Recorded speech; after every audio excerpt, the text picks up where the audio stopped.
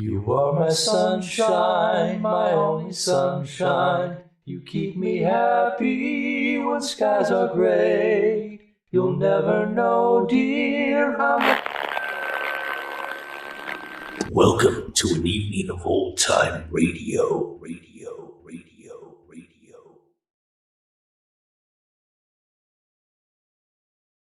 Welcome to our mystery marathon here on an evening of old-time radio. I've got a great lineup of classic crime detective and mystery OTR shows for you tonight. So let's dive right in.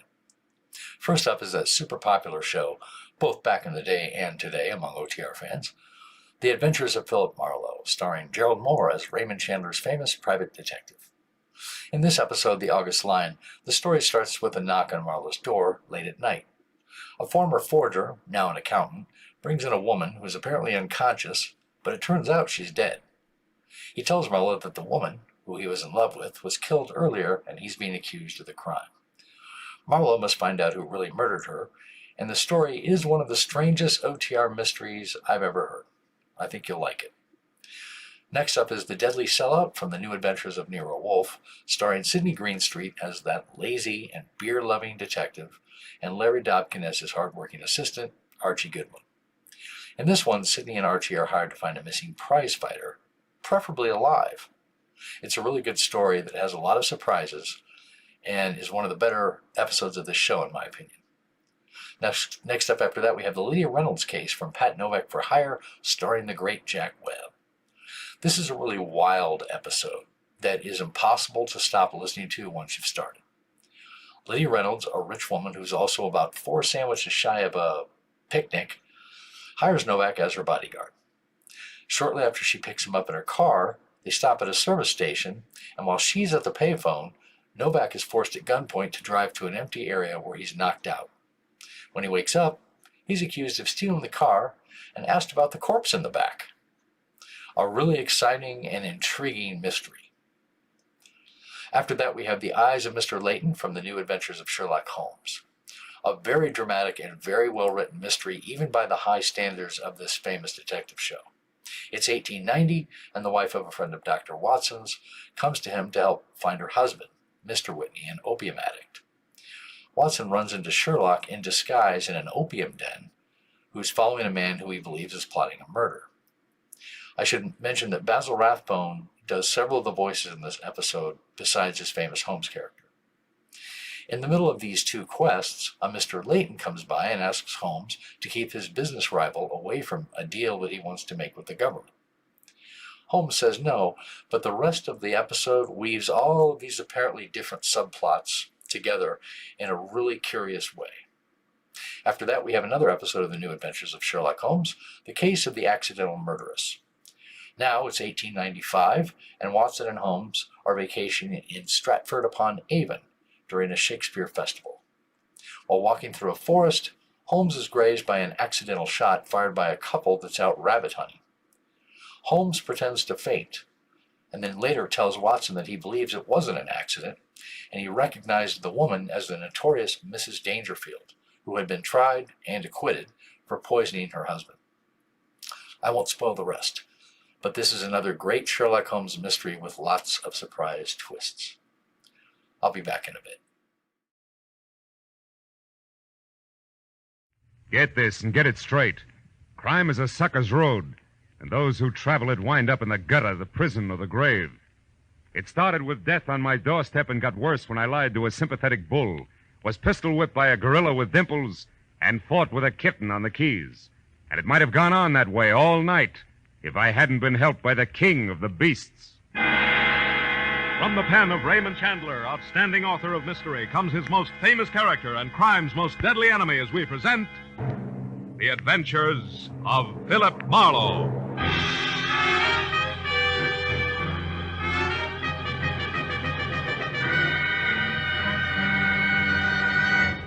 Now, with Gerald Moore starred as Philip Marlowe, we bring you tonight's exciting story, The August Lion.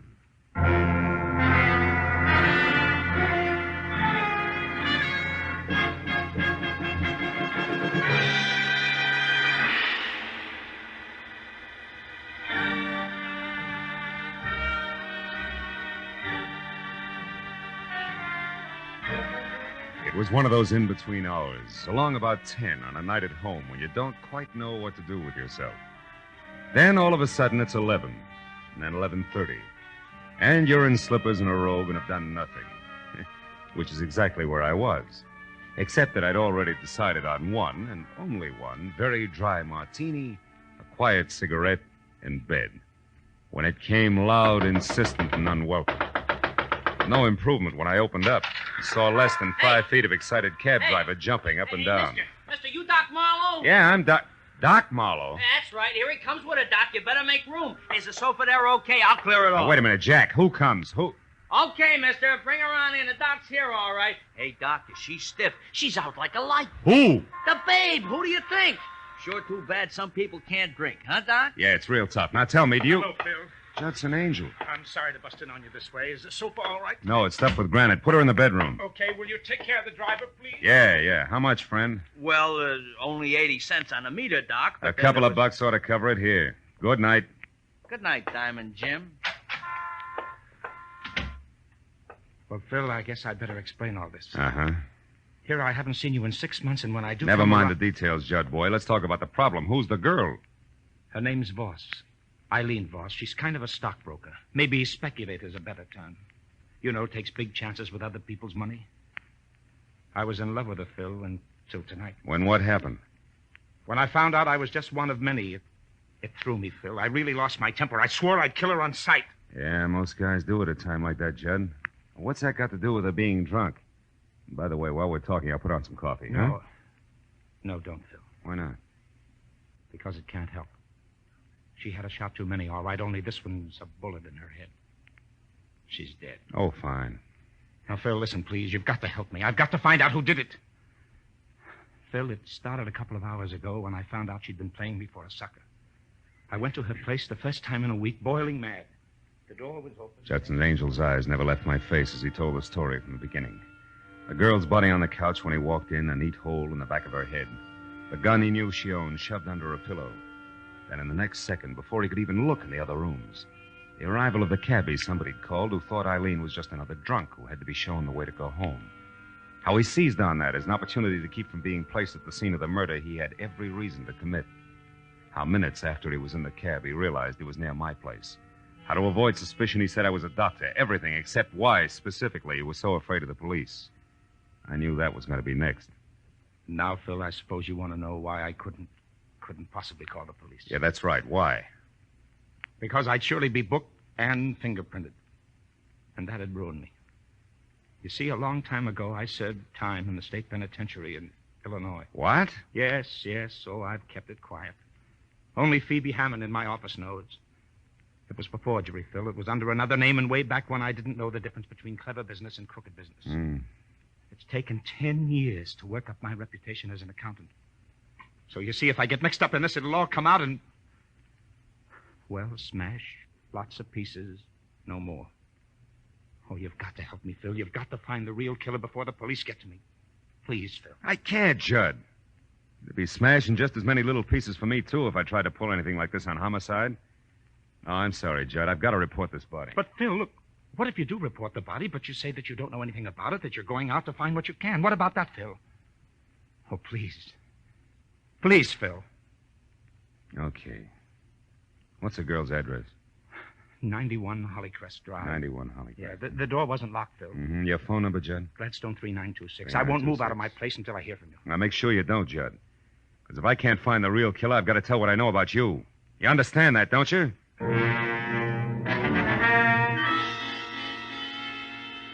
When Angel left, I called Detective Lieutenant Matthews of police headquarters and lied that there was a corpse in my apartment about which I knew nothing. That I was on my way out to see what I could find. Then I hung up fast, not feeling very good.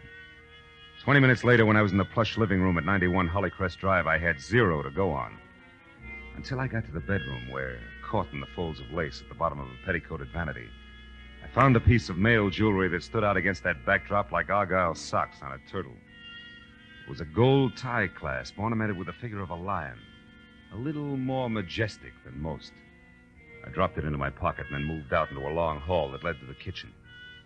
I was about to start toward it when he spoke. Don't move, buddy.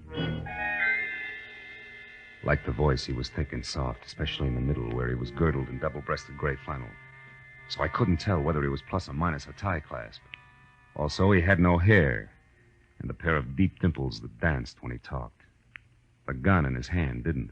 Okay, turn around. Let's go back to the living room, buddy. I want to ask you a few questions. Like why you're taking inventory here. Well, it's my job. You see, I'm an auctioneer. The lady of the house won't need this stuff anymore. She's not Shut going up. to... Now stop where you are, and don't turn around. Okay, where's the girl? Come on, where is she? Out. And only if you'll tell me why you want to know will I tell you where. You see, that way I come out even. Yeah, maybe. Eileen Voss owes me money, buddy, and I want it now before she's flat broke. Now, where is she? On her way to the morgue. Like you don't know. Oh, what do you mean by that? I didn't kill her? Honest, Injun? Listen, you. Get this straight. I came into this place just now for one reason only. To check on the Voss girl and make sure she wasn't on her way out of town, bag and baggage in hand, and my 50 grand. Now, don't forget that. I'll try not to. And don't move. Hello. No, she's not here. Judy? Yeah, it's me, honey. No, she's out. Yeah. Well, I'll tell you about it later at the club. Yeah. Right, Judy. So long. Now, where were we, buddy? In the middle of a big fat lie, your reason for being here. Oh, yeah. That's where we were. And you know, that's a good old place to leave it. Oh, buddy.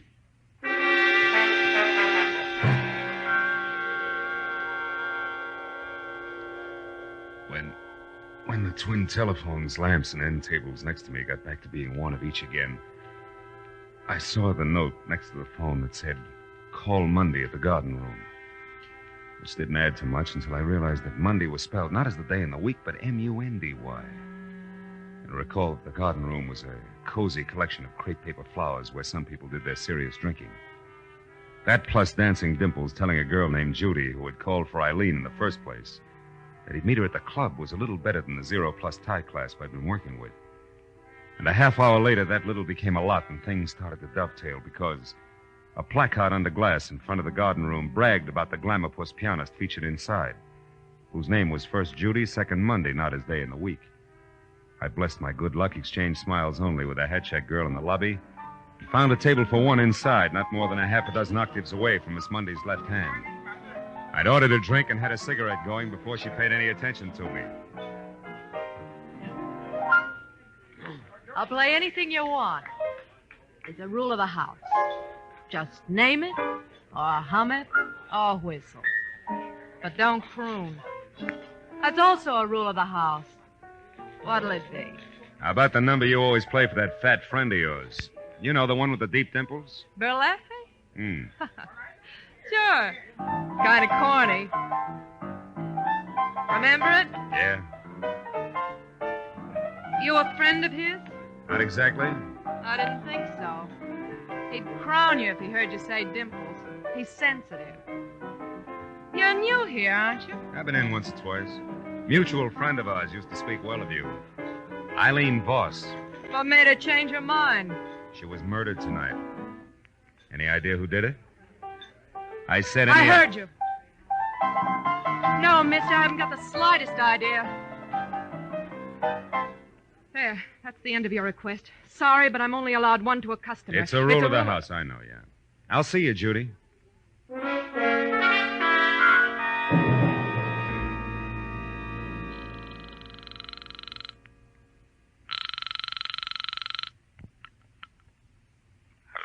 This is Marlowe, Angel. Oh, Phil.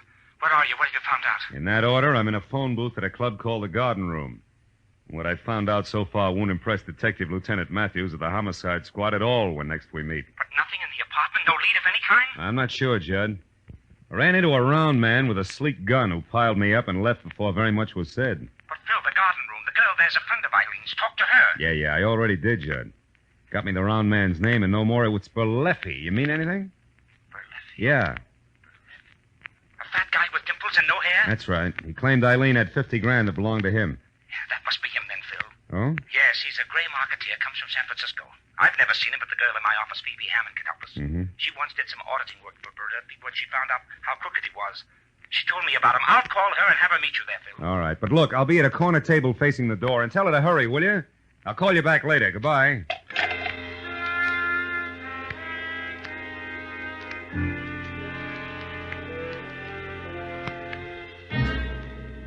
It was exactly 1 o'clock when what was at least 3 parts CPA to each part woman pushed the front door out of her way and entered.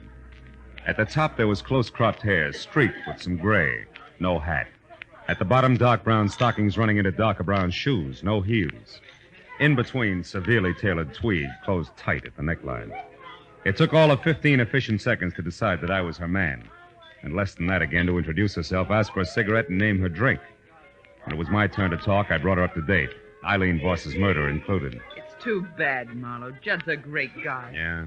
Why, it was only lunch today that he was knocking himself out, trying to figure what would be 4-0 for my birthday next week. Now this.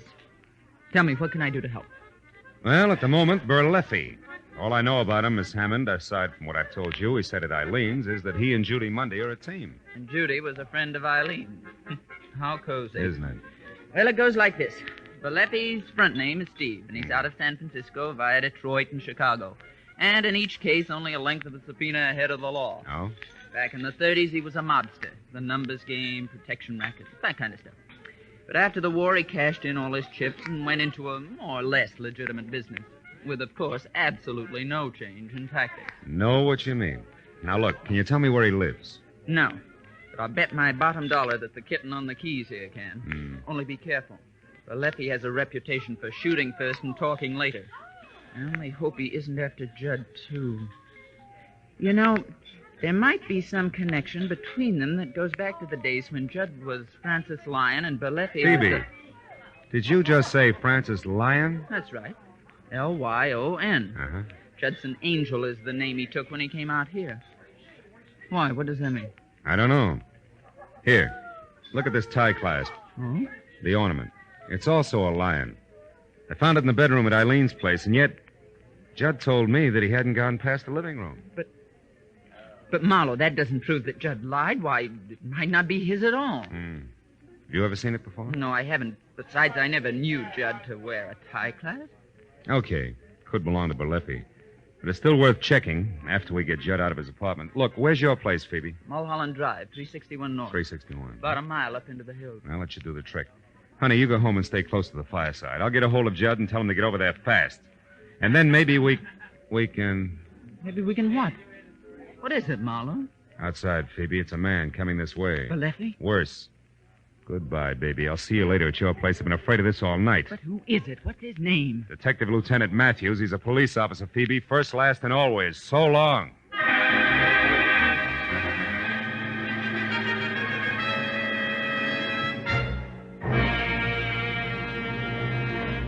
In just a moment, the second act of Philip Marlowe. But first, music you like best of all, whether it's classical favorites or popular old ballads, is the music you hear when you tune in Sunday afternoon to the Symphonette and the Choral Ears. This Sunday, the Symphonette plays popular operatic pieces and has as guest Milton Kay, pianist, who will play the final movement from Rachmaninoff's Concerto No. 2 in C minor. The male choir and Lenny Stokes, featured baritone of the chorus, will bring you Pale Moon, The Wizard of Oz, Alice Blue Gown, Make Believe, and other favorites. Yes, it's the music you like when you tune in the Symphonette and the Choral Ears every Sunday over most of these same CBS stations. Now, with our star, Gerald Moore, we return to the second act of Philip Marlowe and tonight's story, The August Lion.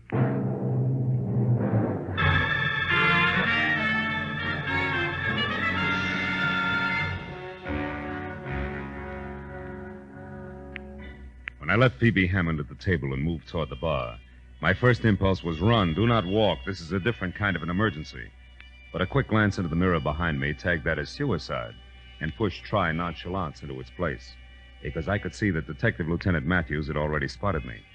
When he was closer, I could also see that nonchalance would go over like punching him in the nose on the steps of City Hall. All right, Phil, that little game is over. Now let's have it straight and fast. Who are you working for? And don't bother with the pitch on professional ethics, so we'll try this all over again down at headquarters. His name, what is it, Phil? Judson Angel, he's a friend. Yeah. Who is what to the corpse? He was in love with her, but he didn't kill her. Oh. Now, look, Matthews, I've never held out on you before, have I? Which means you want to start now, huh? What are you getting at, Phil? My client's in a jam, Lieutenant. He didn't kill the girl, but unless I can find out who did, he's an eyebrow deep in a mess that doesn't even concern him. Which has what to do with you playing bashful tipster on the phone with the body being in your bedroom and Marlowe starring like a one-man police force? Will you listen? Come on, Phil. I've been an hour and a half just finding you. Now level. Why is this Judson Angel in a jam if he didn't do it? Okay. We'll try it honest-like. He once did time in another state under another name way back when he had less sense. Ah. If he's booked and fingerprinted, it'll be splashed all over the papers. He'll be ruined. Why? What's his business? Well, today it's accountancy, and then it was forgery. Oh. You can see that side by side they don't make a very handsome couple. Now, come on, Matthews. Give the guy a break. Will you? Take my word, he deserves it. What do you want me to do? Give me some time. If I don't have the answers, I'm out of luck, and so is Judson Angel. Please, Matthews. All right, Phil, all right. 60 minutes.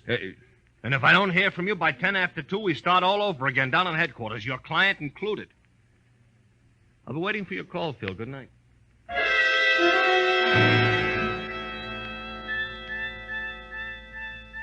Detective Lieutenant Matthews was nobody's keystone cop, and I knew that when he said 60, count 'em, 60 minutes, he meant just that and no more. So I found a nice and public phone booth at a gas station across the street, and while I kept one eye out for Berleffi and associates, I dialed Judson Angel's number. But in the next second, when I was through to him, I knew that I could forget about Berleffi on my end. Phil, I'm in trouble here. Outside a man and woman. They're coming up the walk now. He's fat and gray flannel? Yes. She just pulled up in a cab, but he's been out there 20 minutes watching the place. Berleffi, listen, Judd, get out the back way. Get over to Phoebe's place. He's out the door now, Phil. He's kicking it in. Phil, get up here. 21 South Orange Lane. Judd, do as I say, will you? Get out. Get to Phoebe's place on Mulholland Drive. I'll see you there. Hurry. All right, Marlowe. All right. Marlowe, he's in. Judd! Put that phone down, Angel, or I'll kill you. Now.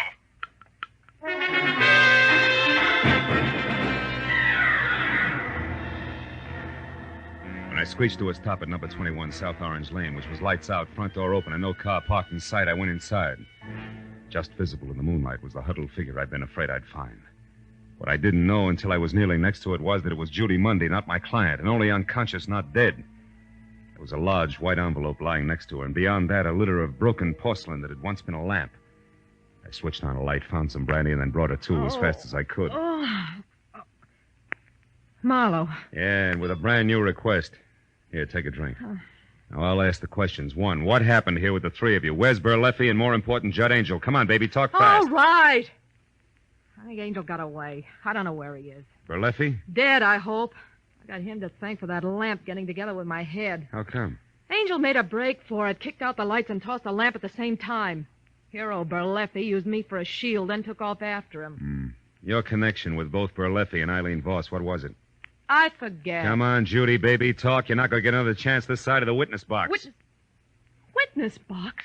What for? Your girlfriend's murder, trial by jury, an old Yankee tradition. You Wait remember? a minute, Marlowe. I didn't have anything to do with Eileen getting killed. They can't tie that onto me. They can try. Now, what'll it be? It'll be what you want. That's better. I only got chummy with Eileen in the last month, Marlowe, because Berleffi told me to. He was my boyfriend. Hooray for love. Go on. What was in it for Berleffi? He wanted to know where Eileen got her tips on the market. That way he could skip paying her any commission. Figures. What went wrong? Nothing. Only instead of finding out how well she knew who, I discovered she was going broke, period. The rest of it, you, Eileen being dead, that muscle woman you talked to in the bar, all Wait a the minute. What about that girl in the bar? You two get together? Not for very long. After you left the table, she went outside, so I followed. Why? Because the cow jumped over the moon. Why do you think? I was still working for Berleffi, remember? I thought it would help if he knew where she fit in. What'd it get you? A slap in the face. It said she was raised on barbells. And this envelope here that fell out of her pocket. Oh? Don't get excited about it. It's only one of those horoscope charts. What do you do? Collect them as a hobby? When there are notes on the back, yeah. However, for friend Berleffi was unimpressed. Yeah, look yourself. It's double talk. Cost plus 10%. 90 days will yield us. Yeah, it's strictly a CPA's margin notes. Doesn't mean that you... Oh. Marlowe, your mouth's open. What is it? You look dumb. Dumb I am and have been all night. Sweetheart, in your own clumsy way, you may have saved Judson Angel's life. What are you talking about, Marlowe? According to this horoscope, it's written in the stars. Maybe I'll make a good cop happy. Goodbye, sweets.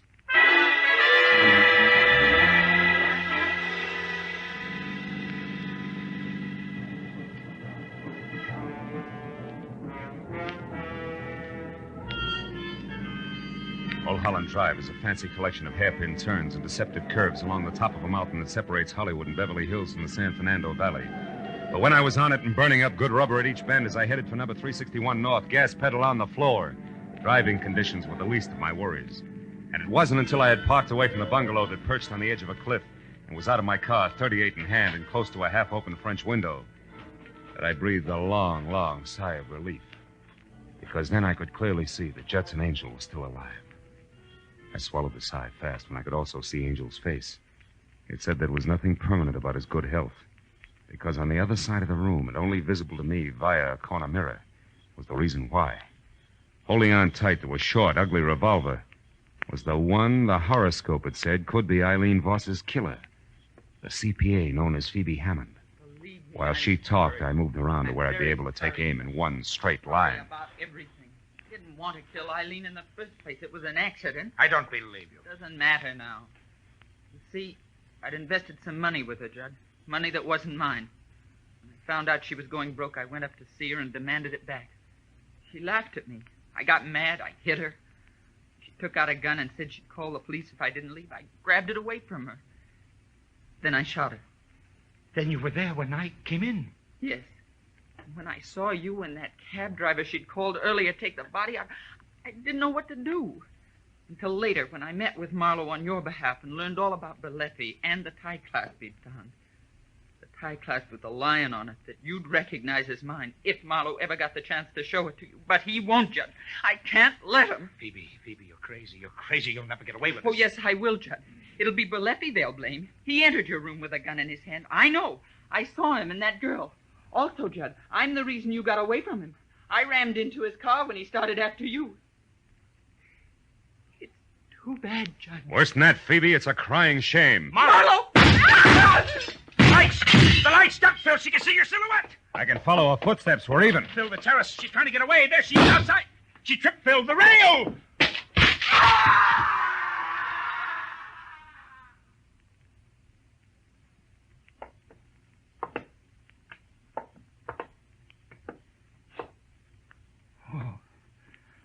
Oh, holy smoke. Phil, it's a good 200 feet down to solid rock. Yeah.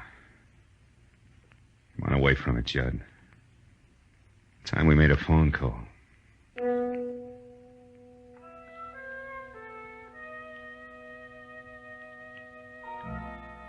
It was 4 o'clock in the morning. We were still on top of the mountain before the police had found the broken body of Phoebe Hammond. And Berleffi had been picked up and in lieu of anything better booked for breaking and entering Eileen Voss's place. When the parade of law, press, and just curious who always show up at the scene of a murder had finally left, it made it just me and Judd and a cop named Matthews. Well, let me see if I got this straight for the records, Phil. First, you thought it was a tough called Berleffi. And second, you were afraid you'd been a sucker and it was really your client. And finally, you figured it had to be a woman who all the way looked like she was no more than along for the ride. What?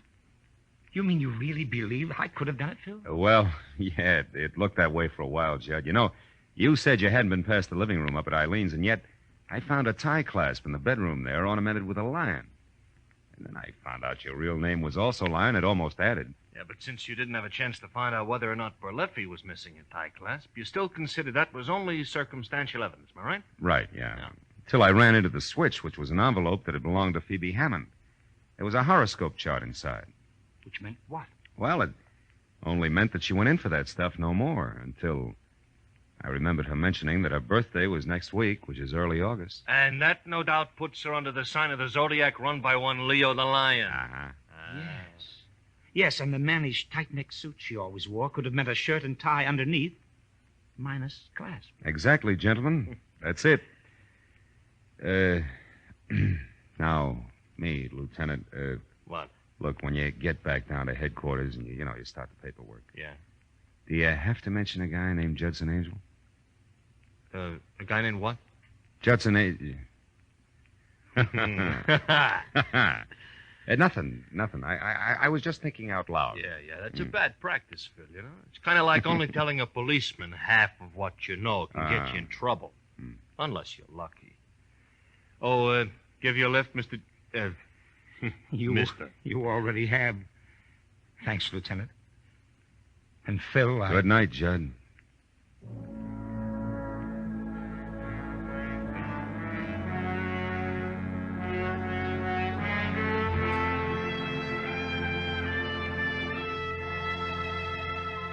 When Judd and the lieutenant left, I figured I'd have a last cigarette on the terrace. Think a little about the desperate people I'd met on a night that had started out to be quiet. I found myself not smoking, not watching the early sun brighten the valley below, and not thinking about much of anything except the overturned stone flower pot that was lying next to the splintered rail where Phoebe Hammond had tripped and taken her final plunge. It was an ordinary square flower pot with an ordinary flower in it. But the figure in relief on the side was a lion resting on its haunches. And you know, as I looked at it, I thought it was a little more majestic than most.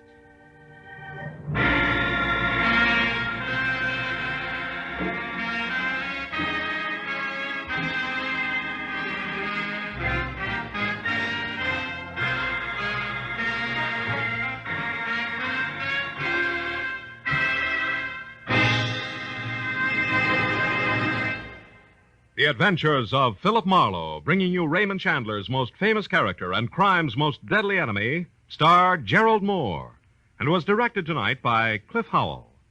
Script is by Mel Donnelly, Robert Mitchell, and Gene Levitt. Featured in the cast were Gene Bates, D.J. Thompson, Wally Mayer, Barney Phillips, and Jerry Hausner. Lieutenant Detective Matthews is played by Larry Dotkin. The special music is written by Richard Durant. Be sure and be with us next week when Philip Marlowe says... It started with an Indian gift of a piece of pottery and led to a brown bear in moccasins, an archaeologist, much laughing water, and finally, death in an alley. But just to make matters worse, the Indian giver was a female, and 100% genuine, hot-blooded Apache.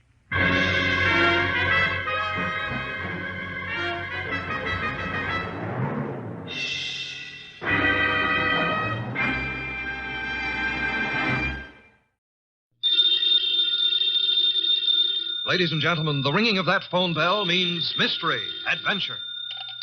Nero Wolfe's office, Archie Goodwin speaking. You're up. And you've lost your... Oh. Archie, the answer is no. Hold on a second. The answer to what is no, Mr. Wolfe? I shall not attempt to find a blonde for anyone. You've got the man on the phone a little wrong, Mr. Wolfe. He's not looking for a blonde. He's looking for a prize fighter. Indeed. Have him come here. Okay. Mr. Wolfe will see you at 8. So long. I was all set to argue with you about taking the case. You gave in too fast. Nonsense. I'm fascinated by the thought of anyone misplacing a prize fighter.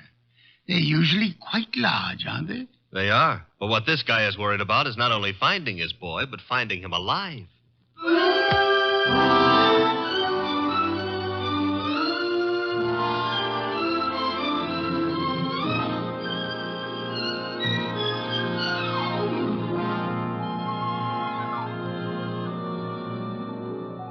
Ladies and gentlemen, it's the bulkiest, balkiest, smartest, and most unpredictable detective in the world. That chair-born genius, Nero Wolfe. Created by Rex Stout and brought to you in a new series of adventures over this NBC network in the person of Mr. Sidney Greenstreet.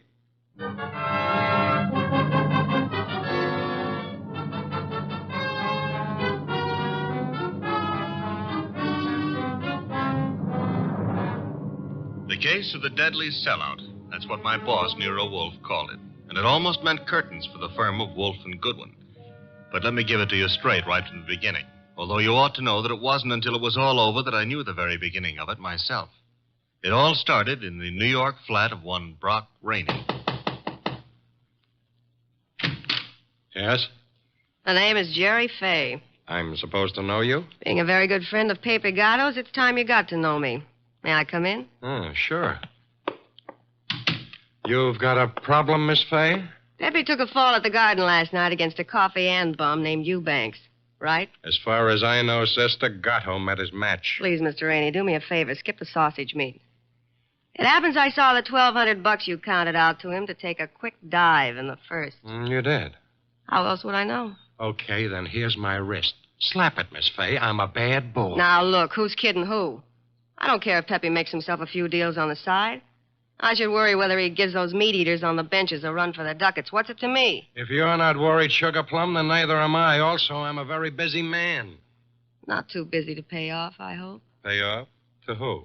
To me. For what? For keeping it to myself that you collected $5,000 from the Eubanks crowd for getting Pepe to take that dive. Certain people might not like to hear it. Miss Fay. Yeah? Drop dead. I don't think we understand each other. Which is just as well. Now get out of here. There's something Blow, else. bimbo. Okay, Mr. Rainey. Have it your way. I'll go find someone with a more sympathetic ear. Someone like Lawson. Arnold F. Lawson. So long. Wait. Where does Lawson come into this? You asking is stalling. Lawson dropped a sizable piece of change on last night's two-step. No. Close the door, Jerry. Oh, yeah. $25,000 to be exact. That's a lot of corn to lose because a cheap fight manager arranges a frame.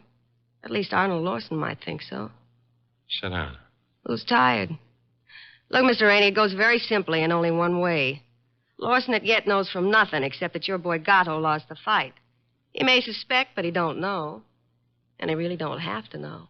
Glad to hear you say that. And I'll be glad to see the shade of 3,000 long green banknotes. How much? You heard me, $3,000. Get out.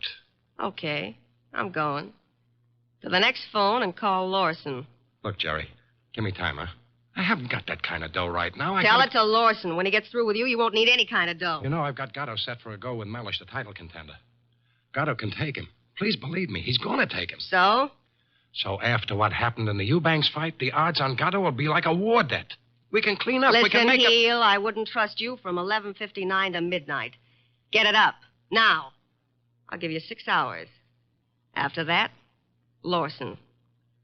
So long.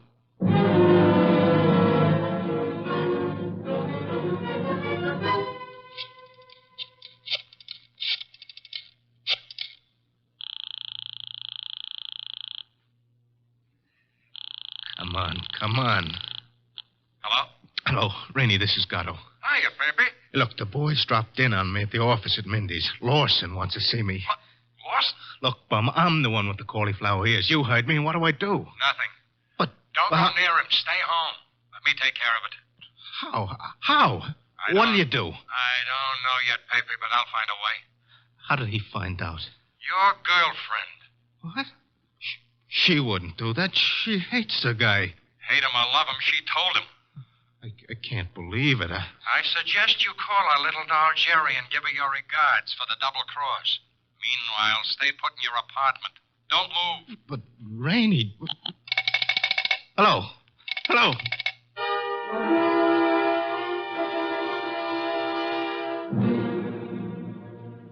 75, 319, 3... Archie.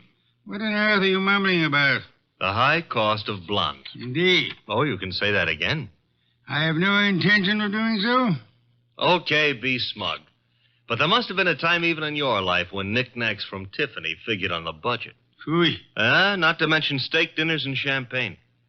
Or what did you feed your girls? Peppermint lozenges? Nonsense. Nonsense? They preferred lime.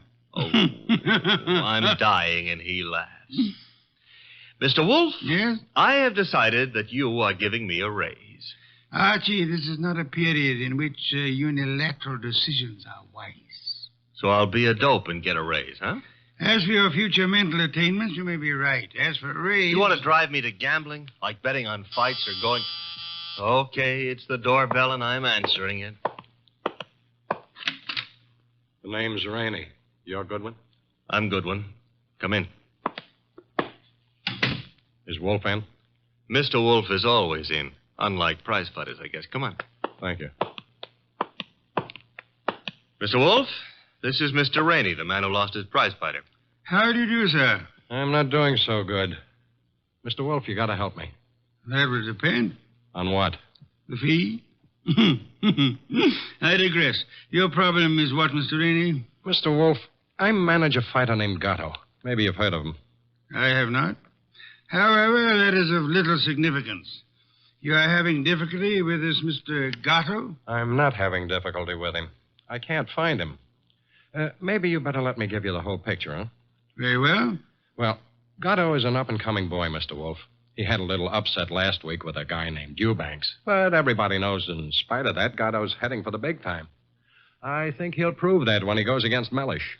Mr. Mellish being another pugilist, huh? That's right, Mr. Wolfe. Now, Pepe, that's Gatto. Pepe was due at the Turf Club this afternoon to meet the opposition management and go over the setup. He was due, but he didn't show. I waited all afternoon, and then I started the phone calls and taxis. The results? No results. I combed every joint I ever knew him to buy a beer in, and the score was 0. Matter of fact, nobody's even seen him for 4 days. You would have tried the gymnasiums, naturally? I did. Does this pugilist have a home? Yeah, 206A Rathburn Street. A penthouse on the roof. He was not at home during all this time? It's where I tried first.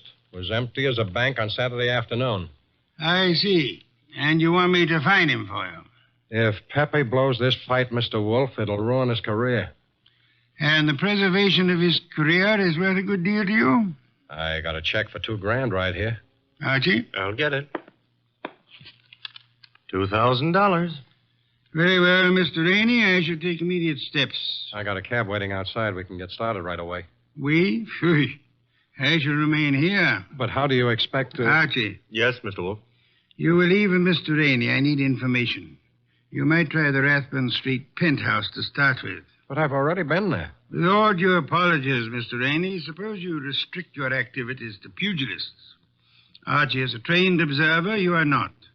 Archie, you will pick up whatever you can at Gatto's apartment. I especially suggest a careful check on his wardrobe. Wardrobe? If his clothes are missing, Mr. Rainey, it would indicate that he left voluntarily and deliberately, for whatever reasons he may have had. If they are not, Archie, you will phone me from the apartment after your investigation is over. Okay. I shall, in the meantime, devote some thought to the subject. Huh? For $2,000, all you're going to do is devote some thought?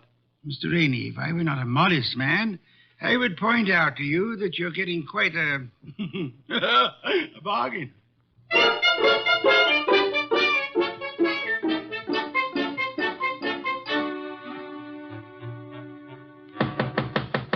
Gatto? Gatto? He's not here. I told you that. I was up here before. He left the door unlocked? I had a key. Guess I forgot to lock up after I left. Now, let's look around. Bathroom? Yeah. Empty. It's a nice penthouse. That a closet? Yeah. What do you think? He's playing hide and seek? Try it. Okay. Anything in there? Nothing I'm looking for. What's that you found? A hat. Well, let's see. Lady's hat. Yeah, smart and expensive. Label reads a Madam Yetta original. That bunch of lace and feathers cost somebody a fast $50. Yeah, probably one of his girls left it behind. And maybe she'll call for it. Come on, we'll take a gander out on the roof. I took a gander out there. It's bare as a bone. What have we got over there with the chimney? Where? Over there. Just an old awning. Got blown down in the storm last month. Be right with you. What are you doing? Looking under it. Oh, brother. You found him? Yeah, we found him, chum. A little late. 2 holes in his dorsal development and dead as a clay pigeon. Yeah. Well, what have you got to say? Well, now at least the bookies will cancel all bets. We both save our dough. Yeah. I got a phone, Mr. Wolfe.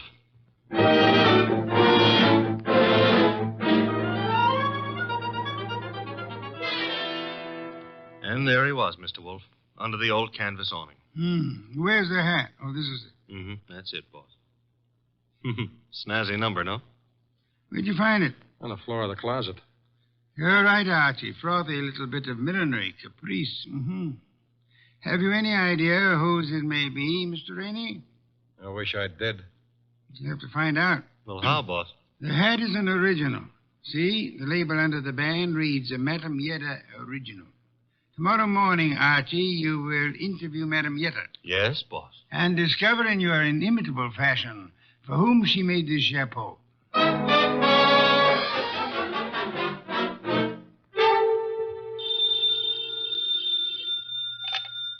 Hello? Archie again, Mr. Wolfe. Per your instructions, I have just talked to Madame Yetta. What did you learn?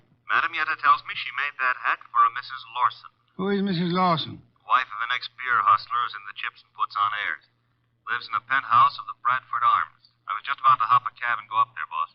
Good. Keep this up, Archie. And through sheer practice, you may yet develop a full-blown intelligence. Well, I'm trying, Mr. Wolfe. And after the Lawsons, I do what? Return here immediately and hurry.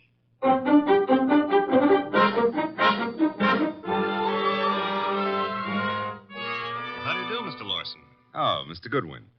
My secretary tells me you're a detective. My boss might argue with you on that, Mr. Lawson. Your boss? It happens I work for Nero Wolfe. I see. And you wish to see me about... About this hat. Hat? Oh, I see, yeah. Well, Mr. Goodwin, please believe me, I never wear hats like that. Would your wife be likely to say the same? My wife? Just what are you getting at? Would I seem too nosy if I asked how well you and your wife know Pepe Gato? How well do we know who? Pepe Gato. The pug? No, not such a pug. No, huh? I lost $25,000 on him in the Eubanks fight. If you ask me, he laid down like a dog. And did you talk it over with him? Talk it over with him. Never seen the man in my life. Not even at the fight? No, I placed a bet over the telephone. I'd scarcely have anything to do with a character like Gatto, Mr. Goodwin. You surely won't from here on out, Mr. Lawson. What do you mean? Gatto is dead. You don't say. He was murdered last night. Murdered? And what would you say, Mr. Lawson, if I told you that this hat is your wife's and that it was found in a closet in Gatto's apartment? Now, wait a minute. Let me get this straight. Are you implying... Not implying. Facts are sticking out. What time was this dumb brute done away with?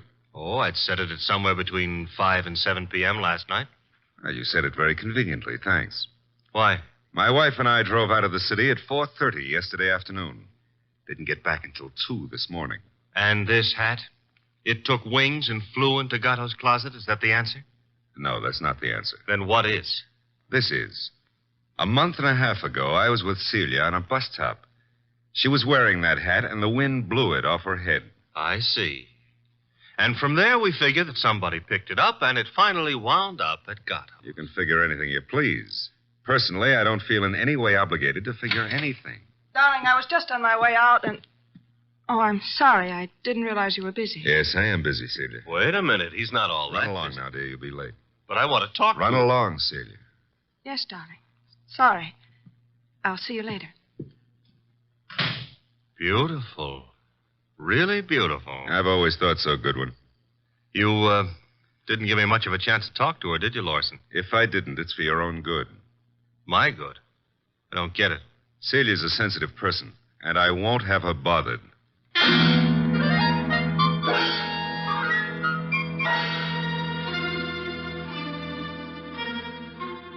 And do you mean to tell me you let him scare you? Let him scare me. Say, will you stop being so fearless with my life? The guy said don't bother my wife, so I didn't bother his wife. It was that simple. Apparently his wife was not blonde. Answer the phone, Archie. No, you answer it. Now you've hurt my feelings. Oh, well. Hello? I want to speak to Mr. Nero Wolfe. Mr. Wolfe speaking. Oh? Is it true that you're interested in the Gatto murder? Who are you, and how do you know he's been murdered? The second question is none of your business. And as for the first, call me Jerry. Jerry. How do you do, Jerry? Jerry. Where do you call? Would you like to come to an auction? An auction? You know, going, gone, to the highest bidder. And what are you placing on the auction block, Miss Jerry? A few facts. All in good condition and guaranteed to make it a cinch to snag the Gatto killer. Sounds promising. Only you'll have to bid against real money. May I have the address of the auction room? You'll have no trouble finding it. Your assistant was there last night. Where? The penthouse on top of 206A Rathburn Street. The big item goes on at 4 bells.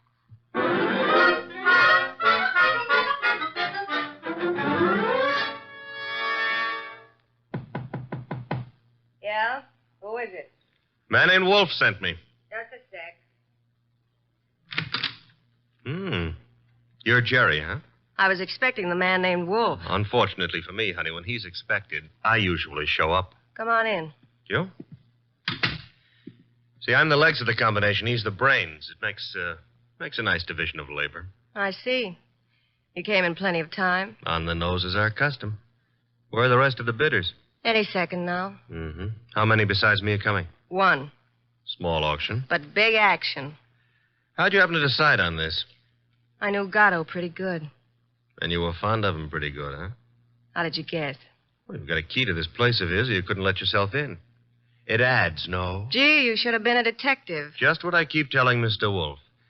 Look, tell me, Jerry, darling, this other person who's coming to the auction, who? The killer? You don't say. You sure the killer isn't here already? Look, I didn't kill him. The story you would like me to believe is that you witnessed the killing, huh? Called the killer and Mr. Wolfe and said, come on, kids, you can get me either to talk or shut up, depending on who pays the most. That it? Something like that. Mm-hmm. Okay, prove you know what you're talking about. Who is the killer? Is it Block Rainey? Should also have your head examined, pretty boy. I talk for dough and only for dough. Not that I'm mercenary or anything, but... Okay, tell me this. How come you saw the killer in the act? Simple. I was here with Gatto. Called me to come see him. While I was here, the shot came through the window there from the roof. You know something, sweetheart? What? I can't understand how a girl like you, a pretty nice girl under all that paint and powder and Broadway shellac, how you could do a thing like this. You were in love with Gatto, I know that. Everybody does. And still you're willing to keep your mouth shut if the killer pays enough. How come? What's the matter, honey? Did I hit a tender spot? I don't think you understand. Sure, I was in love with the goof. Then along comes this other dame. She's rich and beautiful, and she has everything to give him. Ooh, do I know her? Of course you do. She's... Jerry! Jerry.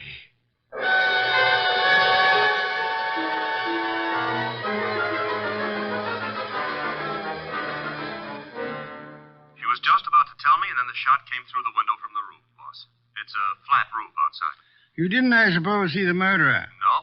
I caught Jerry in my arms. By the time I laid her down on the couch and got out on the roof, the killer was gone. Get right over here and bring our client with you, if you can find him. Rainey? That's right. He has a right to be in on the kill. Okay, boss. But keep away from that beer till I get there. Don't be impertinent. I shall be busy phoning Mr. and Mrs. Lawson. Meanwhile, I want them here, too. Besides, one bottle won't do any harm.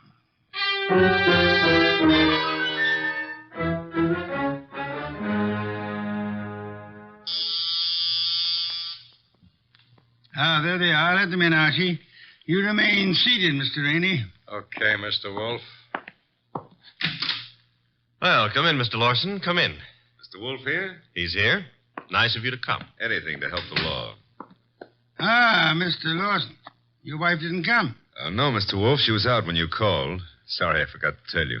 I left word with the butler, however. Mr. Lawson, about 20 minutes ago, a girl named Jerry Fay was killed. So? She was killed in your neighborhood, in a flat formerly occupied by one Pepe Gatto. Where would that be? Maybe your wife knows where the flat would be. How dare you, sir? No histrionics, please. Where was your wife when the girl was killed? I'm advising you that if there is an alibi, now's the time to state it. I wouldn't humiliate Celia by alibying for her. Then the police will pick her up. But she didn't kill this girl, Mr. Wolfe. You have reasons for that opinion? The best of reasons. I'd be grateful if you'd state them and let me be the judge of their excellence. One should do. This one. Celia's out in the country visiting her mother. Oh? Does that settle it? Possibly. What's her mother's telephone number? Why, Merely a routine check. Well, can't you take my word? I'll take her mother's number. Well, Mr. Lawson? I'm sorry. I hoped you'd buy this story. What do you mean? The mother's been dead for 10 years. I see. Well, I don't. What's the idea? It's known as marital devotion, Archie. I suppose you realize, Mr. Lawson, that in shielding your wife, you're aiding and abetting a murderess? I haven't stopped to realize anything. When Goodwin brought me that hat, I didn't know what to say. Oh, you pitched me a curve then, too. Well, I suppose you might call it that, but... And she didn't lose the chapeau off a bus top. No, but you've got to understand. Celia's the dearest thing in life to me. Yeah, so's a lady rattlesnake to its husband.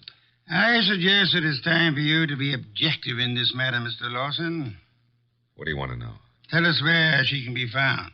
I have no idea. When is she expected to return home? Never. Oh? You see, we had an argument. I doubt that I'll ever see her again. Then we're quite on our own, Archie. To do what? To make a journey to Gatto's apartment. Gatto's apartment? She probably has a key to that popular abode. But she wouldn't go there, boss. On the contrary, I am of the opinion that that's just where she would go. Give me my hat. Don't tell me you're going to stir yourself. It's a most unpleasant necessity, Archie. But the lady in question is dangerous and not at all hesitant about indiscriminate gunplay. Get out the car, Archie. We'll make the journey to Rathbun Street penthouse with the hope that Celia Lawson will show up in time to mourn her lost love. You want me to go along with you, too, Mr. Wolfe? Yes, indeed, Mr. Rainey, I do.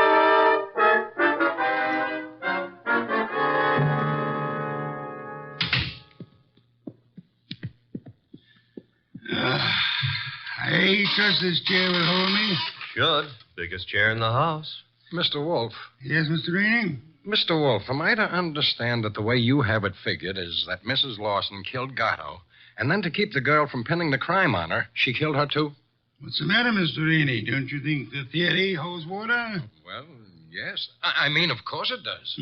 Thank you. On the other hand, there is room for doubt. I'm glad to hear you say that, Mr. Wolfe. Would you mind explaining? I'll explain, Mr. Lawson. Mr. Goodwin was in this room when Jerry Fay was killed. Right, Archie? Right, boss. He ran as quickly as he could out onto the roof, but your wife was nowhere in evidence. What difference does that make? A good deal, I'd say. Wouldn't you, Archie? Yes, a detail like that would give a jury room for doubt. Oh, don't be a fool. How so, Rainey? Well, I was about to agree with Rainey. I mean on sheer logic. I'm afraid I miss your point, Mr. Lawson. Well, what if Goodwin didn't see her? That proves nothing. She fired the shots, and then she ran down the fire escape. What fire escape? The one a few feet beyond the chimney. Mr. Lawson. Yes? Who told you there was a fire escape there? Why, Yeah, who did? You can't see it from here, Lawson. Well, I just imagined there might be. Sensationally accurate imagination, Mr. Lawson. Allow me to congratulate you. I don't know what you have in mind.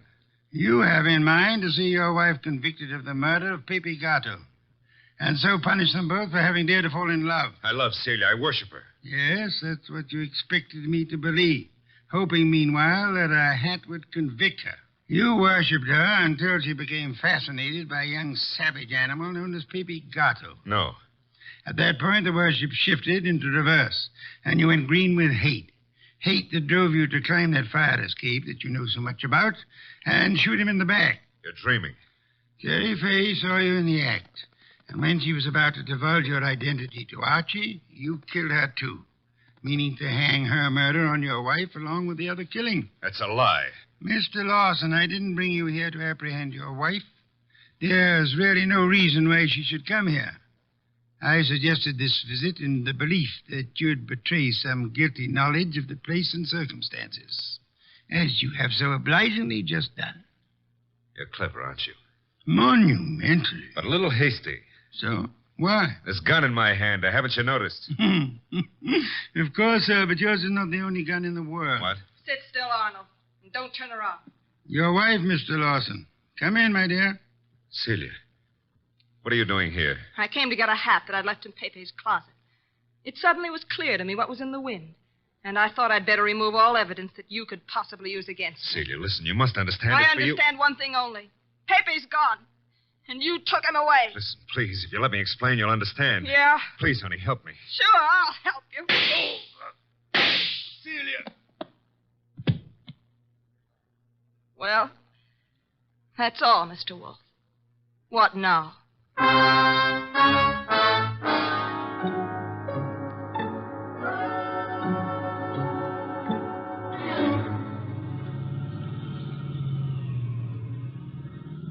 Archie, Why is it when you drive it always gets so crowded outside? Will it go tough on her, boss? Why not? She killed a man in cold blood. Though she actually saved our lives while doing so. I hope that helps her at the trial. I hope so, Archie. After all, if she hadn't done what she did, what would have happened to the lobster bisque? What lobster bisque? The lobster bisque that Fritz is making for dinner. Hurry, Archie. It really can't be appreciated unless it's eaten hot.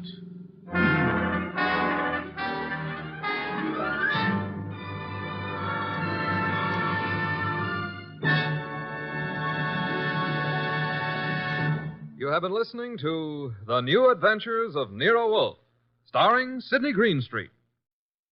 The American Broadcasting Company presents At Novak for Hire.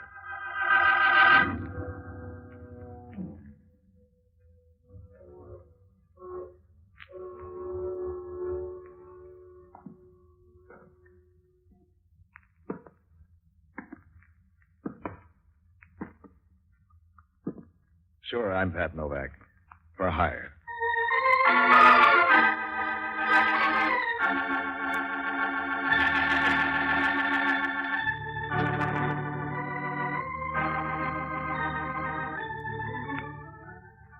Down around the Embarcadero, everybody's clawing his neighbor for a quick buck, and everybody knows it. So if you call your work something else, who are you fooling? I rent boats when that pays off, and in between, I do what I can to keep something on my hip besides a handkerchief. If you'd been along with me a few days ago, you'd have known that I was ready for work. A friend of mine called Ira had an inside tip on a hot horse in the third race at Bay Meadows. I'd gone down there to see if I could promote the news into currency. It was a good idea, except that my horse was still running in the third when they started the fourth. All I had left of my bankroll was an empty feeling. After checking through my pockets, I went out on the highway and started back to town. I was still unlimbering my thumb when a long, low roadster pulled up beside me. It was a very expensive job, including the driver. She was just about old enough to vote, and if she did, and the candidates weren't blind, they'd have spent all their time on her corner. Is on my way, mister? I'd sure like to be. How do you know which way I'm going? The scenery's good wherever it's located. The shy type. You want me to stammer? No, but you could wait until we're introduced. Will Novak clear the air any? My name's Lydia Reynolds. Novak. Haven't I heard about you somewhere? If you have, you ought to change your friends. Oh, you're sort of a lone wolf detective or something. You got 3 votes there. One of them ought to win. Well, if you're any of those, maybe I could use you. You look like you could afford it. Oh, that's no problem. If money's no problem, you aren't really worrying. What do you call fear? Narrow it down. I can't. Just, well, have you ever felt as if something were hovering over you and yet you didn't know what it was? Could be a blackjack. Or a second zombie. Will you help me? All I can do for nightmares, lady, is keep you up late. It's more real than that, believe me. So's the money hiring me will cost you. You'll do it then. You could be a sort of a bodyguard. Do I get to fill in the pauses? Well, at least I won't have to worry about you keeping your mind on your work. Wait here. I have to make a phone call.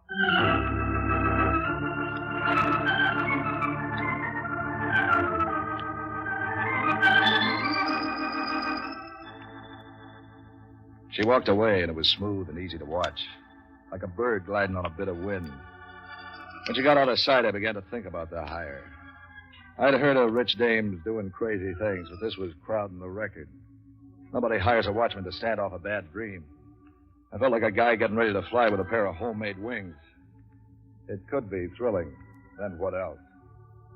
But what else began to develop right away. A car pulled up near me with 2 men in it. One of them got out. A big guy with the kind of a face you see in ads for men's swimming trunks, handsome and a little vacant. He came over to the car. He wanted to talk. Got a match, buddy? Yeah. Here.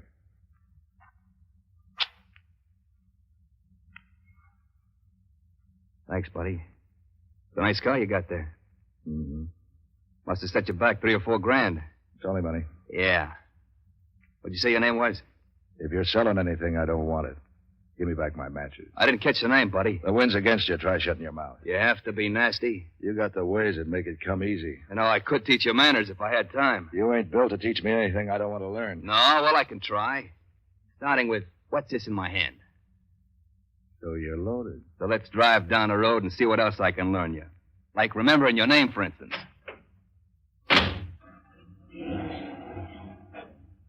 Head right into the city. You do know where the city is, don't you? Look, sucker, if you're out to roll me, you grabbed the wrong goose. Don't tell me you're broke. Try the second $5 window down at Bay Meadows. You're broke. And $3,000 worth of auto? That makes about as much sense as stuttering Dan O'Brien. So you bet on the three-legged horse. Let's break it up and forget it. We're coming into town now. I might as well write it out. Besides, this ain't my crate. I thumbed a ride from a dame I was waiting for when you started waving around the artillery. You're telling me her name's Lydia Reynolds. Look, drive up that alley before you get lost. You knucklehead, it's a dead-end street. That's all right. From here on, you're riding on a truck.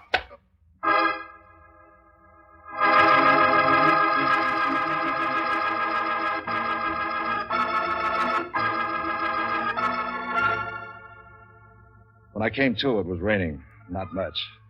Just a faint drizzle. It felt nice on the back of my neck and my hair. As things came back into focus, I found out I was still behind the wheel. I was leaning like a flower a week after the wedding. My head felt big enough for a size 30 hat. I could count every pulse beat and aches. Didn't get any better when someone started shaking me. A big, rough hand. It had been a gold mine for a rug cleaning outfit. I turned my head enough to see a flock of vest buttons bulging over a belt. Come on, Novak. The show's a turkey. Go away, Holman. This ain't an apple cart. Act's no good, Novak. You'll never make Broadway. Stop shaking me. What do you think I am, a whiskey sour? Don't worry, you haven't begun to shake. Wait till the judge starts to read the papers at you. You think I stole the car? There's that and so they caught up with you. They took you off homicide and put you on a hot car detail.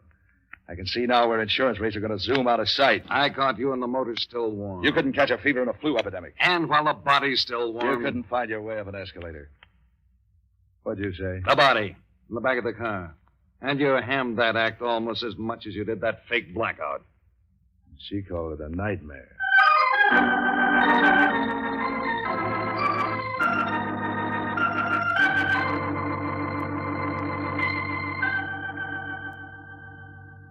The body wasn't much to see, just a standard model citizen with a little too much weight and a little too little hair on his head. If he'd been anything special when he was breathing, it had all gone away like a shout in a high wind. Hellman went through the suit, but all that turned up was a hole in the pocket and some chicken feed change. I needed to find out what was going on, and I needed to find it fast. I figured a good place to start was to look up Lydia Reynolds. I'd taken her address off the car. It was a nice place, a cozy 16 or so rooms done in neat white marble. Set back from the rabble in St. Francis Woods behind enough lawn to outfit a golf course. A butler answered my ring, an easy 6 feet of well-collected muscles. He led me along a flock of Persian rugs. I ended up in a living room a little smaller than the Young Museum. Lydia was over by a window. She wasn't glad to see me. She wasn't mad either. Just polite. Did you have a pleasant drive? I'll settle for exciting. You always steal cars like that, or is it something you just developed? What am I supposed to do with that? Is the question strange? You knew my neurotic friend. You know I have to ask things like that. Yeah, I met one of them. I phoned the police about the car, but I'm glad you changed your mind. Everybody helped, including a friend of yours who held me up, made me drive away, and then slugged me. Friend of mine? He knew you, a tall, handsome citizen with a loud voice and nasty manners. You're describing most of my friends. That doesn't help at all. This one likes jokes. He planted a corpse in the back of the car. You're joking. Aren't you? I mean, this really didn't happen. No, all you got to do is explain away my headache. It means those fears I had weren't just my imagination. Then what do you got? That's a good question, my dear. Maybe you ought to think about it. We were talking. Alone. You're forgetting your manners. Am I? Introduce us, Lydia. Mr. Novak, my uncle, Charles Reynolds. And then you'd better go up and rest, don't you think? I want to talk to Mr. Novak. Tomorrow would be better. I'm sure Mr. Novak will excuse you. I'll sit anywhere. It's not my ball game. Charles. Someday, Charles. Excuse me, Patsy. A drink, Mr. Novak? Make it straight, for a change. Perhaps I should tell you that I'm Lydia's legal guardian as well as her uncle. The day's full of news. Those fears of hers are really nothing. Just her imagination. She's a very nervous, high-strung girl. Did you notice? I didn't notice her trying to climb up the walls. Of course, it's not that bad. Well, I'll admit her imagination gives me trouble now and then. The job's tough, but the pay's good. I'll look after my niece. I hope it hasn't inconvenienced you any. Not so far. She hired me. I'll stick around till she fires me. I'm afraid that's impossible. They used to say that about flying. I told you my niece is highly neurotic. She's not responsible for her acts. I'm willing to pay whatever you think is necessary. So far. I'll leave it that way till she hangs up a phone. You're wrong about that. My niece is not coming down again tonight. You might as well go. Mind if I check that with her? Yes, I do. Are you leaving, or will I have the butler show you out? Never mind the muscles. I'll play your cards, this time at least. This time as the last time. That part is still with her. I tell you I run this establishment. Yeah? I'm beginning to wonder how.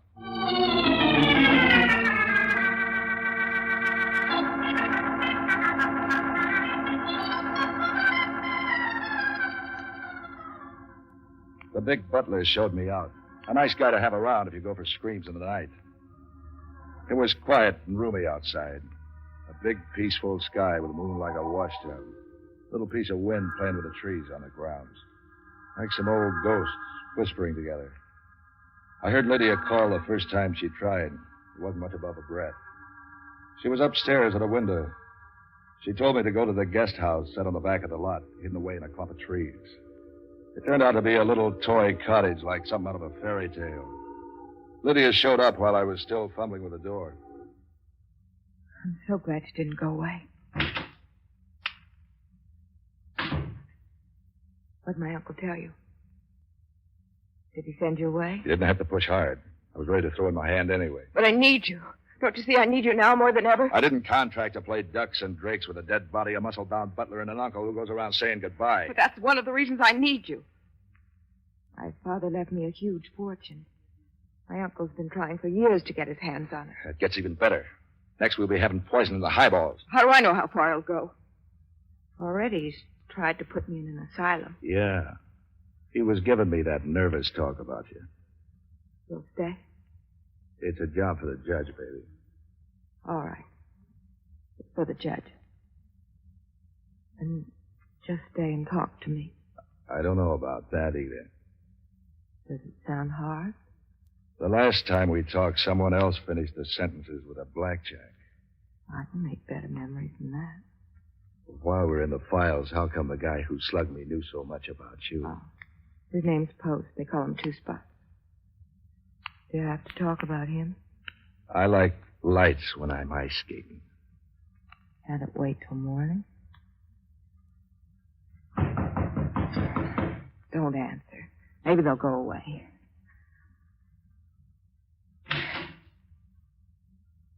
Time to retire, Miss Lydia. What do you mean, coming here? Worried about your resting.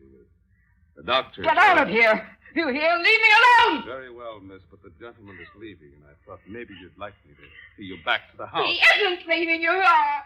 You're fired! The gentleman's leaving, miss. And now I'm on your payroll. The joint's full of guys giving orders. You want to walk out or stumble? Make up my mind for me.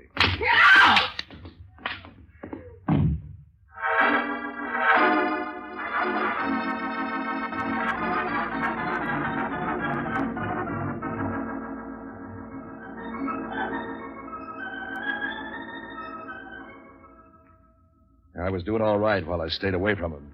When he got in close, the show ended and the band went home. When I came to, the bump on my head was matching aches with my jaw. You won that one the hard way, Novak. Are you the prize? What are you talking about? The dead body over there. You must be out for the limit tonight. Help me up. He's the butler. What happened to him? He backed into a knife. It's illegal, you know. Well, the town's full of knives. Anybody could have given it to him. I don't see any crowd around. But you're here, ain't you? Where's the dame? Why did you kill him, Novak? Yeah, of course. But where's the dame? There's something going on around here that I'm not in on. You seem to know all the turns. Open up, and I'm not fooling. You got the story straight, Hellman. After I left you, I came out here to see the dame Lydia Reynolds. We were in here, and the play was beginning to warm up when the butler knocked and tried to throw me out. I took a swing, and he swung harder. You woke me up. The girl must have done it. Oh, Lydia Reynolds? What do you think I'm talking about? Hitting Lamar? You might as well be, Bub. This way, it's your word against $8 million.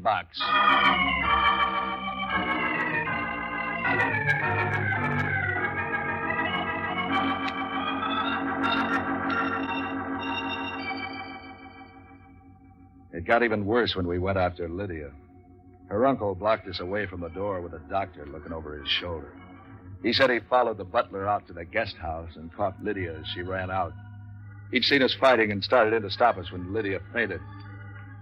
Then Hellman showed up with a stolen car. Reynolds talked in a very positive voice. $8 million worth. It takes more than an inspector's badge to interrupt that kind of talk. Hellman took it all down in a little book. Then he took me into the Kearney Street station and booked me on suspicion of 2 murders and a car heist. He was happy and helpful. He even sent out and got Jocko Madigan to come to see me. Jocko was an ex-medico and a boozer, but he was the best friend I had in town. If sympathy was a crowbar, I'd have been out of the place in 10 minutes. Patsy, my boy, I've never seen you look more at home. Go away, Jocko. You bother me. Endurance vile, there must you wake and weep, and all your frowsy couch in sorrow steep, to paraphrase Bobby Burns. Go away, my head aches. I've come to offer my aid. Anything I can do for you, Patsy, say it and it's done. You can't help me, Jocko. Oh, don't tell me you really did it this time. No. Then why are you worrying? Have you no faith in justice? You can put together a deaf judge and a bought jury. You can... Well, as bad as that? Go away, Jocko. Weep in your beer for me. Oh, this isn't like you, Patsy Novak. I've called you everything in the way of being a disgraceful citizen, but I've always admired one thing about you. You were a fighter. You never quit fighting. How do you fight $8 million in a perfect frame-up? $8 million? Oh, there isn't that much money. Try and sell that to Lydia Reynolds. Oh, is she the one who built the frame? No, it's even better than that. I don't know who did it or why. Oh, don't be mysterious, Patsy. I'm too old to play word games. Look, Jocko, I was coming to ride in from Bay Meadows. Lydia picked me up. Then I was hijacked by a guy Lydia said could be 2-spot post. Slugged and left with a dead body in Lydia's car. When I went up to see her about it, the butler cooled me. When I came to, he's dead. The girl must have a hard time keeping friends. She wanted to hire me for a bodyguard. She said she was being threatened, but she couldn't put her finger on it. That shouldn't be so hard. She starts out with $8 million worth of bait, so anybody might try for that. Kind of veil. Who's this 2-spot character? Anybody I know? He's nobody we can use. I think Lydia dreamed him up. Well, he might be worth looking up. You're wasting your valuable drinking time, Jocko. You can't put your finger on a ghost. Oh, you haven't had my experience with the little men, Patsy. So long, lover.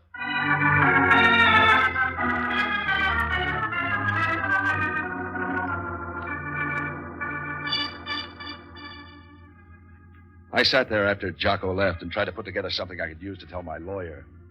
I was still thinking it over when the guard came along and opened up my cage. When I got out to the desk, the sergeant told me Lydia had sprung me. She phoned in and said I couldn't have done it.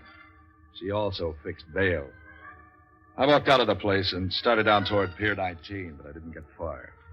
A car pulled up. It was 2-spot, and he still had his gun. I was tired of arguing, so I got in.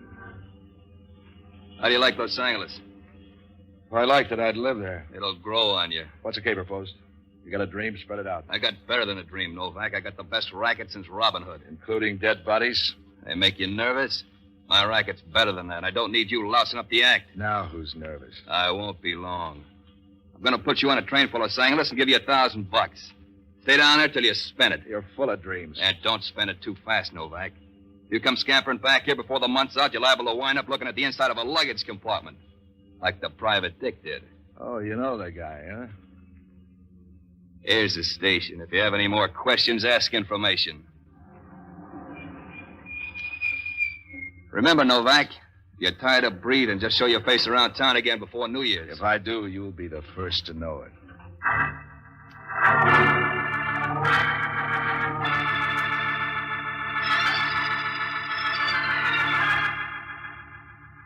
He followed me into the station and on the train.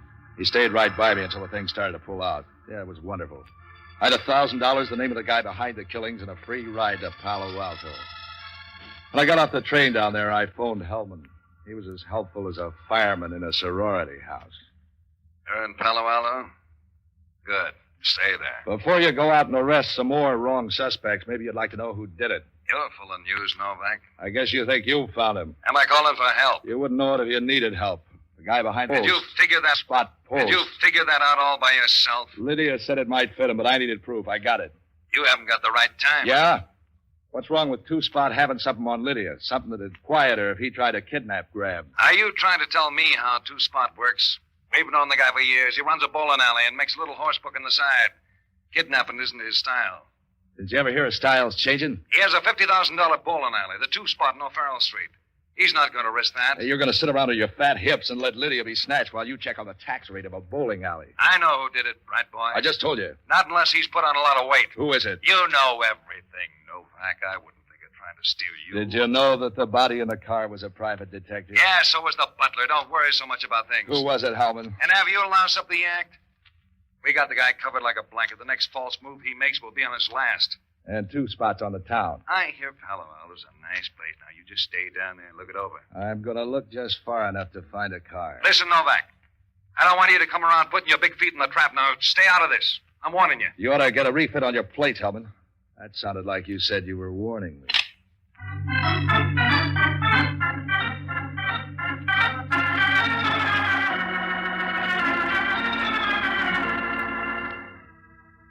I took a taxi back to San Francisco. The price is easy if you have $1,000. We drove up to St. Francis Woods. Just as we were approaching the Reynolds place, I saw Lydia walking along the sidewalk. She was wrapped up in one of those long capes with a hood. She was walking in a hurry. When I caught up with her, she seemed glad, but she didn't slow down. Come on, Patsy. Walk with me. You running after something or something after you? Something's after me, Patsy. I'm frightened. You're full of half-talk. Don't you ever open up? I saw a man, at least a shadow of a man, hiding near a corner of the guest house. Some more of those fears? This man was real, Patsy. He was waiting for me out there. I said they're closing in, and they are. You don't want my help. But I do. I need help desperately. Why don't you give me something to work with? All I get out of you is talk about goose pimples. Oh, I'm tired, Patsy. Awfully tired. What you need's a drink. Come on downtown with me. I want to look up a friend of mine named Jocko Madigan. Can't we go to a bar? You don't know Jocko.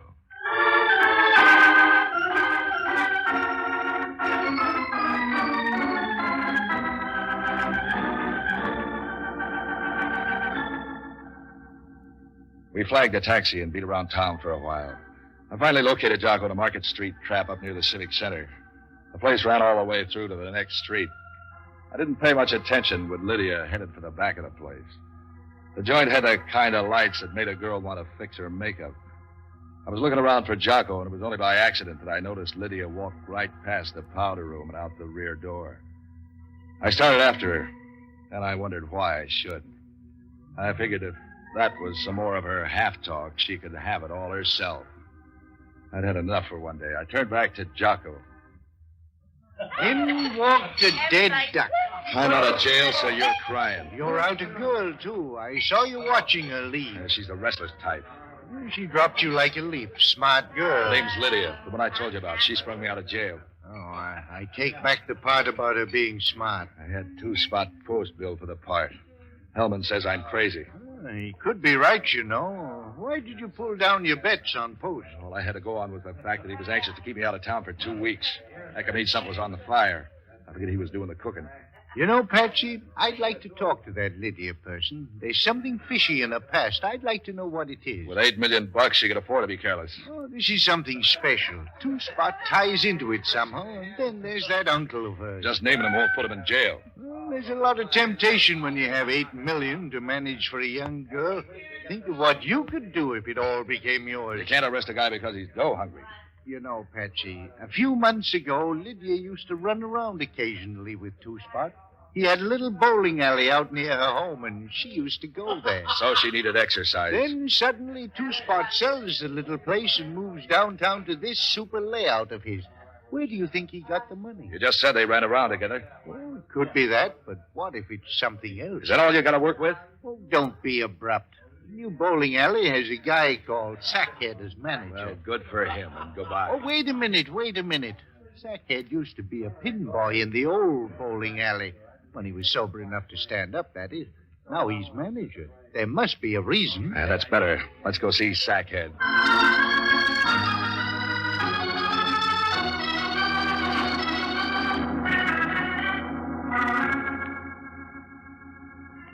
When we reached the Two-Spot alleys, the place was almost deserted.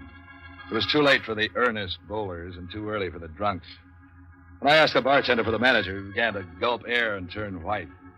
I knew I couldn't get anything from him, so I looked around the place till I saw the door marked office. I started that way, but it was a short trip.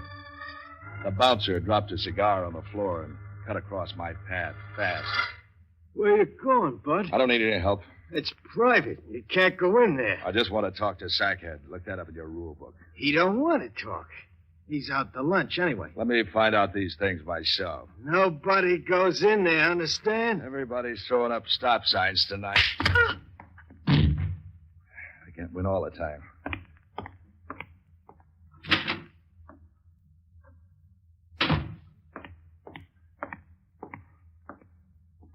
Let's get out of here, Jocko. What's all the hurry? I've got to finish my drink. Come on now. Oh, not even one for the road.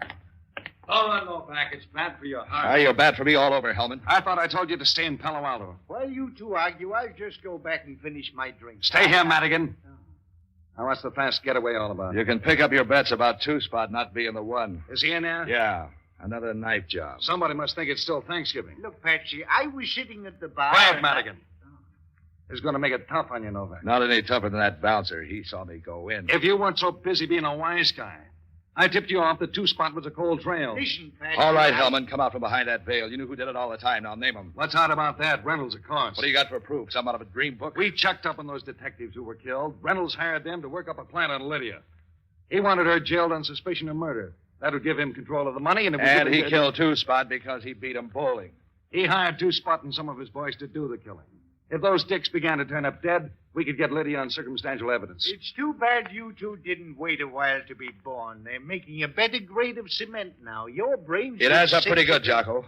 If the killings were only on circumstantial evidence, Lydia wouldn't get the chair. They'd probably give her 20 years, and Uncle could keep all of the family funds. I'm going out now to pick up Reynolds.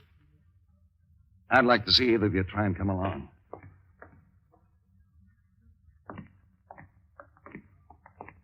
Well, what'll it be, Jocko? A champagne highball. Look, just because I'm buying Guess who I saw when you were in Two-Spot's office? a bottle of scotch. Yes, no, I also saw Lydia. Lydia? She ran out the side door. It could mean anything. She's crazy, you know. I could see it in her eyes. Right then she was crazy. You think she did it? Oh, I hate to break up your and Hellman's dream, but a doctor's supposed to know insanity when he sees it. Also, there was blood on her hand. A doctor's supposed to be able to identify that, too, if he's had the But she proper can't be training. crazy. I was talking to her. Oh, it could come and go. Besides, she's probably at the stage where drugs can still keep her calm down. I'll bet that's what Two-Spot had on her. She worked off the drug's effect while bowling, and something happened that Two-Spot witnessed. Maybe she killed a pinboy. That would trip Sackhead, seeing it, too. Then she did all the killing. Sure, and Two-Spot was covering for her to keep the money coming in. You can't blackmail an insane asylum, you know. Come on, we better warn Hellman. Warn Hellman? If we do that, the killer might get away. Come on, Jocko. If Hellman gets killed, they might replace him with a cop with brains.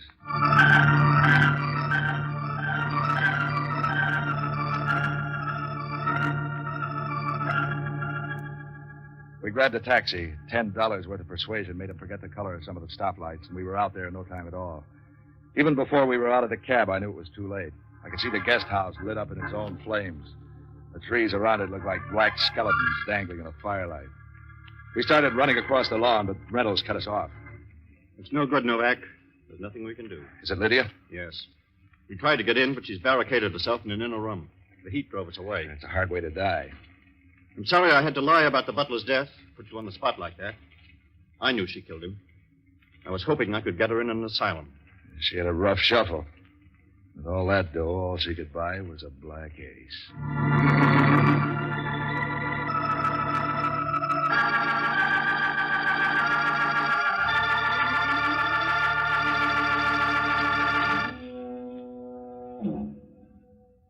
If you read the papers about it, all you'd have learned was that Lydia died in a fire. And the uncle saw to that. I don't know how he did it, but he managed. Of course, I kept quiet. I kept $1,000 worth of quiet. Reynolds gave me that to forget to talk. Added to what was left over from the 1,000 Two-Spot gave me. It made a nice little bundle. And just my luck. Bay Meadows closed yesterday.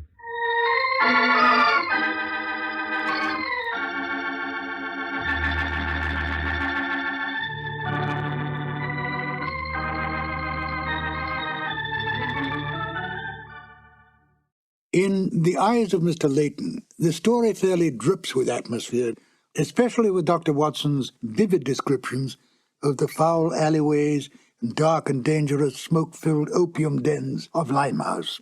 It is some of the best of dramatic radio's way with the listener's imagination. Basil Rathbone has always been underestimated as a fine character actor. Although he was more than happy to be a leading man in films and on the stage, it is such disguised characters as those he portrays in The Eyes of Mr. Leyton that gave people a chance to see his true range as an actor. It was Rathbone's intense desire to stretch his acting ability in other areas that made him decide to leave the series, much to the dismay of Nigel Bruce. Nigel Bruce was extremely easygoing and a great fun-loving prankster, quite beloved by all who knew him. He adapted easily to any role he played, and especially loved the part of Dr. Watson, even though he himself knew that the good doctor was not at all like the person he portrayed in the Sherlock Holmes films or the radio series. It doesn't seem to matter, for Bruce's interpretation of Dr. Watson has been accepted and embraced by the public. It's interesting to note that Rathbone, by his very nature, was not unlike Sherlock Holmes.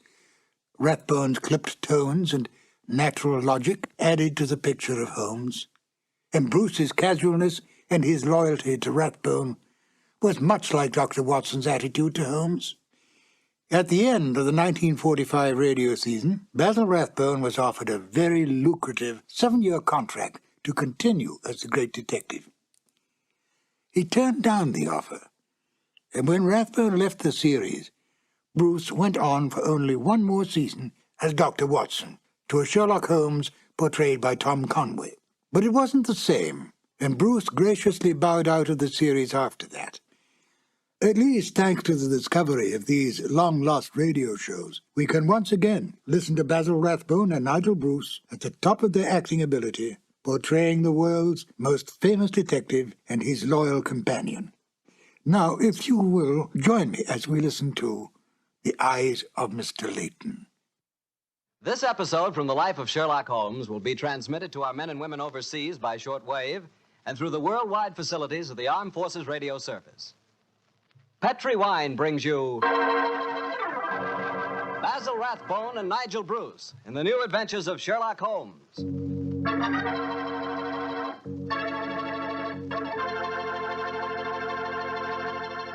The Petri family, the family that took time to bring you good wine, invites you to listen to Dr. Watson tell us another exciting story about his good friend, that master detective, Sherlock Holmes. And I'd like to tell you something that maybe you already know. The fact that America's favorite wine is port wine. Did you know that?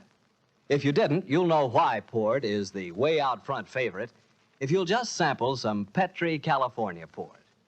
You just look at that Petri port and you know it's good. That wonderful, deep, rich red color. And Petri port is so clear.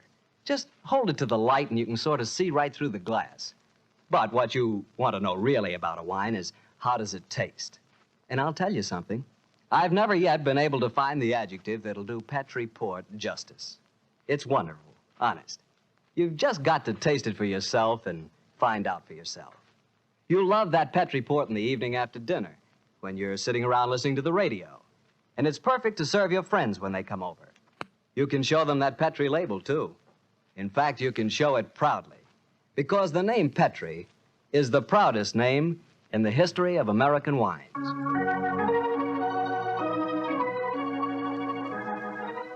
And now for our weekly doctor's visit.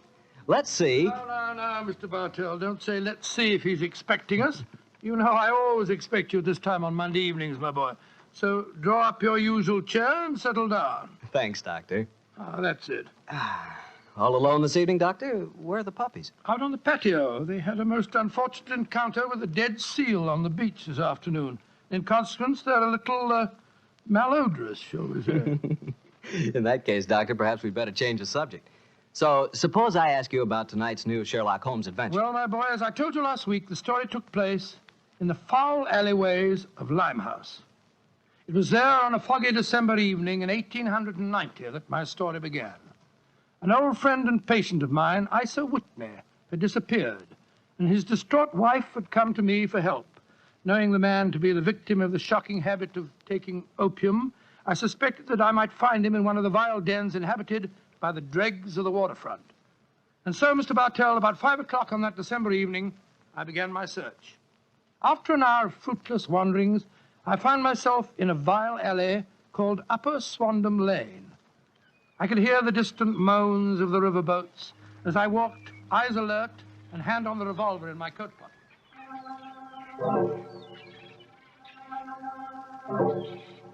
Suddenly, I saw a steep flight of steps leading down to a black gap, like the mouth of a cave. I walked down them.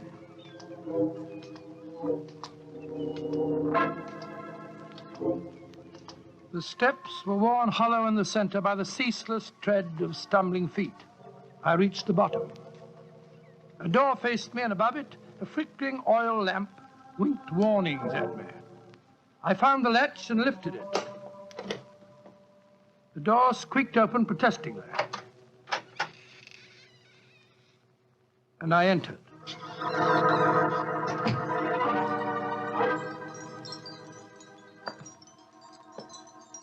There was a tinkle of Chinese wind bells as I walked towards a long, low room. A strange sight met my eyes. Through the gloom, thick and heavy with the brown opium smoke, I saw that the room was terraced with wooden berths, like the forecastle of an emigrant ship. Out of the shadows, there glimmered little red circles of light, now bright, now faint, as the burning poison waxed or waned in the metal pipes. Bodies lay in strange, fantastic poses. Bowed shoulders, bent knees, heads thrown back. The attendant came up to me with a pipe and beckoned me to an empty berth. I haven't come here to smoke your filthy drug. I'm looking for a friend, Mr. Isa Whitney. No, Mr. Whitney here. Oh, I'm going to search the place. You must not disturb the priest. I'm carrying a revolver, so you'd better not argue with me, my good man. Out of the way. I searched that filthy den, but found no trace of my missing friend. As I was leaving in despair, a long shaking hand reached out and plucked at my sleeve. I turned, and there sprawled in a berth was the wreckage of a man, his gaunt face yellow and twitching, his clothes filthy and ragged, and the pupil of his eyes like pinpoints. He spoke to me in a thin, quavering voice. Reverend Saint, get me out of here. Now, look here, my man. Don't say you won't help me, Governor. Ain't you got an heart? Please help me, Governor. Take me out of here. Strike me pink, I'm going to bomb you, I tell you. Oh, what must you expect if you indulge in this filthy habit? Take me out of here, Governor. I'll go straight this time. Cross me out, I will. Oh, very well. Come along with me. I suppose it's my duty to help you. Ah, bless you, Governor. Here, now, give me your arm. You cannot take him away. He owe me money. That's a bleeding lie. I paid him when I come in, I did. He cannot go with you, mister. You remember what I said about my revolver, you blackguard? If I have any more trouble with you, I'll fetch the police. Come along. He owe me money. He owe me money. Infernal scoundrel, owe me money. Tell him all proper, Governor. That off you didn't.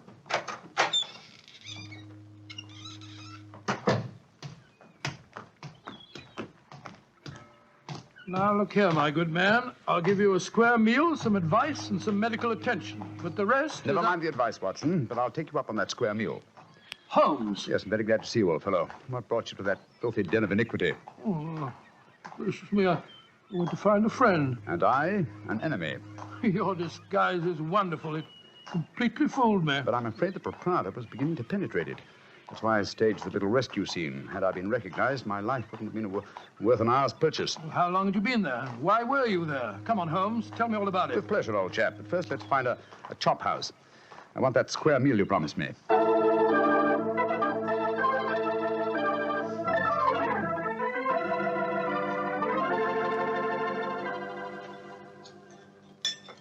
An excellent meal, Watson. Yes, they're surprisingly good for such a shoddy-looking place. Well, Holmes, now perhaps you'll tell me what you were doing in that opium den. I've already told you my story. I'm shadowing a most unusual criminal. A man who haunts the opium dens. Yet I know that he himself is not an addict. Oh, I don't see anything very criminal about that. He might be looking for a thrill, or perhaps he's one of those writer fellows or something. But this man pretends to be an addict. I watched him closely. He fakes his smoking, and grease paint has enabled him to simulate the characteristic pallor of a drug victim.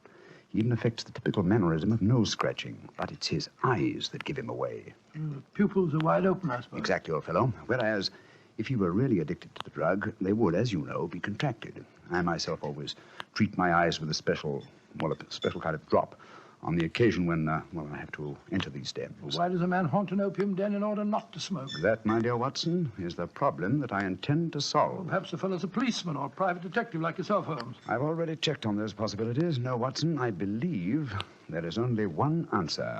I believe the man is planning a murder. A murder? It's a tempting setting for a murder. Your victim is an addict, drugged and helpless. Your witnesses are in an equal state of befuddlement. The proprietor is anxious to cover up the crime because of the police. But you... Yes, Holmes. Now, the question is, who is the intended victim? That, my dear Watson, is why I've been shadowing this man. Unfortunately, he was not present in the den we just left, but I intend to continue my search. Holmes, can I help you? My wife's away, you know. You know, it's a long time since we were on a case together. I should be delighted, my dear chap. I've missed you sadly during the past few months. And are you, Holmes? What's the next move? Back to Baker Street, old fellow. My disguise is wearing thin, and I must contrive a new one.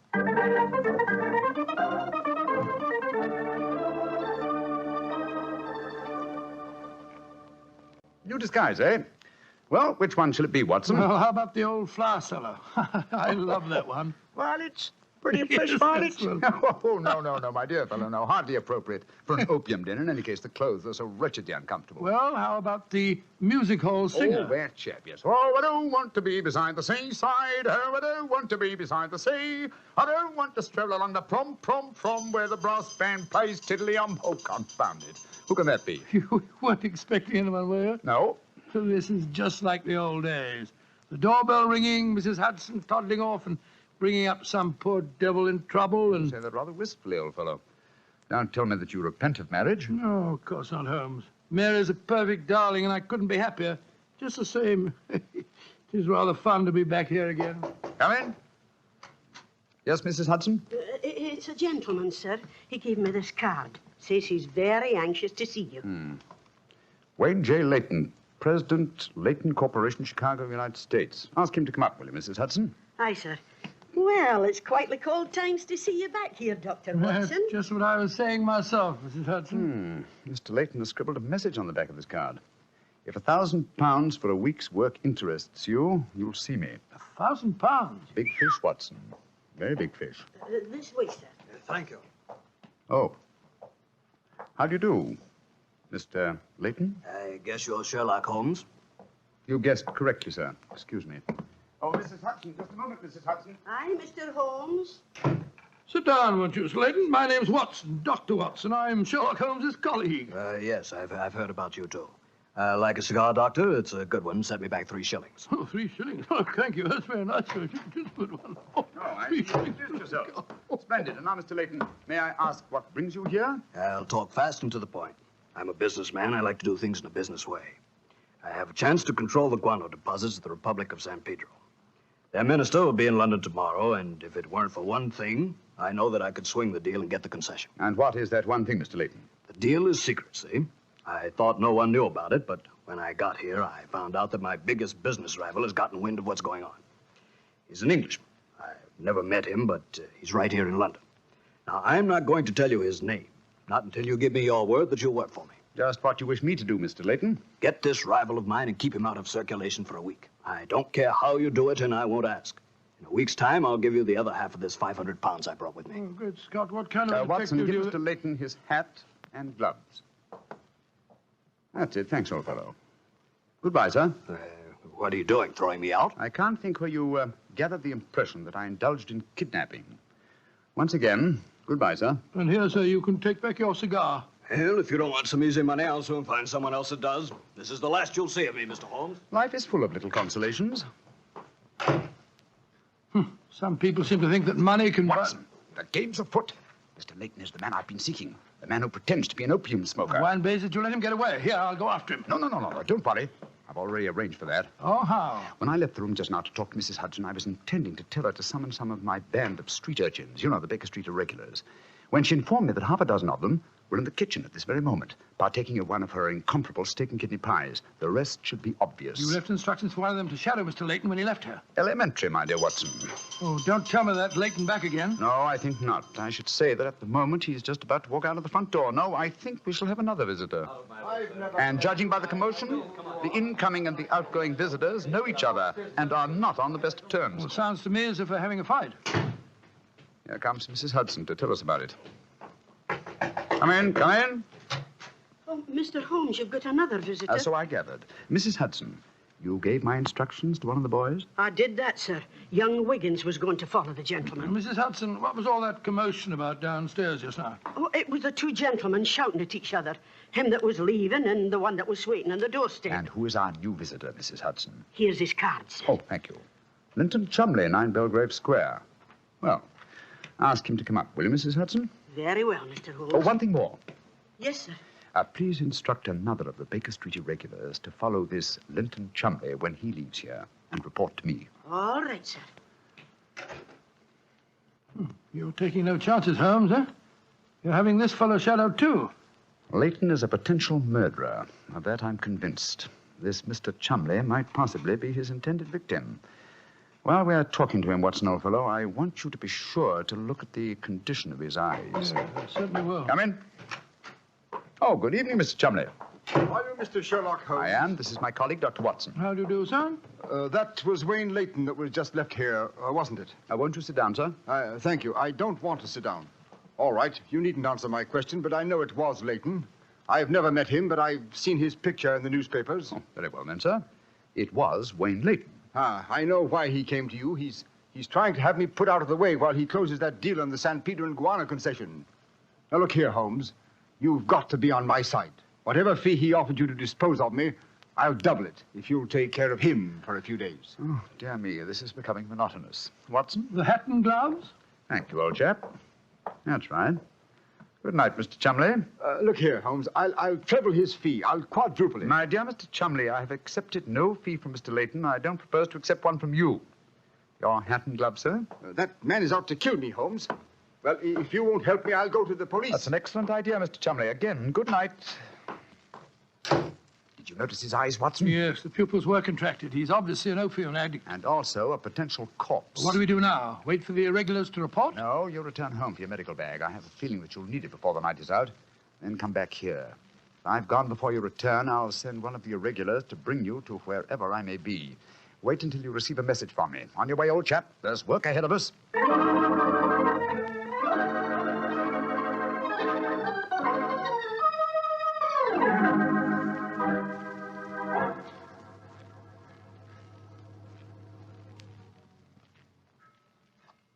Wiggins, you're certain that this is the place that Mr. Holmes told you to bring me to? Oh, yes, Dr. Watson. The corner of Swanham Line and Brixton Street, Mr. Holmes said. Yeah, well, this is the spot, all right.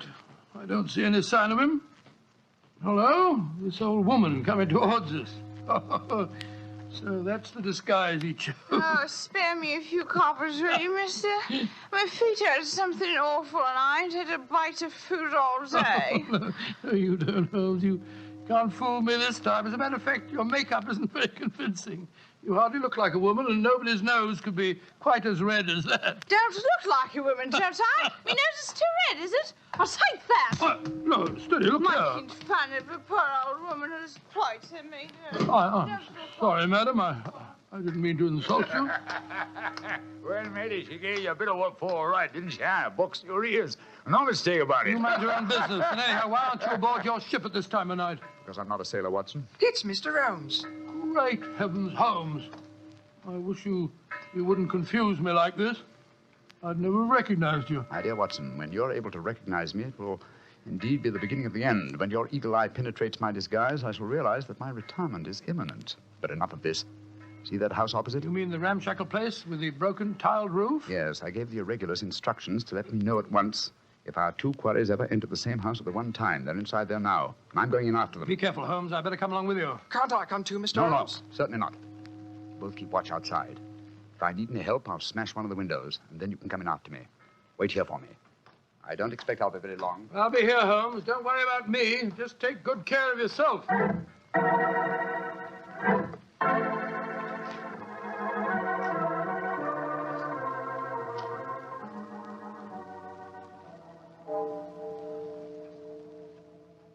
It's 1 o'clock, Doctor. Yes, I know, Wiggins.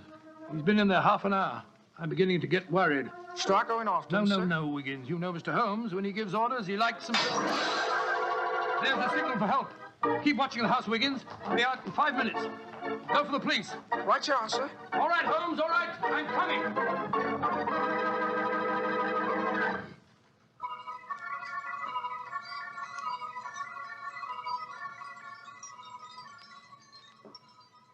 You have searched my house from basement to attic. Why do you not give up? I tell you again, there has been no one here tonight. But my friend came in here half an hour ago. I saw him, and before that, 2 other men are known to have come in here. If that is so, then where are they? 3 men cannot vanish. That's just the point, you scoundrel. Out of the way. I'm going to search this hovel again. I'm not leaving here until I find Mr. Sherlock Holmes.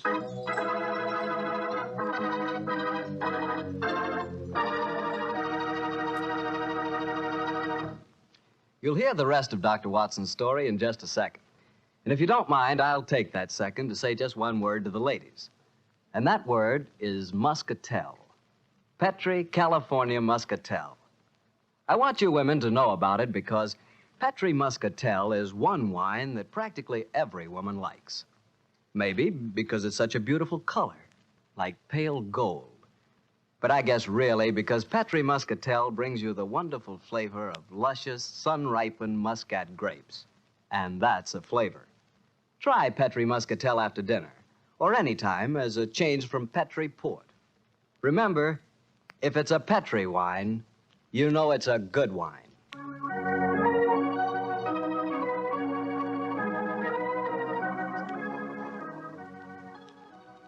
And now back to Dr. Watson and tonight's story, The Eyes of Mr. Leyton. Well, what happened next, Doctor?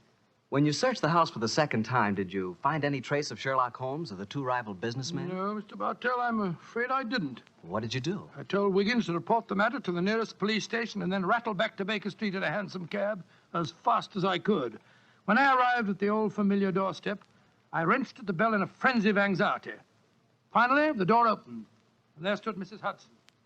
Dr. Watson, what is it, sir?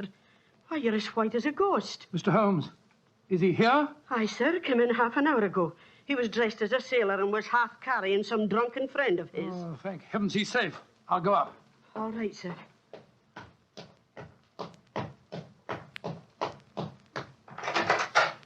Now, what's no, chap? There you are. Holmes, I can't tell you how glad I am to see you. Who's that lying on the sofa? Well, up with your back, Watson. Though I'm afraid the poor devil's done for. Great Scott, it's Wayne Leyton, the American fella. With a knife wound between his ribs. See what you can do for him, will you? Right. This is extraordinary, Holmes. You said that Leyton was a potential murderer, and now he's a victim himself. The biter bit, eh, old chap? Yes, he's still breathing, but he hasn't a chance. I'll try him with an injection of strychnine. Holmes, how did you get his body out of the house? I searched the place from top to bottom. I found no trace of any of you. When I went in, I found the stabbing had already taken place. The proprietor then bribed me, or rather the broken-down sailor he took me for, to smuggle the body out through the secret stairway leading to the wharves at the back of the house. Well, there's no trace of Chumley there? No, he must have left before me by the same exit. And then you smashed the window and bolted? Yes, I knew that I could count on you to hold the fort while I was getting the body away. Just tried to say something, Watson. Yes, the injection's beginning to take effect. Yes, Mr. Leyton? What are you trying to say?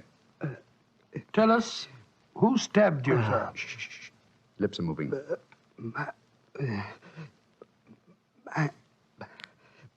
Mandalay.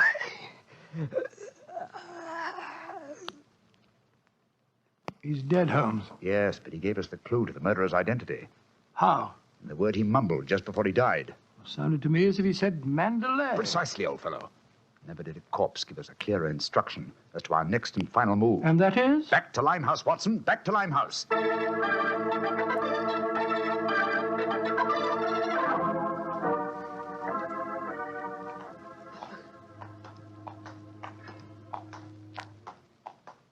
Here we are. This must be the place. What's this? Another opium den? Yes, I knew that since Chumley refrained from smoking earlier on in the night, in order to keep his faculties alert for murder, that an enormous reaction would set in.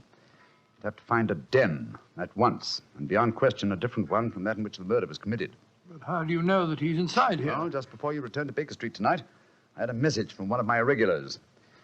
He tracked him here after he escaped from the scene of the stabbing. That was a couple of hours ago. He might have slipped away again. No, Watson, tonight he came to drown his senses with a wretched drug. He'll be here. Come on.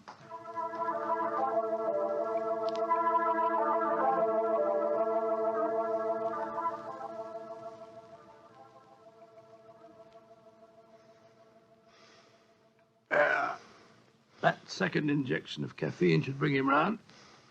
He's heavily drugged, but I think it'll work. Surprising what a £5 note will do, isn't it? Yes, the proprietor let us bring Chumley into this private room, and Look, he's coming too. Who are you? What do you want? You remember me, sir? I'm Sherlock Holmes. Oh, yes, I remember you. You're in serious trouble, Mr. Chumley. Very serious trouble. Trouble? What trouble? Wayne Leyton didn't die. Oh. He's badly wounded, but he's going to live. He's at Baker Street now. He wants to go to the police and give evidence. You've got to get me out of this, Holmes. I'll pay you anything. 10,000, 20,000. Why did you stab Leyton? He was in my way.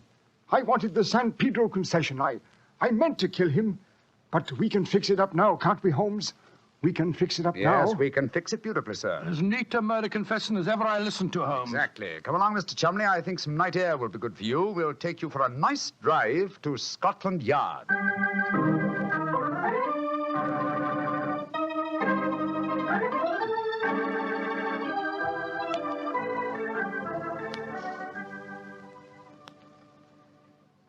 I brought you some kippers, gentlemen. You've both been up all night, and I'm sure you can do it. It's very thoughtful of you, Mrs. Hudson. Yes, indeed it is.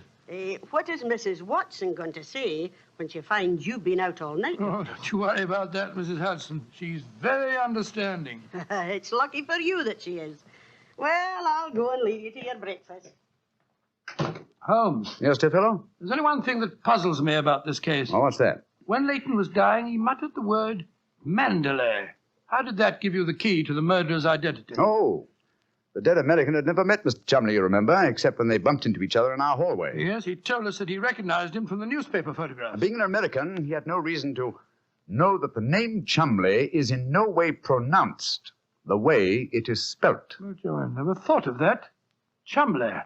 That name's spelt C-H-O-L, Chow, M-O-N, Mon, D-E-D, L-E-Y. Chol Mondale. Mondale. Precisely, old fellow. What you thought to be Mandalay was really Chol Mondale, the name of the murderer. Amazing case. You did a remarkable job, Holmes. I'm beginning to be confoundedly sleepy. Why not sleep, old chap? Your old room's all ready for you. Are you going to take a nap? Oh, dear me, no. I have much too busy a day ahead of me. Let me look at my engagement book. Baxter Square murder. I put the police on the track. The Duchess of Ferrers. I've got her material. The princess who was about to run away from home. Good gracious me, let her run. The Pope's cameos. Ah, yes. His Holiness must not be kept waiting.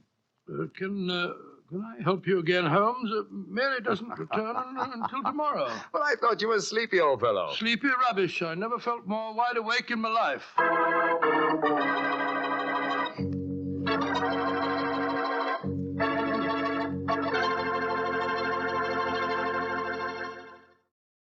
This episode from the life of Sherlock Holmes will be transmitted to our men and women overseas by shortwave and through the worldwide facilities of the Armed Forces Radio Service. Petri Wine brings you Basil Rathbone and Nigel Bruce in the new adventures of Sherlock Holmes.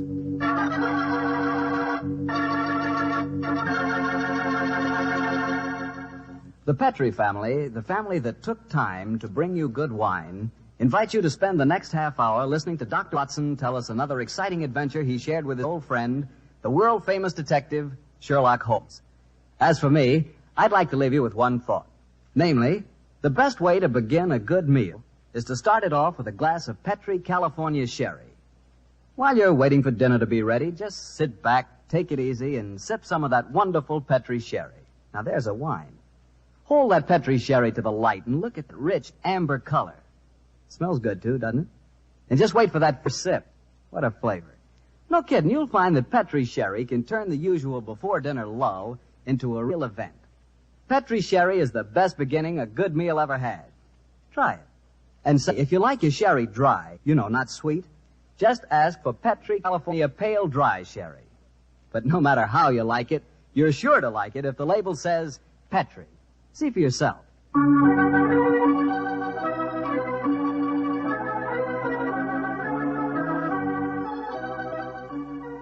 And now for the weekly visit with our good friend and host, Dr. Watson. Tonight we find him on the stage of the Paramount Theater in Hollywood. Good evening, Doctor. Good evening, Mr. Bartell. If you've bought a victory bond, you're welcome. I have, Doctor. Now, what's the recipe for tonight's new Sherlock Holmes adventure? Well, now, let's see. Take equal parts of beautiful English countryside and black villainy. Mix them, add a dash of romance, a sprinkling of danger, season well with the usual theatrical condiments, and you have the case of the accidental murderess. Sounds like a tasty dish. How did the story begin, Doctor? On a beautiful summer day in 1895, Holmes had just concluded his famous investigation of the sudden death of Cardinal Pisca, an inquiry which was carried out at the express desire of His Holiness the Pope. And in consequence, the great man felt that a couple of weeks' rest in the heart of Warwickshire would be a pleasant change after our rather strenuous adventures in Italy. And so, Mr. Bartell, we went to Stratford-on-Avon. Oh, the home of Shakespeare, huh? Quite right, my boy. As a matter of fact, that was the reason that decided us to go there. Holmes was a great lover of the drama, and at the time my story begins, the Shakespearean festival was in full swing. For the first week, our life there was calm and peaceful. During the daytime, we visited the local places of interest, such as Anne Hathaway's cottage and Shakespeare's birthplace, and the evening found us at the theater. It was on a Tuesday, I remember, during our second week's stay, that the trouble began. Holmes and I had gone for a walk through the nearby forest of Avon. He was in unusually good spirits that morning, and there was a distinct twinkle in his eye as he said... Watson, for once I begin to wish that I were a man of wealth. Oh, and what makes you say that, Holmes? The beauty of this place, old fellow. I'm perfectly certain I'd be happy in retirement here. It's rather depressing to think that in a week or two the sordid necessity of making money will demand my return to Baker Street in a world of criminals. No, I must say that in an environment like this, it is a little hard to think of crime. How does the old saying go?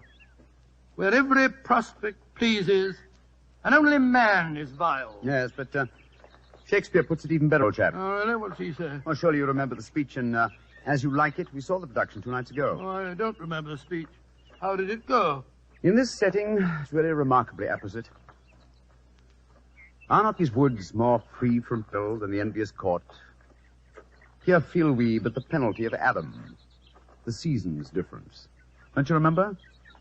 Sweet are the uses of adversity, which like the toad, ugly and venomous, wears yet precious jewel in his head.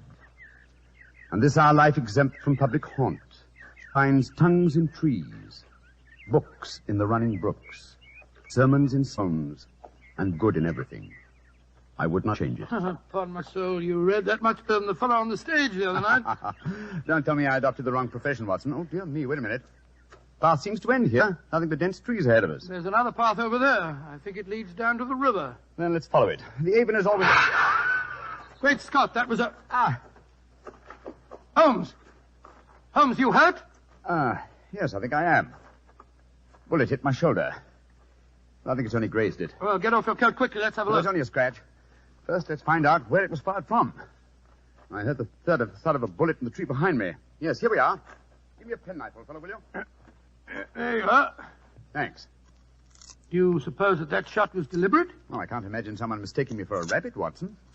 And by the way, there was a curious echo to the shot. I don't know whether you noticed it. Uh-huh. Here's the bullet.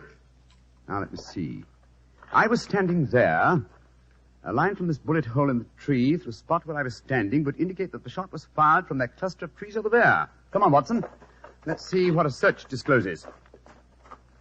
Yes, I wish you'd let me look at that shoulder before you start galloping all over the countryside, Holmes. You're bleeding quite profusely. Oh, plenty of time to look at it when we... Hello. Look over there. A man and woman running towards us across the clearing. Yes, and carrying guns. Yes, it looks as if it was an accident after all. Was anyone hurt? Yes, sir. My friend was hit in the shoulder. Oh, how dreadful.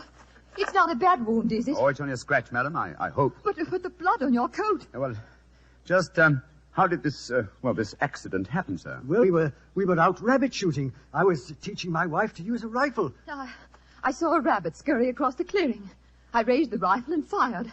It seemed to me, Geoffrey, that as I did so, you jolted my arm. Yes, I'm afraid I did, Alice. I was going to fire too, but as I raised my rifle, I jolted your elbow and sent your shot wild. I can't tell you how sorry I am, sir. Here's my card. Of course, we'll take care of any expenses that may be entailed. Well, the first thing to do is to find out how much damage has been done. You'd better take your coat off, old fella. I don't think I can. Oh, he's badly hurt. No, it's just that... The man's fainted. Oh, this is dreadful. I have a horse and trap down the road. Listen, give me a hand with him, will you? I must get him to a hospital as fast as possible.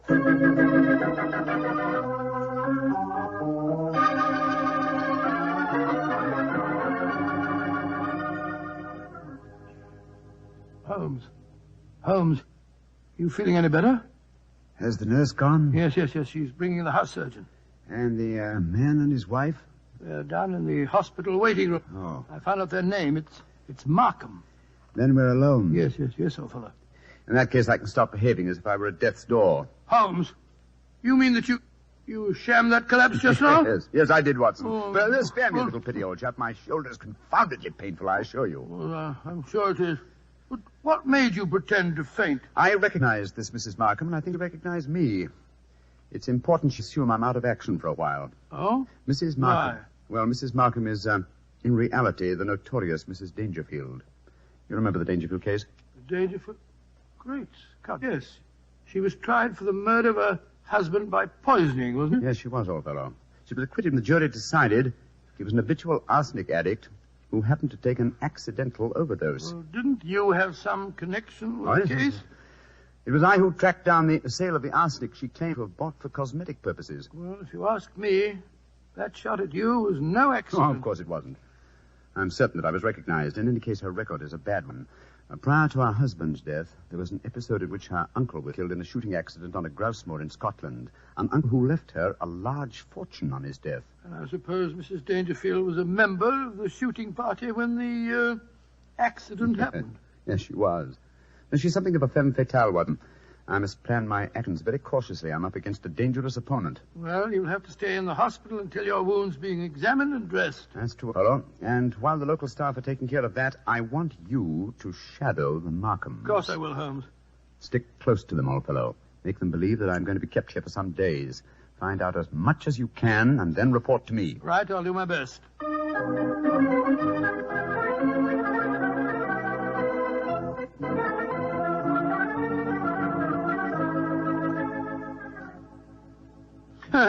It's awfully kind of you, Mrs. Markham, to insist on having me back to your house for lunch.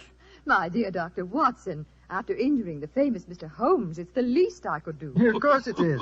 Geoffrey, dear, will you bring us some sherry? It's Ada's day off, you know. Very well, Alice. Is anyone else coming to lunch? Only Dennis Romney. Oh, Lord, that fellow seems to live here. Well, I'll go and get the sherry. Sit down, won't you, Dr. Watson? Thank you, madam. Thank you. You say that you think Mr. Holmes will be in the hospital for some days? I'm afraid so. The wound wasn't serious. He lost quite a bit of blood. Oh, I feel perfectly dreadful about it. Well, you mustn't blame yourself too much, madam. It was an accident. Yes, but I might so easily have killed him. Well, you haven't, and that's all that matters. Did you say that Dennis Romney was coming to lunch? Is that the actor fellow from the Memorial Theatre? Yes. Have you seen him on the stage? Yes, several times. Holmes and I have been going to the festival regularly since we came down here. A fine actor, isn't he? A shame they give him such poor parts. Well, it was really good. Imagine him letting that frightful Basil Grant play Hamlet last night, while Dennis only played Laertes. Dennis is 3 times a better actor. I suppose he is. He's coaching me in acting. Oh, coaching you? Really? Yes, he thinks that I may be able to get small parts here next season. I've always had a great urge to go on the stage, but no one's ever encouraged me before. Oh, here's Geoffrey. This sherry's rather special, Doctor. Jerez de la Frontiere. Only a few bottles left. Oh, that's very nice of you, sir. Oh, that must be Dennis. I'll go let him in. We might as well have a drink. You'll find it'll help making this actor fellow more tolerable. I take it, Mr. Markham, that you're not an admirer of Mr. Dennis Romney's. Can't bear him. He's always quoting Shakespeare and behaving generally as if he were another Irving. He's got Alice completely fooled. A glass, Doctor. Oh, thank you, sir, thank you. Dennis, I want to introduce you to Dr. Watson. How do you do, Mr. Romney? How do you do, sir? Hello, Geoffrey. Want a glass of sherry? Thanks, that'd be very nice. Are you a disciple of the theater, Dr. Watson? Well, hardly a disciple, sir, but I've been attending the festival during the last week. I enjoyed your performances immensely, if I may say so. Oh, you may say so, Doctor. Here's your sherry, Dennis. Oh, don't be crossy, Geoffrey. And please remember that Dennis is our guest. Oh, it's all right, Alice. I know that Geoffrey's bark is a good deal worse than his bite. And what play are you appearing in tonight, Mr. Romney? King Lear. I shall once again portray the thankless role of the King of France. Well, that incredibly bad actor, Basil Grant, tears a multitude of passions to tatters in his rendition of Lear. Oh, horrible, horrible, most horrible. I thought his Hamlet was atrocious last night, Dennis. Wasn't it? When he came to his final line, the rest is silence, was as much as I could do to prevent cheering. I felt rather the same way when you were killed in the duel, Dennis. Oh, Geoffrey, you're being intolerably rude. Why don't you take Dr. Watson upstairs and show him your butterfly collection? Then at least you'll know what you're talking about. Are you interested in butterflies, Doctor? I have quite a rare collection. Oh, really? I'd like to see them very much. Come on, then. I think we've just got time before lunch. Try and bring yourself down with a few better manners, Geoffrey, dear. I'm really quite an easygoing man, Doctor, but the arrogance of that fellow Romney infuriates Well, me. I must say he does seem to have rather a good opinion of himself. Don't put too much weight on that balcony rail. It's absolutely full of wormholes. Part of the attraction of an old house, my wife tells me. But I regard it as confoundedly dangerous. Yeah, and this is my little museum. In these cases, I think you'll find some of the finest specimens of Lepidoptera you've ever seen. It's my hobby, and I may say that, with the exception of the Natural History Museum, I doubt if you'll find a finer collection. It must have taken you years to collect them. It has. Many years, many disappointments, and a great deal of patience. Look at this fella. He's my prize specimen, a North American monarch. North American monarch. Beautiful, Yeah, beautiful. isn't he? And this is an admiral. Yes, of course I know Fairly him. rare. And this is a fixed bee-hawk moth. And here's an emperor. Ever see more exquisite markings? Well, never.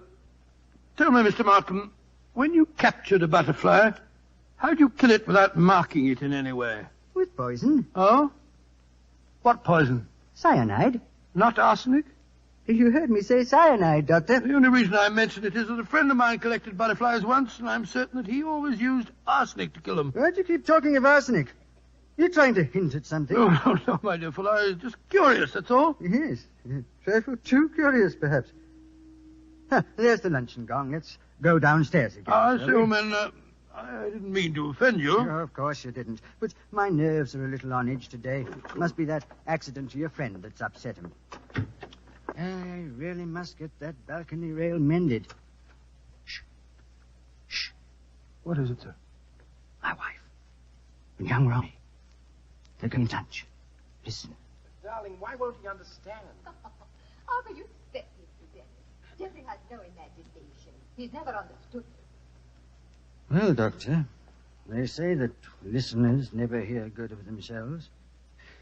You know, sometimes I wonder if my wife wouldn't like me out of the way. Let's go down to lunch, shall we?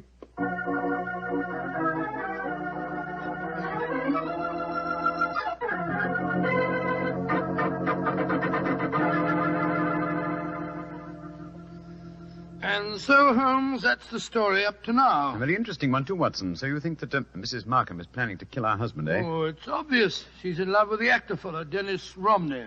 Her husband's in the way, and if she doesn't want to use poison this time, there's a perfect setting for murder in that crumbling balustrade on the landing. Mm-hmm. One push when he wasn't looking, and it'd be the end of him.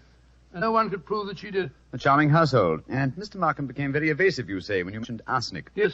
I said it deliberately, of course, to see how he'd react. If you ask me, he knows that his wife has arsenic in the house. He was trying to protect her. You've exerted your charm sufficiently to arrange to see them again, I trust. Well, yes, as a matter of fact, I have. They're taking a picnic tea and going boating on the Avon this afternoon. They asked me to join them. Of course, I agreed. I just rushed back here to the hospital to report to you first. You've done splendidly, Watson, splendidly. Oh, thanks so much, well. But I've been so busy telling you what I've found out that I haven't asked you about you. I'm feeling. Oh, I'm fine, old fellow, fine. What did the house surgeon discover? A very interesting fact. Look in the drawer beside my bed, will you? Great Scott, it's a bullet. A bullet that the house surgeon removed from my shoulder. But we found a bullet in the tree also. Precisely. Therefore, 2 bullets were fired. But, good Lord, that means... It means, old chap, that we have a dangerous task ahead of us. Not to solve a murder, but to prevent one.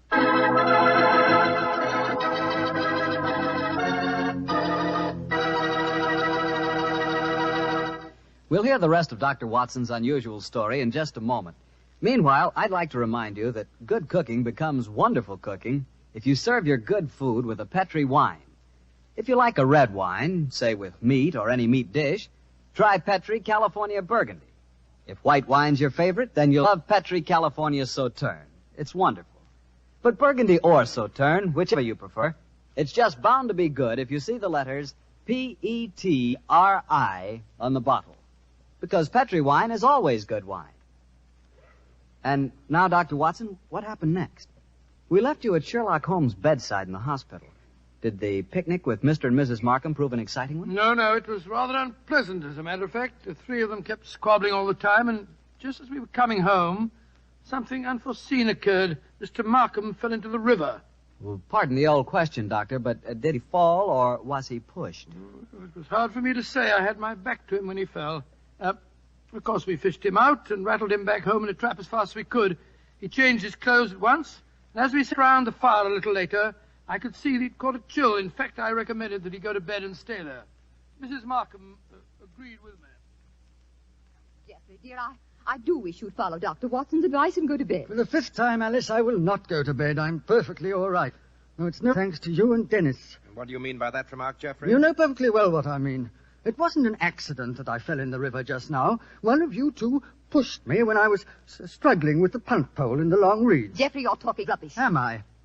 You were in the boat, Dr. Watson.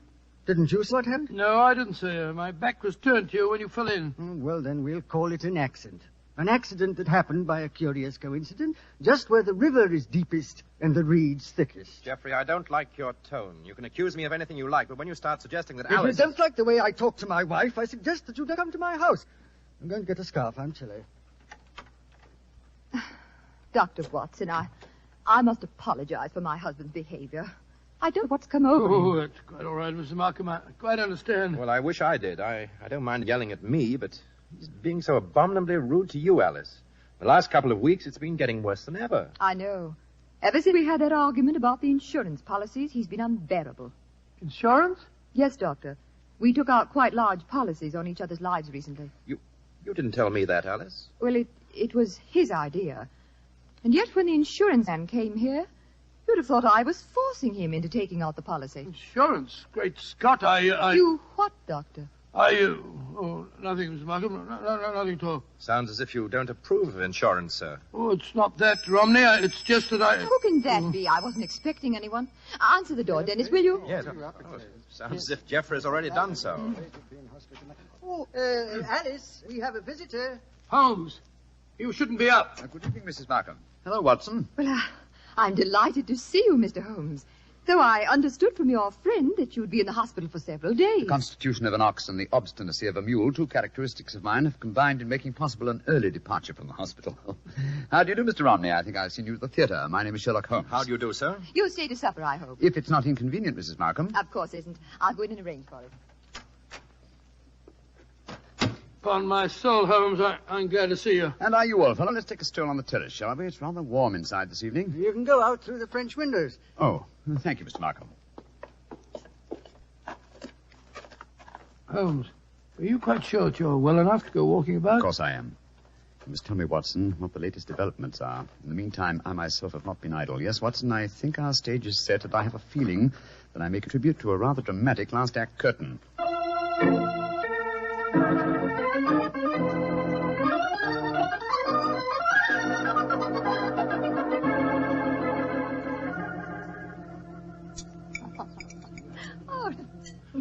A delightful meal, Mrs. Markham. Oh, thank you, Doctor. Mr. Holmes, you're not eating very much. My appetite is a trifle jaded. The mental fencing that we have indulged in during the meal has been somewhat disturbing. I don't understand you. Oh, come now, madam. I know that you were once Mrs. Dangerfield, and you know that I know it. Why keep up the pretense any longer? Very well, Mr. Holmes, but needn't converse in lowered voices. I'm sure that you've told Dr. Watson whatever there is to know, and perhaps more. I admire your courage, madam. Geoffrey, Dennis. Yes, sir. I want you to listen to this. Mr. Sherlock Holmes knows that I was once Mrs. Dangerfield. He's apparently under the impression that this is a dark secret of mine. Mr. Holmes, Geoffrey knew and loved me before I ever married Mr. Dangerfield. Of course I did, Holmes. He stood by me during the horrible trial after my first husband's death, and I told Dennis about the whole miserable business months ago. So I really don't see that you've uncovered any great secret. Not yet, Mrs. Markham, but I have a feeling that it's only a matter of moments. So you haven't got any secrets from Dennis either, eh? There's no need to shout, Geoffrey. There's no need for Dennis to be in my house. Get out, Romney, and stay out. This business between you and Alice has gone far enough. I'll go when Alice tells me to. Well, if you won't go, then I'm not going to sit here. I'm going upstairs. You're shaking like a leaf, sir. You've got a fever. Don't you think you'd better go to bed? Mind your own business and leave me alone. Mrs. Markham, I really think you should persuade your husband to go upstairs and lie down. Don't worry, Mr. Holmes. I know how to handle him. I'll take him up. Put an arm around my shoulder, Geoffrey. Come along. We should follow them, Holmes. They have to pass that crumbling banister on the landing. With him in that state, she might try to... What are you suggesting, Doctor? Come and watch, both of you. We can observe them both from the foot of the stairs here. They're on the landing. She's on the outside. Look. Markham stumbled against her. He's pushed against the railing. Look out! Come on, up the stairs. Alice, are you all right? Yes, but Geoffrey tried to push me through the railing. That's a lie. No, it isn't, sir. The three of us were watching you from below. But the railing held. I don't understand. I can explain that, Watson. This afternoon, while you were all at your picnic, I came here with a local carpenter.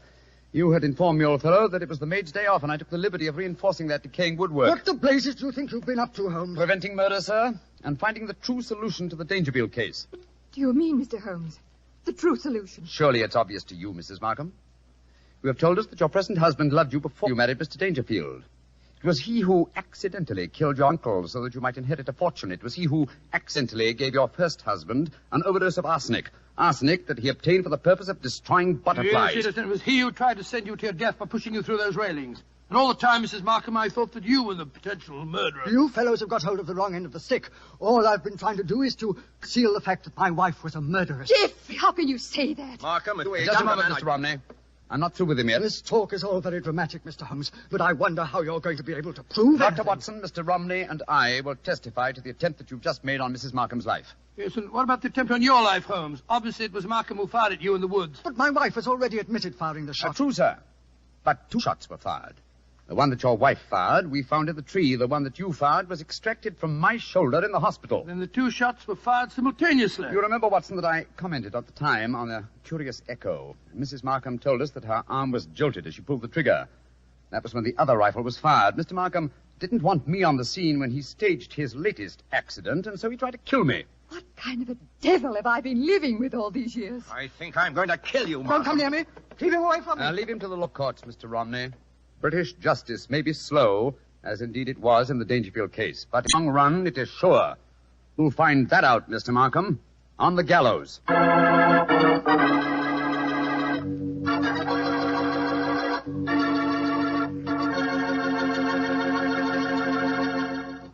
Well, tell me, Doctor, did Mr. Markham finally end on the gallows? Yes, he did.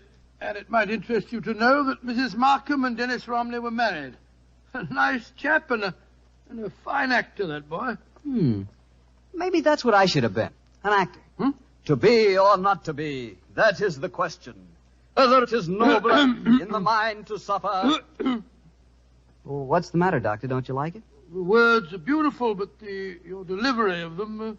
Not good, huh? Not good, Mr. Bardo. Okay. I'd rather talk about Petri wine anyway. Now, there's something to really talk about. Petri wine. A wine with generations of winemaking behind it. That's a fact, you know. The Petri family started making Petri wine generations ago. way back in the 1800s. So they've had the time to develop the art of winemaking, and they've been able to hand down that art from father to son, from father to son.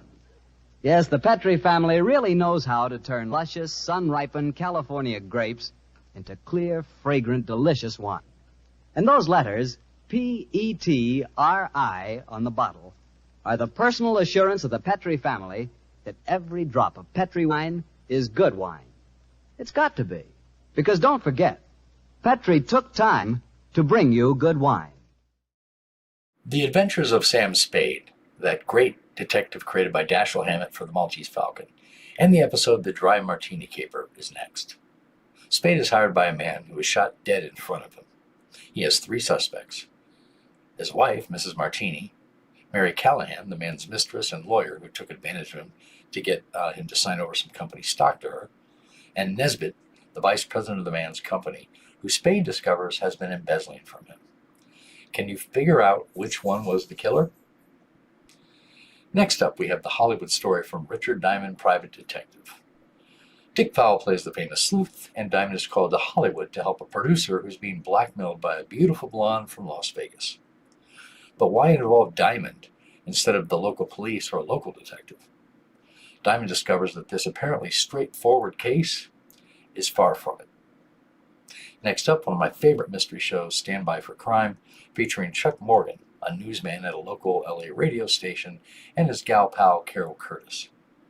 The episode The Kidnapper's New Shoes starts off with the son of one of Chuck's friends being kidnapped, and the kidnapper demanding that Chuck deliver the ransom. By the way, if you're looking for a fun drinking game, keep track of every time Chuck calls Carol Glamour Puss, and I suggest that you use non-alcoholic beverages. After that, we have Out of the Fire, Into the Frying Pan, from yours truly, Johnny Dollar. As unbelievable as it sounds, Dollar travels to Iowa to act as a bodyguard to a champion hog, courtesy of his employer insurance company. One of the stranger mystery stories you're likely to hear, but extremely surprising and entertaining as well. Last, Yudo and Ypsilanti from the lineup, also known as the Goldberg murder. It starts with a police interrogation of several men suspected in a murder. All 3 of them work for a racketeer named Yudo. Yudo has intimidated all the local shop owners into paying for protection, and the murdered man refused to pay. Officers Guthrie and Greb know that Yudo is behind it, and they set out to prove it, despite nobody being willing to talk. All right, let's sit back and enjoy these great mysteries. I'll be back in a bit. The Adventures of Sam Spade, Detective, brought to you by Wild Root Cream Oil Hair Tonic, the non-alcoholic hair tonic that contains lanolin. Wild Root Cream Oil, again and again, the choice of men who put good grooming first.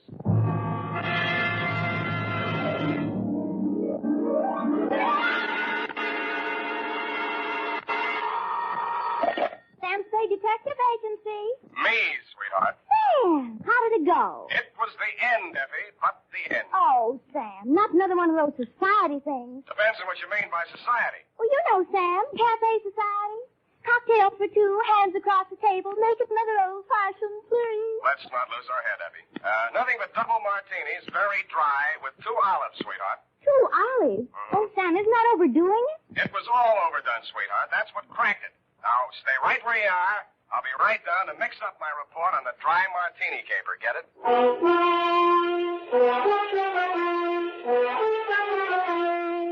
Dashiell Hammett, America's leading detective fiction writer and creator of Sam Spade, the hard-boiled private eye, and William Spear, radio's outstanding producer-director of mystery and crime drama, join their talents to make your hair stand on end with the adventures of Sam Spade. Presented by the makers of Wild Root Cream Oil for the hair.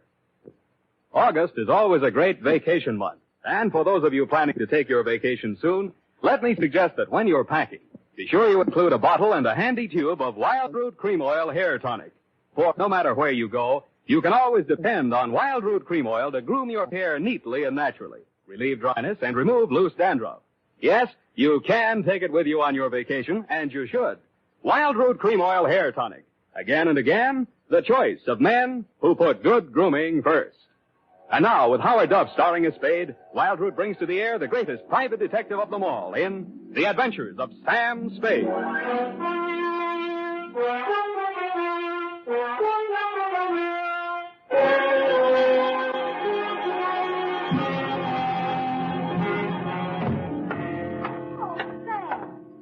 Sober as an owl. Wise as an owl, sober as a judge, Ed. Oh.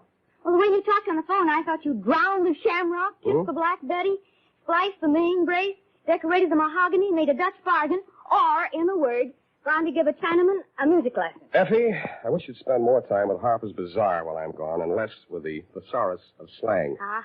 Didn't know I could say that. Are you sober? Well, I've been riding the choo-choo, drinking Adam's ale. And if you don't believe it, just ask me to walk for chalk. Okay, heelsy-toesy, arms akimbo, eyes glazed. Yes, sir.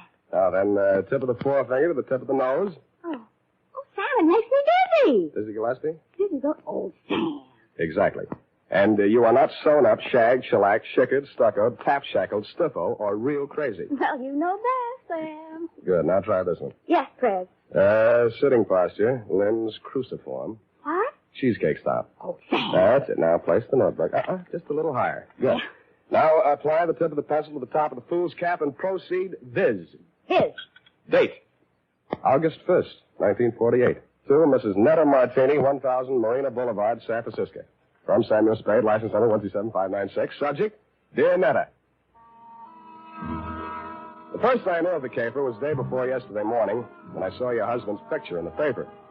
It was one of those lovingly retouched executive-type photographs of a man in his late 40s or early 50s, graying at the temples and wearing an embalmed man of distinction look. The story was headlined, Corporation Head Waylaid by Mysterious Assailant. Chauffeur foils would-be kidnappers at offices of Martini Trading Company. The item under it wasn't as thrilling as the headline. Sounded as if he'd been knocked down for his wallet and the attempted kidnapping had been dreamed up by a bored city news reporter. I tossed it in the wastebasket along with my morning mail and went back to the Police Gazette. On page 3, the phone rang. Unique Garage, Harry speaking. Mrs. Spade? One moment. Who's calling? Gordon Martini. Not Gordon Martini, the corporation head, waylaid by mysterious assailant. Chairman of the board, and there's nothing mysterious about it. Then what are you doing on this phone? I can't talk on the phone. Where are you? In a hospital? I left that pest house this morning. I'm at my residence, 1000 Marina Boulevard. Mm-hmm. It will take you exactly 20 minutes by cab. You will meet me in front of the building, and we'll have our conference in my car en route to the office. Where's your office? Downtown Post Street. Oh, why don't I meet you there? I'm a busy man. I have a full calendar. I'm already late due to all that hospital red tape. But I can fit you into my schedule if you'll hurry. Now, look alive, man. Well, it's a little early in the morning, but I'm trying hard. Good. What will you want for a retainer? I'll let you know if I decide to take the job. Fair enough. 20 minutes. I'll expect you. I should have looked more alive. It took me 2 minutes to get out of the street, 1 minute to flag down a cab, and 18 minutes to reach your address, Netta. A total of 21 minutes.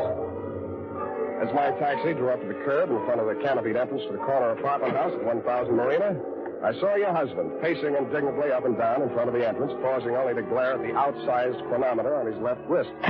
His gray Homburg was perched atop an outsized turban of gauze bandage that decorated his head. You're Spade. You're exactly 1 minute and 22 seconds late. Hours are made of minutes, minutes are made of seconds. In killing this seemingly negligible interval of time, you have wounded an hour. Oh, I have? Well, I'm sorry. The traffic's pretty heavy out here this hour of the morning, you know. You should have started 1 minute and 22 seconds earlier. I'm sorry there was a bore on the telephone, kept talking about how valuable his time was. No, well, don't apologize. Only waste more time. Now, here's your check, $100. My car's just around the corner. I paid that chauffeur a large salary, but mustn't keep him waiting. In the meantime, you may as well start earning a fee. I've been earning it for the past 22 minutes and 22 seconds. Wait. I suspected as much. You drive a car? Yeah, you mean one man drives all that? I see him, that rascally chauffeur of mine. Sleep in the back seat. All right, come out of there, you. Hey, what?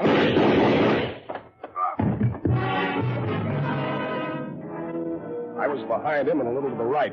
The shock of the rapid-fire 30-caliber slugs lifted him off his feet and knocked him against me. I went down under his 300 pounds of dead weight. By the time I rolled him off of me and got up, the gunman had jumped out of the limousine and into a gray sedan that was double parked alongside. In the welter of traffic on the boulevard, I didn't dare risk throwing a shot after him, but I did get the first 3 numbers of the license plate before it buried itself in the heavy stream of AM commuters. That's when the air changed from exhaust fumes to something out of a Persian garden. I turned and looked for the first time into your Nile green eyes, Netta, and saw you twisting a handkerchief in your pale hands I might have loved beside the Shalimar, but on Marina Boulevard they looked like hysterics dead ahead. Who did it? You saw him. Don't lie to me. Why don't they come with the ambulance? All those people standing around there staring at it. Make them go away. Make them go away. I can't stand it. Stop it, will you? That's better. Now, come on over here. Who are you, his wife? Yes. And it was all my fault. This is the end. I called Ernie out the window and asked him to come upstairs. I wanted him to return some lingerie. They sent the wrong color, Pete. Yeah. Who's Ernie? He's our chauffeur. I was looking for the exchange slip when we heard the shots. Is he dead this time? Yeah, don't go to pieces. Poor Gordon, he had so many enemies. He didn't drink well, you know. People dropped us like flies. And they certainly dropped your husband. Are you a policeman? No, but I'll do until the real thing comes along, which is right now. If I were you, lady, I'd go back upstairs and relax. They'll get to you soon enough. Yes, I suppose you're right. Poor Gordon, he looks so natural stretched out on the pavement. Yeah. I keep thinking he'll get up and stagger on into the elevator. He didn't drink at all well. Go on, will you? All right, I'm going. Oh, Ernie, where did you go? Down to the garage. I heard a car drive in. Poor Mr. Martini. It's all my fault. No, Ernie, it's mine if I only hadn't mislaid that exchange slip. What? You know, when I called you out the window to come and get that package. Oh, that. What do we got here? Who's the witness? Me. Oh, Spade. Lost another client, huh? Not quite. I hadn't cashed the check yet. Well, they got him anyway. All right, put a space in there. Let him through that stretcher. All right. Step over here out of the crowd, Sam. I want to get this statement. Yeah. All right, out of the way, please. Okay, Gary, take it down. Got a pencil? Yeah, and I want it back. Let's have it. This guy is Gordon Martini. Mm-hmm. He headed up a local firm, the Martini Trading Company. Last night he was working late at his office. Got boinged. Phoned me this morning. Didn't know why. Thought maybe he wanted a bodyguard. Anyway, he needed one. Gunman was crouched in the back seat of the limousine, shoved the carbine out when Martini opened the door. Carbine, huh? Didn't get a good look at him. You can see why, the way it's closed in, no side windows. Foreign car, isn't it? Stop drooling. You can't afford one. You getting all this? What about the getaway? Martini fell on top of me. I saw the getaway car in the back of his head. Yeah. The car was a gray sedan. The back of his head was a standard make, too. Only got the first 3 digits of the license plate, 5D9. 5D9. Anything else? Yeah, give me back my pencil. The homicide boys want some help. They know my fee. Mr. Spade. This is Martini. Why aren't you and Ernie upstairs getting your alibis shaped up? Oh, please, I can't face the questions just yet. Would it be legal if I just avoided them till I can collect myself? I don't know about legal, but it might be smart. Where can we talk? What do you suggest? Well, there's a little cocktail lounge up on Lombard where Ernie and I it's just around the corner. Very handy. Let's go.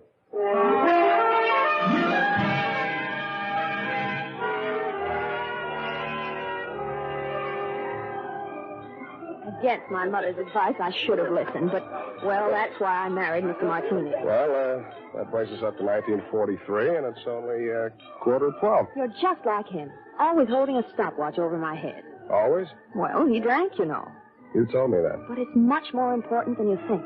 He often fell down and bumped his head. You mean that mysterious assailant that waylaid him last night in his office was a double Martini? 2 pitchers full before dinner. Gee. Ernie had to carry him up to his office.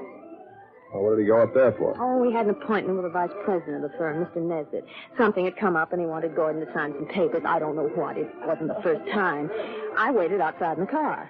After Ernie had taken him upstairs, he came back to the car, and we talked. Ernie has alibis upstairs, downstairs, and all around the house. Well, then when the others came out and Gordon didn't, Ernie went upstairs to see why. Others? Mr. Nesbitt and who else? Mary Callahan. Secretary? No, she's an attorney.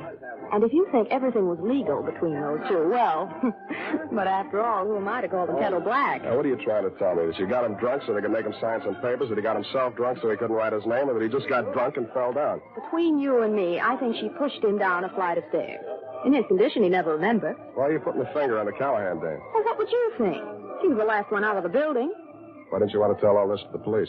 Well, I didn't want to talk about his drinking. Things were bad enough already. That would have been the end. Well, that's as good an answer as any. What do you want me to do for you? Prove that she did it and Ernie didn't. I'll let you take care of Ernie. Oh, no. I don't want to alibi him unless I have to.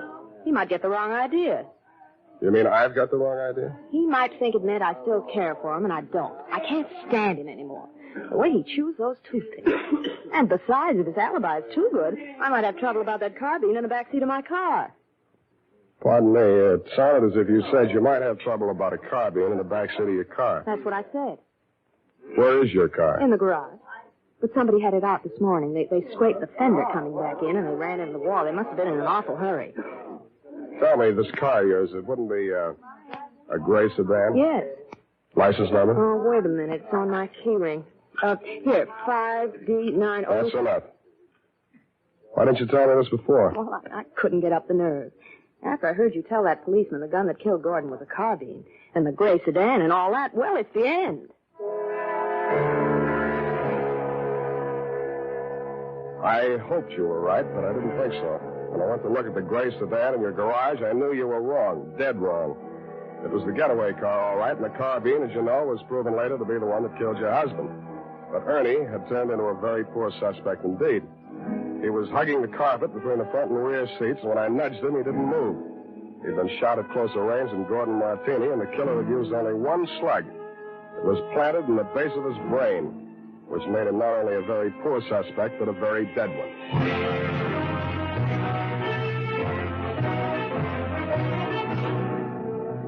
The makers of Wild Root Cream Oil are presenting the weekly Sunday adventure of Dashiell Hammett's famous private detective, Sam Spade.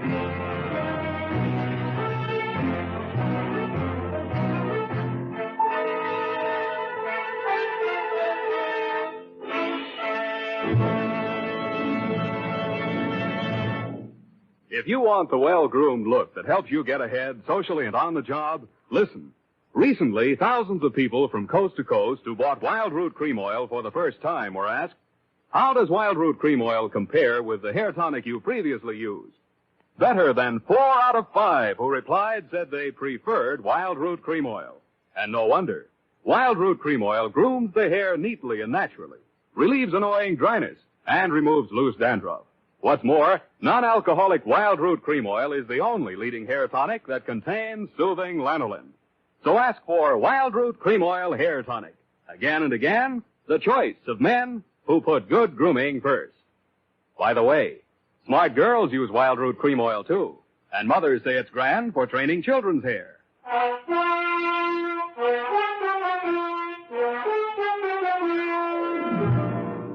And now, back to the Dry Martini Caper. Tonight's adventure with Sam Spade.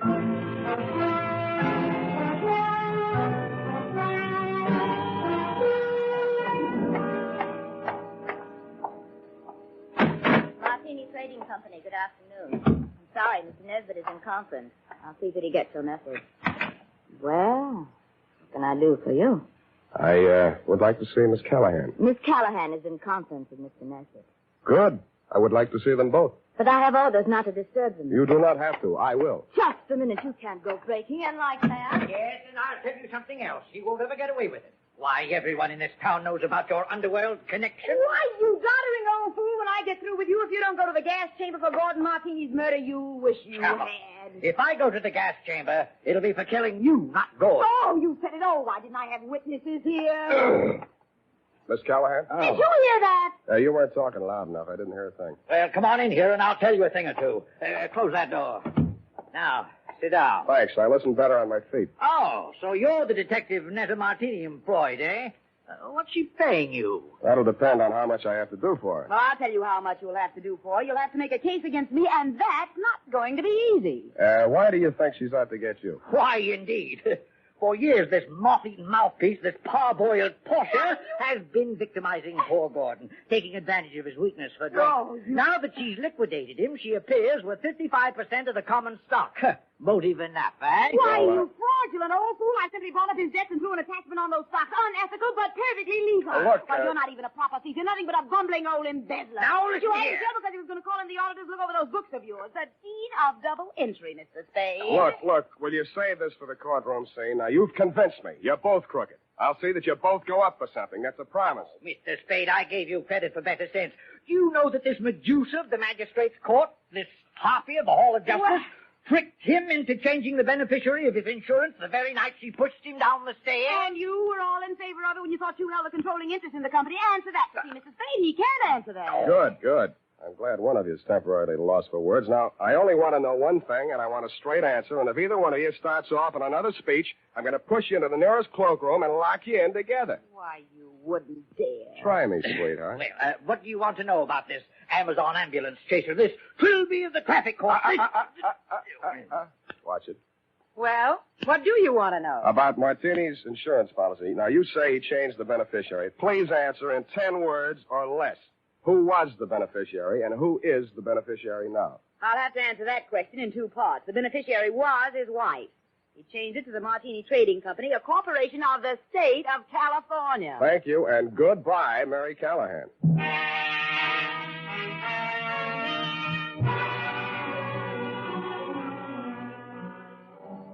And that nutter took the heat off of you for the time being, which made things tough for me. Because Callahan and Nesbitt were so horrible, I never wanted to see them again, even to testify against them in court. I was sure of one thing. None of you would pull the trigger of that carbine. There'd been a hired killer behind it, and the way he operated, taking crazy chances in broad daylight in a crowded street, told me an important thing about him. That night, I made the rounds of the joints. At a plant called the Bing Room, I found a bouncer who'd tossed out a customer that'd run up a bill and tried to pay it with a $1,000 check. He sent me to the Atlas Hotel.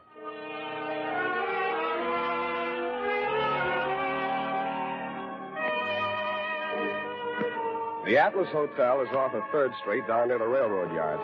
Not even a flea bag. The fleas sickened and died a long time ago. They couldn't take it. And from the look of the guests sprawled out in the mission furniture of the lobby, they wouldn't be able to much longer. A half-dead room clerk came back to the land of the living long enough to mutter a room number and waved me feebly toward a flight of crummy stairs.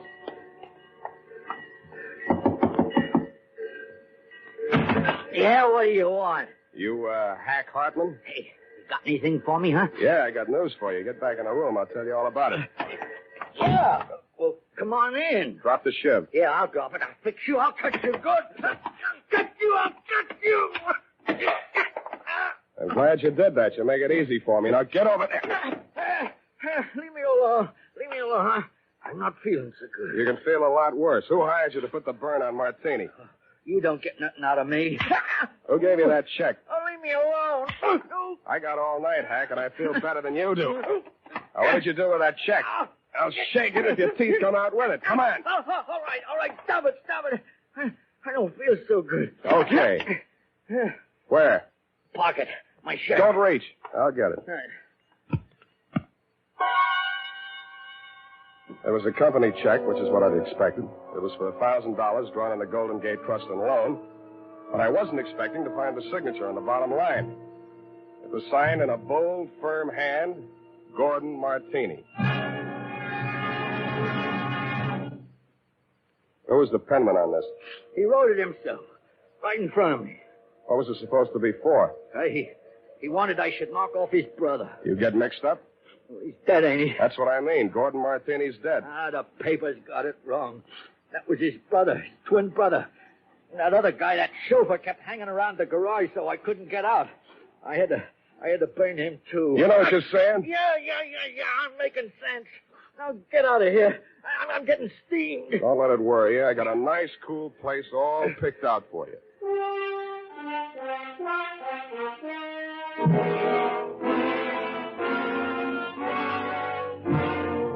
After I turned Hack over to the cops, I did what checking I could on my own at that time of night. As nearly as I could learn, Gordon Martini could never have had a brother, twin or otherwise. He was a first child. His mother died in childbirth, and his father died 1 month later. So I went back to the offices of the Martini Trading Company, glass-keyed my way in, and made a quick frisk of it. There I learned that the signature on the check was indeed Gordon's, but that he had closed out his account at that bank the day he wrote it. I thought about that on the way out to your apartment.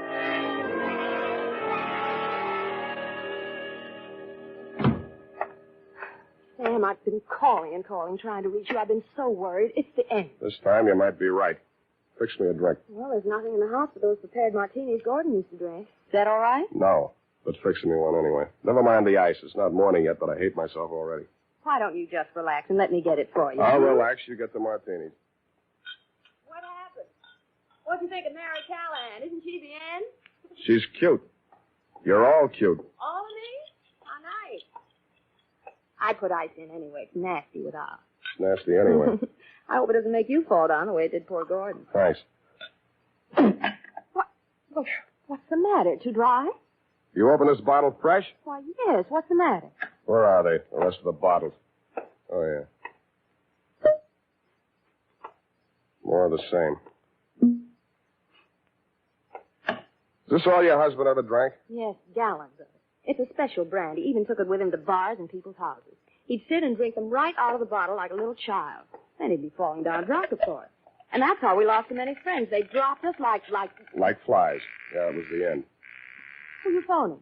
City Morgue. Maxie, Sam Spade. Sammy, what can I do on you? On Martini, Maxie. They get around to the autopsy yet? Yeah, they rushed him through. Got the report handy? Right in front of me. Funny thing, Sam. The doc said they should have saved themselves the trouble. He'd have been dead in a week or two without no help. What from? Brain tumor. Malignant, it says here. Any alcohol in him? None from drinking, Sammy. What about the head wounds? Accidental fall due to periodic fainting spells. Part of his condition. Thanks, Maxie. Well, what is it, Sam? Was the martinis poison? No, sweetheart. The martinis were colored water. Why, they couldn't. Well, what made him get so drunk? He didn't. He was sick. But, Sam, who killed him? Killed himself. But he couldn't have. He hired a gunman to do it. He planned his own murder. What's that? What? Well, why didn't he leave a note or something? He could have ruined us all. Come here, sweetheart. Put your little head on Uncle Sam's shoulder. Why, Sam. That's, just what he wanted you to do. He wanted to ruin you. He let Mary Callahan fleece him out of his interest in the company. He let Nesbitt juggle the books. He let you go your way with Ernie. He let all three of you fix yourselves up with as nice a set of motives for murder as a jury could ask for. Oh, couldn't have. The real joker was the check he used to pay off the man he hired to kill him. It bounced. It also proved he'd planned his own murder. But he still has his revenge. Because the insurance that would have kept the corporation from going broke won't be paid off on account of a self-liquidating cause. Oh, Sam, darling, what's going to become of us all? Well, Callahan and Nesbitt will probably sue each other to death. You might have to go to work and earn a living. Well, I have $500. I might invest it in something. You already have. Here's my bill. Sam, you didn't help me. What? This is the end. No, it isn't, sweetheart. This is the beginning. Come here.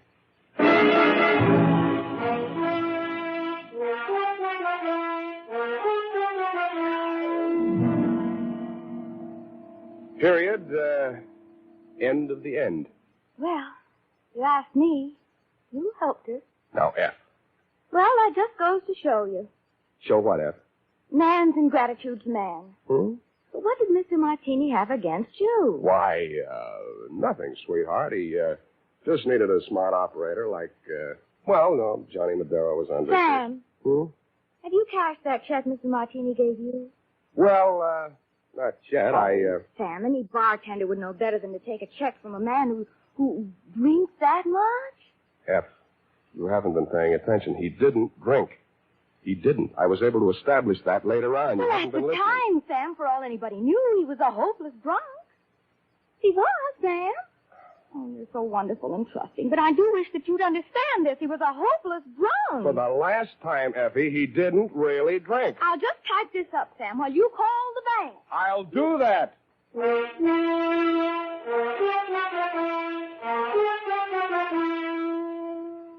A final reminder, friends. Whether you're going on a long vacation trip or just a weekend to the beach, be sure you've got a bottle and tube of Wild Root Cream Oil tucked away in your suitcase. Do this, and you'll find it's easy and quick to spruce up again after stepping out of the water or off the tennis court. For no matter where or when you use it, Wild Root Cream Oil grooms your hair neatly and naturally, relieves dryness, removes loose dandruff. So at home and away from home, help yourself to handsome hair with Wild Root Cream Oil. And next time you have a chance, ask your barber for a professional application of Wild Root Cream Oil Hair Tonic. Again and again, the choice of men who put good grooming first.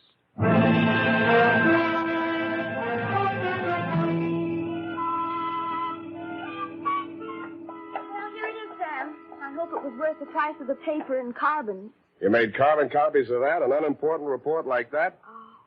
It bounced? Well, the estate isn't settled yet. Oh, Sam. You're so wonderful and trusting. Effie, I am not wonderful and trusting. I am a hard-boiled private eye. I know. Just a pity there's no money in it. And I'm also two-fisted. Sam, have you ever thought of ceramics? Of what? Ceramics. It takes virtually no capital. All you need is a small furnace and some clay. And if you don't have any talent, you can just make ashtrays. Thanks, I already have one. Oh, flower pots are fun. You can pop them on a wheel. And you can pot your hat on and wheel on out of here and also take your furnace and clay. Oh, I love you when you're so gay and carefree. I am not gay and carefree. You are a hard-boiled private eye. Good night and sue me for your back salary, sweetheart.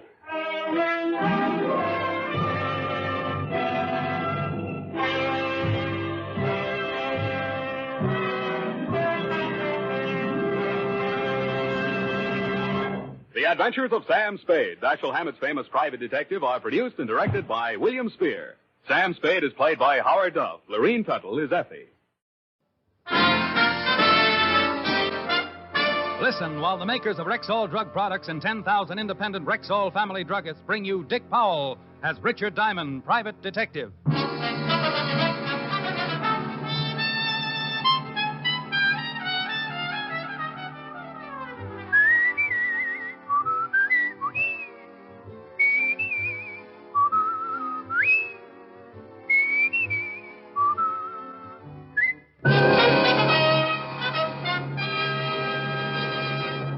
Good evening. This is Bill Foreman speaking to you for the 10,000 independent druggists who have made the word Rexall part of their own store names. They've done that because they recommend and sell the 2,000 or more drug products made by the Rexall Drug Company. Rexall's brand new multivitamin product, Formula V10, is an excellent example. For Formula V10 is a really pleasant-tasting, really easy-to-take product that helps prevent vitamin and iron deficiencies. The recommended daily dosage supplies twice the minimum requirement of vitamin B1, 5 times the requirement of iron, plus minimum daily requirements of A, D, and B2, plus red crystal and vitamin B12. Ask for pleasant-tasting Formula V10. That's V as in vitamin. V10 at Rexall drugstores everywhere. The stores with the orange and blue sign. Good health to all from Rexall. Now, your Rexall family druggist brings you a transcribed half hour with Richard Diamond, private detective, starring Dick Powell.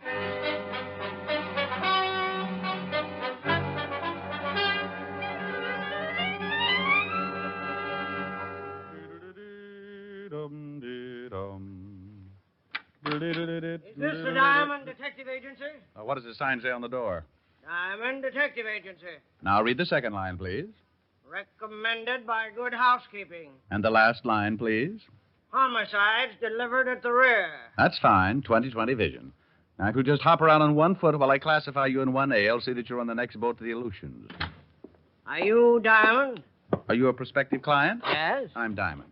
I charge $100 a day in expenses. Do you ever leave town, Mr. Diamond? Occasionally, but I can never get used to the tar and feathers. I'd like you to go to California with me.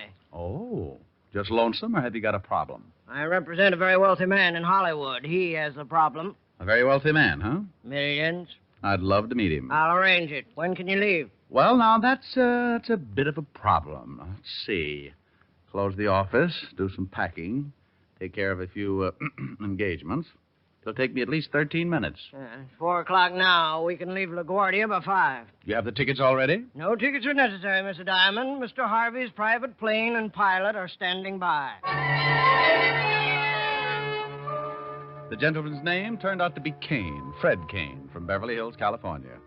Obviously representing a client with more than a cozy income. Private plane, private pilot, and worth millions.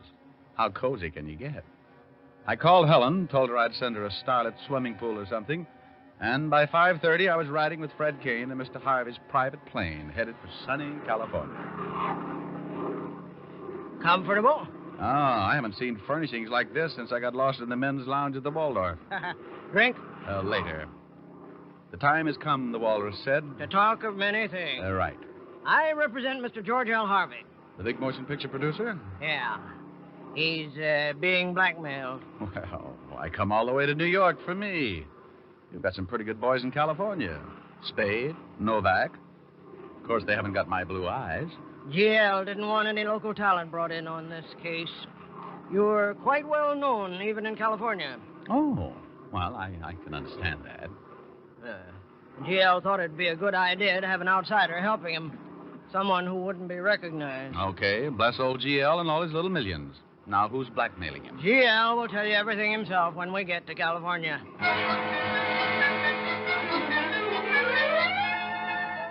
Fred Kane and I played gin for the next couple of hours, and we didn't talk any more about G.L. Harvey and his blackmail troubles.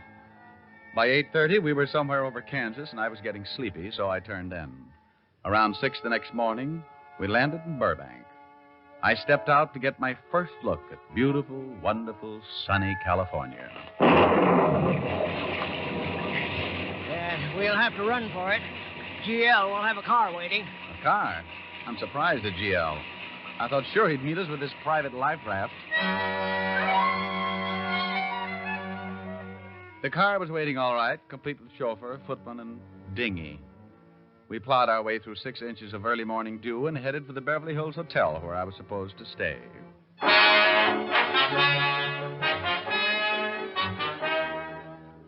We arrived around 7, got me settled in my room, a tiny little affair that reminded me of a well-decorated roundhouse. Then we had breakfast, and by 10 o'clock I was standing in the offices of George L. Harvey, Hollywood producer. Glad you're here, Diamond. Have a seat. Thank you. You haven't got an old ringer around you, have you? Nasty weather, isn't it? It'll clear up. Got to. Can't stay on a cover set all week. Schedule's too tight. Cover set? GL's shooting a new picture. If the company has some unexpected bad weather and they're shooting exteriors, they have a cover set and they can move into and shoot some interior scenes. Oh. You interested in motion pictures, Diamond? Well, I see a few. Right now, I'm more interested in blackmail, Mr. Harvey. Oh, yes. Well, here's the setup. Fred here introduced me to a girl about a month ago, Mary Conrad. And now she's got you on the hook. Very much on the hook. Pretty girl. No, more than that. Beautiful. Brunette, about 5'6". Well, she's... Beautiful. We became very, well... Friendly. Yes.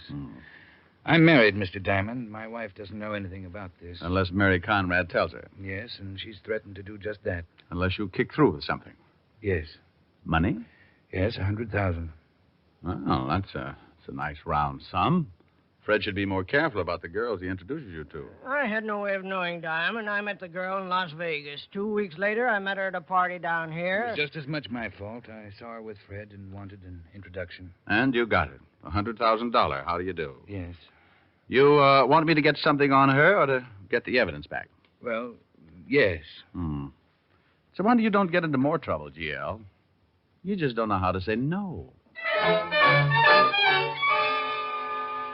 It was pretty obvious that I'd have to meet the blackmailer, so a party was arranged by Fred Kane at GL's beach house, and without GL's presence, so I could get acquainted with the beautiful Mary Conrad. GL gave me a $200 retainer and blushed a little when I kissed him on both cheeks. Then Fred Kane sailed me back to the Beverly Hills, where he rented a car for me and told me how to get to the beach home. By 8 o'clock that evening, I was driving down the coast highway on the way to Malibu. I couldn't get over it. The rain had stopped. There was a big yellow moon sitting up in a cloudless sky, and a warm breeze was blowing in off the Pacific. I even put the top down. Hello, Diamond. Come on in. Say, what's with this weather? 1 minute it's pouring, and the next time it comes out like a travel folder. We're just getting into the rainy season. It'll probably stay clear like this for at least a week. Oh. Give me your hat, and I'll take you in and introduce you to the guests. Oh, it's what? A New York gumshoe out looking for a blackmailer? Yeah, that's right. You're an agent. Agent? I don't know anything about agents. You like money, don't you? That's my name, spelled backwards. Then you're an agent. It was a small little party. That is, of course, if you compared it to Ebbets Field during a World Series. GL's house was in the middle of what was known as Malibu Colony.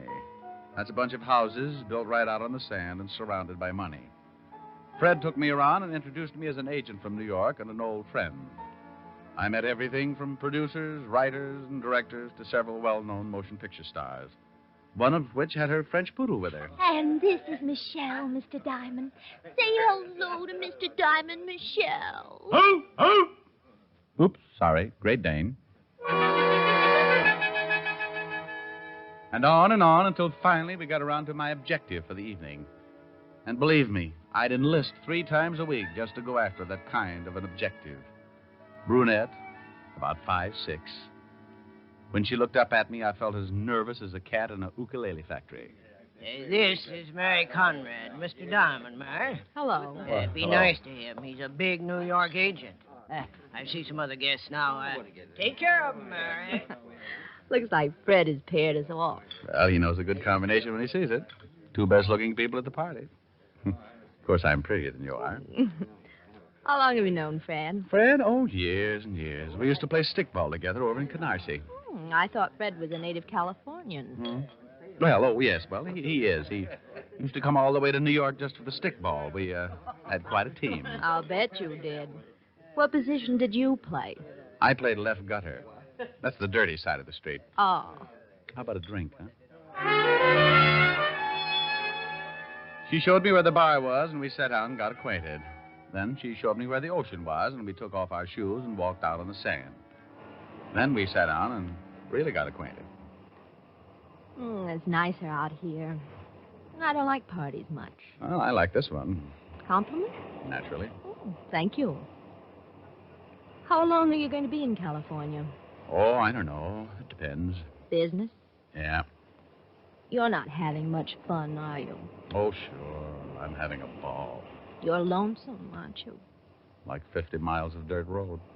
Let's leave the party. All right. Where to? Well, my car's here, and it wouldn't be good to be seen leaving together. I'll go first, and you follow in about 5 minutes. You can pick me up at my house. Score for Diamond. She gave me her address and told me how to get there. Then we walked back to the party, and she left. I gave the high sign to Kane, and in 5 minutes I followed. Mary Conrad's house was on the outskirts of Beverly Hills, south of Pico. There was a long, low, black sedan, the type a chauffeur usually drives, parked in front of the house. The same car that had picked me up at the airport that morning. And it belonged to G.L. Harvey. Before I could get parked, the door to the little house flew open, and old G.L. himself came barreling out like a squirrel with his tail on fire. G.L.! Mr. Harvey! Hey! Mr. Harvey!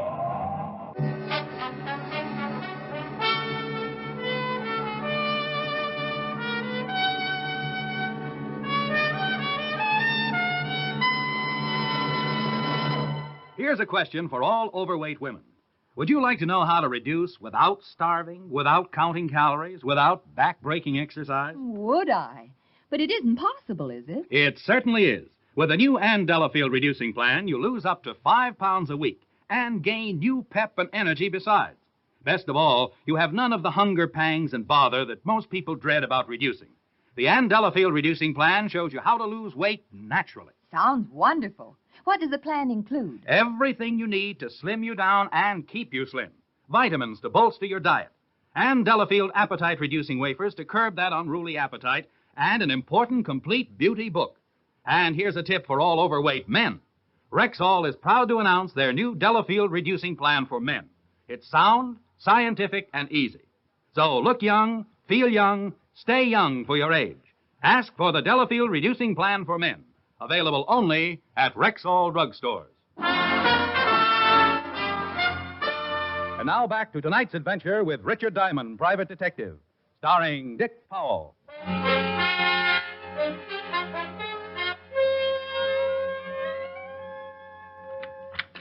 Say, what the devil? Oh, hello there, Mr. Harvey.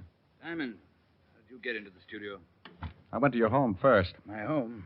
You didn't talk to anyone? Your or- car wasn't around, so I tried the studio. The cop at the gate wouldn't let me in, so I climbed a fence. Climbed a fence? It was better than having him call you. You might have wanted to see me. I'd wanted to see you. Don't be foolish. Why not see you? You often come to your offices late at night? Look, Diamond, I saw you when you yelled at me in front of Mary Conrad's house. Why didn't you stop? I was too frightened. I was scared stiff. I suppose you found her. Yeah. Oh, it was terrible. Awful. Just awful. I'll bet it was. I thought about going home. I thought about a lot of places. I ended up here. Did you kill her? No. Of course I didn't kill her. She called me from Malibu. told me to meet her at her house. I got there before she did. She drove up, and we went in. It was just awful. You went in, then what? She turned the living room light on, and there was a shot. She looked kind of surprised, and I was too stunned for a minute to really know what had happened. Then she just kind of looked at me like she wanted me to help. It was then I really got it. I knew she'd been shot. She fell, and I rushed over to her. She died right there, lying on the floor, looking up at me like... I don't know. There was a gun beside her. Was there? I didn't see it. Well, here it is. Take a look at it. 45, one shot fired. Ever seen it before? No. You know, I could get in a lot of trouble taking this gun from the scene of murder. But I had a hunch it was worth it. I thought maybe it might be your gun. If it isn't, I'll get it back to the cops and take my chances. I don't know whether it is or not. Well, do you own a 45? Yes, I keep it at the beach house. But even if that turns out to be my gun, Mr. Diamond, I didn't kill Mary Conrad. Oh, I don't think you did either. You might have wanted to kill her because of the blackmail, but that would be premeditated. You'd plan it, and a man who commits a planned killing doesn't leave the murder weapon around, especially if it happens to belong to him. But if you were in love with her... I wasn't. Well, I'm taking that chance. A jealous lover might do a lot of silly things. I have a wife and family. I thought about that, too. I'm not sure the police would pay much attention. If the blackmail got out, you'd have a motive. If this gun turns out to be yours, has your fingerprints on it, that would cinch it. What about the police? I called them and got out. You know where the shot came from? I didn't even take time to think about it. I just ran. There was a heavy smell of cordite on the other side of the room near the bedroom. Bedroom door was ajar. Bedroom window was open. Killer probably shot her from the bedroom. You ran. He threw the gun in beside the body. What are we going to do? Well, there's one thing that makes me wonder a little. Mary Conrad asked me to come over to her house, too. What do you suppose she wanted with both of us there? I can't imagine. Well, neither can I. It's certainly worth looking into. Thanks, Diamond. You know, I've had some pretty fair experiences with murder, GL, but like everybody else, I make mistakes. I hope this is not going to be one of them. I gave GL Harvey 2 instructions. First, find out if he was missing a .45 automatic. Second, go on about his business like nothing had happened. And forget that he'd known Mary Conrad other than casually. I knew I was taking a big chance. Being an accessory after the fact could land me in a lot of hot water. But GL just didn't figure as the killer. And if I was right, someone was trying to fit him for a king-size frame. Why? Who? What was the motive? Those were things I was going to have to find out and find them out in a hurry. So while the police were undoubtedly still busy with an identification on Mary Conrad, I got back in my rented car and took off for Malibu. Yeah, back so soon? No laughs. You find out anything? Where can we talk? You look like something's wrong. You should see how Mary Conrad looks. Fred Kane took me in the den, and we locked out the rest of the party. I told him just what had happened, and he poured himself a long drink. Yeah. You think GL really did it? I want to do some checking on Mary Conrad before I start making any guesses. Now, you said you met her in Las Vegas, didn't you? That's right. And then tell me everything you know about her. And he didn't know much. He'd met Mary at the Serena Hotel, just ran into her at a party. He had seen her several times in the following few days, and she had mentioned she was coming down to L.A., so he'd ask her to look him up. She had, and that was the extent of it. What do I tell the police? They'll certainly find out who she's been seeing. It'll take them a while to check. Did she have any other friends? She never mentioned any. You met her at the Serena. Was she with anyone? I don't remember his name. You remember the date? It was about a month ago, the last few days I was there. Oh, well, okay. I'm going to take a trip to Vegas and see if I can find out anything more. You must really think GL's innocent. Don't you? Well, yes. But he certainly had a motive. I don't think GL would kill anyone for $100,000. The thing I can't figure is why anyone would want to frame him. What could they gain by it? I drove back to Burbank, grabbed a late plane for Las Vegas, and about an hour and a half later, I was checking with the desk clerk at the Serena. We went through the lists of guests during the time Fred Kane's last visit. Kane had checked out on the 8th of October. He said he'd met Mary Conrad several days before. I gave the desk clerk her description, but he didn't remember. And she hadn't been registered at the Serena. So I started checking every hotel and motor court in Vegas. Mary Conrad, huh? Yeah, about 5'6", brunette, blue eyes. Mary Conrad. Oh, she didn't register here. Here, take a look for yourself. I kept going, one hotel after another, and no Mary Conrad registered at any of them. But she had to live someplace if she stayed in Las Vegas. Bartender, give me a scotch and water. Sure thing. Hey, you look a little beat, friend. Can I buy you a drink? I just bought one. Hey, I understand you're trying to find Mary Conrad. You know her? Yeah? Well, friend, I'd like to ask you some questions. What's it worth? Depends on how much you know. I know plenty. We'll see. What's your name? Not here. You get a car outside. We'll take a ride. Okay. Information, please. Slid off the stool and led the way out of the hotel and out across the parking lot. This guy knew I was looking for Mary Conrad. How? Had to be tipped off or he'd been tailing me. When he walked in front of me, the little old gun in his hip pocket showed up like a bathing beauty on the gorilla farm. Hey, wait a minute. What's the matter? Where's the car? Huh? Oh, right over there. Mm-hmm. The one with the fat guy behind the wheel? Just a friend. Oh, sure. I think we talk right here. He thought about it for a second, glanced over at his fat friend sitting in the car, then back at me. Here? Right here. Okay. He made up his mind, all right. He grabbed for his right hip pocket and that big gun, but that was as far as he got because I second-guessed it.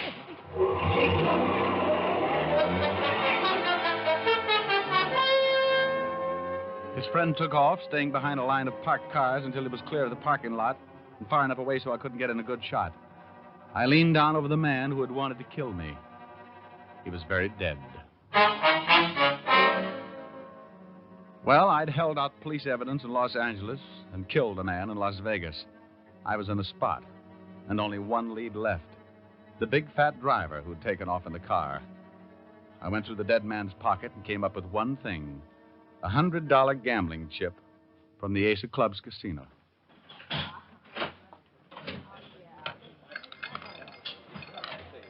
Oh, how about using that car of yours? Huh? Don't turn around or you'll get mixed up with a lot of bullets. What do you want? A talk. Keep looking straight ahead like nothing was happening. I'll kill you if you try anything, I promise you that. What is this? Who are you? I just shot a friend of yours in the Serena parking lot. They've been in my office all night. Oh, sure. Start walking for the door. You'll never get away with this, Diamond. I thought you didn't know me. Start walking. I own this place, Diamond. My boys are all over the joint. Swell. Yell for them once and you have a dirty old hole in your pretty coat. Look, you and me can discuss this without getting rough. Out the door. And smile.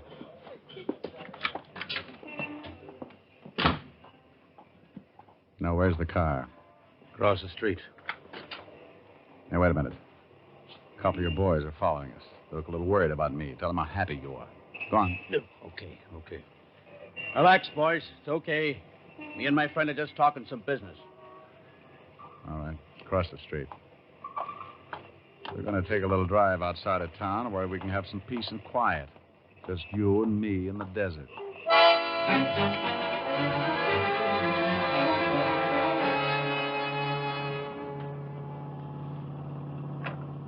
That's good enough. Pull off the road. Look, Diamond. Pull off the road. You know the cop's going to be out looking for you. That's why I need some answers in a hurry. Why did your boy try to kill me tonight? I don't know what you're talking about. Get out of the car. Now, look, I swear... Get out. What's this going to prove, Diamond? You're going to start walking. Straight out into that desert. At the end of 100 paces, if you haven't told me what I want to know, you're going to get it.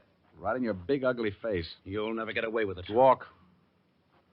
Now, that's the trouble with you big, tough guys. Get a fellow in a spot, and you never figure he might just be desperate enough to shoot his way out of it. Why did your boy try to knock me off tonight?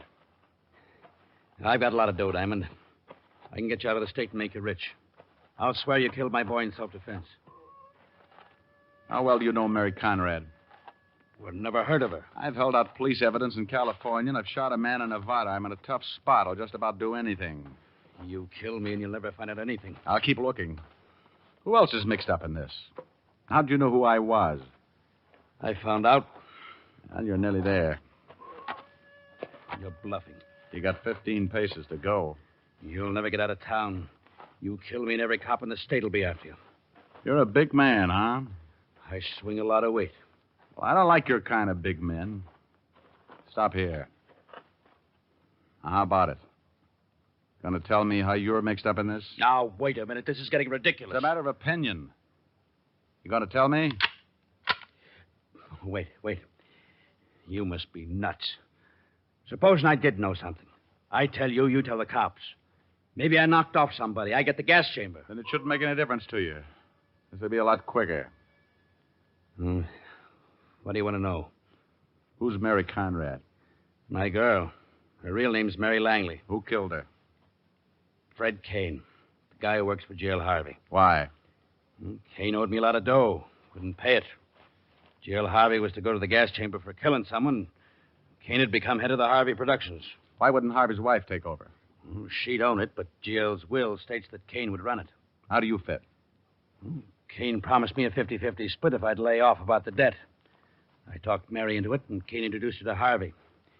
The old boy went for a hook, line, and sinker. Then she started blackmailing him. So you'd have a motive for murder? Yeah. She never figured she was going to get killed. No, she just thought we were going to milk the old boy for the $100,000 and pull out.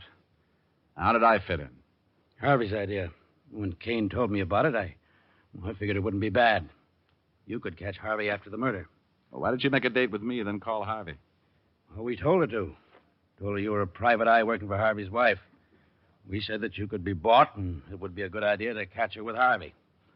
So you waited in the bedroom until GL came in and you shot her, threw the gun in beside her. Hey, wait a minute. I didn't shoot her. Kane shot her. Oh, Kane took GL's gun from the Malibu house? That's right. Oh, you lame brain. I left Kane at the Malibu house when I went to see Mary. He was there when I got back. Witnesses will swear he was around the whole time. You killed the girl and hopped the plane back here for Vegas. No, I didn't kill her.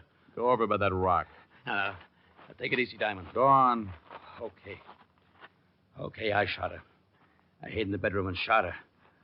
But you won't be around to talk about her. Come on, get up. Get up! Oh, for Pete's sake, now I have to carry him back to the car.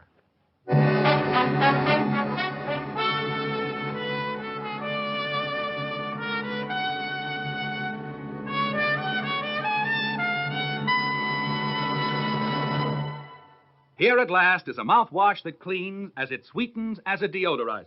It's new triple-acting Rexall mouthwash with chlorophyll.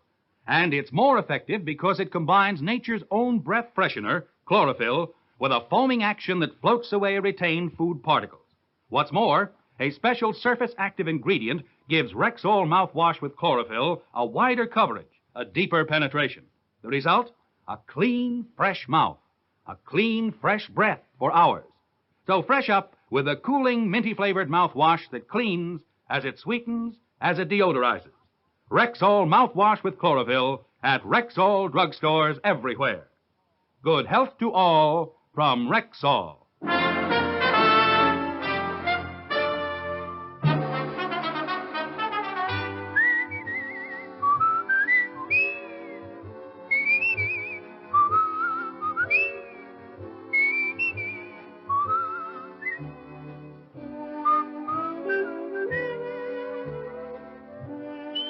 Richard Diamond, Private Detective, stars Dick Powell in the title role and was written by Blake Edwards with music composed and conducted by Frank Worth.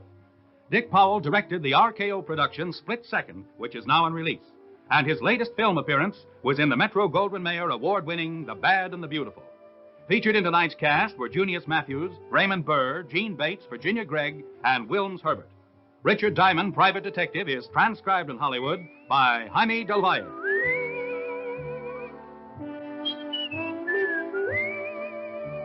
This is Bill Foreman inviting you to be with us next Sunday at this time when Rexall Drug Products again bring you Dick Powell as Richard Diamond, Private Detective.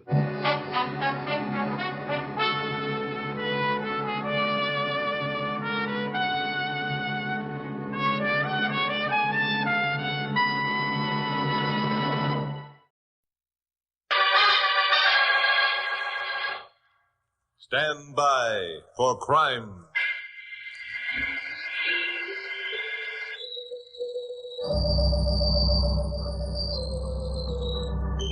Hi. My name is Chuck Morgan, and my job is doing newscasts on radio station KOP here in Los Angeles. You know, without realizing it, newscasters become pretty hard-boiled about the frailties of human beings. It's because writing about them becomes part of the day's work. Crime is your stock and trade. You come to accept it as such without letting it touch you personally. Until one day it does strike you personally. Then you realize you're not as hard-boiled as you thought you were. You're just as susceptible to emotional upsets as the next man. Which is what happened to me last Wednesday. My blonde secretary, Carol Curtis, was on the phone when I came into the office. Oh, here he is now, Fred. Just a second. Hi, Glamorous. Who is it? It's Fred Michaels, and he seems pretty upset. Oh? Mm-hmm. Hello, Fred. What's up? What? Now? But look, I've got... Oh, I see. Yeah, okay, Fred. Okay, I'll be right over. That's funny. What's the matter? Did he say? No. He just said he was in bad trouble, wanted to see me. He said he couldn't talk over the phone. He wouldn't take no for an answer. Well, that doesn't sound like Fred. Yeah. Are you going over? Well, sure. Get your purse. Let's go. All right. Fred Michaels was an old friend of mine, a fishing companion with whom I'd spent a lot of pleasant weekends. He owned a jewelry store over in the Miracle Mile, was doing all right for himself. Ordinarily, Fred was a jolly-faced, likable sort of guy with a good sense of humor. But when we walked into his store that Wednesday afternoon, he was anything else but that. His face was a pasty gray, and there was a terrified look in his eyes. Guy's sake, Fred, what is it? What happened? It's Ricky, Chuck. He's been kidnapped. What? Oh, no, Fred. Yes, you've got to help me, Chuck. If anything happens, that boy will kill Elsie. He's all we have. Chuck, I don't know what... All right, cut it, Fred, cut it. Get hold of yourself. Of course we'll help you. We'll do everything we can, but you've got to pull yourself together. Do you hear me? Yeah. Okay. I'm all right now. Good. Have you notified the police or the FBI? No, the man who called me told me if I did, they'd... Yeah, sure. That's the usual procedure. The police have to be notified, you know. Not until I get my boy back. They meant it when they said what they do. Tell me exactly what happened, Fred. Will you promise you won't call in the police? But look... No. No, I can't do it, Chuck. I can't. Okay, I promise. What happened? Well, about a half hour ago, the telephone rang. A strange, muffled voice told me Ricky had been kidnapped. A taxi had picked him up at his school. They said I was to get together $50,000 in cash and jewels. If I notified the police, something would happen to Ricky.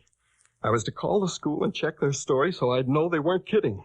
The voice said he'd call me back in 20 minutes and tell me what to do. Did you call the school? Yes, they said they had been called by someone who said he was me and told that a taxi would pick Ricky up at 3 o'clock to take him to the hospital to see his mother.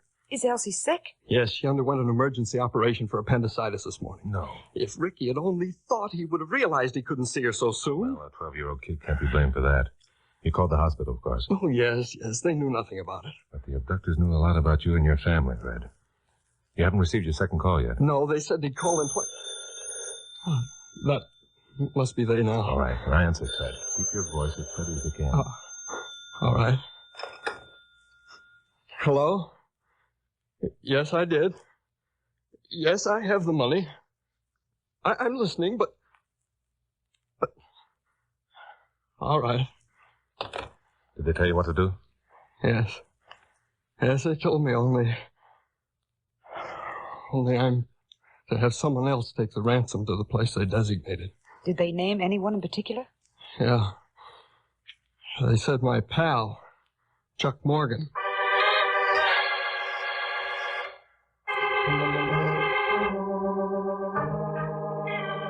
These kidnappers really had things worked out. Actually, it wasn't surprising they should designate me as the one to deliver the ransom. Because in the first place, they probably reasoned that in his frantic condition, Fred would arouse suspicion in a crowd. And secondly, they must know who I was, as they called me Fred's pal, which meant I was a familiar figure to them. Lastly, they must have reasoned that I could obey their orders in a level-headed manner. Fred had every word of their instructions clearly imprinted on his mind. You're to take the ransom to the American bus line station at 629 South Main Street. Have you got it ready, Fred? Yes, it's here in this box. Good. There's only $1,000 in cash. I had that much in the store. The rest is in diamonds and other gems. Okay. And what am I to do when I reach the bus line station? Well, there are 2 telephone booths at the left-hand side of the waiting room. Yeah. You're to stand near the first one and wait there until the phone rings. Then I'll be told what to do next, huh? Yes. They've got it timed to the second. You're to leave here in a cab at exactly 4:15. Brother, this is really a cooked-up deal. Chuck, you'll be careful, won't you? Don't worry about me, Primus. Look, I'll tell you what to do. The minute I leave here, call Bill Meggs and tell him to stand by. Tell him I've got something hot and I want Chuck, you promised. Listen, I'll keep the promise, Fred. The minute Ricky is turned over to me, I'm going to call Bill. Carol can fill me in on the details, and we'll go to work and get your money back. Okay. Just wait until you have Ricky. Don't worry. I will. Well, it's 4:45. I'd better be going. Please be careful, Chuck.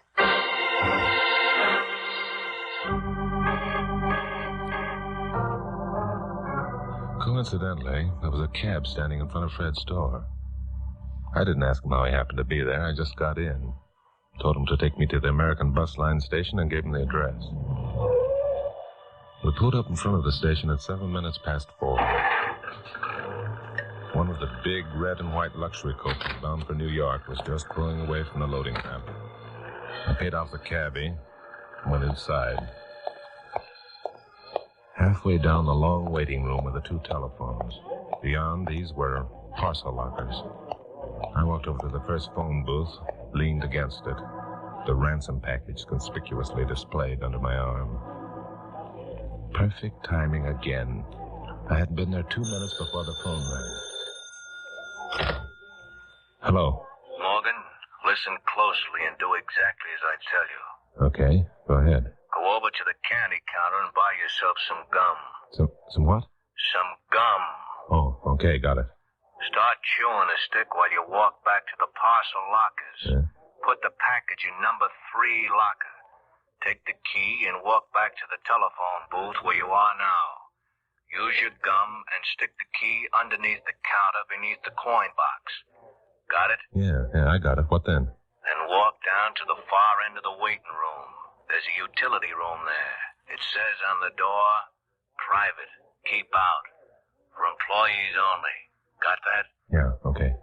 Go inside and wait there for further instructions. Yeah, sure, but what about the boy? There's a phone in the utility room. You'll be called there and told where to pick up the kid. Okay. And remember, Morgan, you're being watched every minute. Don't be fool enough to try anything. Don't worry, I won't. I hung up and walked over to the candy counter. Give me some gum. Any kind will do. Thanks. I opened up the pack and began chewing while walking back to the lockers. I opened number 3, put the ransom package inside, took the key, and walked back to the phone booth. There was an old lady inside of number 1. She looked as though she were going to spend the afternoon there. I hesitated, glancing around. I saw 2 men standing near the entrance of the loading ramp watching me. They turned away when our eyes met, but I had a good look at them. The old lady was still talking. So after a minute, I stepped into the second booth and surreptitiously glued the locker key beneath the counter under the coin box. If I were being watched, I felt it didn't make any difference which phone booth I used, and I wanted to get this business over with. So then, I walked down to the end of the long, narrow room, found the door marked private, keep out, for employees only. Well, this was almost the end of the drama. In 10 minutes or so, I'd have Ricky safely in my custody. Or so I thought. I opened the utility room door and stepped inside. Then it happened. I glimpsed a profile and a pulled-down hat, and then something hit me. I went to my knees and found myself staring through a curtain of fog at a pair of black and white sports shoes with long pointed toes. Then it came again, and the old familiar curtain of darkness descended and cloaked me in its complete obscurity. How long I lay there, I don't know. But after a while, I was swimming up through a pit of blackness, clutching and reclutching at consciousness. Finally, I got a grip and held on. Awareness came slowly. I stumbled to my feet, leaned against the wall. There was a laundry tub across the room and a couple of faucets. Somehow I made it and turned on the water. That did it. Full consciousness was back again. I got out of the utility room fast. I didn't have to get to the phone booth to discover that the key had been removed. The key covered with gum was in number 3 locker door. The door was open and the ransom package gone. But Ricky, where was Ricky? I ran to the phone booth, dropped a dime into the slot. Get me police headquarters quick. It's an emergency. Police headquarters.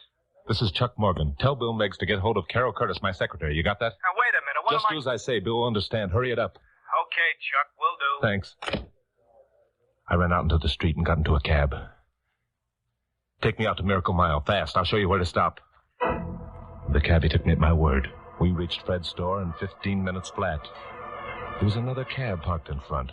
The driver was just coming out of the store. He was the same man who had driven me to the bus station. Hey, cabbie. Yeah, you want a cab, mister? Maybe. What are you doing here? Well, if it's none of your business, I came to collect the fare. What fare? Look, mister, what's going on around here anyway? First, I'm told to pick up a kid at school and take him to the hospital. All right, I do that. The kid tells me his old man will pay. Then I'm told to pick you up at the store, which I do. Then I'm supposed to go back to the hospital to get the kid and bring him here, which I do. Then Wait a minute. You picked up the kid and brought him back here? Sure, he's inside now. His old man just paid me off. What's all the excitement about anyway? At the moment, I don't know whether the excitement's over or just beginning. Is an officer named Bill Meggs inside the store? Yeah, he's in there. Asked me a lot of questions. Took down my name and address. Well, there's only one question I want to ask. Do you know who it was who called and gave you all those orders? Well, sure I know. It's the home office. They call me on the two-way radio. That's where I get all my orders. Oh, yeah. I should have remembered that. Now, do you want a cab or don't you? I got a living to make. Right now, the only thing I want is about 5 minutes to think and try to determine whether someone's making a sucker out of me. After that, I think I'll be needing a cab to take me to the residence of a certain gentleman I know who has a fondness for black and white sports shoes with long, pointed toes.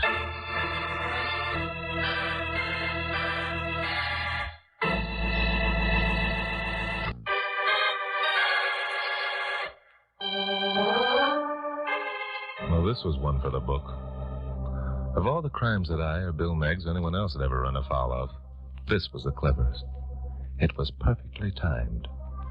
When Fred had called the hospital, the cab bearing his son was within 10 minutes of arriving. In every case, they'd estimated distances, and the time it would take those distances to be covered in an automobile under normal driving conditions. The cabbie and the cab company were totally unaware of what was going on. At no time was Ricky in the hands of the abductors. So was it an abduction? Or wasn't it? Was it just a plain case of extortion? Well, whatever it was, I had a bump in my head the size of an egg. I had been the dupe of the little game, and I intended doing something about it. Carol, Bill Meggs, Pappy Mansfield, owner of KOP, Fred, and I kicked the thing around for a while. Then Carol, Pappy, and I drove back to KOP. I was still mad when we reached the office. I don't blame you for being mad, Chuck. From now on, it's a job for the police. Just sit back and let them do the work. There's not a chance of me doing that, Pappy. You see that lump? I've got a personal grudge to settle. And $50,000 of Fred Michael's money and jewels that I gave away to collect. For heaven's sake, Chuck. Fred doesn't blame you for that. Besides, he's happy enough to have Ricky back. I don't care whether Fred blames me or not. I was a sucker in this business. I'm going to get the dough back. How stubborn can you be? And this crazy idea of yours about black and white sports shoes. Hundreds of people wear them. That's where you're wrong, Pappy. Hundreds of people don't. Not with long pointed toes. You haven't seen a pair for months. Neither have I. Except on one man. So you think you're going down to Skid Row, find a man wearing black and white sports shoes, and he's going to confess to the kidnapping. Sounds simple enough. Don't be sarcastic, Glamourpuss. I might surprise you both. Anyway, that's where I'm going. I'm going alone, and nobody's going to stop me.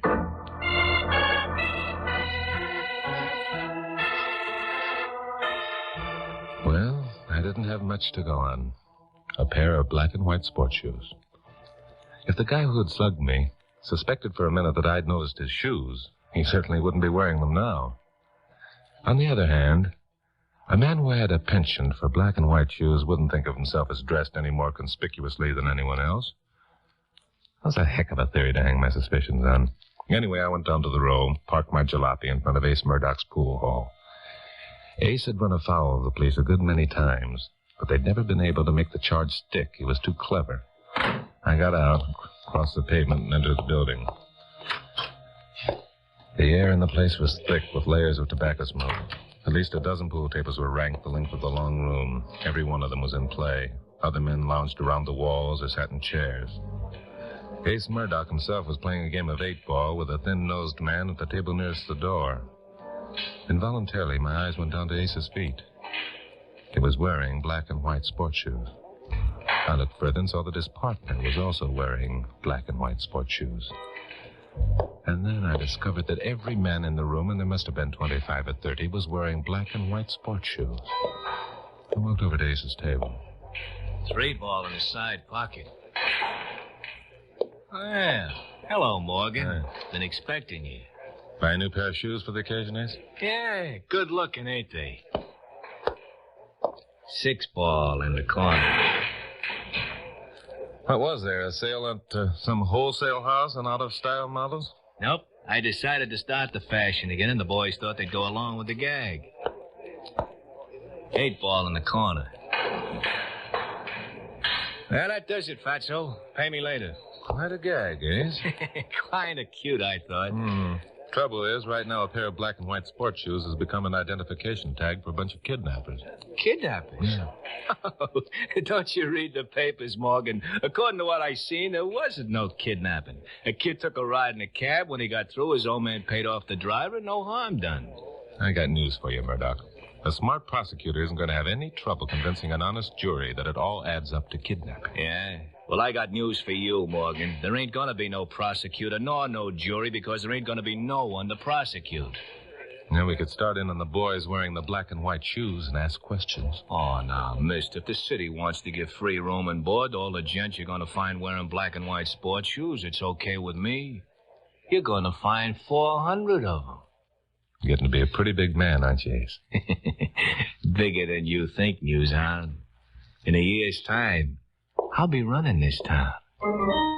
It was then that I noticed a circle of faces had closed in around us. There were men behind me. I knew what that meant. Well, I'd taken one beating from this gang of hoodlums today. I wasn't going to take another. Ace had carelessly laid his cue on the table. The thick butt was within half an inch of my hand. I grabbed it, reversed the handle, and clouted the nearest head. The guy went down like a dropped anchor. I began swinging the cup wildly, backing towards the door.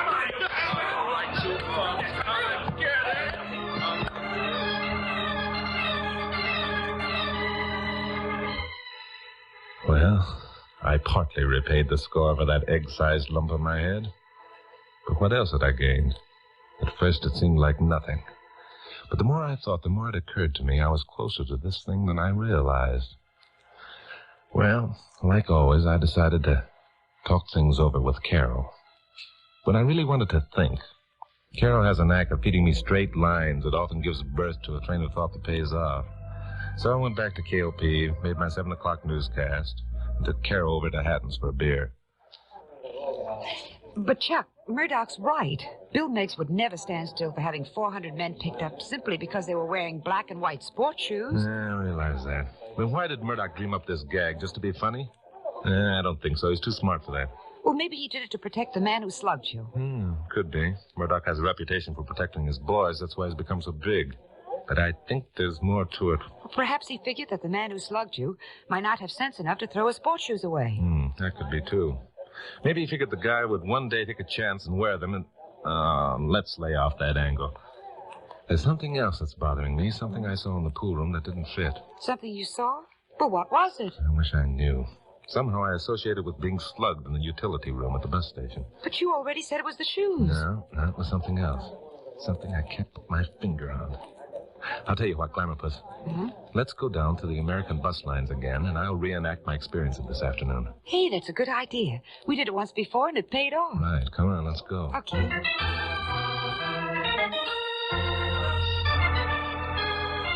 On the way down to Main Street, I got to thinking about another angle of this screwy deal. The ransom money. Those jewels would be as hot as a pistol for weeks. And for all the kidnappers knew, Fred Michaels had taken down the serial numbers on the bills he'd included. So, what would a smart man, a man smart enough to figure out this abduction gimmick, do with the loot? Where would he hide it? Where no snoopy detectives would think of looking, even though they had a suspect. The answer came slowly. But it came, and I was reasonably confident that I was right.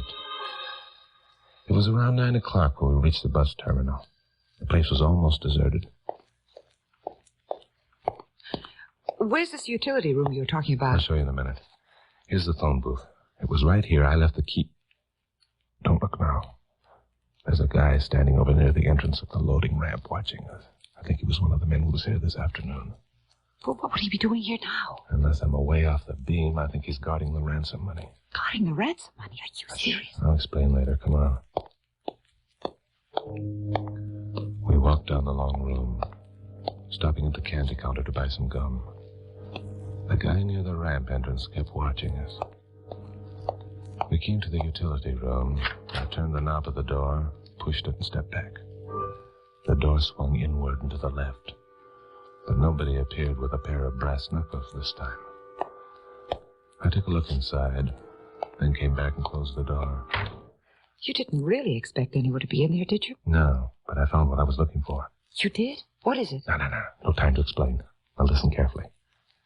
I want you to get out of here as fast as you can. Find a phone. Call Bill Meigs and tell him to get down here with a couple of cops quicker than he ever did anything in his life. But why don't I use one of those telephones over there? Because if you do, that guy on the ramp will get suspicious. He won't dare follow you as long as I'm here. But I don't see... Never mind. Do as I say. And stay away from here until Bill arrives. All right.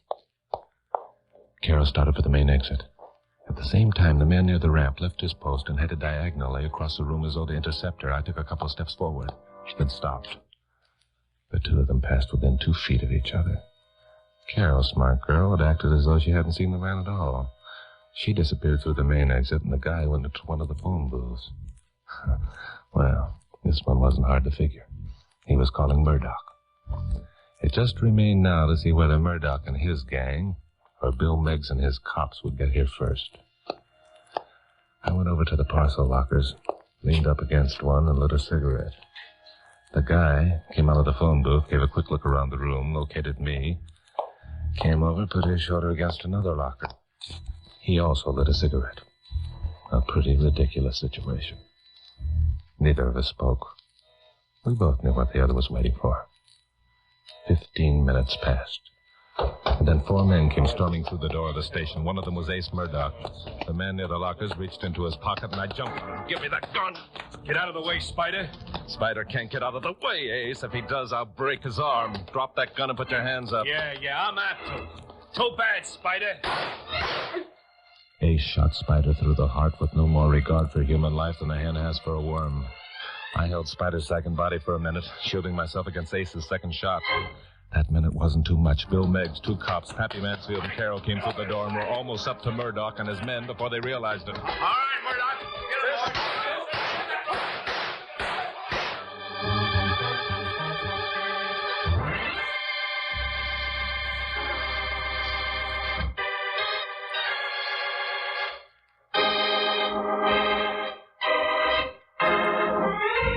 We got back to the studio just in time for me to go on the air for my 11 o'clock broadcast.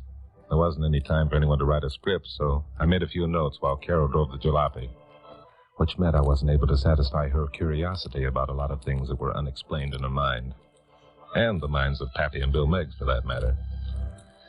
Carol, Pappy, and Bill stood in the control booth and watched while I had led my way through 15 minutes of news concerning the kidnappers. I could tell by the expression on their faces I wasn't going to have any peace till I gave them the answers. But this time I fooled them. I gave the answers to the listening public first. And through some intelligent thinking on the part of the police, it was reasoned that a man with the twisted mind of Ace Murdoch would hide the ransom money in the last place anyone would expect to look. One of the lockers near where I had been ordered to place it earlier in the afternoon. Well, later, this was proven to be correct. As for my own experience, I'd noticed that the man playing pool with Ace Murdoch this afternoon was left-handed. Now, this meant nothing until I revisited the waiting room of the American bus line station. I opened the door of the utility room where I'd been slugged. It swung inward and to the left. This afternoon, I glimpsed only the profile of a man who had slugged me. This meant that he, too, must have been left-handed. Well, that about winds it up, ladies and gentlemen. Thank you for listening. This is Chuck Morgan inviting you to be with us at my next newscast and to stand by for crime.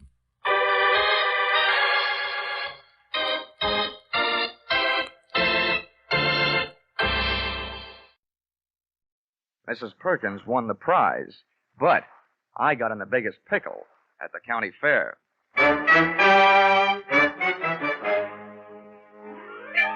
This is another in the adventures of America's fabulous freelance insurance investigator, Johnny Dollar. At insurance investigation, Johnny Dollar is only an expert. At making out his expense account, he is an absolute genius.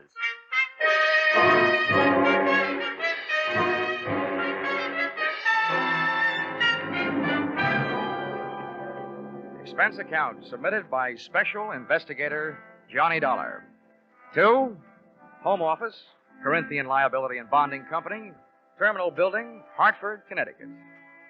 The following is an accounting of my expenditures during my assignment as bodyguard to Grand Blue Ribbon Champion, Spotted Poland China Hog, Rosie Barron of Iowa. Or How You Cast My Pearls of Wisdom Before Swine. Or Out of the Fire into the Frying Pan. Expense account, item 1. $76.80. Train and bus fare, Hartford to the town of Carver, county seat of Carver County, Iowa. Expense account, item 2. $2.50. 1 Coke, 3 handkerchiefs, a bottle of salt tablets, and sunglasses, with which to combat the Corn Belt heat. Item 3, 6 bits, jitney ride to the Carver County Fairgrounds. Undoubtedly named that because the band I found in the midst of playing its afternoon concert was only fair. Hey, friend. How's that? I'm looking for a pig named Rosie Barron of Iowa. Can you tell me where I'll find his cage? Cage? They don't keep Rollo in no cage. Rollo? Who's he? Well, that's short for Rosie Barron of Iowa. Oh, yeah. Any fool would know that. Uh-huh. Can you tell me where he is? See that building over there, the livestock building? Yeah. You'll find Rollo in the swine wing. Swine wing? Well, that conjures up a dainty picture. A flying pig. Afraid Rollo won't ever do much flying. Weighs 980. Oh, well, thanks a lot. Neighbor. Yeah? Why don't you try slipping out of that there coat? You won't find it near as sweaty. Oh, yeah. Thanks, Hiram. Oh, he didn't even wait to be my best friend. Hey! Wait, I'll come with you, neighbor. It was 96 in the shade, but things were getting hotter. Shots and screams from the livestock building were the only things that could bring me on the run, with Hiram on my heels. Hey, what do you suppose that was? First, I ran into a stranger just outside the entrance. Get out of the way, let me out of here. There's loose in there. Then I ran in through the door. Somebody do something. Don't just stand there. Where's the sheriff? Hey, Hiram, what happened? Well, didn't you see? Didn't you hear? That there woman's Mrs. Tiller. Somebody must have stole her diamond brooch. Oh, good. I was afraid somebody might have put the snatch on Rollo. Her husband owns Rollo. They must have been taking pictures of Mrs. Tiller in the middle of a crowd. And when they had her smiling real pretty, them flash bulbs went off, and then somebody must have reached around from behind her, yanked the brooch, and started shooting a gun in there. That's a tried and true method of busting up a crowd to help make a getaway. You think anybody saw who did it? Couldn't. Those flashes would have had them blind as bats for a minute. There's the sheriff. What's his name? Oh, yeah, that's Harry Blewett. Harry Blewett? Yeah.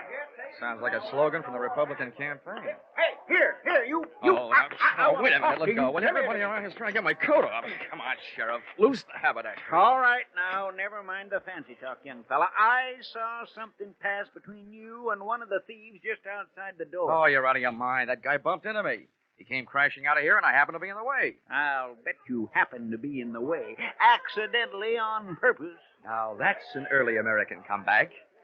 But that's the way it was. Now, look, I won't ask you for a search warrant, Sheriff. You think I got the brooch on me?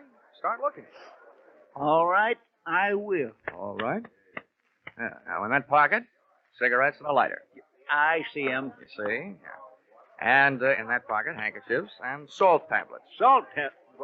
Mm-hmm. Now, why don't you look in my inside coat pocket? And there you'll find my wallet and identification. I was coming to that. Where? Yeah. Dollar. Insurance investigator, right. Hartford, Connecticut. Well, what brought you out here? I'm a piggy sitter for the Corinthian Liability and Bonding Company. They wrote a policy for $25,000 on your friend Rollo, Rosie Barron of Iowa. Who ever heard of taking out a $25,000 insurance policy on a hog? I did. And right now I wish I hadn't.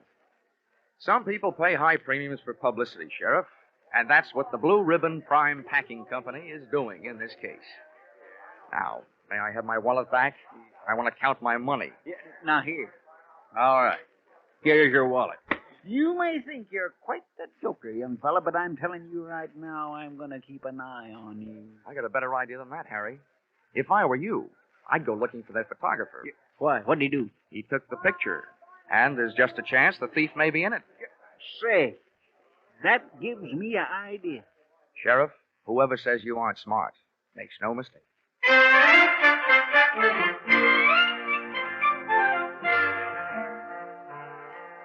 Rollo, the prize porker, wasn't hard to find. First, I followed a few signs. Then it was a matter of closing in on a contented series of juicy, slurping grunts that came blurping up out of a succulent mound of Louisiana yams. Rollo was all fat and a yard wide. His table manners weren't much. He didn't look very smart, but he sure looked healthy. 980 pounds on the hoof. A fine figure of a pig. Pardon me, miss. Could you tell me who's in charge around here? Well, just for the moment, I am. Well, I'm trying to find a Mr. Worthington Tiller, who I take it owns this monster. Monster? What? What's the matter? Have I said something wrong? You certainly have. And you've also said it to the wrong person. In case you don't know it, my name is Alva Anderson. Oh, my name is Johnny Dollar. How do you do? What's all this got to do with Rollo? Nothing. I just raised Rosie Barron of Iowa from a suckling, that's all. Kind of got away from you, didn't it? I'm sorry, Miss Anderson. I apologize. To you, too, Rollo. Sorry about the interruption, Miss Anderson. Some fool made off with my wife's diamond brooch. How's this excitement affecting Rollo? I hope he hasn't lost any weight. Well, he took it very well, Mr. Tiller. Oh, good. This gentleman wants to see you, Mr. Dollar. Yes. Oh, from the insurance company. That's Good, right. good. Well, I'm glad you're here. We'll have your picture taken right away with my wife and Rollo. Oh, it'll make grand publicity for Blue Ribbon Prime Packers. Oh, I don't mind having my picture taken. Yeah. Just so long as your wife doesn't mind having people pinch your diamond brooches. Oh, well, now, don't worry about that. It was fully insured. Oh, that kind, The thing I want you to worry about is Rollo here. As Mhm. president of Blue Ribbon, I paid Miss Anderson $10,000 for this magnificent swine, and I don't want anything to happen to it. You bought him for $10,000, insured him for $25,000, and you don't want anything to happen to him? Well, I don't mind paying those exorbitant premiums when I get back the kind of publicity this will bring in. I can see it in the papers now. America's fabulous insurance investigator, Johnny Dollar, sent from Hartford, Connecticut, to guard the life of that fabulous prize swine, Rosie Barron of Iowa. Well, Mr. Tiller, I don't mind getting my name in the paper for a pig, just so long as it is not in the obituary column. I just couldn't stand having my tombstone read, Johnny Dollar no longer am. He gave up his life for a great big ham.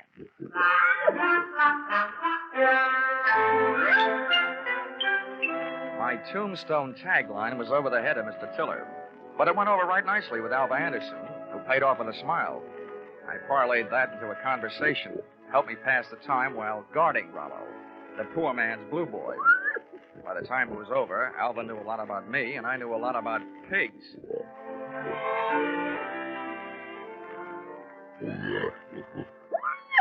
You know, you have beautiful eyes, Alva.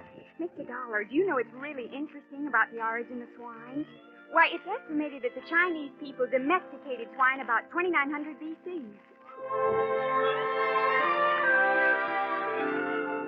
And not only that, but I'm sure you'd like Hartford. And Mr. Dollar, you probably don't know this, but a pig is one of the most important food animals. It's an economical converter of grain and other feeds into body tissue, as the products of which furnish meat and fat for human consumption. Alva, darling, I'll only be in town for a little while. And not only that, but people who say that pigs are dirty don't know what they're talking about.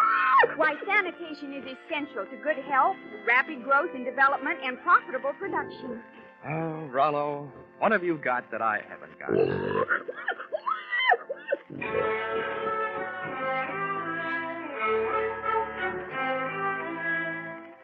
I still don't know whether Alva stuck around because of my charms or Rollo's. But she was still there at the changing of the guard when Mr. Tiller, in person, came to relieve me long enough for a trip to the dining hall. And what do you think they had for dinner? What else? Baked ham.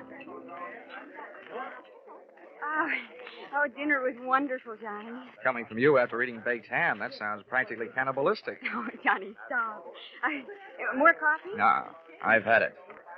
Alva, you know, there's something I've been trying to say to you for the past 5 hours.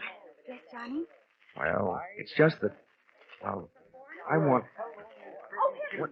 Oh, Mrs. Sheriff. Oh, why doesn't he blow his siren? Well, I have to be going. It's time to get Rollo ready for the winner's parade past the grandstand.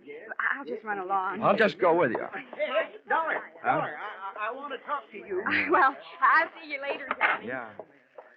Well, Sheriff, Hey, you being a sort of investigator, Dollar, I knew you'd be interested in my methods. you're sure interfering with mine. Huh? Yeah. Oh, well, do you know what I did? What? I found that photographer, had that picture developed, and rushed it up to the state capitol. And they just called me.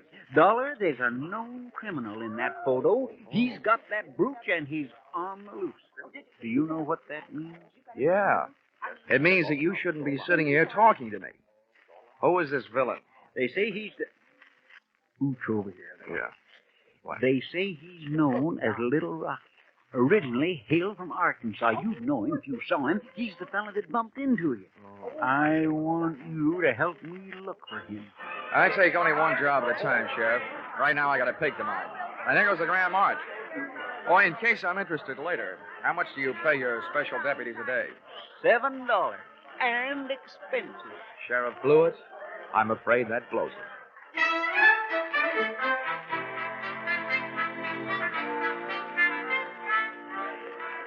The Carver County Pickle and Pie winners were lining up to lead the Grand March. By the time I got to the grandstand, down at the tag end of the livestock echelon, there was a shiny white cab and trailer, sporting the markings and mottos of the Blue Ribbon Prime Packing Company.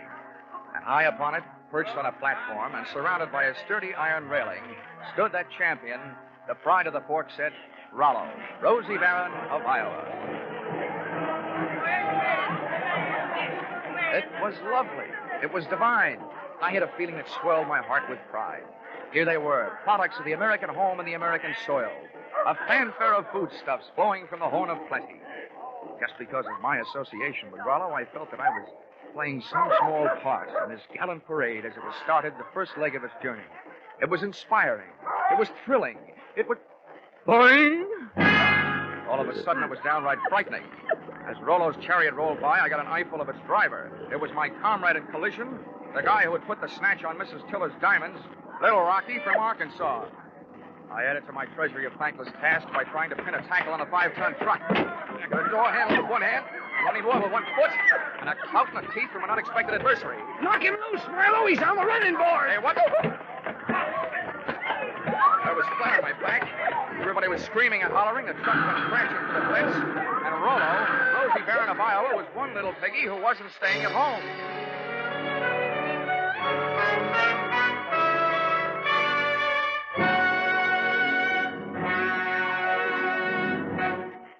In just a moment, the second act of Johnny Dollar. But first, taking in the action from Johnny Dollar, are you? All right, that's good, because staying with CBS is the way you'll head straight for the big return from vacation 8 days from now, Monday the 29th, of Lux Radio Theater and all the other big Monday night CBS favorites. And by staying with CBS, you'll find more action later tonight with Bill Grant of Call the Police and with Sam Spade, who'll be heard from on most of these same CBS stations. Now, with our star, Charles Russell, we return to the second act of yours truly, Johnny Dollar.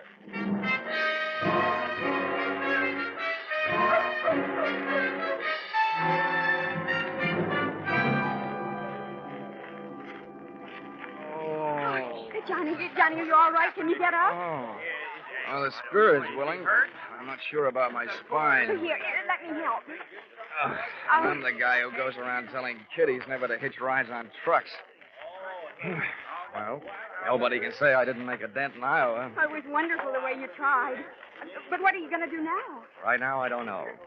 The only place I can think of at the moment where I might find a hot pig is a barbecue stand. Oh, this is no time to be funny. Well, look, up until now, all the laughs are on me, kid, so let me be the judge, huh? Well, what are you going to do? Well, first I'm going to practice my arithmetic and see what adds up.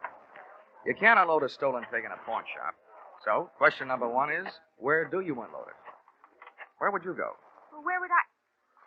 Well, I'd never thought of it. Well, here's what I figured. The Rollo on the hoof is too well known to peddle for anything like the dough he's really worth. I mean, he's not like a big diamond that you can cut up in little... Or is he? What is the going price on pork? The market this morning was at $23.50. Oh, well, that kind of money hardly sounds like Little Rocky's kind of project. But maybe things are tough. By the way, Alba, have you ever been in Arkansas by any chance? Why'd you ask? Just wondered. Hey, Dollar, just a minute. I want to Oh, talk to you. barnyard bloodhound himself. Yeah, Sheriff? Would you mind, Alvin? I was just leaving. How could she be that cold on such a hot night? Huh? What's bothering you, Sheriff? I saw your little performance, Dollar, when you leapt at that truck. Just how hard was you really trying? How hard was I... I ought to punch you in the nose, badge or no badge. Now, don't you go getting huffy.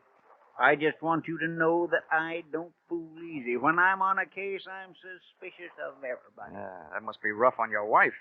How often do you have her in handcuffs? Huh? Well, Now, look, Sheriff, all I need from you is the use of a car so I can go looking for old Lardhead. No, you don't. There's enough missing around here as it is. Rollo, Miss Tiller's jewelry, and I ain't about to add a county vehicle to the mess. And besides, I want to keep an eye on you. Good. You might learn something. Come on. Here, wait a minute. Where are you going? Over to the Ferris wheel. That truck hasn't been off the fairgrounds more than a couple of minutes. I want to get a look at the countryside. Ferris wheel. Say, that gives me an idea. I hoped it would. Come on. Say, you know, Sheriff, I don't know very much about this farm-side ferreting racket. Well, there's more to it than meets the eyes, I can tell you that. Oh, yeah, I bet there is. Tell me, didn't I see a feed trough on Rollo's truck with a lot of mash in it? Well, now, let's see. If he ate yams this afternoon, he'd eat mash tonight, all right. Does mash kick up any kind of a smell? Oh, sour as swill. But the pig seems to like it. Uh-huh. How does this sound to you, Sheriff? Suppose right after you take your ride to the top of the Ferris wheel to case the countryside, we were to get ourselves a nice hungry pig. Say, that gives me an idea. We could take that pig and he could smell that mash in the air and sniff out the trail of that truck. Sheriff, if you aren't a genius, I wouldn't be surprised. Oh, Shaw. It was planting time in Iowa that night, at least for ideas. Two of which I had planted in the not-too-fertile mind of Sheriff Harry Blewett. And as long as it took us to walk from the trotting track to the Ferris wheel, it came harvest time for notion number one.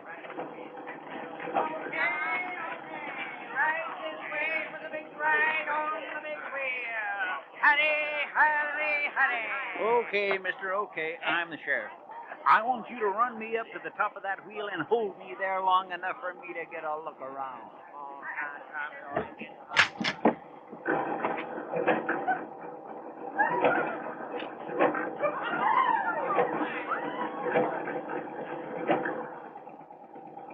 When the wheel came to a stop with Harry Blewett sitting in his little cage at the top, I pulled a low trick on the high sheriff. I bought a pink lemonade from the juice stand next to the Ferris wheel, walked over to the motor that rolled the big heap, unscrewed the cap on the gas tank, and gave it a big, long drink.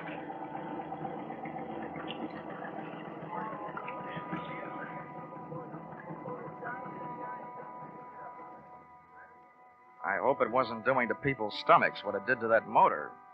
You might well remember this harmless little deceit the next time you have occasion to get rid of a sheriff.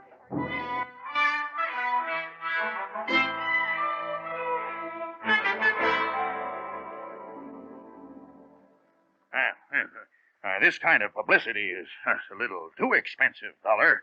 I demand that you do something. Now, don't worry, Mr. Tiller. I am going to do something. Yes, and I'll thank you to remember that the only ones who stand to get hurt right at this point are the insurance companies that wrote the policies on your pig and your wife's diamond brooch. Why, Worthington, I hadn't thought of that. Huh? Why should we worry? My brooch is insured for way over the value, dear. We hadn't... Hortense, you keep flapping that loud tongue of yours, and the first thing you know, they'll be accusing us. Why, they wouldn't dare. Oh, yes, we would, Mrs. Tiller. But we're just not the type. A $15,000 profit on a pig and whatever else you could make on your jewelry might make anybody the type, Mrs. Tiller. Now, see here, Dollar. I've had just about enough of your slanderous implications. I have a few thoughts you might profit by. Go ahead, Worthington. I'm always interested in profit, Tiller. My father had the same thing happen to him back in 1902. That's right. Remember, dear? Yes. In Nebraska. He bought a prize pig at a fancy price. And then the scoundrel that sold it to him turned around and stole it back. Here, see? What do you think of that? Would this be a suggestion that we throw the young lady who sold your pig to you in the pokey on the strength of something that happened 37 years ago? Well, That's for you to decide, Dollar. Right. Just don't say I didn't warn you. I see. Yeah. If you don't have an orchid to pin on the young lady, try suspicion.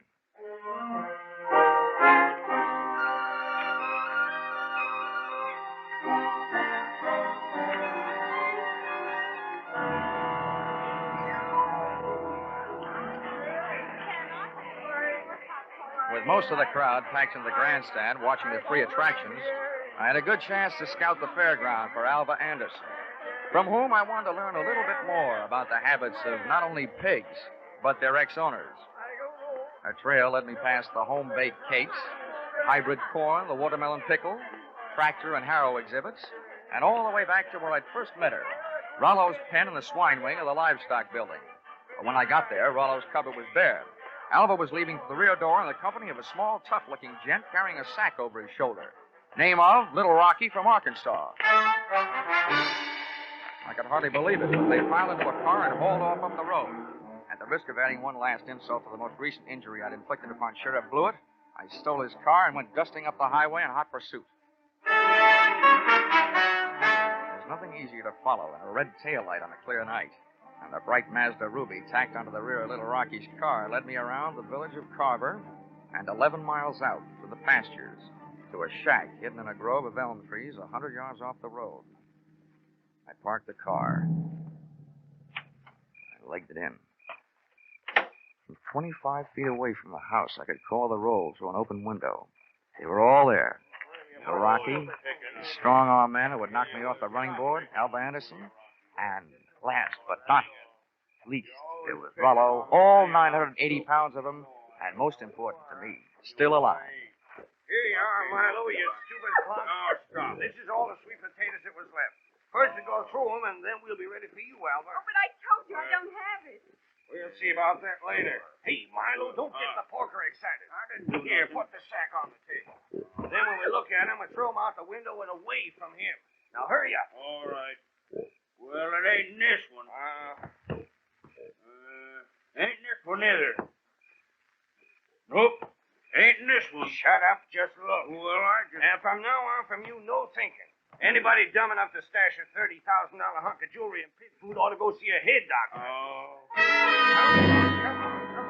Through the open window, I was being bombarded by sweet potatoes and facts.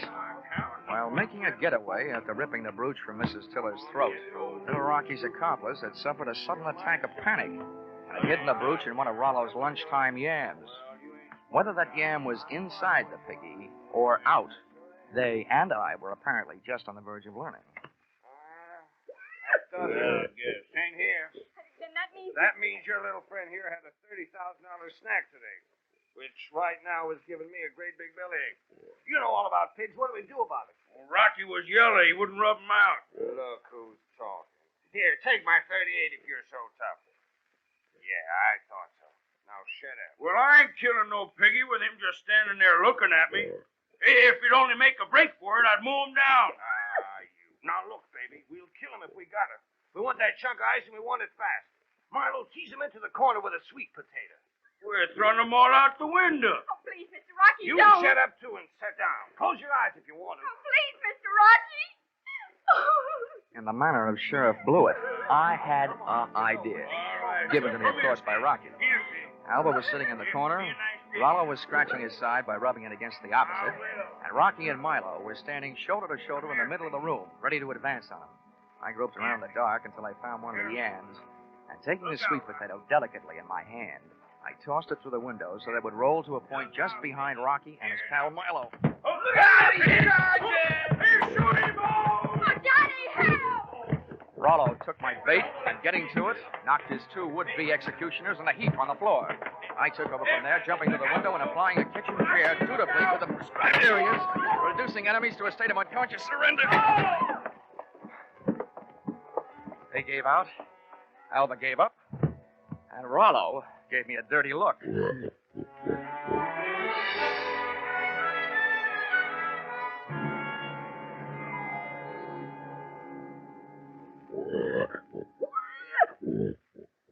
Well, Mr. Tiller, here he is. Safe and sound, good as new, fat and sassy. Well, good. Congratulations. And not only that, but in him someplace, he not only has a good fighting heart, but also that diamond brooch of your wife's. Oh, yes, very interesting. Well, I'd better go charter a plane. Rollo is due in Kansas City at noon tomorrow. Oh, but it might upset him, Mr. Tiller. Rosie Barron of Iowa's never flown before. He might lose weight. Yeah, what's the big hurry to get him to Kansas City? Is he booked for a personal appearance? Oh, no. No, hardly that. He's due to be slaughtered at a special ceremony. All the plans are made. Oh, I wouldn't want to disappoint my boys. They've been looking forward to this. Oh. How do you like that? Why, it's almost murder. Poor Rollo. Oh, Johnny. Come on, let's get out of here, Alva. Gosh, who would have ever thought I, Johnny Dollar, would have ever gotten so attached to a pig?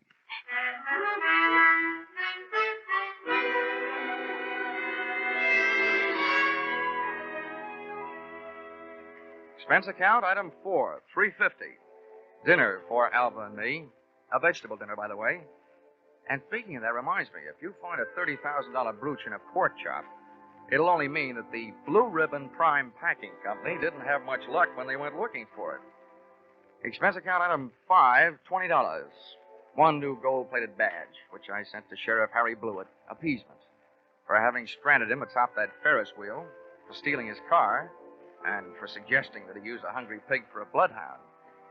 Oh, the porter followed the mash scent, all right. Next morning, they found Sheriff Blewett searching an old mash factory 8 miles the wrong side of town. Item 6, $76.80. Bus and train fare, Carver, Iowa, back to Hartford, Connecticut. Well, I'm still wondering every morning at breakfast time, what else can you eat with eggs? Except ham or bacon or sausage. And maybe you don't think that's a problem, having known a certain champion named Rollo, Rosie Barron of Iowa. Expense account total, $1,463. Yours, truly, Johnny Dollar.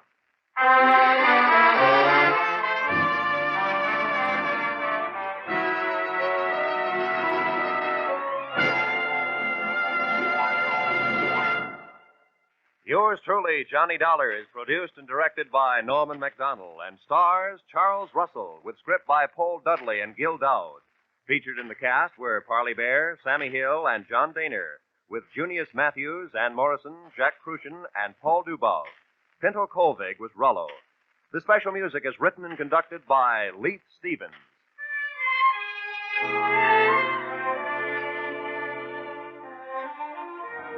Be sure to be with us at the same time next week when another most unusual expense account is handed in by yours truly, Johnny Dollar.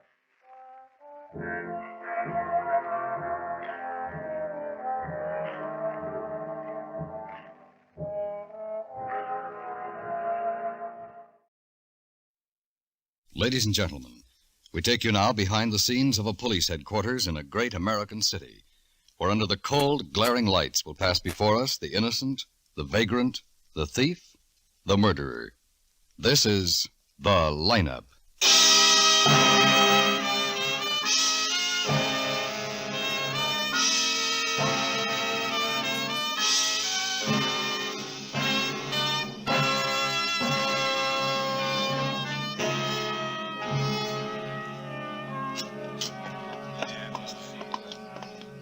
You can sit right here. Just any one of those empty seats. Quine. Hello, Lieutenant. Which line are the Yudo boys in?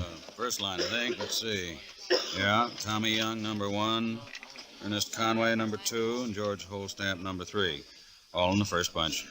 Are these all the witnesses? Yeah. I hope they can do your us some attention, good. Please?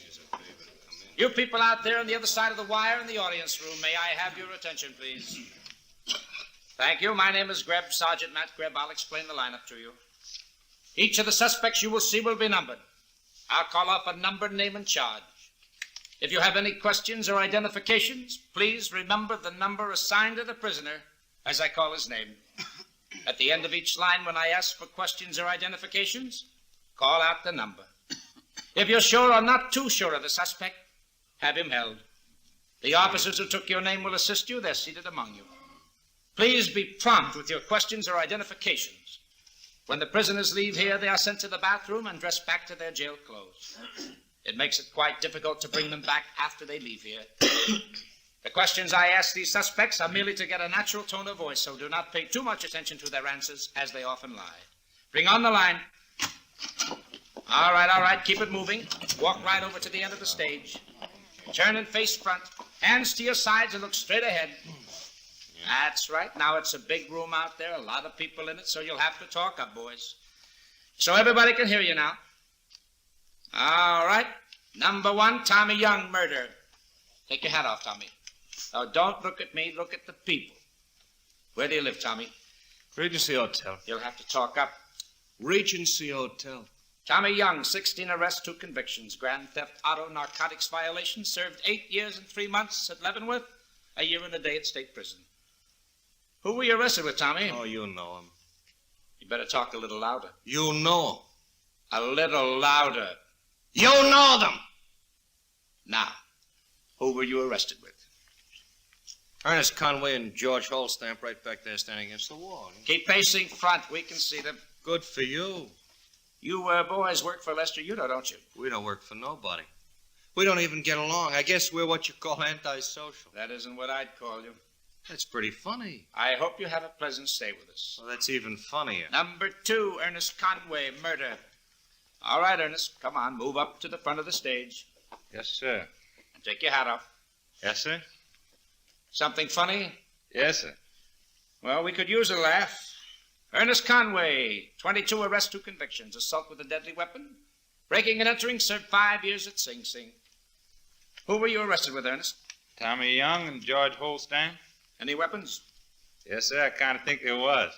What were they? Well, near as I can remember, 2 knives, probably 6 guns. Any of you 3 boys ever been in the cigar store at the corner of Lucas and Jefferson? Couldn't say about the other 2 boys, but I don't smoke. You work for Lester Yudo, don't you? Who? Lester Yudo. Don't believe I know the gentleman. All right, thank you, Ernest. It was my pleasure, Sergeant. Number 3, George Holstamp, murder. Get your hands out of your pockets. Where do you live, George? Pine Park. Where? 119 Sutton Drive. You boys sure don't like getting arrested, do you? Depends on who arrests me. I'm sorry if the boys weren't polite. Sure. What's your business, George? Keeping my nose out of other people's. Well, then, what were you doing in the cigar store last night? Who says I was in any cigar store? You know Ernest Conway and... Yeah. Wait till I ask the question. Well, I know what you were going to say, so... You'll wait anyway. Well, don't yell like that. You scare me to death. Stand up straight. I'm tired. Asher, show him how to stand up straight. Okay. How's this? Sloppy, but it'll do. Forget it, Asher. He gets the idea. All right, George, now that you're a little nicer, we'll tell the people about you. No sense in having your nasty disposition influence them. George Holstamp, 28 arrests, 3 convictions, grand theft auto, served 6 years state prison. Narcotics violation, served a year in a day county jail. Assault, served 3 years in state prison. How old are you, George? 30. You work for Lester Yudo, don't you? No. All right, step back against the wall. Are there any questions or identifications from the audience? Now, hold it a minute, Matt. Now, you don't have to worry about any of these men. They can't see you. They don't know who you are. If any of you, those men, have come into your shops and intimidated you, just tell us, and we'll see that they won't give you any more trouble. Any questions or identifications from the audience? Well, how about it, folks? Ben. Just a second, Matt. Now, look, I promise you, you don't have a thing to worry about. We'll give you all the protection you'll need. Now, how about it? Mrs. Fisher. No, I don't think I've seen any of them. I don't know them. Well, Mr. Henderson. Yeah? Did one of these men come into your shop the other day and try to push you around? I don't know. I don't think... If you recognize one of them, or even all 3 of them, please tell us. I promise you nothing will happen. No, No, I don't think I ever seen anything before, no. I don't None of you? No, I couldn't say. Matt? Yeah, Ben? No identifications. Oh, folks, I can assure you that these men cannot Matt, possibly... run on the next bunch. Yes, sir. Run them up.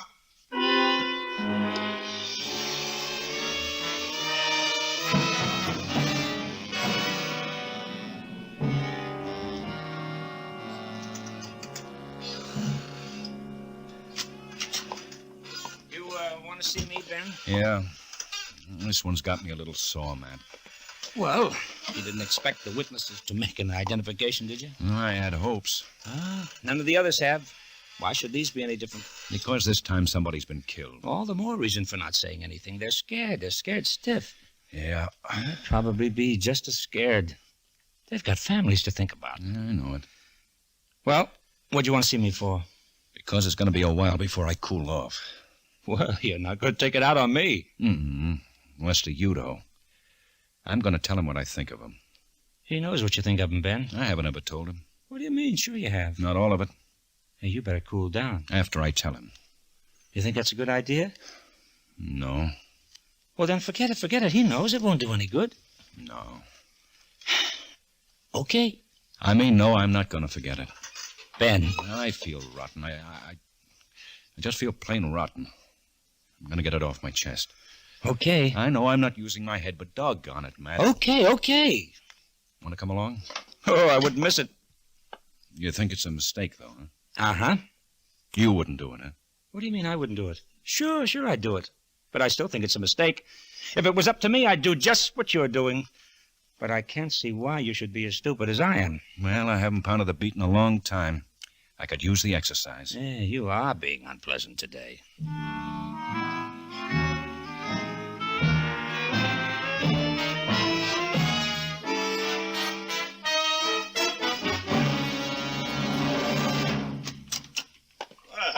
Glad to see you, boys. Sit down. Let me get you a drink. No, thanks, Yudo. All right. What can I do for you? We've got 3 of your boys down in the tank. 3 of my boys? Yeah. Young, Conway, and Holstamp. Young, Conway, and Holstamp. Uh-huh. I'd still like to know what I can do for you. We got 'em booked on a murder rap. Young, Conway, and Holstamp. That's right. Well, look, Lieutenant, what's this got to do with me? One of those boys beat up a man named Goldberg. Beat him up bad. Goldberg died. And one of those boys did it? That's right. Who says so? I do. That isn't much good now, is it, Lieutenant? You can't hold them on that, can you? For 72 hours. You sure I can't buy you and the sergeant a drink? I didn't come down here to play with you, Yudo. Well, fine. Just what did you come down here for, Guthrie? You've been running numbers free and easy in this town for a long time, Yudo. You've got every small businessman intimidated up to the eyebrows. This going to be a sermon, Lieutenant? You've pushed them around, scared them to death, and made yourself about $4 million a year. You say that, too. Now a little guy named Goldberg doesn't want your lousy racket in a shop, so 1 or 2 or 3 of your gorillas try to change his mind. Now, wait just a minute. minute. You listen to what I have to say, Yudo. Not when you're running off at the mouth. You'll listen and like it. Not at that kind of libel. I won't listen to. You go chase yourself out of here and come back with some proof before you start calling names. You don't like something, then get out. You're out of line, Guthrie. I don't have to sit here and take anything from you. Yudo. Yeah. Why don't you have us thrown out? Now, that's not a bad idea, Sergeant. I think it's a fine idea. I'd love for you to start something. If I did, you'd be back pounding a beat. Might be worth it. You're trespassing without a warrant. That's right. Then get out of here. I swear if it's the last thing I do, I'll have you both busted right back to directing traffic. You know something, Yudo? I don't think you can do it. I'd like to see you try, though. Oh, so would I. Which one's it going to be, Yudo? Have us thrown out or have us busted? Well, one thing's sure, Guthrie. You and your muscle-bound friend here are out looking for trouble. And very honestly, I'm not a bit worried, so try and start all the trouble you can.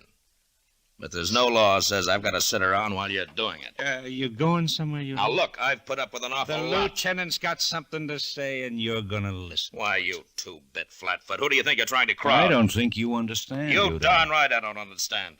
Who put you up to this? Who did? You're both too smart to pull off a stunt like this. Who wants to ride me? You just don't get it, do you? No, explain it to me. The lieutenant's in a nasty mood. That's it? That's it. Now, You were going to call your boys or have us busted or walk out of here. We say you're going to listen. What's it going to be? All right, shoot off your face. Go ahead, get it off your back. You've got a lot of people scared, Yudo. A lot of people worried about what you might do if they point out one of your boys. One of your boys went a little far this time. I'm going to get him. And I'm going to get you. That's all of it? For a while. Then get out. You get it now, don't you, Yudo? Get what? Oh, we just wanted you to know how much you scare us.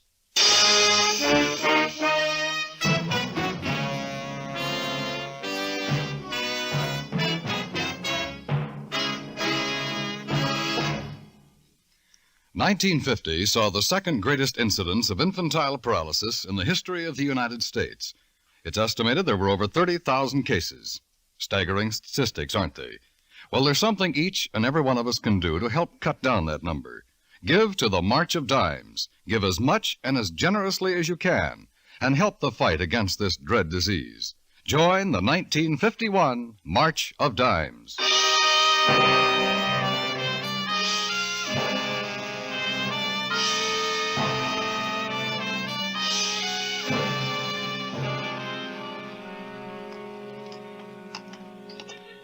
Now, right down here, man. The shop's closed. No, they live around back.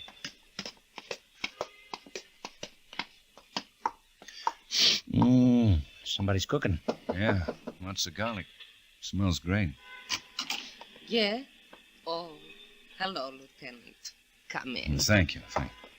This is Sergeant Greb, Mrs. Goldberg. How do you do, Sergeant? How do you do, Mr. Goldberg? You cooking? No, I'm not cooking. Well, we could smell something good when we came up the walk. One of my neighbors, probably Mrs. Feinsman. She starts dinner early. Please, sit down. Thank you, thanks. Lots of garlic? Yeah. Mrs. Feinsman. How are you getting along, Mrs. Goldberg? Not so good, Lieutenant. Abraham and I were married 38 years next month. It's lonesome. Have you caught the men? No proof. No witnesses. But some of the other shop owners. Abraham said the other shop owners were all running this numbers game. Well, they're afraid.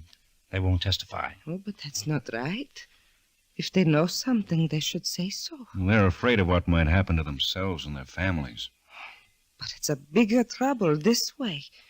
They've all kept quiet, and mine Abraham was killed. They'll just say your Abraham was killed because he refused to operate the numbers game for these men. But the numbers game is against the law. If we're going to live like decent people, we must obey the law. Sometimes a family's safety is more important than the law, Mrs. Goldberg. A family's safety is the law, Lieutenant. Without the law, there is no real safety. Just fear. Who are we arguing for? You're arguing for both. People are human. And you're arguing both for the law and for people because they are human and sometimes are afraid. Oh, excuse me. Surely, Miss Goldberg. Good evening, Mrs. Goldberg. Oh, Mr. Henderson, please come in. Well, I just stopped by Come to tell you. in, come in. Would you have company? I don't want It's to. all right, Mr. Henderson. This is Oh, Lieutenant. we know, Mr. Oh, Henderson. Lieutenant Guthrie, I didn't see. We asked Mr. Henderson down to see if he could identify any of the men who've been working for Lester Yudo. Oh? I'm afraid Mr. Henderson couldn't help us much. Mrs. Goldberg, Would you like some coffee, Mr. Henderson? No, thank some you. Cake. I have some good homemade cake. No, thank you. I just stopped in to tell you how sorry I am and if there's anything I can You do. sell numbers in your store, don't you, Mr. Henderson? Mrs. Goldberg. I'm sure the officers know about it. I should be going. My wife, she'll have dinner ready, and I should be going. Well, we've got to be running along, too, Mrs. Goldberg. Well, it was nice you stopped by. All of you, thank you, Lieutenant. Sergeant. Thank you, Mr. Henderson. You're all very kind. If there's anything we can do, just let us know. Huh? Thank you. Anything you might need, me and the wife, we would like to do anything we can do. Thank you, Mr. Henderson. It's nice to know people want to help. Isn't it, Lieutenant? Certainly is. Goodbye, Mrs. Goldberg. Goodbye. Goodbye. Thank you again. Can we give you a lift, Mr. Henderson? No, thank you, Lieutenant. I live just around the corner. Fine woman, Mrs. Goldberg. Oh, yeah. Quite a woman. Her husband gets killed, and she worries about her friends. Fine woman. Wonderful. You know, she was sure right. About what, Lieutenant? Well, she said something about families and the law. That without the law, there wasn't any real safety, just fear. With her husband's killers loose, she's worried about her friends. And if one of her friends knew something and he told it? What about his family, then? Well, I'll answer that the way I think Mrs. Goldberg would. There's no real family without the law. Better hurry, Mr. Henderson. Your dinner's probably getting cold.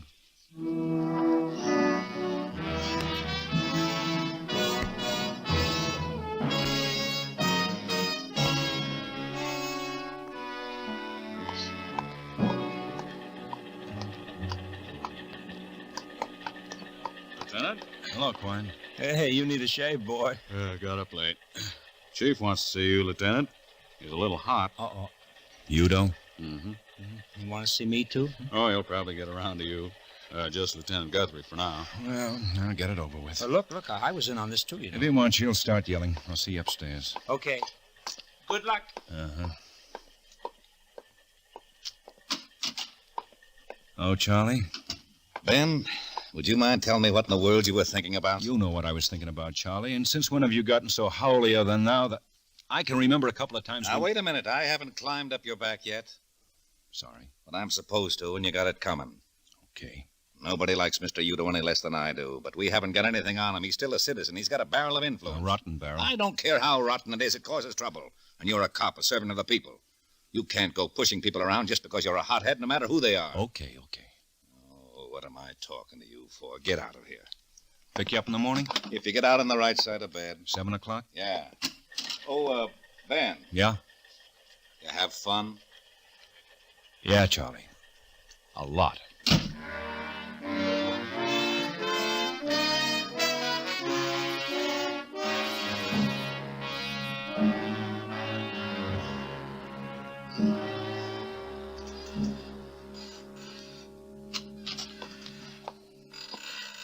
We released the 3 Yudo boys, Lieutenant.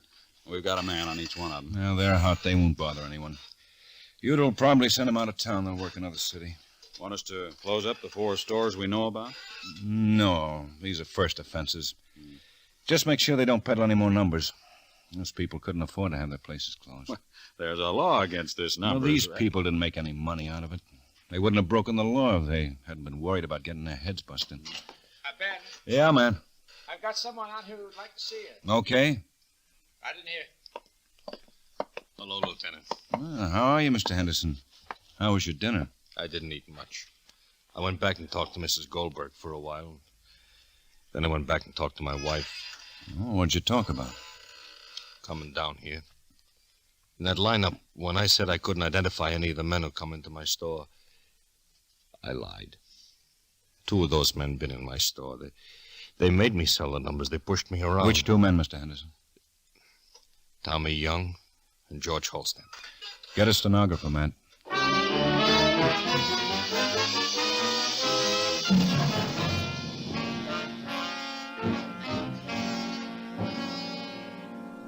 Now, here it is, Charlie. We can get 2 of these boys on Mr. Henderson's testimony. We might even make one of them crack and implicate Yudo, but it still won't nail anybody for the murder. And the rap isn't tough enough to scare it out of them. No, not these boys. But Yudo will get pretty worried if he knows we've got a witness that'll send 2 of his boys to stir. All right. We keep what we've got quiet until the trial is set. We just pick up Young and Holstamp and say nothing about Mr. Henderson. We pick up Young and Holstamp, yes. But I want Yudo to know who our witness is. Have no witness at all? Mr. Henderson has agreed to help us out. He knows just what he's up against. All he wants is his family out of the way in a safe place. We can do that, but, Ben, you know how tough it is to Look, try so does Henderson.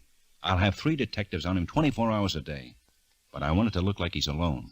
Yudo's no dummy. He knows you wouldn't let a witness out on the street without protection. I'm going to put an obvious man with Henderson. When we think one of Yudo's torpedoes are ready to go to work, we'll pull the man off, make it look like he got lazy. I want somebody to try for Henderson. It's the only way we'll get any of Yudo's crowd to tell about the Goldberg murder. Okay, but how are you going to know when Yudo's boy gets ready to go to work? I got somebody and everybody Yudo knows, even his mother.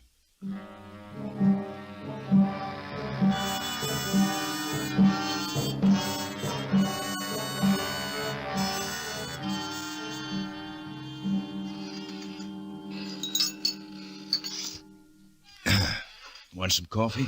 Oh, I've had 7 cups already this morning now. Oh, I think I'm catching a cold. Everybody's got one. Anything on Yudo? He's laying low. None of his boys have even gone near Henderson. Who's with Henderson today? Ames, Fisher, and McCarthy. Quine's playing it out in the open. Hey, I think McCarthy's wife's supposed to have her baby any day now. Shouldn't we give him a shower or something? Gesundheit. Thanks.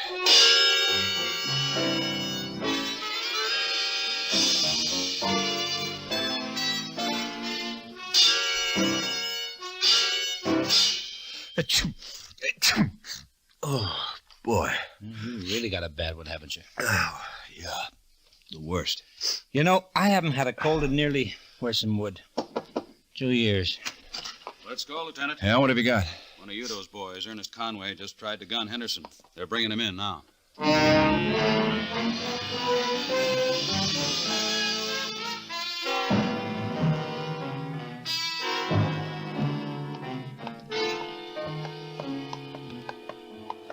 We've got Yudo tagged in case Conway wants to talk. Okay.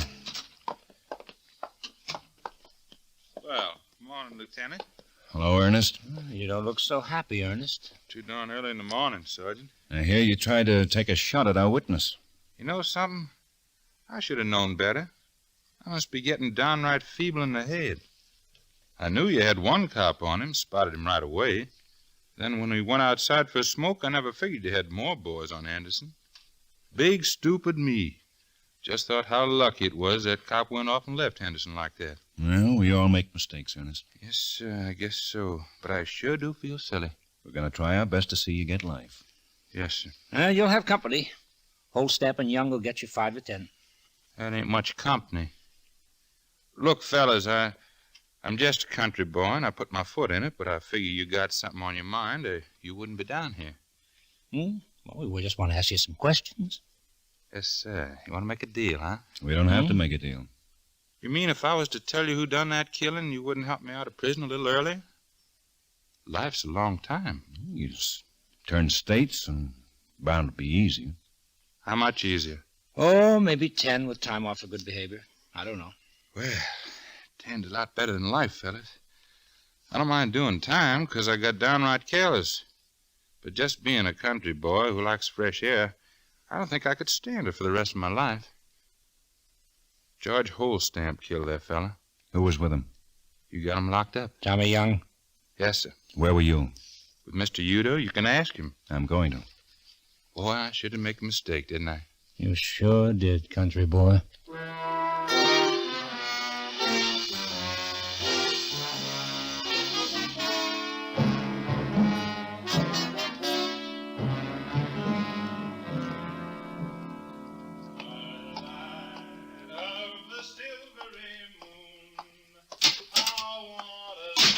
You want something, Guthrie? Want to talk to you, George. Sure. Hey, what's up, George? Social visit. Guthrie wants to talk. You don't say. Ask the lieutenant, did he have to lock Ernest up in here? I don't know how long I can stand that singing. Yeah, can't you shut that country boy up? Well, he likes to sing. He'll drive us all nuts. Shut up! Show him the confession, man. Oh, sure. Confession? Yeah, read it good. Especially that last paragraph. Ernest, you meathead, can it? Why, that dirty, rotten little... Hey, Tommy! Huh? That dirty little rat! What's the matter? That rotten, no-good rat! Who? Ernest Turner's the rat! What's wrong? He signed a confession. He signed it. I got it right here. Ernest? Yeah, that's right here. He signed it. You shut up, you lousy hillbilly! Signed a confession? He's got us up on a murder rap, that dirty, stinking little... Ernest! Ernest! Yeah? Did you rat on us? I ain't gonna take a rap for nobody! George, shut up! You shut up! Want to tell us about Yudo? Yeah, I'll tell you anything you want to know about Yudo. Shut up, George, shut up! You shut up, Tom! Hey, fellas! I expect a fella to relax with all that noise going on.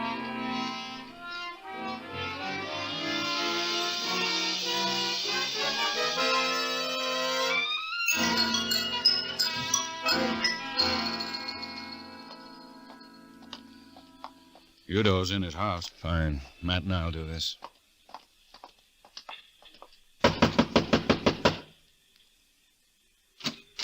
What the devil? Get your clothes on, Yudo.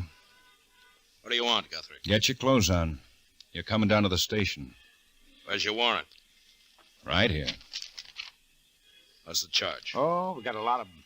We got a new trio down at the station, singing all over the place. Now, let's go, Yudo. Get out of the way. I haven't got time to... He's making a break. Look out! I got his gun. I'll take him, Matt. Oh!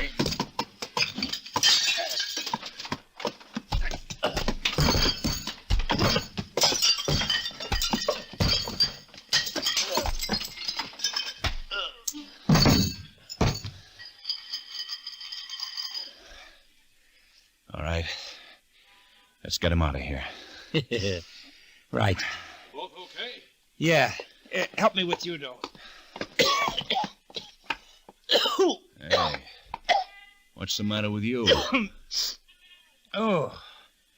You know, I think I'm catching your lousy cold.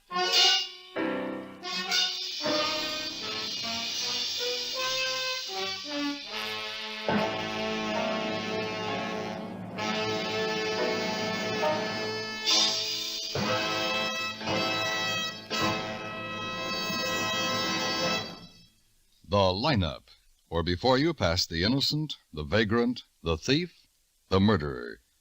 Listen again next week when we again bring you The Lineup. May I have your attention, please? You people out there on the other side of the wire in the audience room, may I have your attention, please? Thank you. My name is Greb, Sergeant Matt Greb. I'll explain the lineup to you. Each of the suspects you will see will be numbered. I'll call off a number, their name, and charge. If you have any questions or identifications, please remember the number assigned to the prisoner as I call his name. At the end of each line...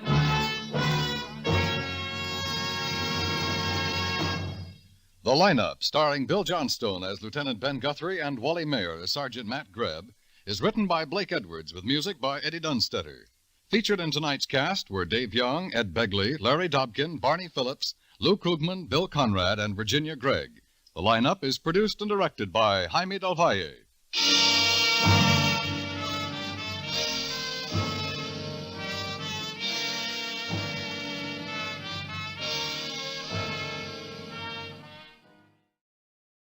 Raymond Chandler's famous Philip Marlowe, played by Joe Moore, was, and still remains, one of the most popular detective OTR shows of all time. In The Glass Donkey, Marlowe receives a call from the police about a woman who Marlowe used to date, but hasn't seen her in about a month. The police inform him that she has just been shot dead. Marlowe takes it rather personally and sets out to find out who killed her. Next up is Death After Dark from Nick Carter, Master Detective, starring Lon Clark in the title role. A series of nighttime attacks by a tiny creature in a park sets the stage. And all I can say about this very unique mystery is that it involves monkeys, vampires, bats, gangsters, and Edgar Allan Poe. You'll see what I mean. Next up after that, we have the great show Crime Classics that dramatizes famous crimes, usually murders, of the past. In The Terrible Deed of John White Webster, this one unravels the details of the murder of Dr. George Parkman in Harvard University. A nationwide manhunt ensues following his disappearance, and the investigation uncovers some very shocking secrets. In another Sam Spade adventure, The Rowdy Dowser Caper, Sam's ex-client contacts him about the theft of $53,000 from the bank where he works, sending Sam off to a rural county to investigate. And in another Richard Diamond episode, Mrs. X Can't Find Her Husband, a woman who insists on being called Mrs. X asks Diamond to locate her missing husband. Diamond knows she looks familiar, but she refuses to tell him her name. This story is suffused with plenty of the trademark humor and sarcasm that this show is known for. And of course, Dick Powell sings towards the end. And the ending of this one is quite the surprise. So let's listen to these mystery shows, and I'll be back for the last two. Get this and get it straight. Crime is a sucker's road, and those who travel it wind up in the gut of the prison of the grave. There's no other end, but they never learn. Wrigley's Spearmint Chewing Gum, the refreshing, delicious treat that gives you chewing enjoyment, presents for your listening enjoyment Raymond Chandler's most famous character in The Adventures of Philip Marlowe.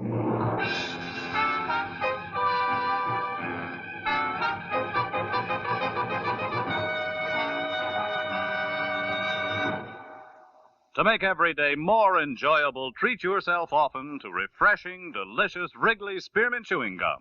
Here's a taste treat you can enjoy indoors, outdoors, at work, or at play. The cool, long-lasting mint flavor refreshes you. The smooth, steady chewing helps keep you fresh and alert. Adds enjoyment to whatever you're doing. Wrigley's Spearmint Chewing Gum. Healthful, refreshing, delicious. Now, with Gerald Moore starred as Philip Marlowe, the makers of Wrigley's Spearmint Chewing Gum are glad to bring you tonight's transcribed story, The Glass Donkey.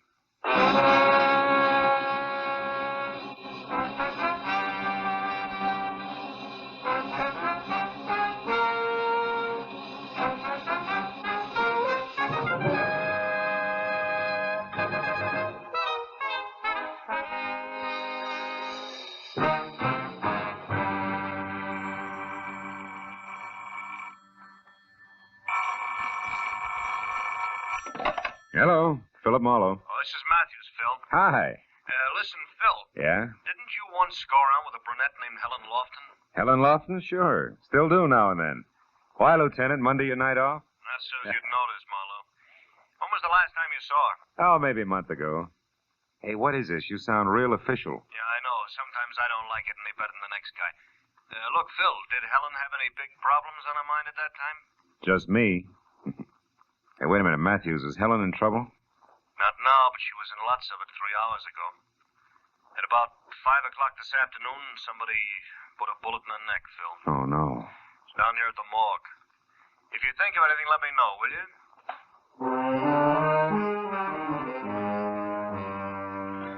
Might as well have hit me in the stomach with a hammer. Helen Lofton, a good-to-look-at girl with soft black hair and clear hazel eyes. Gets a big charge out of life. But Helen was a great girl. And she'd always had enough sense not to waste time on the kind of people who put bullets in other people. For a long few minutes, I just sat in my apartment and felt sorry. But then I began to want to get my hands on whoever had pulled the trigger. By the time I got downtown and walked into the morgue attendant's office, that urge had become a big hot lump in my chest. Mr. Marlowe. Hello, Chester. Yeah, stranger around here lately. You got a Helen Lofton? I'd like to pay my respects. Yeah, can't stop you, boy. Lofton, huh? Oh, yeah, she's still on the table. You'll have a little company back there, Lieutenant Matthews. Oh, he's still here? Oh, he's been in and out all evening. Hey, can you find your way all right? Yeah, thanks, Chester. I didn't expect you in person, Marlowe. You could have called. Got something to offer on the Lofton girl here? Yeah. My services, Matthews. How much did she mean to you, Phil? Enough to make this real personal. What have you got on it, Matthews? Nothing. A neighbor reported the shot. Found Helen's body spilled down some stairs at the side of her house. Mm-hmm. It was a .32 at close range. No reason, no motive, no leads. Unless you can call this a clue, which I don't. I see that. Yeah, it could be the hind leg of one of Helen's glass donkeys. You know, she collected them. Oh. I was on the stairs near the body. Uh-huh. Hey, look, Matthews, you don't mind me sticking my 2 cents in this, do you? It'll do me a lot of good. No, I don't mind. Just keep me posted, huh?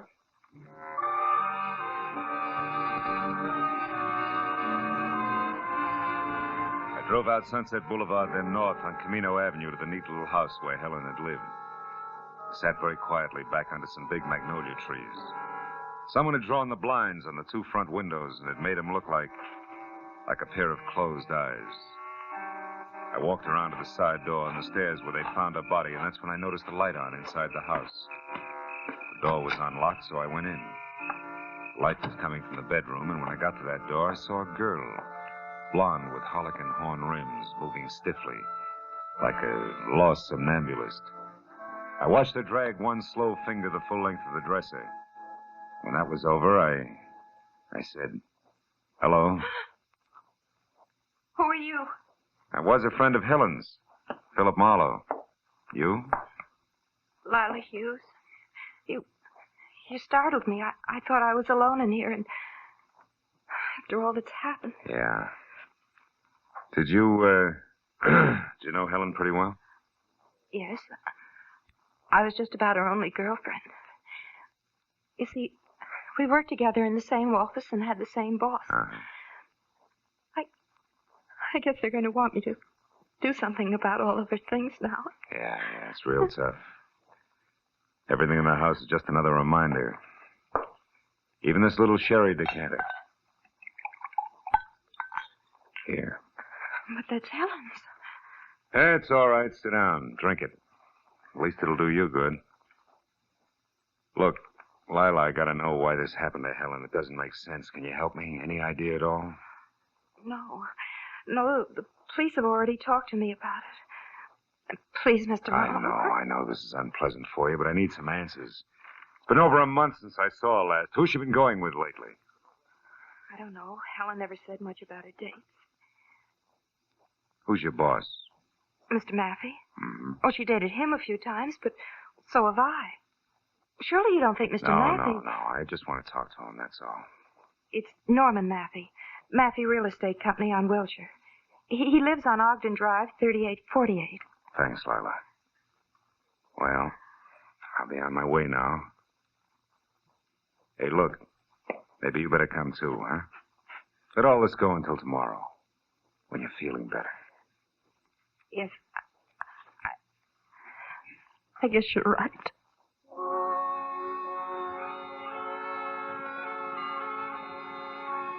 I turned out the light and snapped the lock as we left. Then walked the sad little blonde as far as her coop. Got her address on Beechwood Drive and saw her off. After that, I went to my own car, but before I got in, I looked back at Helen's house once more and tried to shake the empty, loose ends feeling it had given me. I was snapped out of that mood in a hurry.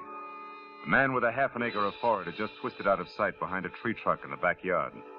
I started for him, and he broke and ran toward the wall in the alley. It was a 6-footer. He rolled across the top and fell over. When I got there, he was up and gone. He hadn't had time to get out of the alley, but it was empty, which could only mean he was laying for me. Come here, you! You don't, mister. Not this time. Anyway, oh!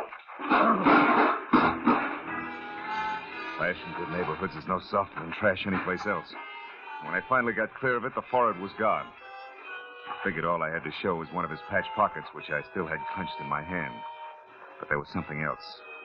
Glittering on the ground was what had been in that pocket.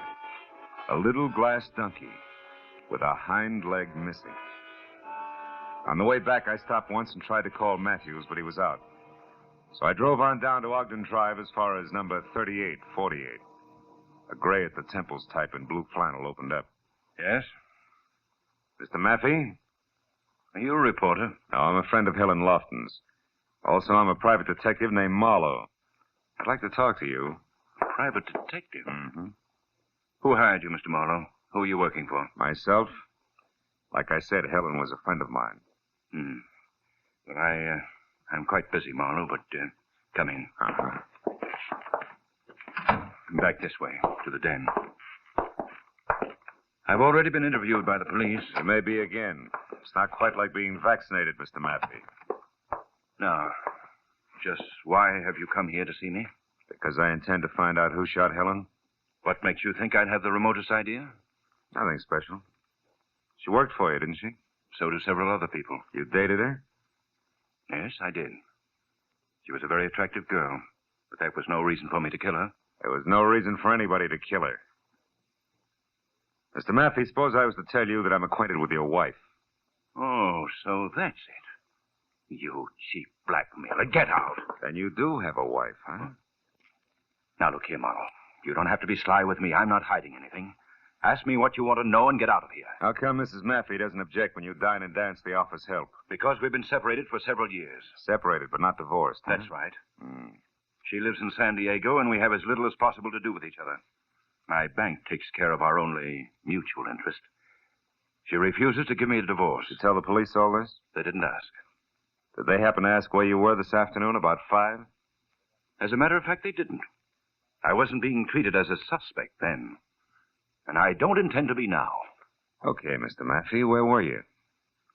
Now, look, I'm a private detective. Remember, I'm not even taking notes. All right, Marlowe, all right. Been having business troubles lately. A lot on my mind. I was out driving in my car, trying to relax. Can't prove it, can you? No, probably not. Mm-hmm. I don't expect to have to try. All right, tell me something else. Do you happen to know anything about a man with a very high forehead, a young guy, maybe 30, about 6 feet tall? Yes, I do. Helen went out with a fellow like that recently. What's his name? Victor Semra, I think. Why? Well, I ran across him tonight, and I didn't like his attitude. Sure, that's it. I'll bet on it. What? What are you staring at? This ashtray? No. That little donkey in front of a betting window. Thanks for everything, Maffey. I'll see you.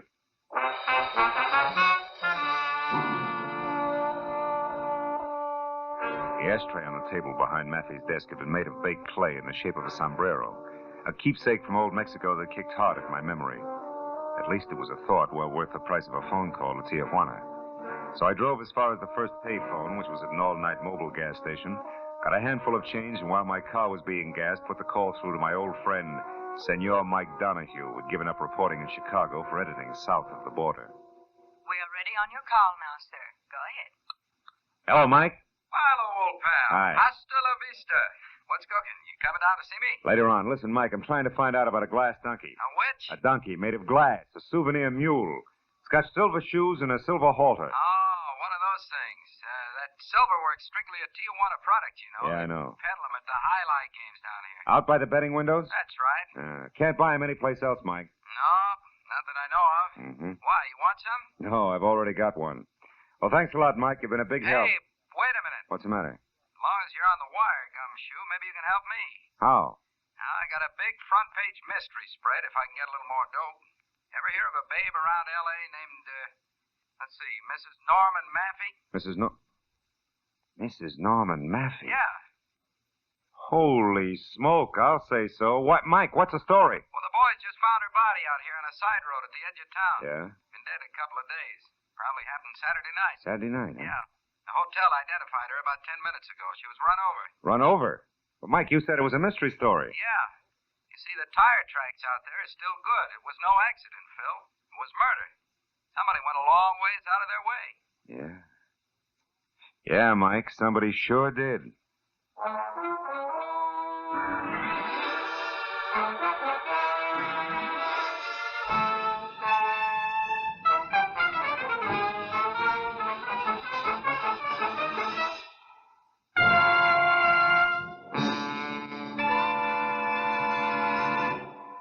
To make every day more enjoyable, treat yourself often to refreshing, delicious Wrigley Spearmint Chewing Gum. The lively, full-bodied, real mint flavor cools your mouth, moistens your throat, freshens your taste.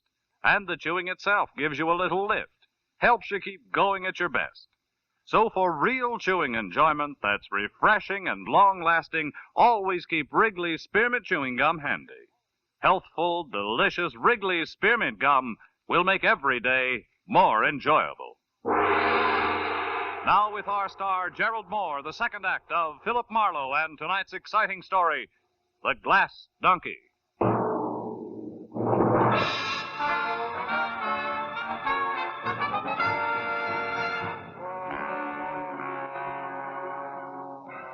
When I hung up on Mike Donahue in the news of Mrs. Maffey's violent death on a lonely road outside of Tijuana, I postponed trying to figure it all out until I had called Lieutenant Matthews at Homicide.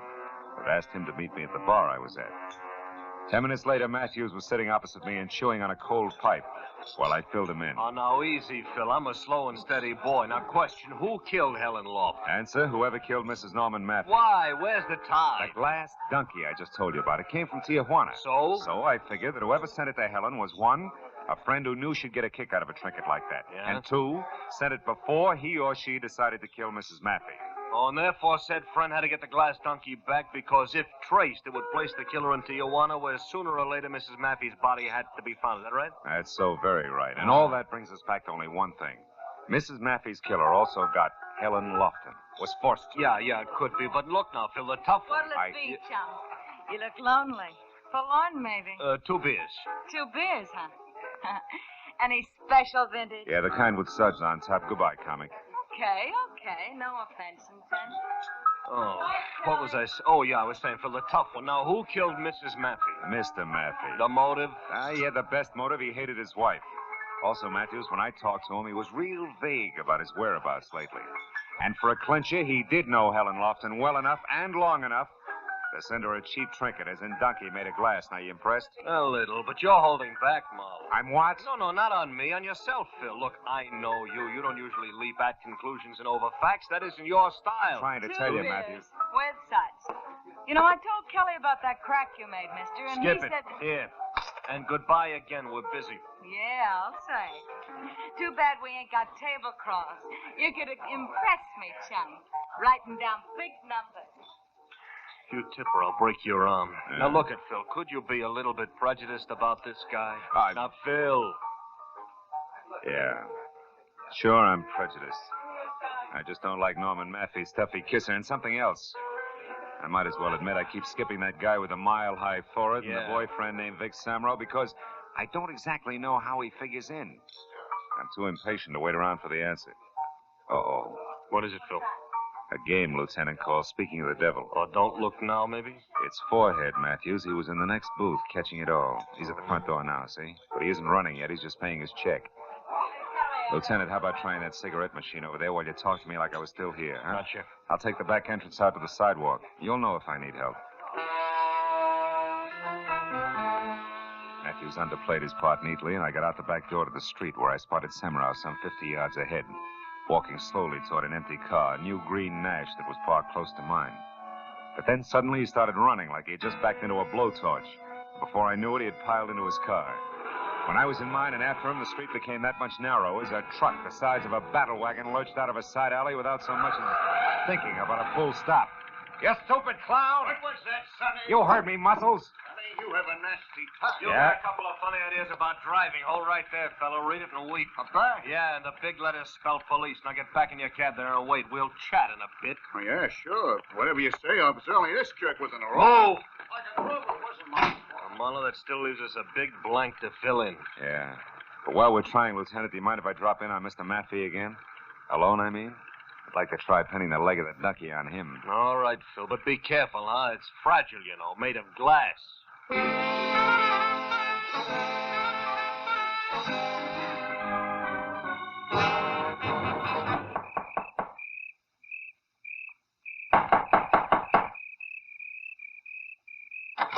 Yes, but... Oh, you again. Yeah, do you mind if I come in again, Mr. Maffey? Frankly, I do, Marlowe. I don't feel very well Your tonight. wife and I was just... murdered, Mr. Maffey. My wife? Murdered? Still mind if I come in? Where did it happen, Marlowe? In San Diego? Marlowe, I asked you where it happened. In Tijuana. Ever been there? Yes, of course. Marlowe, what are you looking for? Just looking. When were you last there, Maffey? I don't know. Maybe a month, 6 weeks ago. Not Saturday night, huh? No, not Saturday night. Marlowe, what are you Maffey, getting? did you ever send Helen Lofton a present? See here. Who do you think you are? And exactly what are you looking for? A wastebasket that isn't empty. You keep a very tidy place, Mr. Maffey. Which has what to do with my wife being dead, Marlowe? Are you out of your mind? Maybe. But also maybe not. Maybe I'm real smart. Maybe I've come to the right place to look for an empty package and a piece of wrapping paper that would be addressed to Miss Helen Lofton in your handwriting and postmarked Tijuana, Mexico. Tijuana? A large piece of wrapping paper and a large package stuffed with Excelsior. It was once home to a glass donkey in which you had to get back from Helen Lofton before she got it. Or if you were too late for that killer and then get it back before anyone else knew about it. Does that still leave me out of my mind, Maffey? Absolutely. We'll see. After we try the backyard and your incinerator. Now, wait a minute. You know, the law says you can't light it after 10 in the a.m., Maffey. If you're the one stamped guilty, you wouldn't want to arouse suspicion. Stop, Marlowe. This has gone far enough. You're not the police. Which means I don't need any more of a search warrant than this.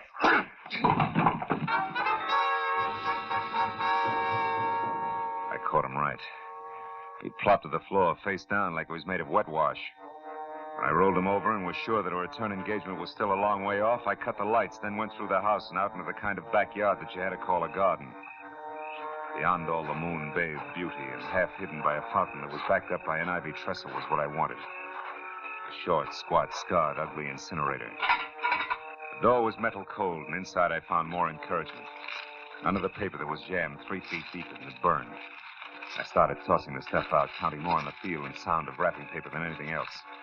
Once I stopped short, but it was only a grocery sack. The second time I stopped short, I had a better reason. Marlowe, What? you're wasting your time there. Well, Mr. Victor Semrau. Yeah, or as you put it, the guy with the mile-high forehead. I wouldn't get touchy, Semrau. You were swinging the dark ahead, remember? I'm sorry about that, Marlowe. I didn't know we were both on the same side there. Both on the... Take it easy, Victor. You wouldn't try to set me up again, would you? Why the sudden change of heart? Because now I know that you're in the up and up, Marlowe. I overheard you talking to that police lieutenant and also the Mexican newspaper man. Well, bully for you, eavesdropper. But also you ran. Why? I was afraid you'd turn me over to that lieutenant. Marlowe, listen. From the start, I've been trying to find Helen's killer. That's why I've been following you. I found that glass donkey in her porch, and, well, to get right to the point, Marlowe, I can tell you that the one who killed Helen and Mr. Mappy...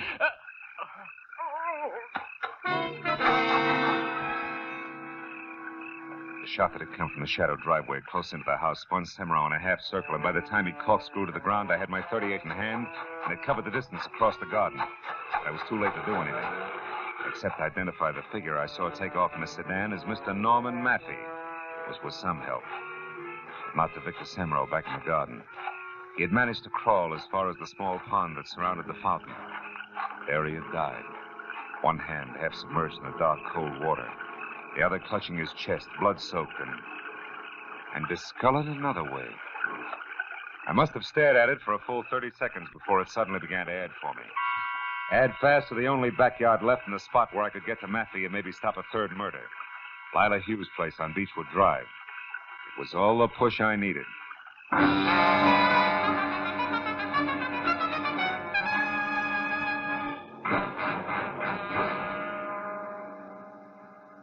When I pulled up away from the place and got out of my car and ran for the back, only 10 minutes had gone by, and I was glad of it. Because standing next to an open, still-smoking incinerator, a piece of charred paper in his hand that I knew was the remains of the rapper I'd been after, was Norman Maffey. And opposite him, a gun in her hand, was Lila Hughes, the shy blonde. Lila, you're crazy, insane. Well, I saw you shoot Victor Semrau. And you must have killed... Of course it was me, honey. I killed him. I killed Helen. I killed your wife. Well, about her, I'm not sorry. I'd do it again. How could you plan an ugly, I ruthless... didn't plan anything, darling. I ran into her by accident. Tijuana's a small place.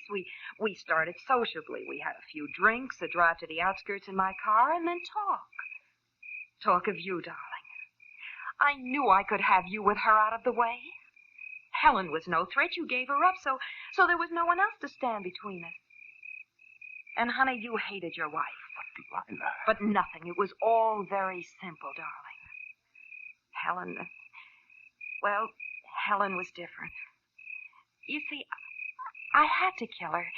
That piece of wrapping paper there that you just snatched from me, the paper I sent Helen a little gift in. That's the reason, Norman. I did have to kill her. And now you do have to kill me, too. Don't you, Lila? Oh, no. No, darling. Now the killing's done. I did it all for you, darling. Don't you understand? You devil. You she-devil. Oh, Norman, dearest, you don't know what you're saying.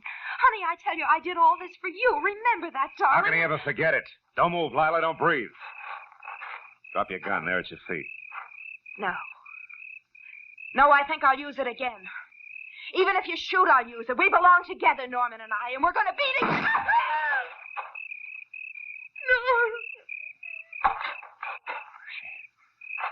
She's dead. Marlowe, she did think she could shoot. Even if you did, didn't she? Yeah. That's what she thought, all right, Maffey. Call the police. They know where they can find me.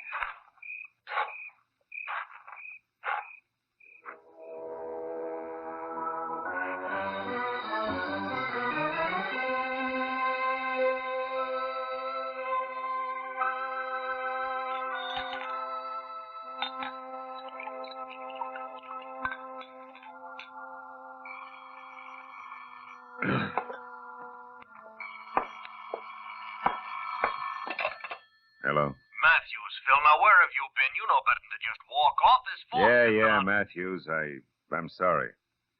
I've been out walking. What do you want to know? The one blank, Phil. What sent you over to Lila Hughes' place? Oh, Victor Semero, his hand was burned, blistered red. Like you've been fishing around in a hot incinerator, huh? Yeah. That and what he had to say to me about us being on the same track. Lila Hughes was the only other one who was both close enough to Helen to send her that glass donkey and at the same time even remotely connected with Maffey. Uh-huh. Any idea what sent Semero to her backyard? I guess his tack all night was to follow me. When he tried to pick my trail up again after running from the bar, he thought Lila Hughes' place might be the answer. Turned out he was right. Real right. Yeah, he must have seen her around her incinerator lighting it, and then decided to get to you when he couldn't reach in after the wrapping paper. Yeah, something like that. With, of course, her taking off after him. Look, anything else, Matthews? Phil. Hmm? Phil, you weren't in love with Helen Lofton once upon a time, were you? No. No, Matthews. I wasn't in love with her. Yeah. Well, so long, Phil. And, look, I'm sorry. About Helen, I mean.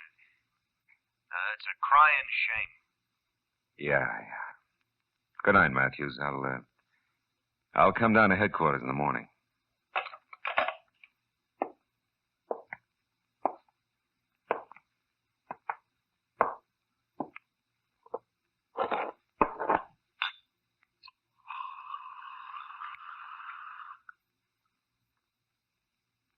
Yeah. A crying shame.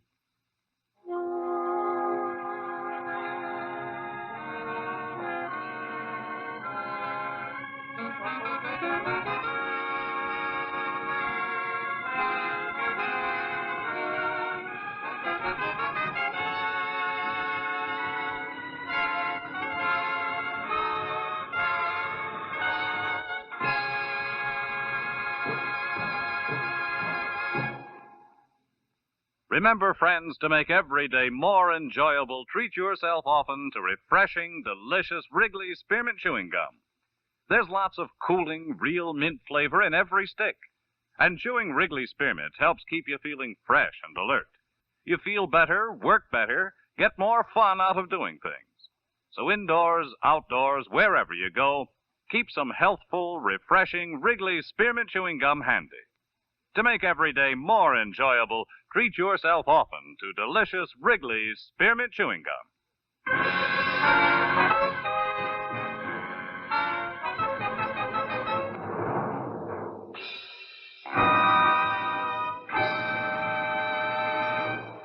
The Adventures of Philip Marlowe, presented by Wrigley's Spearmint Gum, bring you Raymond Chandler's most famous character and star, Gerald Moore. Philip Marlowe is produced and directed by Norman MacDonald and written for radio by Robert Mitchell and Gene Levitt.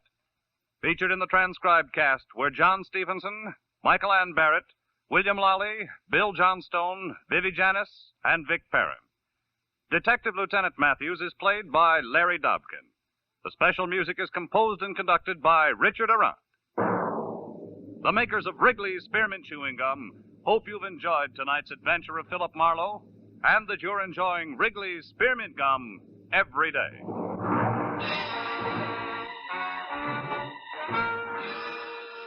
We invite you to be with us next week when Philip Marlowe says... This time it got off to a swashbuckling start at a pirate's cove. A map to a fortune in black pearls ran past a beautiful island girl, a conniving Malayan merchant, and stopped at a wild man from Borneo dead in a rusty hulk. All in the quiet outskirts of Los Angeles. Bob Stevenson speaking. This is CBS, the Columbia Broadcasting System.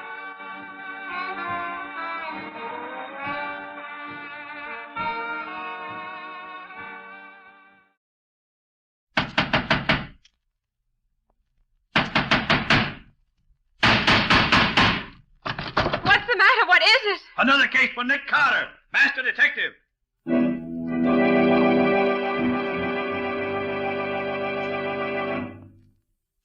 Yes, it's another case for that most famous of all manhunters, the detective whose ability at solving crime is unequaled in the history of detective fiction. Nick Carter, Master Detective. Tonight's curious adventure, Death After Dark. For Nick Carter and the mystery of the vampire killings.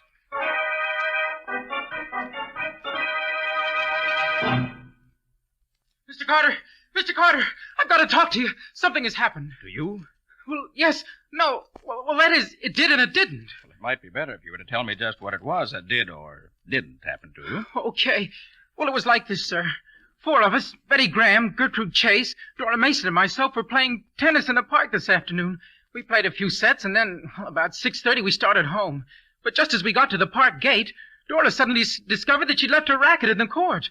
I offered to go get it for her, but she started after it herself. The rest of us sat down on the bench to wait for her. After about 10 minutes, Gertrude suddenly got up, said something about going to meet Dora, and then started up the same path as Dora had done. Betty and I sat on the bench talking and waiting for them, until suddenly we began to realize it was getting quite dark. All at once, Betty said what was on my mind. I don't like this, Phil. The tennis court is only about 5 minutes' walk from here. They should have been back before this. Yes, I know. I was thinking the same thing. What do you suppose could be keeping them? I don't know. Don't you think we'd better walk up that way and see what's happened to them? Nothing's happened to them, Betty. But, well, if you want to walk up and meet them, why, okay. Well, I'd rather do that than keep sitting here. Well, come on, then. But I'll bet we meet them before we get to the court. But I judge from the way you tell it that you didn't find them. No, Mr. Carter, we didn't. When we got to the court, it was deserted. We called and called, but we got no answer. Then suddenly Betty saw something. Phil, look. What is it, Betty? Look, there on the grass behind you. That's Dora's tennis racket. I know those colored strings. But that means that she never came back here at all. But where could she have... Betty, didn't Dora have a rose in her hair? Why, yes. She picked it up in the path just before she left us. I remember watching her tie a knot in the stem so she could put one of her hairpins through it to hold it in her hair. Why? Here, by the end of the net. A rose. You're right. And it's got a knot in the stem, too. And look, Betty, it's been stepped on. Phil, I'm afraid. Let's get out of here. Something happened. I'm afraid. And she started running across the grass toward the nearest gate. Weren't you scared, too? Well, yes, some. But I caught up with her and quieted her down a little. And you didn't see anything of the girls you were looking for? Well, by this time it was too dark to see much of anything. Betty took me by the arm and we made for the nearest gate. We weren't running, but we weren't lingering either. Oh, maybe you just imagined... Wait a minute, I just haven't finished. Before we got to the road leading to the gate, we had to go through a patch of thick woods. I'd gone that way before, so I didn't think much about it. But Betty was still pretty scared. It's dark here, Phil. I can hardly see anything. Let's hurry. I want to get out of here. If we try to go any faster, we may fall over something. Just take it easy and keep going, and we'll... Oh! Oh!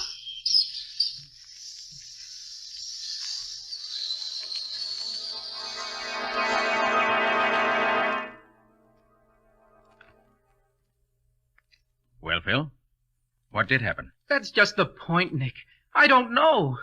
When I regained consciousness, a couple of minutes later, one of the park guards was bending over me, and another was trying to bring Betty back to her senses. And you have no idea what actually did happen? No, Nick.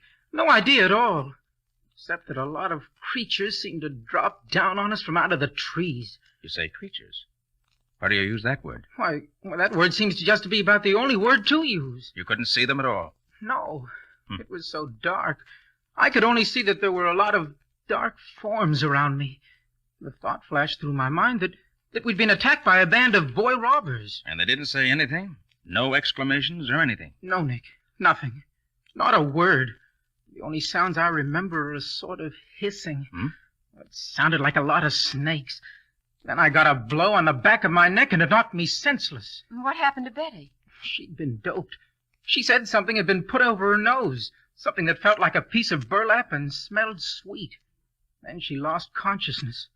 After the guards brought her to, I took her home and left her there. As far as I know, she was unharmed, except that, well, she was almost hysterical. What about the other girls, the ones who played tennis with you? Did they turn up later? No. I called both of them on the phone, but neither of them were home. And they hadn't been home since they were out with us. And our first job was to tell the girls' parents what we can and get their permission to take charge of the investigation. Then we'll start our investigating in the park.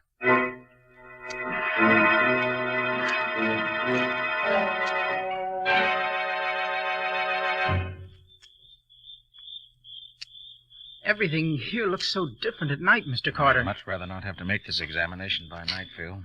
But I don't dare wait until morning. Might be too late. There's the tennis court right ahead, Mr. Carter. And here's the tennis racket, right where we left it. Don't go any further. I want to see what I can find on the ground in the way of marks or prints. Yeah. Yes. Pretty obvious that a number of barefooted persons have been tramping on the grass here. Barefooted? Yes. I found one pretty clear impression of a complete foot. Looks about the size of a 10-year-old boy. Yes, there are lots of prints here. Well, do you think they could be the prints Phil. of... Come here. What is it? Have you found... Now, take it easy, Phil. Take it easy. Look here. Dora Mason. Is she... Yes, Phil. She's dead. Poor Dora. Why, she almost looks as if she were asleep, doesn't she? Yes. Except for that peculiar alabaster whiteness of her skin. Almost as if there wasn't a drop of blood left in her body. How was she killed, Mr. Carter? I don't know. The only mark I can find on her is a tiny round hole in her neck. A couple of inches below her ear.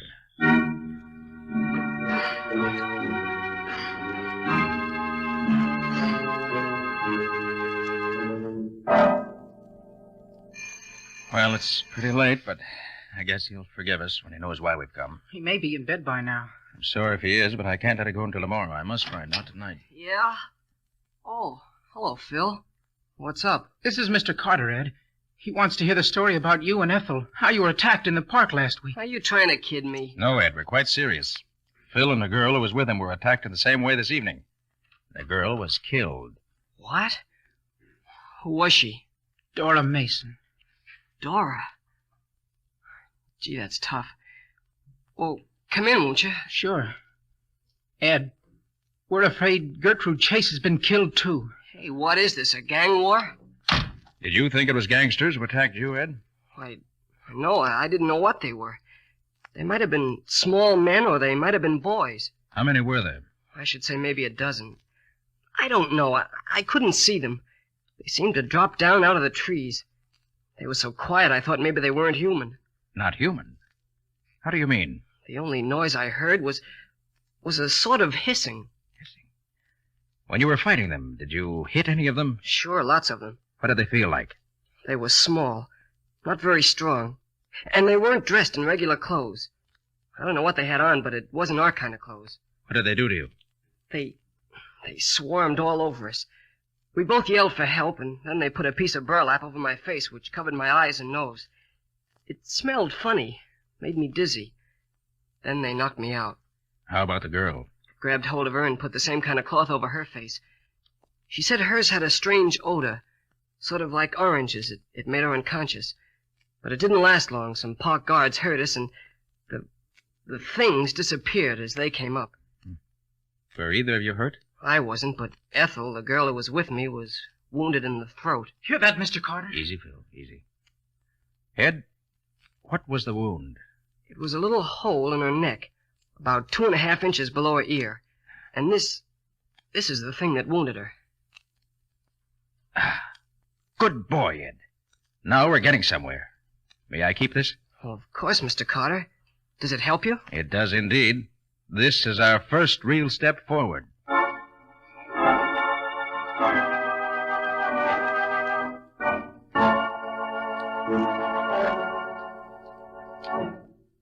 And you say that Moran still had the thing that made the hole in her neck?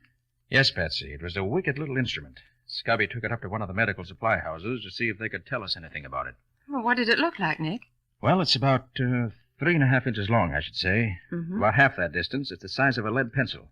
Then it tapers down to a needle point. But just before you reach the point, there's a small swelling, like a little bulb, about 1/4 inch long. Well, what's the idea of that? Well, if I'm not mistaken, once the point of this instrument has been stuck in the flesh, the little bulb holds it there so it won't come loose. You know, something like the barb in a spear. In fact, that's how Moran happened to have this one. After he and his girlfriend had been attacked by these things, they found this still hanging in the flesh of her neck. Oh. Through the center of this needle, there's a hole. About the size of a hair at one end and slightly larger at the other. What is this gadget used for, Nick? Injecting something into the blood? No, Patsy, I don't think so. I feel sure it was used for taking something out. Oh. Well, did you see that early this morning the police found the body of the other girl who was with Phil yesterday? Yes, I know. And she died exactly the same way Dora did. Patsy, the thing that puzzles me about this whole thing is this.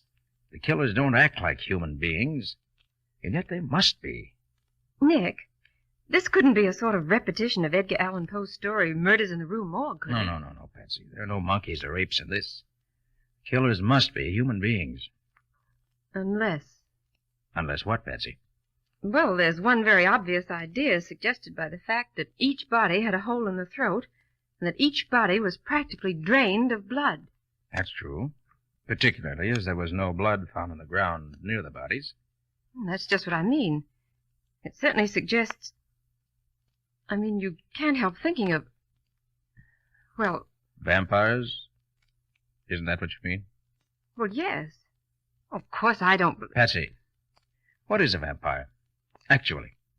Why, it's a sort of huge bat which kills its victims by sucking the blood from their throats. Mm-hmm. Have they ever been known to attack men?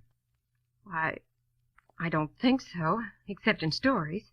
Could a bat leave footprints like a 10-year-old boy? Of course not. Bats have claws. Well? I know it's silly, Nick. I don't believe in them. I know there are no such things. It's just that... I know, Patsy. It's just that it looks so very much like what we've heard about vampires that it's an easy, if impossible, solution. But, Nick, these girls were murdered, so there must be an answer. Of course, Patsy, of course. But I refuse to believe in the supernatural. I feel sure that the answer must be that somewhere there exists a sect or creed that uses human blood in its rituals, religious or otherwise.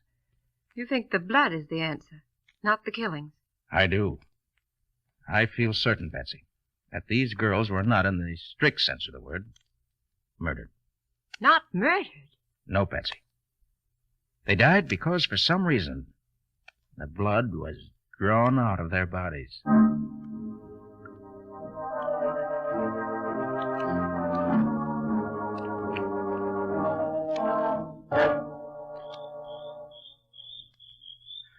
Is this the patch of woods where Phil Morgan and his girlfriend were attacked last night, Nick?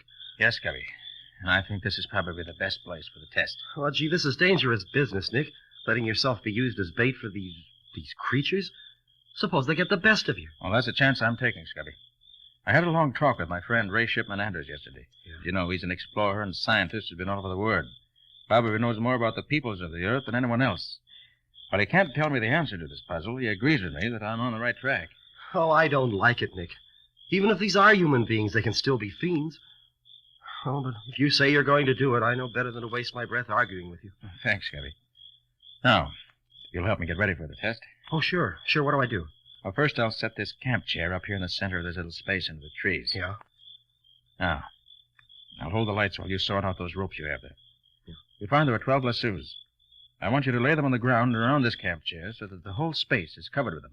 Oh, you mean so that nobody can come near the chair without stepping in one of the lassos? Oh, I get you. There. Like this? That's right, Scubby. Yeah. Then bring the free end of each rope here to the chair. Okay. I'll tie them together and then tie them to my wrist. Then I can tighten them all at once with one pull when the time comes. Hey, this is quite a stunt, Nick. Well, from what the young people told me, these creatures are weak enough so I should be able to hold several of them without difficulty. There we are. That what you want, Nick? Yes, that's fine, Scubby. Now, I'll sit in the chair, hold the ends of the ropes like this, there. Now, if you'll take this bag of cornmeal, yeah, sprinkle it all around this space, over the ropes and everything. Then I'll be all set. Okay, Nick.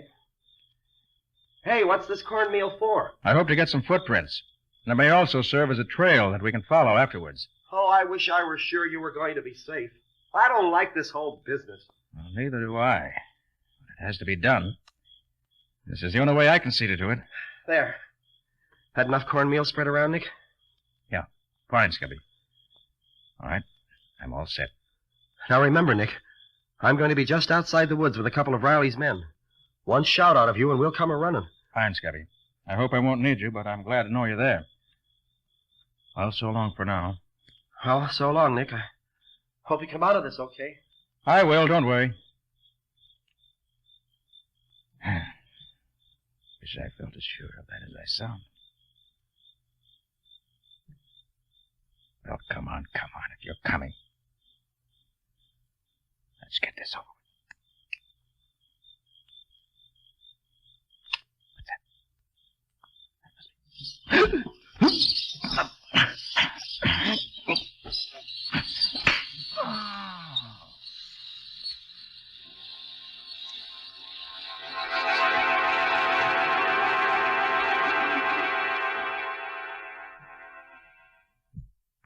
But what really did happen? Well, after Scubby left me, I waited a while. Nothing happened. I waited some more. Still nothing happened. Mm-hmm. Then I heard some funny noises overhead. Suddenly a swarm of somethings dropped on top of me out of the trees. I tried to fight them off, but in spite of the fact that they were weak, there were so many of them I could scarcely move. Tried to catch one of them, but I couldn't seem to get my hands on anything. Gosh, what a feeling that must have been. Yes, I should say so. And I felt a piece of that burlap over my face and smelled a strange, sickish sweet odor like oranges. I felt dizzy almost at once. Then something hit me in the back of the neck, and that's all I know. Did you see anything, Scubby? No, Patsy. After I left Nick, I waited for a few minutes, and then I heard those queer noises. So I dashed in to find out what was going on. What did you find? Well, Nick was flat on his back, a burlap over his face, footprints all over the cornmeal, and nothing else in sight. Did you try to follow any of the prints? Oh, no, they were all over the place. They seemed to go in all directions. It would have been hopeless to try to follow them. So that the net result of the evening's expedition was just exactly nothing. A fine thing. Nicholas Carter's office? Oh, yes, Lieutenant. What? How long ago? All right, I'll tell him. Yes, thanks. Goodbye. Who was it, Patsy? That was Lieutenant Riley, Nick. He said that they just found a third girl in the park, murdered in the same way as the others. The same hole in the side of the neck and no blood left in the body. Now I know I'm right. These creatures don't want any blood except from women or girls. They won't touch men. That's why they did nothing to me after getting me completely at their mercy last night. Well, I'll try it again tonight. But with a different setup. How different, Nick? I'll dress myself as a woman. Oh, that's silly, Nick. If they want women's blood, they'll know fast enough you're no woman. And besides, there's another reason why you shouldn't do it yourself. What's that? Well, you acted as your own decoy last night. You were so busy defending yourself that you didn't have a chance to do anything about catching one of them. Yes, I know that's true. But there's no other way to do it, Scubby. There is one other way, Nick. A much better way. What's that, Patsy? Use me for bait. Nothing doing, Patsy. You think I'm going to risk your life? Well, you risked your own life. I'm no better than you are. Well, that's different. No, Patsy, I won't let you, and that's final. It's not final, Nick. 3 girls have been killed already, and 2 others attacked. If I can help put an end to these killings by serving as bait for these awful things, I want to do it. But, Patsy, you... No, Nick. No buts about it. I want to do it. Patsy, Nick, you've just got to say yes. I'm serious. You and Scubby can stand by to protect me, as well as to catch one of these creatures. Gosh, Nick, looks as if you got yourself a decoy, whether you want it or not. If the lives of other girls can be saved, it's worthwhile for me to do it. All right, Patsy. If that's the way you feel about it, I'll use you. Thanks, Nick. Now, what are the plans? Well, that's going to require some real thought. So let's put our heads together right now. Any mistake this time would be fatal.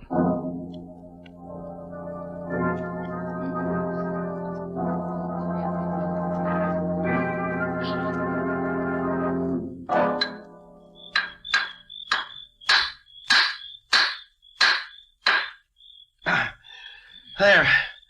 That's the last of the stakes you wanted, Nick. Good work, Scubby. Now we'll fasten 6 traps to each of the 4 stakes with this heavy wire. That'll keep them from dragging the traps away once they're caught in them. Won't the traps break their legs, Nick? No, Patsy, I think not. They're just about strong enough to clamp firmly on their ankles and keep them from getting loose without breaking any bones. Okay. And with the 24 traps in a double circle around you, one of them's bound to get something. How far away are you and Scubby going to be? Right at the edge of these woods, Patsy, only about 100 feet away. Mm-hmm. You don't think our being here will scare them off, do you, Nick? Well, your being around where I was last night didn't keep them away, did it? No, it didn't. You know, I don't think they're afraid of anything. They take what they want when they want it. And I'm going to be close enough so that I can reach Patsy and nothing flat when the time comes. There. Well, that takes care of all the traps, Nick.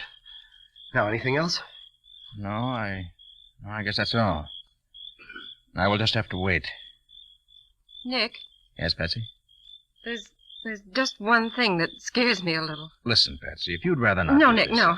Listen, what if one of those things should get that piece of burlap over my face before I could scream and let you know that they're here? How would you know I needed help? I've already thought of that, Patsy. And here's what I want you to do. Uh-huh. As soon as we leave you, start talking quietly to yourself. Recite poems, tell yourself stories, anything you want. But don't stop talking no matter what silly things you may have to say. Then, if for any reason at all we do hear you stop talking, we'll come rushing in after you. And that way, silence will be a signal that can't fail. Oh, Nick, you're wonderful. I might have known you'd have an answer. I feel better already. Anything else, Patsy? Anything at all? No, Nick. I'll be all right. The center of a circle of traps. I've got one of the watchman's big electric lanterns with me. The instant we hear you scream or hear you stop talking, we'll turn the light on. Okay, Nick. You leaving now? Yes. Yes, we'll be going now. Good luck, Patsy. So long, kid. Have fun. So long. And I hope it will be fun. Better start talking, Patsy. Okay, Nick. Well, this is it. The sun that brief December day rose cheerless over hills of gray, and darkly circling gave at noon a sadder light than waning moon.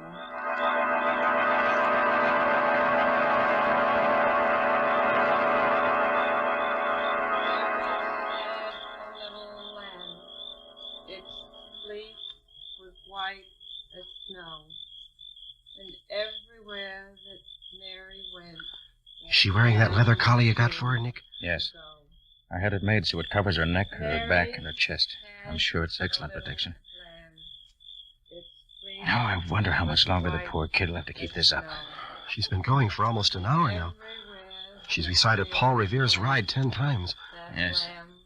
If you don't get some action pretty soon, now I'll begin to get...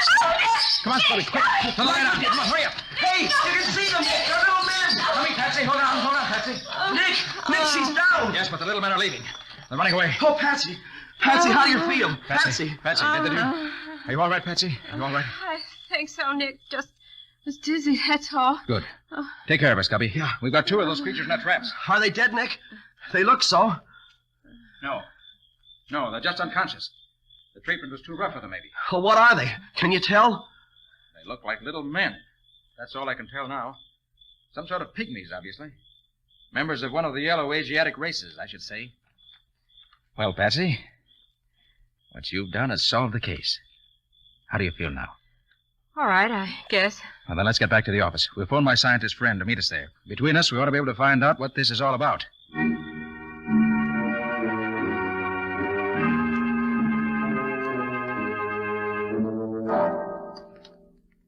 You feeling all right now, Patsy? Yes, Gubby.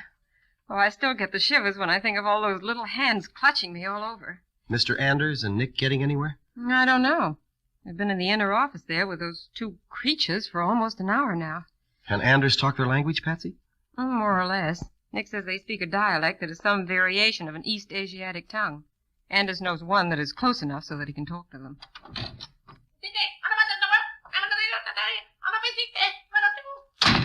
So they can talk. Anytime, except when they're hunting. Well, Nick, what's it all about? Did you get anything out of them, Nick? Well, it turns out that they're not men, but women. Women who belong to some tribe on the outskirts of China. Call themselves Tuks. There are 100 tribes in those deserts we know nothing about. This tribe of Tuk must be one of them. Oh, did you find out why they killed those girls? Well, Mr. Anders here knows more about that than I do. Well, it seems that in the Tuk tribe, according to the tribal laws, When a woman's husband dies, she has to kill herself to provide him with female companionship in whatever heaven he goes to. Now, the only way she can avoid this is to draw the blood from a female animal and sacrifice it to her husband. This he'll accept instead of her. And it must be done within 6 months after his death. But these women, being here in the city, couldn't get any animals, so they had to use these girls instead. As far as they were concerned, it made no difference. Any female animal would do for them. There were several widows in the group, and the end of 6 months' time was drawing near, so they had to work fast. They didn't want to hurt the girls, but they had to have the blood for the sacrifice. But what are they doing here in this country if they come from somewhere over in East Asia? They say that John Bailey, an explorer, made up a band of 10 men and 20 women and took them on a world tour, doing their native dances and their native costumes, and chanting their weird little songs and rituals while he lectured about them. Since the war started, he's been touring the United States, playing in theaters, nightclubs, anywhere else they could book them. They've been at some nightclub away uptown for the past 2 weeks, they say. Well, is there any way we can stop any further killings? Yes, indeed. We'll round them all up and turn them over to the federal authorities for detention until they can be deported back to their own land. They're too dangerous to be allowed to run loose in a civilized country. Nick and I think we owe you a debt of gratitude, Miss Bowen, for what you've done. It was nothing. I was glad to do it. Well, the women and children who want to use the park wouldn't call it nothing, Betsy. But I didn't do it for them, Nick. I did it for you.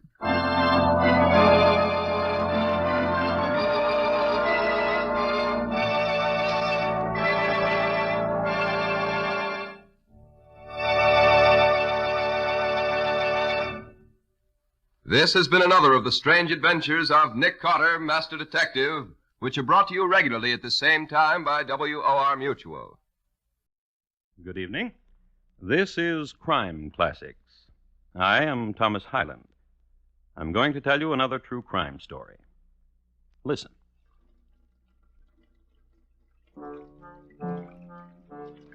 The man in the striped pants and red galluses and celluloid collar is Master of Arts and Doctor of Medicine at Harvard University, as well as Irving Professor of Chemistry and Mineralogy at this institution. Quite an educated man, a scholar. He has just turned on the faucet for a reason. He has just dissected a colleague, and he needs to wash away the blood. This is Thanksgiving week in the year 1849. The dissector's name, John W. Webster. The dissectees, George Parkman. Dr. Webster has just committed murder because Dr. Parkman was a stubborn man to the very end. And tonight, my report to you on the terrible deed of John White Webster and his crime that shocked a nation. Crime Classics, a series of true crime stories taken from the records and newspapers of every land from every time. Your host each week, Mr. Thomas Hyland, connoisseur of crime, student of violence, and teller of murders. Now, once again, Thomas Hyland.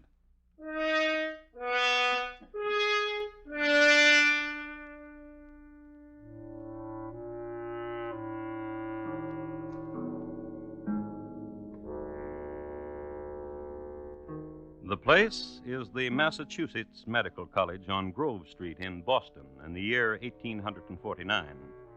The college was a 3-story building, the top 2 floors of which were reserved as offices and studies for the faculty.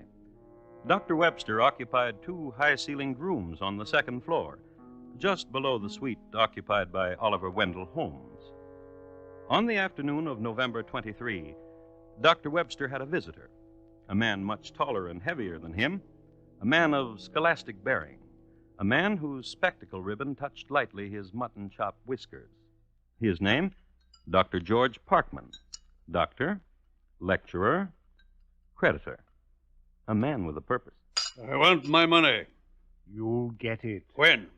When I've got it. I must tell you something, Dr. Webster. Oh, can't you just drink your tea and enjoy the afternoon? No? Very well, then. Tell me something, Dr. Parkman. You're a dishonest man. Lovely autumn afternoon. A cheat. No surgery to do. A thief who beguiles his friends. I'm not only speaking for myself, you know. You mean you've been commissioned by my other creditors to come here and insult me? Now, Doctor, can't we just chat? Of course we can. Gentleman to gentleman? Doctor to doctor? Of course we can. Lemon? Sugar? Money. And what to chat about? I know.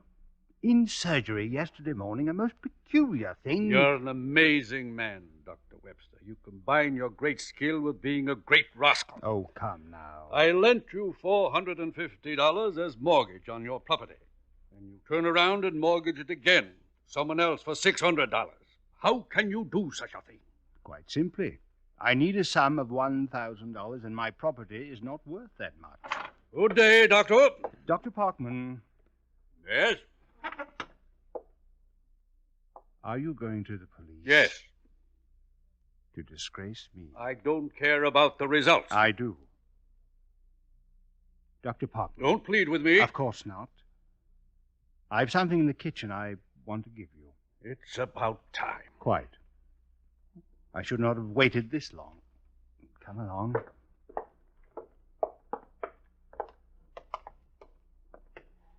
Dr. Parkman, you couldn't give me an extension of a few weeks Certainly not. Certainly not. Just give me my money now. I have no money to give you. And you want to disgrace me. And I see no other way. Don't be a fool. No other way.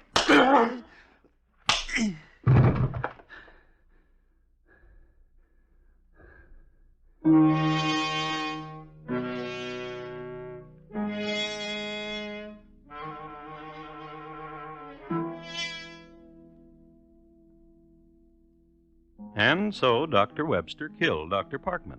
And, as I have indicated, Dr. Parkman died hard. At this precise time, the murderer must have observed several moments of contemplation and reflection on what he had done, to consider it, to assess it, and, being an intelligent man, an evaluation of the mess he had gotten himself into.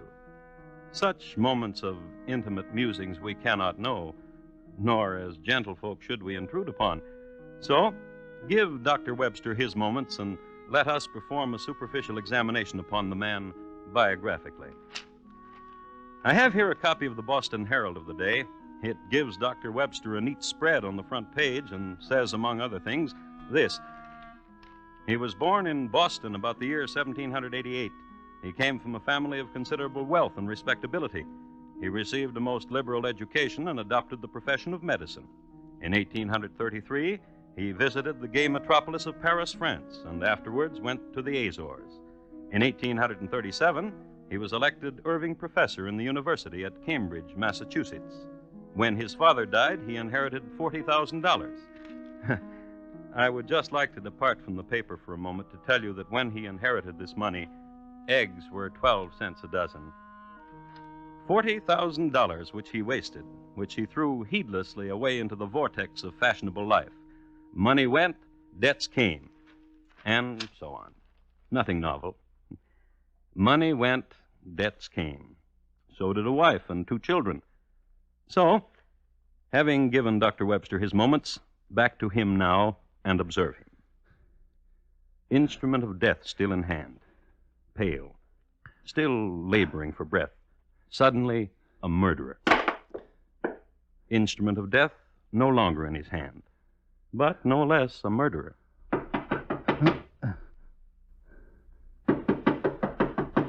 Dr. Webster? Dr. Webster?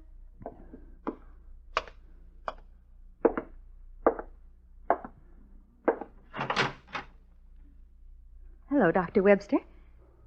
Well, I'm here. You haven't forgotten, have you? What? The tea. You said come to tea. Oh, yes, I remember. Well, aren't you going to ask me in? No. But you said come to tea, and you said you would sell me a ticket to your lectures. Oh, I'm sorry. Come in. Sit down, my dear. Oh, you were teasing. The tea things are all ready, and you've already poured. Miss Montgomery, my dear. Yes, Doctor. Drink your tea, and the tickets are $5 for 3 lectures. I know how much the tickets are. And you know what? What? You've forgotten the cream. I know where the cream is in the kitchen. Miss Montgomery, Yes, Doctor, dear? you don't want tea, do you? Not really. Then pay for your tickets and get out. Are you serious? Yes. Well, there will be a vacant seat in the front row for your next 3 lectures. Goodbye.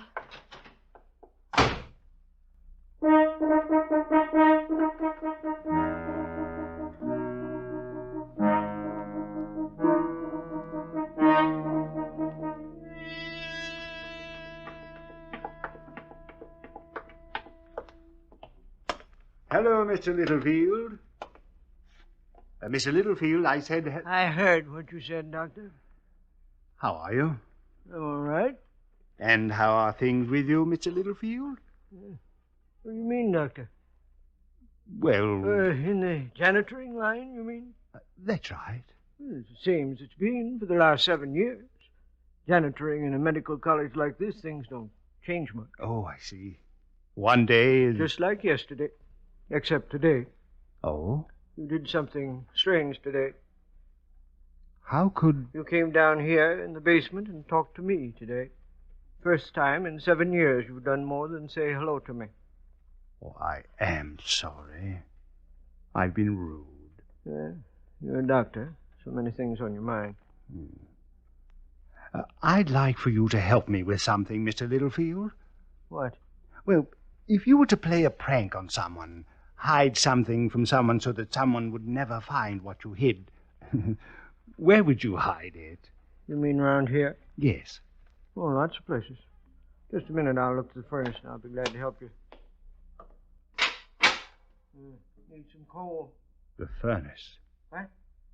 It needs some coal. I just said that, Doctor.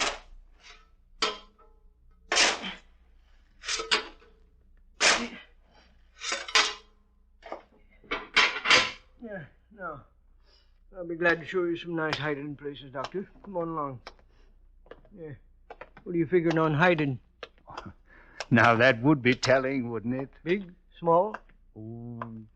Kind of like this? Medium, huh? Yes, I would say so. Fine. Just follow me, Doctor.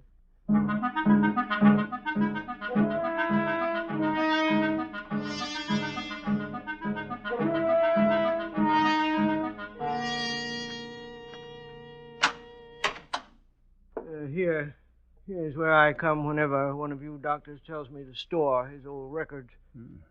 It's a large room, isn't it? Let's go inside.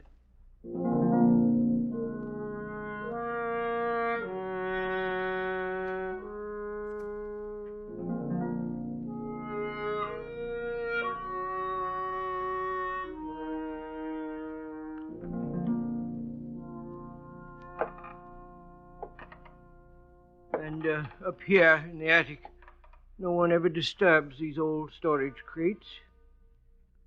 Huh? Oh, time for me to be going home, Dr. Webster. A few more places, Mr. Littlefield.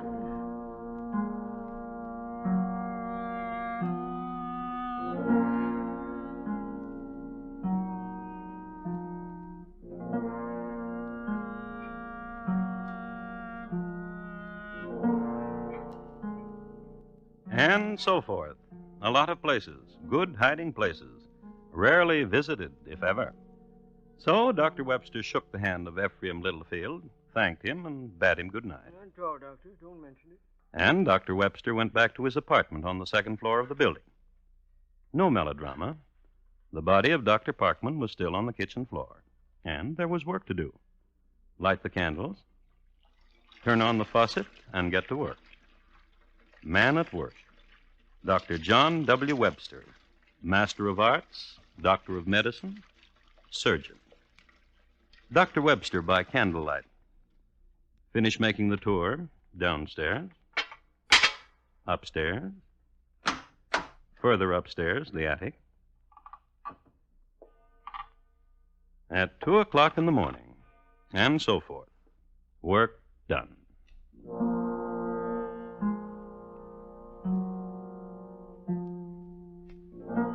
And the next morning, about 10, according to the records.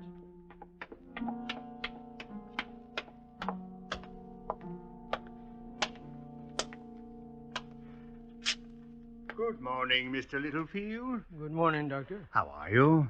Same as yesterday. Well, tomorrow's Thanksgiving, isn't it? Same as last year. So, what are you planning to do to celebrate? Same as everybody else. Dinner? Oh, sure. At home? Same as everybody. Here is something for you, Mr. Littlefield. Why? Oh, go on, take it. It's $10. Yeah. Well, thank you, Doctor. And I want you to buy a nice fat turkey and everything that goes with it. I certainly will. I thank you again, Doctor, and very much. Happy Thanksgiving, Mr. Littlefield. Happy Thanksgiving, Doctor.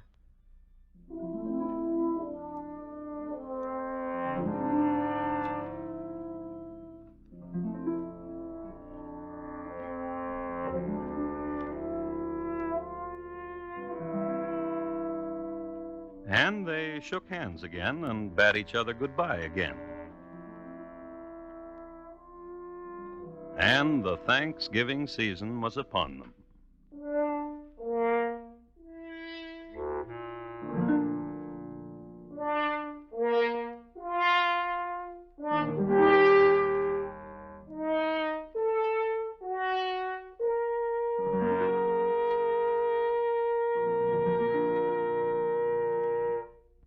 You are listening to Crime Classics, and your host, Thomas Hyland. Moliere wrote a delightful comedy about a man who was not a doctor, but whose wife kept telling everybody he was. It's A Physician in Spite of Himself. Hear it later tonight on the Summer Theater with screen actor Robert Young in the starring role. Remember, it's the Summer Theater on most of these same CBS radio stations later tonight. And now, once again, Thomas Hyland and the second act of Crime Classics and his report to you on the terrible deed of Dr. Webster.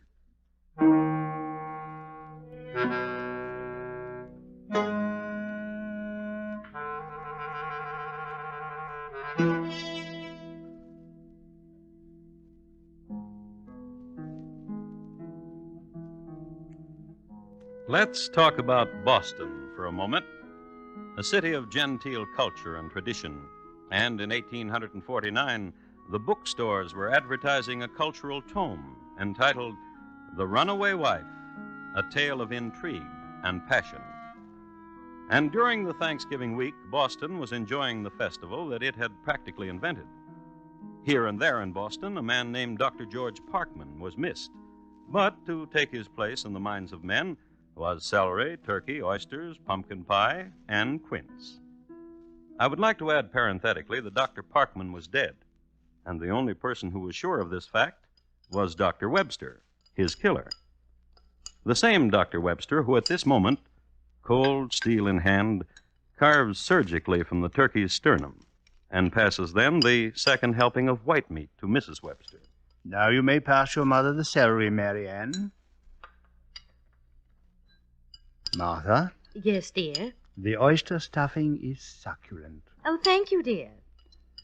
You and I and the children, we have much to be thankful for. You're a kind husband, that's why. You provide. Pass the squash. Mary Ann, pass your father the squash. I'll get it.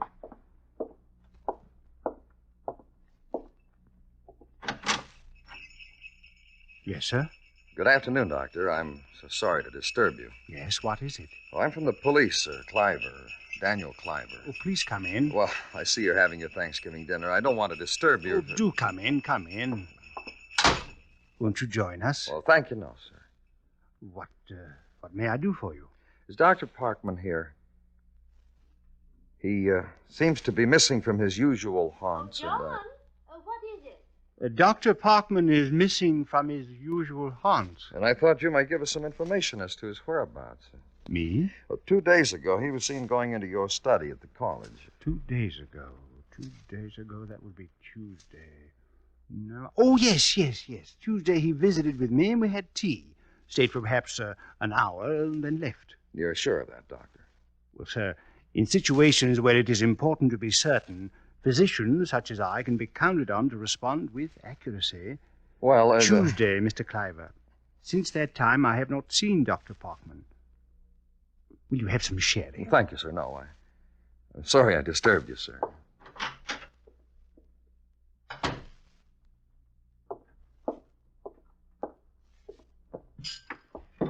Dr. Parkman not seen in his usual haunts? I wonder where he can be. I can't imagine. Marianne, pass the yams.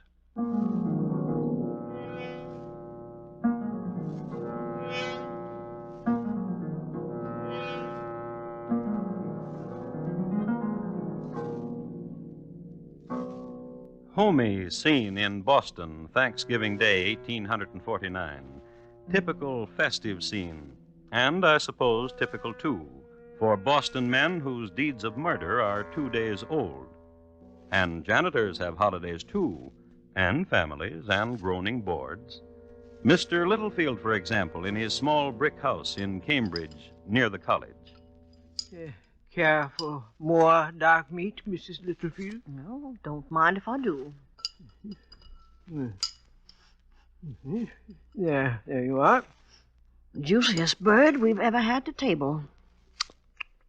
Juiciest. What did you say, Mrs. Littlefield? Juiciest. You know, Mrs. Littlefield, it still worries me. About the turkey? The sudden generosity of Dr. Webster. It bothers me. Why he should have given me the money for this dinner. Eat, Ephraim. Thinking is a bad sauce for a tasty dish. Still, a man who hasn't spoken a civil word to me in 7 years, to give me a gift, and to ask me of hiding places. Eat, Ephraim. And the thing now of Dr. Parkman. Each year for the last 7 at Thanksgiving time he hands me $1. This year he did not. I haven't seen him. Not for 2 days now. I wonder... What you imagining? Mrs. Littlefield? Yes? I better speak to people. That's what.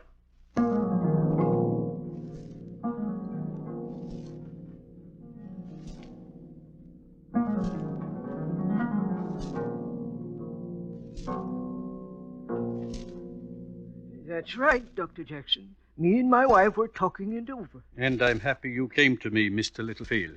Kind of putting one and one together we were, over Dr. Webster's turkey, so to speak, if you know what I mean. I know very well what you mean.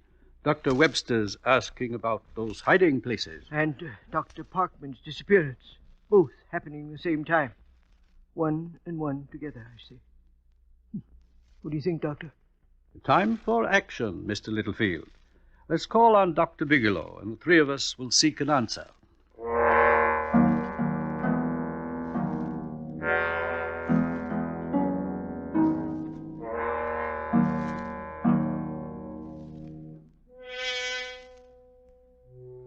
Forces gather. Forces conspiring to destroy Dr. Webster. The Furies, the Fates. And their names? Dr. Jackson, Dr. Bigelow, and the man of the gratuitous turkey, Mr. Littlefield. And, as is common in classic tragedy, the pursued senses a feeling in the air. All is not right. Something is amiss. Forces are gathering. Dr. Webster felt it. He tried the air the following morning, sniffed at it, sensed it immediately. Oh, my. What's wrong, dear? Nothing. But you look so pale. Nothing wrong. A kiss, dear. I'm going to work. Oh, something's wrong, I'm sure of it.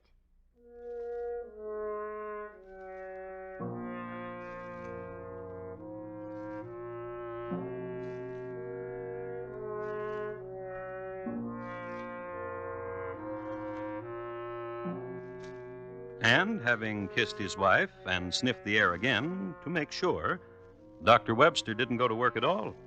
Instead, he called a hansom, gave the driver an address, and was driven to a more or less fashionable part of town. Gave the driver his fare, received a wink in return, and knocked on a door.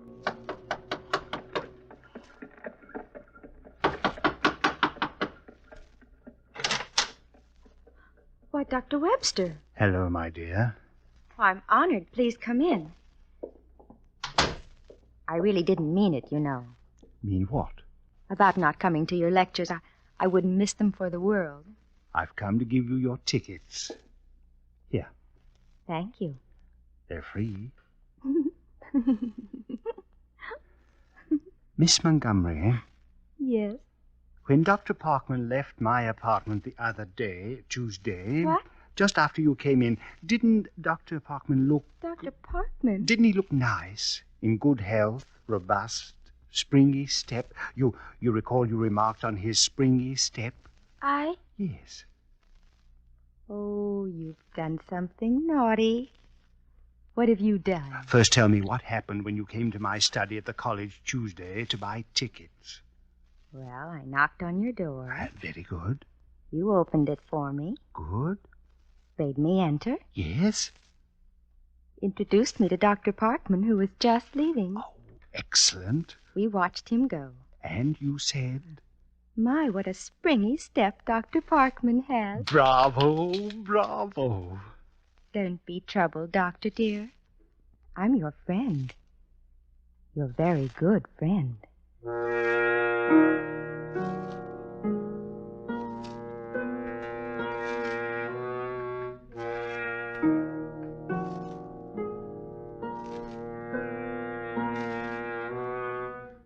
Which was nice, because if ever a doctor needed a friend, his name was Dr. Webster.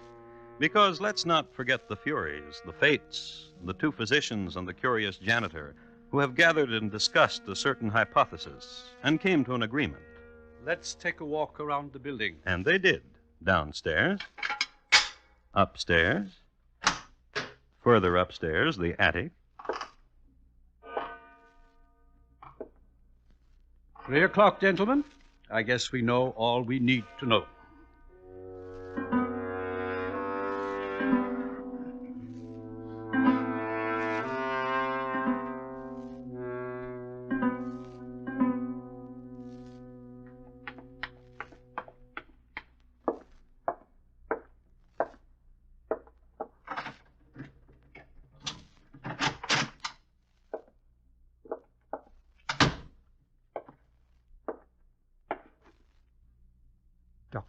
Dr. Jackson and... Forgive this intrusion upon your study, Dr. Webster. We've been waiting for you. I have the keys. I let these gentlemen in. I didn't give you permission to do that, Mr. Littlefield. You know Dr. Bigelow, of course, Doctor. And I've heard you've met Mr. Cliver of the Boston Police. Gentlemen. Will you take over, Mr. Cliver? Thank you, Dr. Jackson. Dr. Webster. Yes, sir? We found Dr. Parkman, or rather, these gentlemen did, and they called me. They showed me where Dr. Parkman was. I see. How is he? Come now. The last time I saw Dr. Parkman, he was the picture of health. A man with a springy step. You are under arrest, Dr. Webster.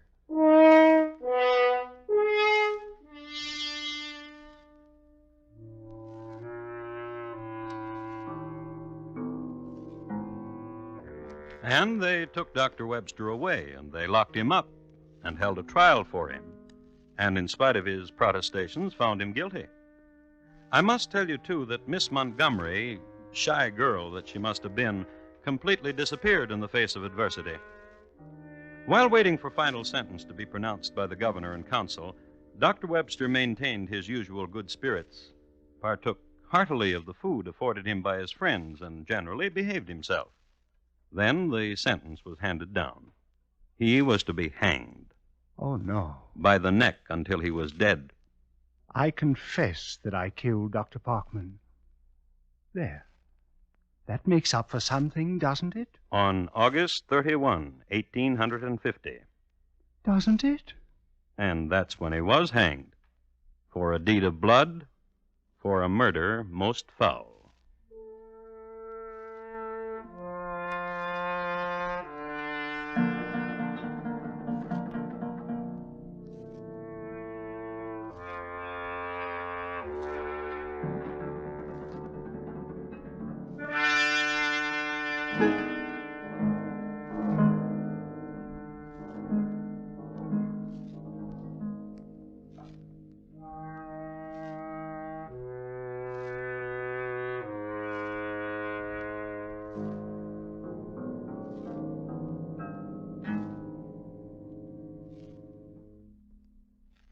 In just a moment, Thomas Hyland will tell you about next week's crime classic.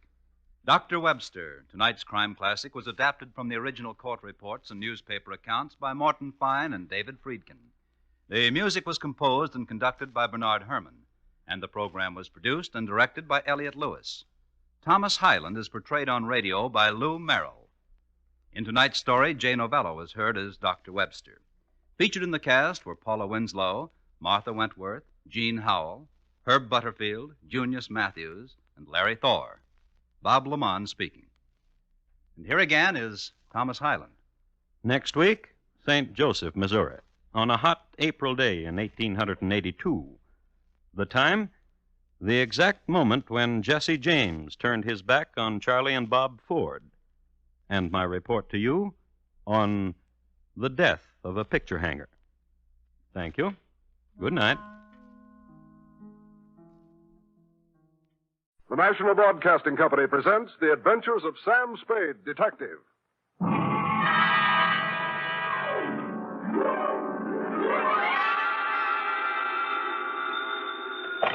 Sam Spade Detective Agency. Hello, hello, hello. Sam? At this hour on this network, you were expecting maybe Mary Margaret McBride? I've been expecting anything, Sam. Well, after all, to have you drop out of sight like that, leaving not a ripple on the surface for 4 whole days. Mr. Livingstone is frantic. Who? Mr. Livingstone, the man you rented the car from. He's ready to send out a search party. Aha! Sammy and Livingstone with a reverse twist. It's no joke, Sam. Nothing, huh? You have no right to worry me like this. It's not fair. Where are you? To the only spot on Earth as yet unvisited by the National Geographic Society, sweetheart, the Vale of Takaloma. And don't try to find it on a map because it isn't. Set yourself for my saga of a crook's tour of the hinterlands with just a touch of mysticism, which is why I call it the Rowdy Dowser caper. All right, Murgatroyd, these will do. Sam, where are you calling from? A tailor shop. I had to leave without my pants.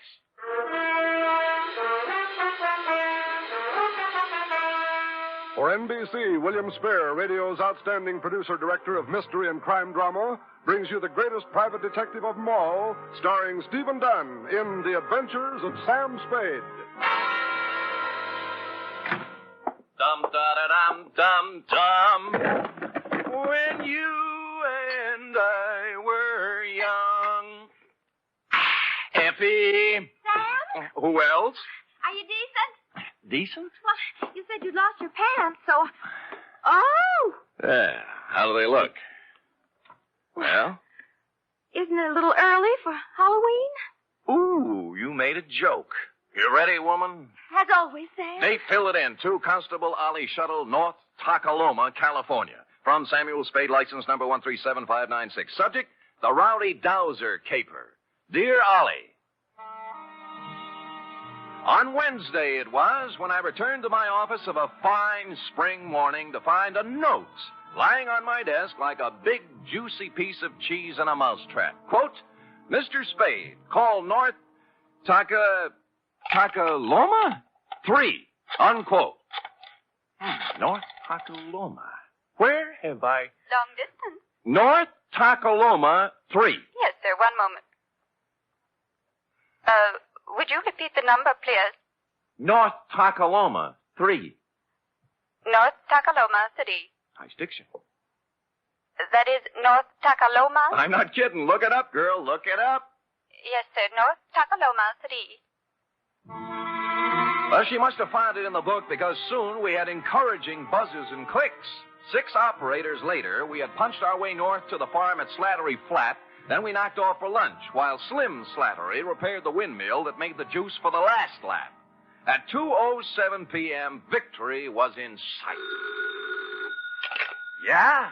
Sam, this is Operator Nyan for the 10th time. Oh, fine. How we doing, Millie? Sam boy, I am actually ringing North Takaloma City. Oh, good girl.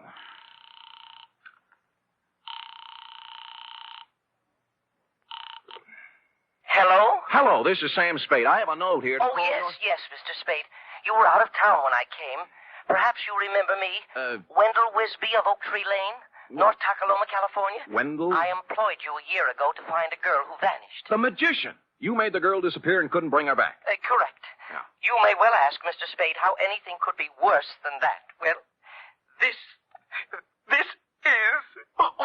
Oh, there, Wendell. There, boy. Take it easy. I can't talk. I just can't talk about it. Fine, fine. Then write me a nice, long letter. Well, you know, I'd this rather- is a long-distance call, and I... No. I am sorry, Mr. Spade, but this has affected me very deeply. Look, you promised you'd lay off the magic, Wendell. Well, What'd you do? Misplace half a woman this time? No, I have given up magic, Mr. Spade. I am currently employed as third vice president of the Second National Bank of North Takaloma. All that? Yes, sir. Oh, my star was rising. My future seemed assured, but now a shadow has fallen over my good name. Boot it along, will you, Wendell? This is costing me money. I cannot tell you more on the phone, Mr. Spade. You must come at once. It is extremely urgent. I see. Well, frankly, Wendell, I have a feeling I'll be tied up. But I left There's your a collection retainer I under have your to make, desk, and, well, the Blotter. chances are I'll... What was that? I just said there's $100 under your desk, Blotter, for a retainer. I left it when I came with the note. But if you have a collection to make, suppose Wendell, that is the collection. And so it befell that shortly before lunch on the following day, I guided my rented hack across the ford at Clobber Creek, up the high road through Possum Notch, and down into the Vale of Takaloma, where I muscled my way through a flock of geese in the main street and tied up before the imposing stone facade of the Second National Bank. Inside, sitting in front of the door marked Urban Root President, sat a secretary whose facade looked colder and even more imposing than the bank's. She was shriveling one of the customers, a meek little milquetoast in a salt and pepper soup. But as I informed you, my good man, President Root is extremely tied up at the moment. Oh, I'm quite aware of that, miss. I wouldn't bother him for the world, but you see, No, I don't see. And since you refused to state the nature of your business... Did I refuse? You most certainly did. Oh, dear me, I didn't mean to refuse anything. It's just that, well, it's sort of personal, and may I go in? You may sit down until I tell you to go in. Is that clear? Yes, ma'am. Yes, I understand. I don't mind waiting. Don't mind at all. And now you, sir. What do you want? I have an appointment with Wendell Wisby. Mr. Wisby is in conference with the President Root. Thanks. If you'll sit down, I'll... just a minute, sir. Just a minute. And you must understand, President Root, this is a matter of family honor. Yes. I shall... Oh, hi, Wendell. Oh, Mr. Spade. Now, sorry I couldn't get here sooner, but it's a long haul. Well, Mr. Spade is a friend of mine, President Root, from my salad days as a magician. A very competent detective, I might add. Well, thank you, Wendell. Yeah, I see. We are indeed fortunate to have him with us in this matter. Good, good. Please sit down, Mr. Spade. Thanks. You are aware, Mr. Spade, this matter is to be held in strictest confidence. Word must be kept from the depositors at all cost until... But remember, President Root, remember the code of the Wisbys. Should worst come to worst, I shall make good. I shall make good if it takes I me... understand, Wisby. I understand. Well, mind if I admit I don't? What is it, Wendell? Snatcher. Snatch whom? Uncle Purse. Our former cashier, Mr. Spade. Purse Snatcher. Wisby's uncle. Purse Snatcher. What about him? Everything. He has disappeared. Absconded. That is a harsh word, President Root. I would prefer to say he disappeared until we have further proof. The money's gone, isn't it? How much money? $53,000. From Uncle Purse's accounts. Yeah. It may be he has absconded, President Root, but we must remember that despite the Snatcher surname, Uncle Purse is a Wisby. And a Wisby never lived who got away with $53,000. All right, Wisby. He disappeared. Yes, may I ask when he disappeared? Last Friday night, about 9 o'clock. Anyone see him go? Almost everyone. His car stalled at Main and Persimmon. Several people saw him trying to start it. He was acting very strangely. Oh, how was that, Wendell? Well, Clem Clobber and Charity Fid and several others spoke to him from the curb, but he wouldn't answer them. He didn't say a word to anyone, which is not at all like Uncle Purse Snatcher. Wisby, man to man. Would you feel sociable with a satchel full of stolen money on the seat beside you? Well, there you have a point, President Root. I can't blame you for the way you feel, President Root, but I must continue to believe the best of Uncle Purse until Mr. Spade discovers the worst. Oh. And in that dismal eventuality, please know I intend to pay off the $53,000 plus interest on the installment plan. $5.37 per week for 48 years. Oh. You have my word on it, sir. The word of a Wisby. With which solemn pronouncement, Wendell marched out, closely followed by me. Salt and Pepper Suit Milquetoast was still fingering his hat brim, looking hopefully at Miss Icewater for the sign. At Wendell's suggestion, I hustled out to the Snatcher homestead for a word with Percy's wife, a timid little woman with her heart in her eyes, known from one end of the valley to the other as Aunt Wistful. I can hardly think straight these days, Mr. Spade. So full of puzzlement this thing has left me. Of course, Aunt Wistful. Have another dipper cider, Mr. Spade. Oh, get down, not you. No thanks, Aunt Wistful. Perce wasn't himself since the well run dry. We had a passel of dry winters here in the valley, you know, but never for this as the well run dry. Perce didn't know which way to turn. The pipe end's 2 miles down the road. Couldn't afford to bring it in here. I see. He took to muttering to himself, saying strange things. Coming home from his work at the bank with a frown on his face, stayed there all evening. What do you mean, strange things? Oh, I don't recollect very well. He brought a law book home one night, though, and out of a clear sky he says to me, "Wistful, honey, do you know the punishment for embezzlement is 5 to 10 years in prison?" I asked what he meant by that, and he said he thought it might be a good thing for a banker to know. Well, he had something there. It was the night after that. He come home all cheerful. Said he thought he'd figured a way out. Found a fellow to help him. Get down. I had no idea what Perce was thinking. What fella? Urban Root, I suppose. Oh. It's Urban's bank he was fixing to steal from. About then I got word from my sister ailing over to Fogarty Grove, so Thursday I left, and when I got back Saturday, he'd gone. Did he take his things? Mostly. Honey, he did one strange thing for this time of year. He left his corn teeth behind. Corn teeth, huh? A spare pair of store teeth for corn on the cob. Oh. Perce will miss him now with summer coming on. Yes. Bless him. You know, ever since spring, I've been after Perce to spade up my flower bed by the window. He did it before he left, now that there's no water to grow things with.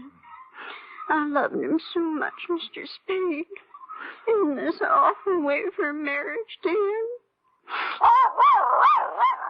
Get down!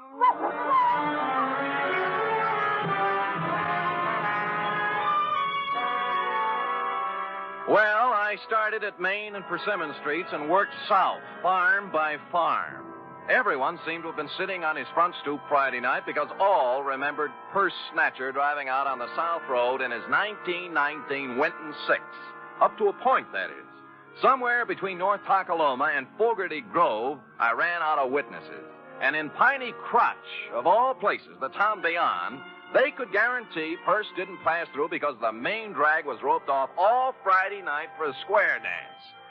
And thus matters stood on the third day when I limped back to the bank. For some reason, a crowd had gathered in the alleyway next door. Writing it off as a floating crap game, I walked inside, bowed formally to Miss Icewater, then plunked myself down at Wendell's desk. Oh, Shaw. I just found I miscalculated on the interest. At $5.37 per week, I won't have this paid off until I'm 134. And who knows, by then you may even have a wife and children to support. Look, don't you think you were a little impetuous with that retainer? What retainer? Mine, the $100. $100? Wendell, the $100 you stuck under my desk blotter when you hired me. I hired you? You came to my office while I was out of town, Wendell. You left a note for me to call you. I talked to you on the telephone. Well, didn't I? Mr. Spade, something is very wrong. I did not talk to you on the telephone at all. What? I thought you were employed by President Root. Well, where is President Root? I don't know. He stepped out some time ago, and there's someone waiting for him in his office. Oh? Do-do-do-do-do-do. Hi, Miss Icewater. Oh, tell me, pretty mean, are there any more at home like you? Milk toast. But with a difference. The salt and pepper suit had gone. Beret, bow tie, plaid sport jacket with a racing form sticking out of the pocket. I'll do Maroon plus fours and wool socks with tassels. He took one of President Root's cigars out of his pocket, bit off the end, and lit it.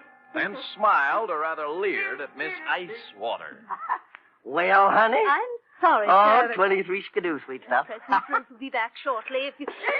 Oh, don't be a back number, beautiful. But, sir, I don't... Papa love Mama? Well, I don't know what to say. You'll learn. Tell Cookie I'll be back, huh? Yes, sir. Anything you say. Live a little, baby. Live a little. Toodaloo. Golly. Golly, indeed. Miss Icewater. Hey. Oh. What was that?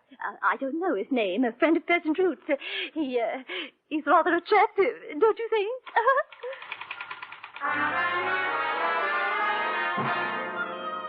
Only now, as I went outside in his wake, did I see what had caused the crowd in the alleyway.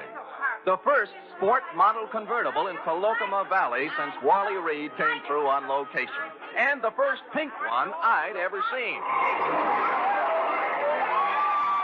Pondering the new milk toast, I walked into the drugstore, found a phone book, and checked all 25 names.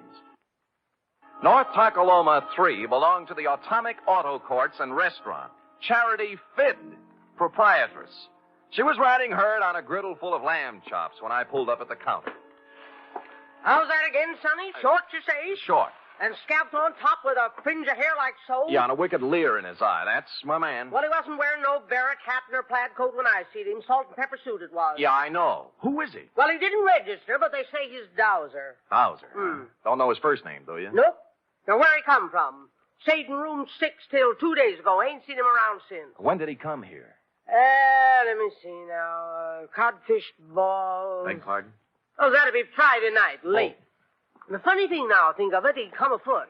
Not by the road to Fogarty Grove, mind you, but by the trail over the ridge. Well, where does it go to, Aunt Charity? Winds up the old Clobber place, abandoned now. Oh, thanks. I'll be back. You'll be nothing. You just sit right down where you are and you wrap yourself around this. Ain't no growing boy going hiking over the ridge without supper. Clean it up now, every scrap. Yes, Ma.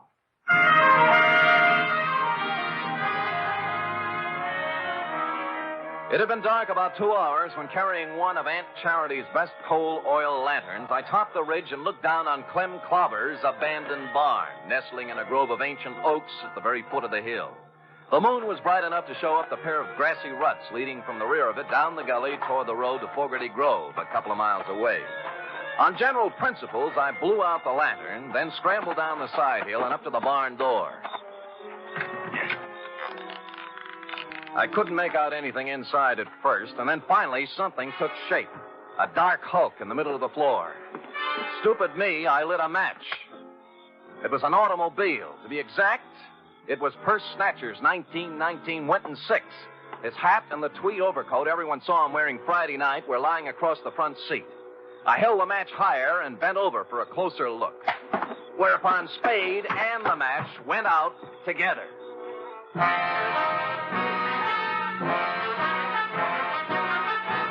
You are listening to the weekly adventure of radio's most famous detective, Sam Spade.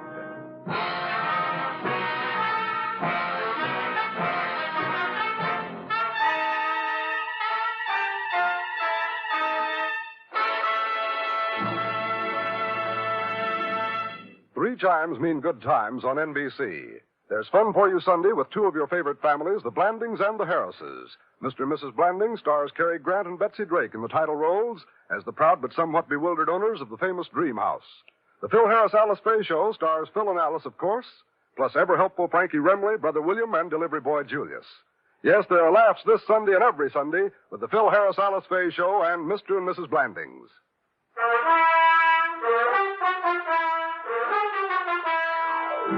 And now, back to the Rowdy Dowser caper, tonight's adventure with Sam Spade.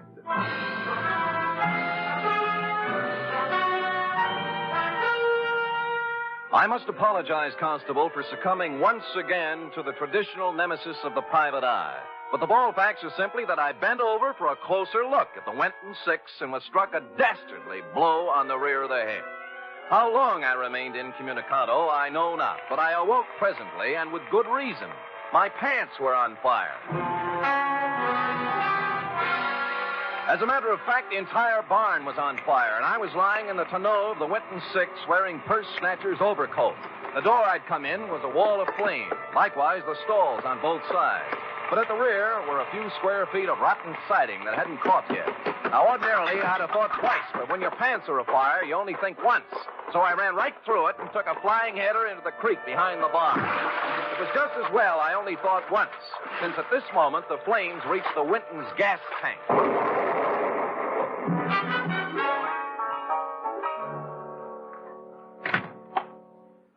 Hi.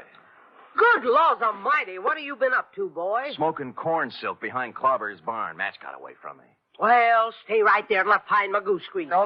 Later, Aunt Charity. How about the key to 6? The Dowser fella? Yeah. Won't need no key, son. No door open? If he left it open, he's in there now. Barrett hat, plaid coat, and a 25-cent cigar. Help yourself.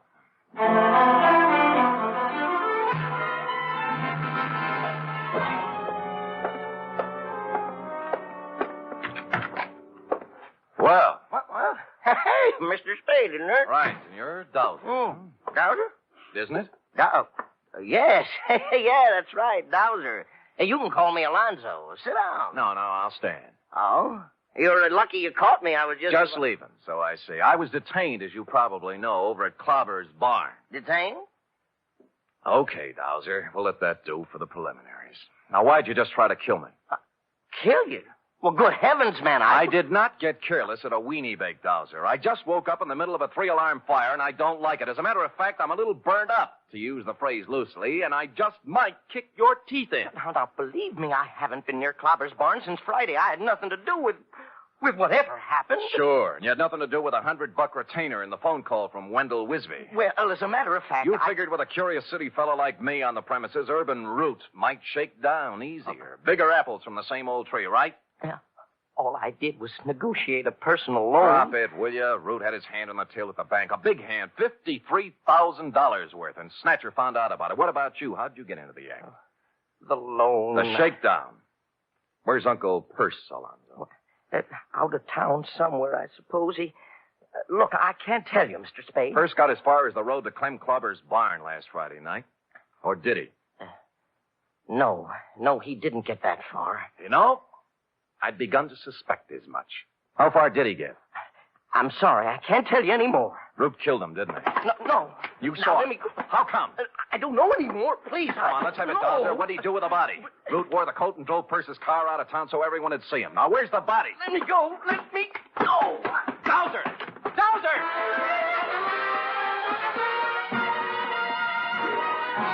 He squirted out of my hands like a watermelon seed, leaving me with a plaid coat, and took off down the line of Atomic Cabins toward the Atomic Restaurant. A nice high-knee action for a little guy, and what with my burns and contusions, I'm forced to admit he was widening the gap between us when he rounded the corner of the Atomic Restaurant, making possibly the gravest error of his career. Aunt Charity was rounding the same corner, coming the other way with an armload of wood.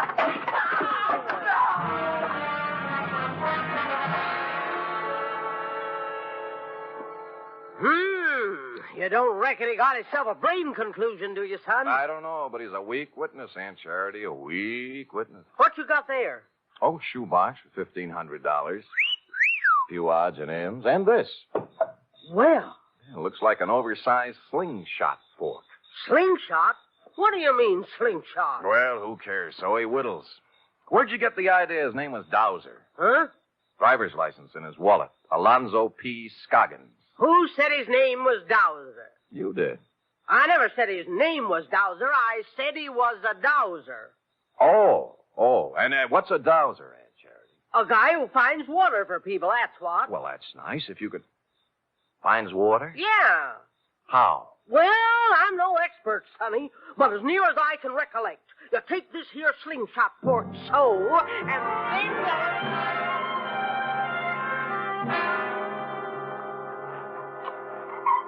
Mr. Spade, I can't go through with it. Get hold of yourself, Wendell. Remember the code of the Wisby. But this sinister revelation has virtually prostrated me, Mr. Spade. And you must remember it is now over a year since my salad days as a magician. Tut, Wendell. Stout fella, stiff upper. And further, even at the peak of my career, I was only sketchily acquainted with the field of dowsery. Hold it. Hmm? There they are. Aunt Wistful is sitting on the back porch with President Root. Mr. Spade, The code of the Whizbees, Wendell? Yes, sir. Let's go. I just can't tell you how full up with gratefulness I am. Now, Aunt Wistful, don't take on so. It's nothing at all. It's, You remember Mr. Spade, President Root? Of course. Of course. Hardly seems any time at all since we met President Root. Oh, Mr. Spade, President Root's going to buy the farm. Isn't that wonderful? Touching. And he's allowing me $10,000 on it against the money per stove. That's a generous offer. Yeah, I thought so. Considering there's no water on the farm. Pierce said many times it wouldn't be worth $40 an acre for that water. Well?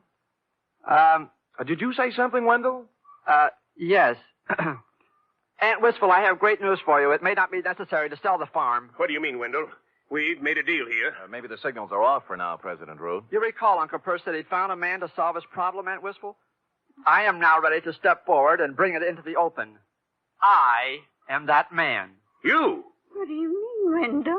Since entering the banking field, I divorced myself from magic and the allied dark arts, Aunt Wistful. So I wish to keep my other talents sub rosa. What are you talking about, Whizbee? President Root, I am a part-time dowser. And he just happens to have his dowsing rod along, right, Wendell? Right. I have reason to believe there is water here, if I can just douse it out. Wendell, you're out of your... Shut up. Douse away, Wendell, douse away. Very well. Now, I hold the dowsing fork before me, thus. Then I turn, thus... Where does it point, Wendell? Let me see.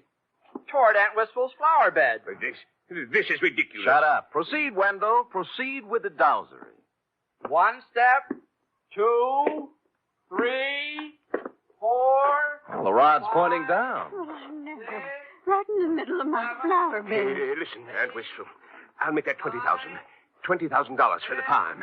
Cash, see? Not credit. Cash. 20? Hold out. 25. 30. Right here is where we dig. 35. 35,000. It's already been dug up. Looks as if Uncle Percy had dug a hole and then filled it back up. Last Friday night, just before 9 o'clock, right, President Root?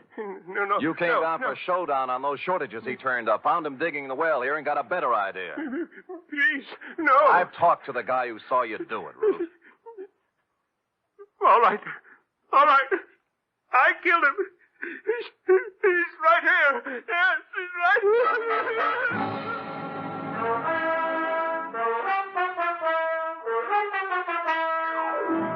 Which is where you came in, Constable, and since you can take it from here, I shall close, as always, with... Period. End of report. Right.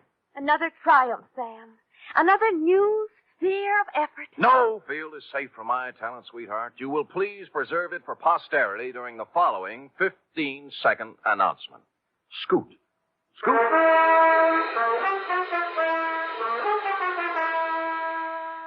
Three chimes mean good times on NBC. This Sunday, the glamorous and unpredictable Tallulah brings you another hour-and-a-half broadcast of The Big Show, starring Fred Allen, Judy Holliday, Joan Davis, Frank Warren, and many more.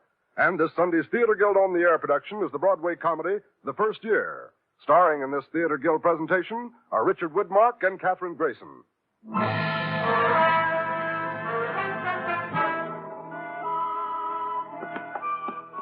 Here it is, Sam. Ah, efficient girl. Yeah? Yeah, Millie, this is Sam, boy. What's up? Oh? Oh. Thanks, Millie. Well, what is it, Sam? They just relayed a message from Fogarty Grove, F. Wendell is being installed as second vice president tomorrow night at the Moose Hall. Oh? He wants me to come. Oh! And bring a girl. Are you game, little one? Well, that's one way to get the report to Constable Ollie Shuttle. I'll do it, Sam. Good girl. Pack up an emergency ration of sorghum and hominy grits. I'll pull up at your doorstep in the morning at 8 o'clock. Well, I'll wear my sunbonnet and Mother Hubbard. Oh, good night, Sam. Good night, sweetheart.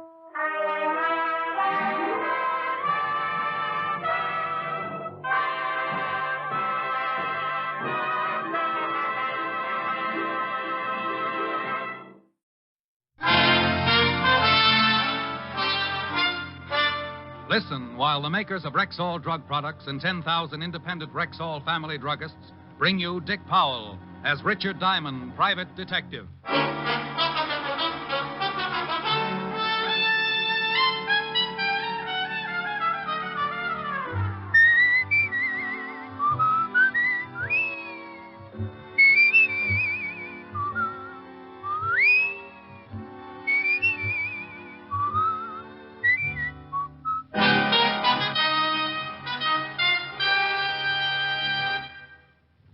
Good evening. This is your Rexall family druggist speaking to you for the 10,000 independent druggists who have made the word Rexall part of our own store names and who recommend and sell the 2,000 or more drug products made with the Rexall Drug Company. Like MI31, for example, Rexall's popular mouthwash, gargle, and breath deodorant. Full-strength MI31 kills contacted germs in seconds. Its zippy, tangy quality leaves a happy aftertaste. For a reliable yet refreshing mouthwash, use Rexall MI31. And remember, you can depend on any drug product that bears the name Rexall. Good health to all from Rexall. Now, your Rexall family druggist brings you a transcribed half hour with Richard Diamond, private detective, starring Dick Powell. Dick's special guest star tonight is what was your name again? I'm sorry, but I really can't tell you. You can't tell me. Well, Rexall brings you Richard Diamond, starring Dick Powell.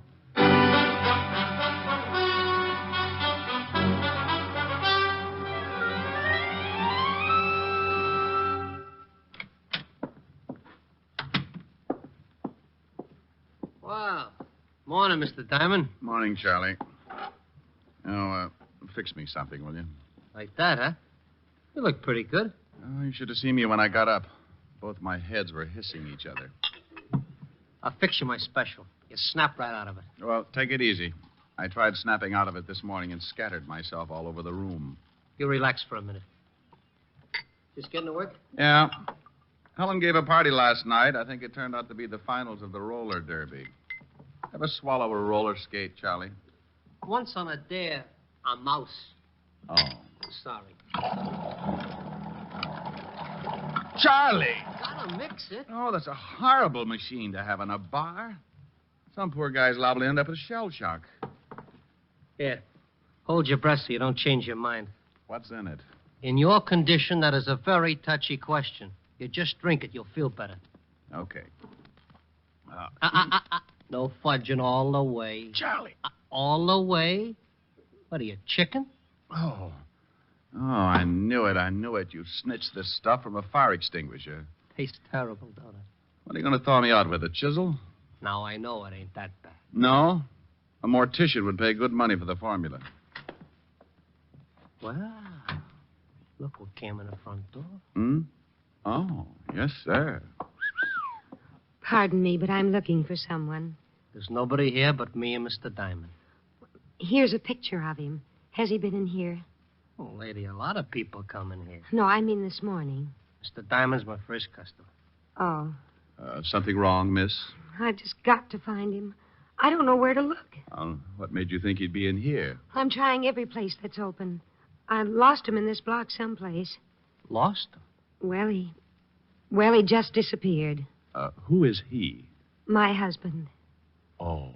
I stopped to look at some hats in the window. I started talking about how pretty they were, and the next thing I turned around and he was gone. You called home? We're living at a hotel. He hasn't shown up there. I've called everyone I know in New York. You're from out of town? Yes. Oh, I'm so worried. Well, honey, from this picture, your husband looks old enough to find his way around. Why don't you go on back to the hotel and... You don't understand. My husband had quite a shock earlier this morning, and he was acting strangely. So you figure he might have gone looking for a drink? I don't know what I thought. It isn't like him to wander off like that. I'm so worried. Well, if you're that upset, why don't you go to the law? Missing persons. I thought about that, but I can't. You can't go to the police? I can't explain why. It just wouldn't be good. Would you mind a completely new remark? What? Haven't I seen you before, Miss... No. Nice name. Mr. Diamond sees a lot of people. Used to be a cop himself. Oh, Private detective now. Private detective? Seems to me I've seen your husband someplace before, too. Is this an old picture? Yes, I carry it around in my wallet. Are you really a private detective, Mr. Diamond, miss. Like Sam Spade? Well, no. Sam drinks and runs around with women. I lead a rather sheltered life. Steady, Charlie. Mr. Diamond, I'm really frightened. I'm sure something awful's happened to my husband. Will you help me? I might, if you tell me two things. What are they? Why you can't go to the police, and if you can afford $100 a day in expenses. Oh, I can afford the money. You should have answered the first question first. Now I'm almost tempted to forget the last one. But I can't go to the police. Dear, when people can't go to the police, it worries me. Your old man got a record or something? A record? Well, I've seen both of you someplace. You sure you aren't working some kind of a racket? Now, lady, take it easy. I lose my husband. I come in here for help, and you think I'm some sort of a criminal or something. Look, dear, I don't know what to do. I don't know where to go. I don't want to go to the police, and it has nothing to do with breaking the law. Shame on you, Diamond. Here, lady, here's a handkerchief. Thank you. Look, I'm sorry. No, you're not. You're terrible. Oh, please. Look, I'm in pretty bad shape myself. Okay, I'll help you. Wonderful, Mr. Diamond. Where can we talk? Hey, she turns him off like a hydrant. You'll help me? Oh, yes. $100 a day in expenses. Certainly. Get her. Yeah. You sure you didn't dip into one of Charlie's specials? I don't drink. This isn't drinking. It's like diving into an active volcano. Where can we talk? One of the booths. Good. I don't want anyone else to know about this. You mean after this build-up, I ain't even going to hear what it's all about? Come on, dear. Relax, Charlie. Have one of your specials. Who knows? You may be the first one to reach the moon. Is this booth all right, Mr. Diamond? Just fine. Now sit down, dear, and tell me all about it. Well, there's really not much to tell. I took my husband to an appointment this morning. What kind of an appointment? I can't tell you. And you can't tell me your husband's name? No. Not even his first name? Well, I guess I could tell you his first name. It's Richard. Richard? Yes. You can't tell me any more? No. You want me to find him, and you want me to trust you? If you will. Will you trust me? Yes. Then I'll try and find Richard, but I'll need some help. I'll try. No, please. I'll need some outside help. Who? A policeman. Oh, no, I told you. And I told you. You want me to trust you? Okay, that's what I'm going to do, but you got to trust me, too. But the police... If you and your husband aren't in trouble with the police, you got nothing to worry about. But the police... Not the police, a policeman. One man. But he'll find out why Richard disappeared. Well, don't you want to know why? I know why, but I don't want anyone else to know why. You don't want anyone else? You know why, but you... Oh, don't let me do this to myself. I just want to find him. Okay. I promise the policeman won't say anything. I'm trusting that you have a good reason for not telling me any more than you have, but to find a man, this man in the picture, and an old photograph at that, to find this man needs a lot of doing. Checking hospitals. Hospitals? Now, don't start crying. Oh, I'm sorry. Go on. When you've got to check hospitals, morgues... Morgues? Look, dear. You wait here. No, I'm going with you. Good girl. Charlie, thank you for being so patient. A pleasure, miss. Shall we go, Mr. Diamond? Yeah. And, Charlie... Yeah? I'd like to thank you, too. Anytime. Your hospitality and good manners are only equaled by your loyalty and perspicacity. Huh? All in all, you've been a living doll.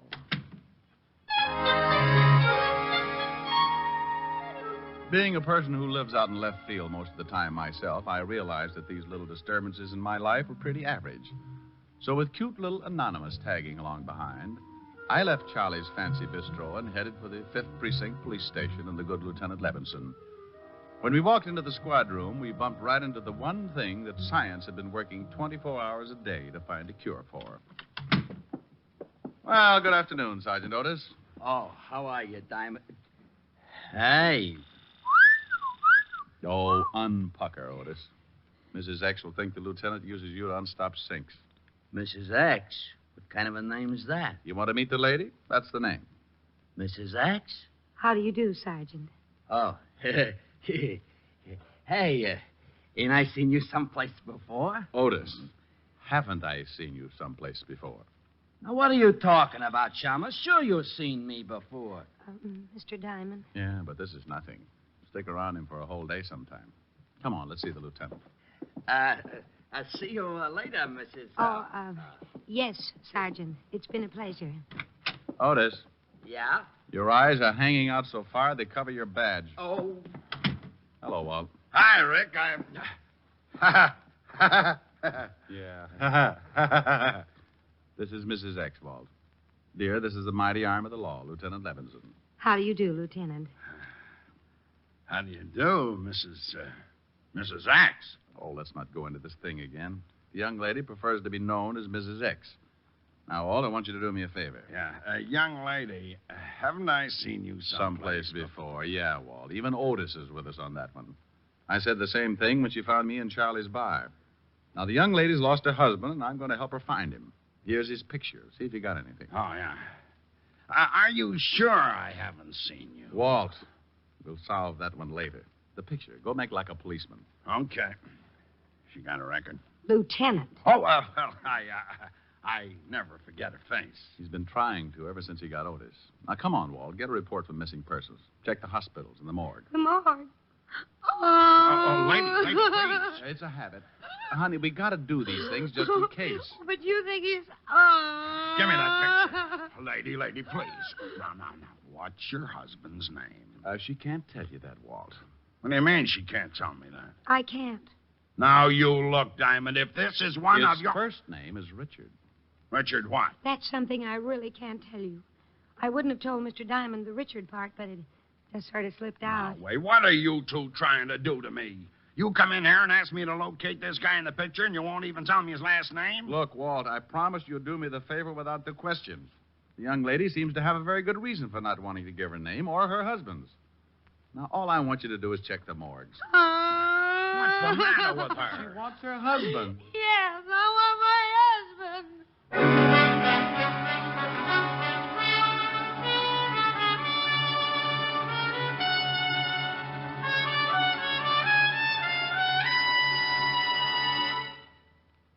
Before we continue with the adventures of Richard Diamond, private detective, here's your Rexall family druggist.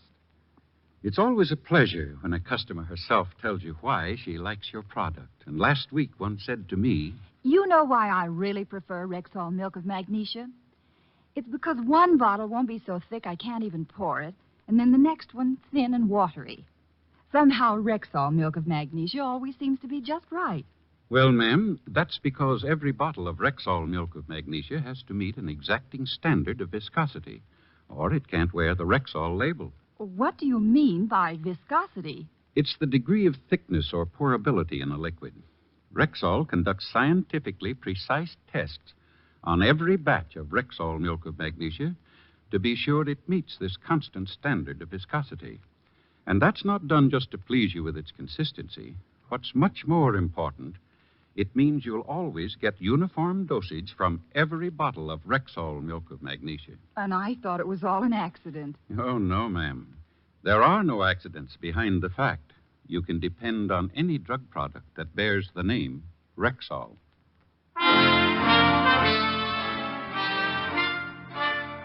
And now back to tonight's adventure with Richard Diamond, private detective, starring Dick Powell.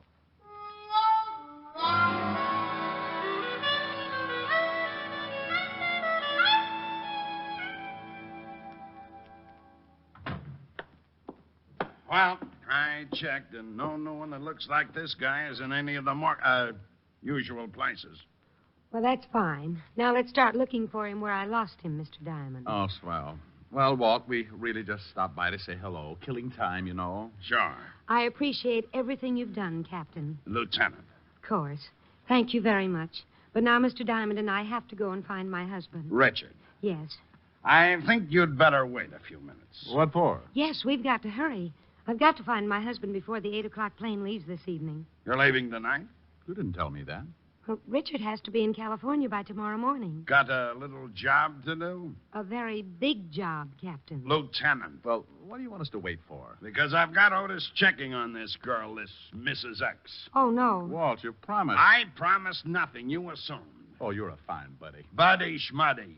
You might be taken in by her sweet innocence, but not me. You double-crosser. Mr. Diamond, you promised. But I didn't, lady. I just checked the morgues. Oh, now you shut up. Walt.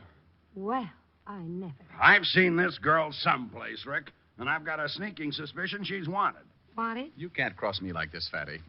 Wanted? Won't tell me your name, huh? No. Won't tell me your husband's name, huh? No. Then you're hiding something. Yes. Yes? Why, yes, meaning of course. Now you stop that, Rick. Rick. Is your name Richard, too, Mr. Diamond? No, my friends call me Rick. You ever in Chicago, lady? Of course. Of course. O-F-C-O-U-R-S-E. You stay out of this. You run around with Tony Capone when you were in Chicago? You talking to me? I'm talking to her. Well, I'm glad. Tony never gave me back my elk's tooth. Well, I don't know why you're talking to me, Captain. I never gave Mr. Capone an elk's tooth. Oh. It's Lieutenant, dear. You got to stop promoting him. You'll get a swell head. Oh, you rat! You call me, Lieutenant? No! Well, gee, don't scare me like that. I got something on this picture you gave me. Her husband? Yeah. Hello, Mrs. X. Hello, Corporal. Aldous. Yeah. You won't like it, Lieutenant. I won't like what? What I got on this picture. Something's happened to Richard. Now, take it easy. Well, what did you find out? I'll tell you whether I like it or not. Well, I sent it down to the boys in the morgue. No! Look what you've done, you mallet head. Well, gee, what did I say? You said morgue. No. Now, honey, listen. This morgue is where they keep photographs. Oh. Well, what did they come up with, Sergeant? She sure looks pretty when she cries like that. Otis. Well, I shall quote from the report. Person in said photograph resembles one Richard Diamond, private detective. What did you say? Come to think of it, you do, Mr. Diamond. I shall continue.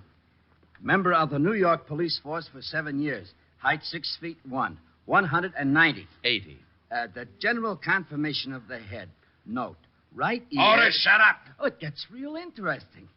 You didn't tell me about getting mixed up with that fan dancer back in 39, Diamond. I was simply interested in starting an ostrich farm. Otis. Yeah? Do you think that picture looks like Mr. Diamond? Oh, kinda. Thank you, Patrolman Lovelow. Patrolman? Yes, and if I ever catch you wearing a sergeant's stripes again, I'll put you in a beach so far out that I'll have to fly food into you. Now get out of here. Sergeant Levinson. Lady, please, it's Lieutenant. Well, I don't care what it is. I think you were just horrible to that nice little policeman. Is that right? It certainly is. And I'm going to write a letter to the governor about you. Now, wait a minute. And what's more, I'm going to tell him what a horrible, mean, impolite person you are. But I come in here with Mr. Diamond, and simply because I won't tell you my name, you accuse me of being a mop. Mop? Yes, mop. One of those gangsters' girls. Moll. Yes. And just because everyone thinks they've seen me before, I'm accused of all sorts of things. But, lady, I... No telling what's happened to my poor, wonderful husband. Lady, please, lady. You big bully. Yes. Well, okay, I'm sorry. I apologize. Can Sergeant Loveloon have his stripes back? Yes. No, thank you very much. Come on, Mr. Diamond. We've got to find Richard. Goodbye, Major.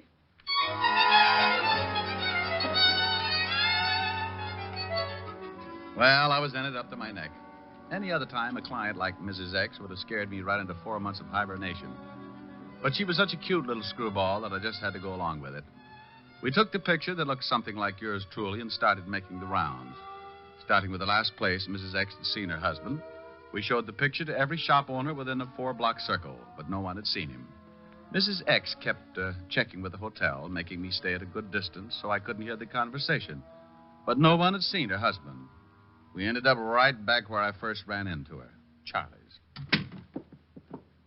Wow. Find him? No. Look, dear, why don't you check again with this place that you and your husband went to this morning for his business appointment? Maybe you went back there. Well, I guess I could try it again. Phone in the back on the wall. Thanks, I'll call him. No luck, Diamond? No. How do I get into these things, Charlie? When someone wants to give you $100 a day in expenses, you get into them. Phone. Brilliant deduction. Hello? A little lady will get it. Mr. Diamond? Yeah? It's for you. Captain Levinson. You been promoted? Several times in the last hour. You think he's heard something about Richard? Might be. Yeah, what is it, Fatty? Thought you might be there. What made you think of Charlie's? Well, it's pretty obvious you had a hangover. Well, maybe I stuck a bicycle pump in my nose and pumped up my head just to get a laugh out of Otis. You'll have to do better than that. You told me you met the girl at Charlie's. Shrewd. Is it something important? Honey, just relax. I'm getting to it. But if it's about Richard... The girl there? Yeah. What's on your mind? Well, I don't know if it means anything, but we just got a report from the Johnson Sanatorium. Johnson Sanatorium. Never heard of it. Over on 84th Street. The missing husband? I don't know. The report fitted his description, but who knows from that old photograph. Well, it's worth checking. What's the address? 644 East 84th Street. Seems they found this guy wandering around the streets. Johnson Sanatorium, 644 East 84th Street, huh? Did he give his name? Amnesia, loss of memory. Seemed to be suffering from shock. Thought I'd let you get there first. Felt kind of sorry for the girl when I realized the story might be kosher. Okay, Walt, I'll check it. Thanks. Meet you there. Well, honey, that might be... Hey. Charlie. Yeah? Mrs. X, where'd she go? Took out of here like she was shot out of a gun. Something wrong? When are you going to stop asking stupid questions? Well, that tore it. Mrs. X was probably on her way over to the Johnson Sanatorium and with a good head start. So I went out and grabbed a cab for 84th Street and kicked myself a dozen times for getting mixed up in a situation like that. Why not forget the whole thing and get some rest until my head returned to a normal circumference? Answer. Because I'd wasted a whole afternoon looking for the missing husband and hadn't even got a retainer. Yes, sir. Is something I can do for you, perhaps? I'm looking for the man you reported as... Hello, Rick. Oh, Walt. Have you seen Mrs. X? I just this minute got her. She's been and gone. What about the guy you got the report on? Took him with her. The young lady came in, took a look at the man, claimed it was her husband, paid his bill, and left. You let him go like that? I thought the man had amnesia. Well, yes, he was suffering from some kind of shock and had temporarily lost his memory. But you just let him walk out of here with... Rick, let him finish his story. The minute the man saw the young lady, he snapped right out of it. She said they had to hurry to catch a plane or something, had a lot of packing to do. Did she give her name? Yes, he signed the release. Here, let me see it. Now, take it easy, Rick. It's signed Mrs. Richard Diamond. She used my name? Is that your name? You're darn right it is. She leave any address? Phony, I checked. Oh, swell. I'll cover the airports if it'll make you happy. Oh, it'll make me very happy. She did nothing for my hangover. She didn't pay me 1 red cent for my trouble, and I think I may be getting hives. Oh, I'm going over to Helen's and have a complete nervous breakdown.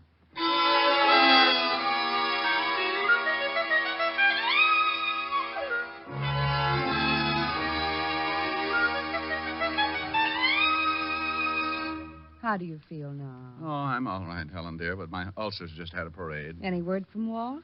No. Miss Helen, Yes, what is it, Francis? a young lady at the door for Mr. Diamond. I'll get it. I'll bet you will. Wow. Hello, Mr. Diamond. Now, look, I've got something to say I to can't you. stop to talk. My husband's waiting in the car, and we have to catch a plane. Now, you look, I want to thank you very much for all you've done, and I want to apologize for running out on you. But your husband... He's fine, thank you. He just lost his memory for a while. Now, I'm not I gonna... haven't got time to tell you anymore. We've got to catch a plane. But you... Oh, I said that. Here's an envelope. But I... It explains everything, and there's something in it for you. But you can't... And here's something else because you've been so wonderful. But... I hope if you ever get to California, you'll look us up. Goodbye, and thank you again for everything. You're wonderful. Bye.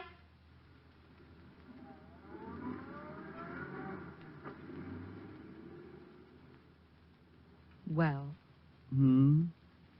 All all right, Blue Eyes. What was that all about? Oh, that was her. She. The girl. The girl. Mrs. X. What's that? Oh, it's an envelope. Said it would explain everything. I hope it does, especially that fond farewell. Oh, that. She was just being grateful. Yeah. Go on, open the envelope. Pardon, Miss Helen. Now it's the phone. Lieutenant Levinson for Mr. Diamond. I better tell him about the girl. You'd better read what's in that envelope. Hello, Walt. Rick, that dame phoned Otis. Asked where she could find you. Oh, that's how she's found the place. Yeah, the melonhead told her you might be over at Helen's. Gave her... She's been there? Just left. And she left an envelope that she said would explain everything. Well, what did it say? I haven't read it. Well, read it. I want to know what this is all about. So does Helen. Well? Well? $500. The explanation? What about the letter? Well, it says, Dear Mr. Diamond, I know that I've caused you a great deal of trouble, so I wish to take this opportunity To thank you for your patience and understanding. As for an explanation, well, here it is. But I count on your discretion and hope that you will keep my secret. This morning, my husband and I went to a doctor because I hadn't been feeling well. We discovered and were overjoyed to find out that I was going to have a baby. Immediately, I informed my husband that I had decided to give up working until after I had the baby. The realization that I wasn't going to make any more money for the rest of the year was too much for him. The shock made him lose his mind, and he just wandered off. Although he has recovered his memory, the thought of having to support us both for the rest of the year has left him nervous and despondent. So I'm taking him back to the coast to the family psychiatrist. I wish to thank you from the bottom of my heart for all your kindness and help. Signed, Signed who? Rick! Helen, what's wrong? He's fainted. What? He looked at the signature on the letter and just flopped over. Well, what about the signature? It's signed June Allison.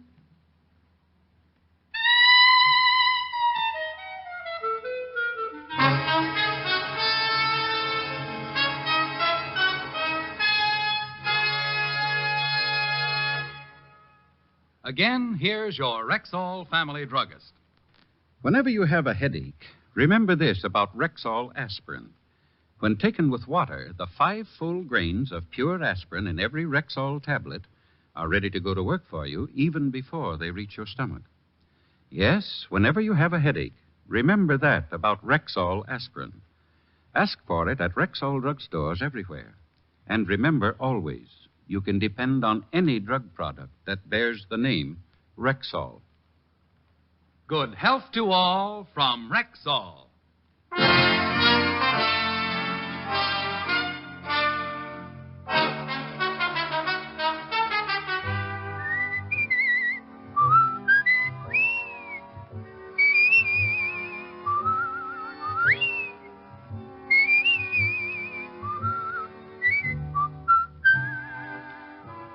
Richard Diamond, Private Detective, stars Dick Powell in the title role and is written by Blake Edwards with music composed and conducted by Frank Worth. June Allison appeared through the courtesy of Metro-Goldwyn-Mayer and will soon be seen co-starring with Dick Powell in the MGM motion picture Right Cross. Featured in tonight's cast were Virginia Gregg, Ted DeCorsia, Wilms Herbert, and Bob Sweeney. Richard Diamond, Private Detective, was transcribed in Hollywood by Jaime Del Valle. This is Bill Foreman inviting you to be with us next Wednesday at this time when we will again bring you Dick Powell as Richard Diamond, Private Detective.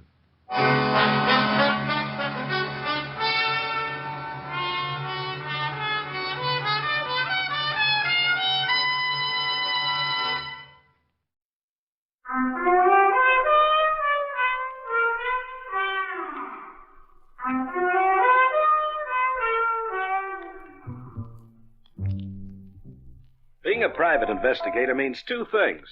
You can be sure you'll run into trouble, and you can never be sure you'll get out of it. Well, there's not much you can do about it, I guess. Except, like Julie always says, walk softly, Peter Troy.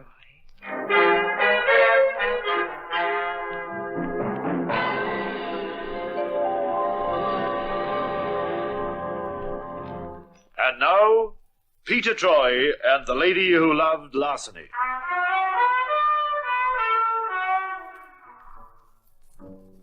that girl Julia met a moment ago. She'll be back in a while, because if she isn't, my office is liable to fold. But right now, I'd like you to meet a blonde, a platinum blonde, a tall, elegantly dressed blonde, willowy, smooth, and very, very expensive. £11,000? That's a great deal of money to pay for a bracelet, isn't it? Matched diamonds and rubies, madam. Oh, I wasn't complaining. But if my fiancé is to pay that much, then I should be very careful about my selection, shouldn't I? The gentleman standing over by the door. Yes. Well, perhaps if he were to come over. Oh, dear me, no. Poor Jonathan knows nothing about jewellery. He's just content to pay the bill.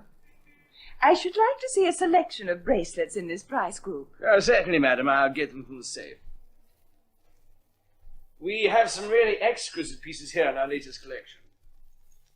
Now, if you care to have a look in this tray, I'm sure you'll find something you like. Oh, I'm sure I will. In fact, I like them all. Be so kind as to place them in this bag. In the, And make no sudden movements. This gun is loaded, and I shall have no compunction in using it if I have to. And please don't try to ring the alarm bell. I know exactly where it is situated, and I shall pull the trigger if you make a move towards it. You can't get away with this, you know. I can, and I will. The gentleman by the door is watching you very carefully. He is my accomplice, and he also carries a gun. Now, those bracelets. In my bag, please. And hurry. Thank you. You've been most cooperative. You may give the alarm once I'm outside the door. Not before, if you valued your life. Good afternoon. Jackson! Quickly! Come in here! We've been robbed!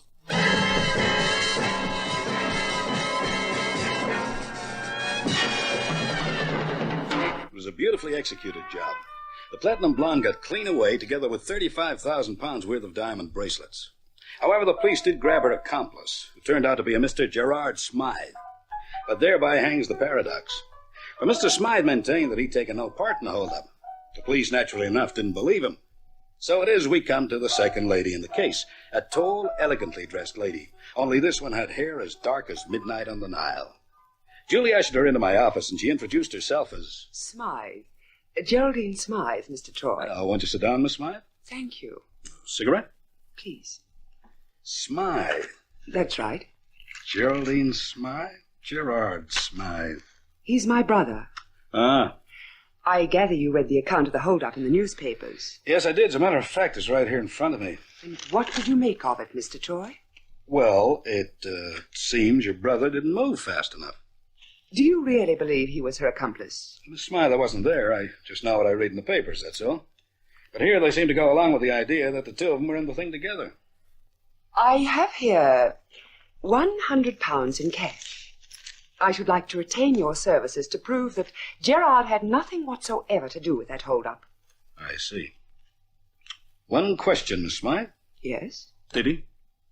Did he what? Oh, come on now. Mr. Troy... You're offering me that money for one of two reasons. Either you know he was part of the setup and you want me to somehow break the police case against him. Or else you're on the level. You honestly don't think he had anything to do with the stick-up. Well, I'd just like to know which it is, that's all. I see. Before we go any further, you'd better know that I wasn't born yesterday.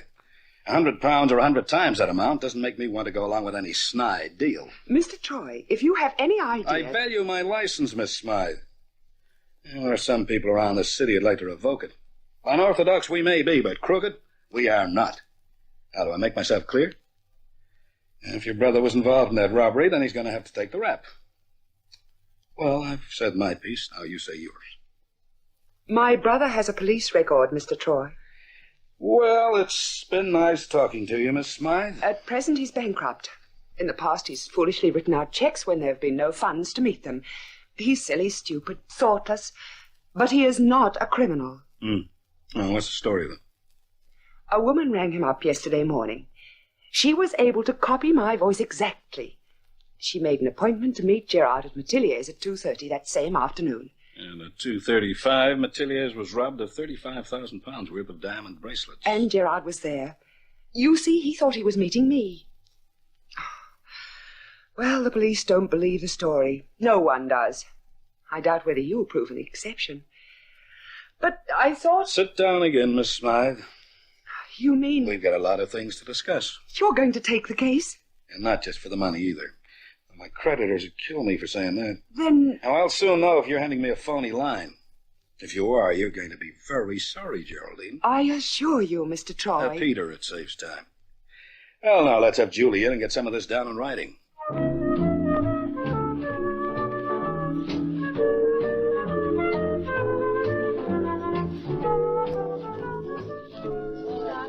That man with the red head at the corner table? Yes, Peter Troy, Canadian. Harry says he's a private eye. Dangerous and snoopy. He's been asking questions. About what? About Gerard Smythe. He said someone told him that Smythe used to come here a lot. Go on. He seems to be checking up. He wants to know the name of any blonde woman who comes here. Rachel, he's bad medicine. He's got a tough reputation. He's not the only one, is he? Someone told him that Smythe used to come here a lot. Geraldine, Smythe's sister. Yes, that's logical. She's probably called in a private detective to try and clear her brother. And Troy is just the one to do it. Rachel, I don't I'll fix it. You can't fix a man like that. Can't I? Don't underestimate me, Fedor. People are always doing that, and they live to regret it. Troy is going to do the same.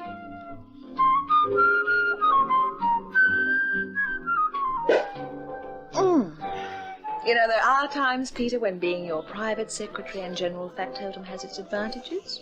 I bet not many working girls get taken to places like the club, Rachel. Yeah, well, that's fine, Julie, but may I remind you we're here on business?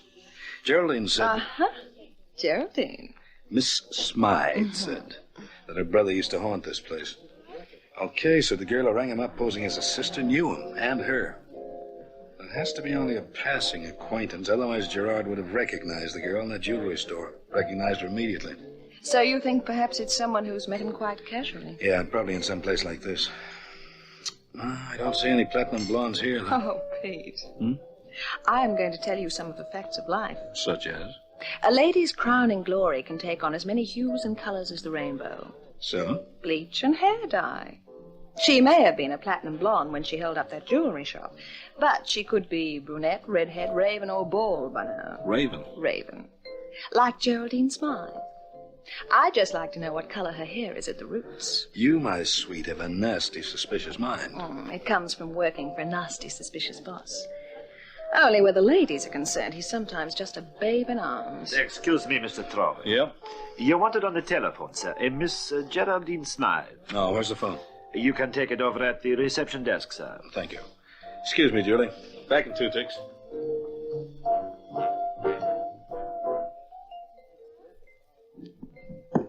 Hello, this is Peter Troy. Oh, hello, Mr. Troy. This is Geraldine. I'm so glad I caught you. I thought you would be at the club, Rachel. Look, I've just found out something of vital importance. Oh, yeah? I can't tell you about it over the phone, and I can't come to the club. Can you meet me right away? Well, There's a little park just 2 blocks down from the club, on the opposite side of the road. I'll be sitting on the bench by the fountain. Hurry, please. Now, wait a minute. Hey, waiter. Yes, sir. Look, would you tell the lady at my table I've been called away urgently? I won't be long. And see that she has anything she wants from me. Very good, sir. But you will miss the floor show. It's just about to start.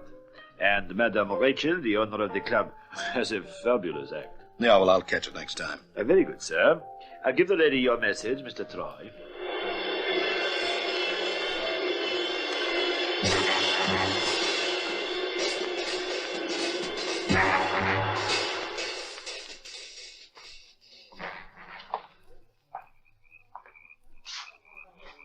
Geraldine.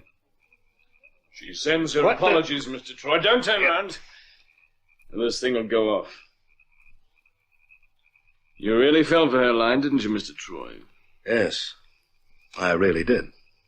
Together with her apologies, Geraldine sends you a little present, Mr. Troy. Is it loaded? Look at the fountain. Keep your eyes on it, Troy. Look at the cool, dark water.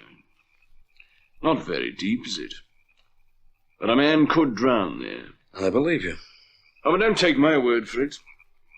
Let me prove it to you. Yes, a man could quite easily drown in there.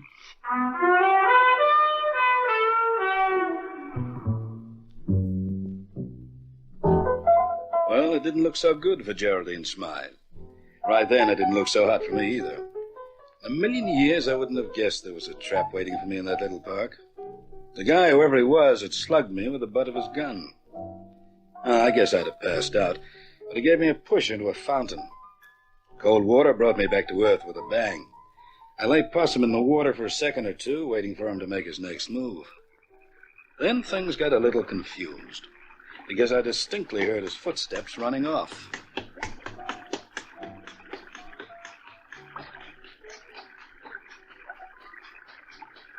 I still made no move. I just lay face down, holding my breath, listening. And sure enough, moments later, I heard some footsteps coming back.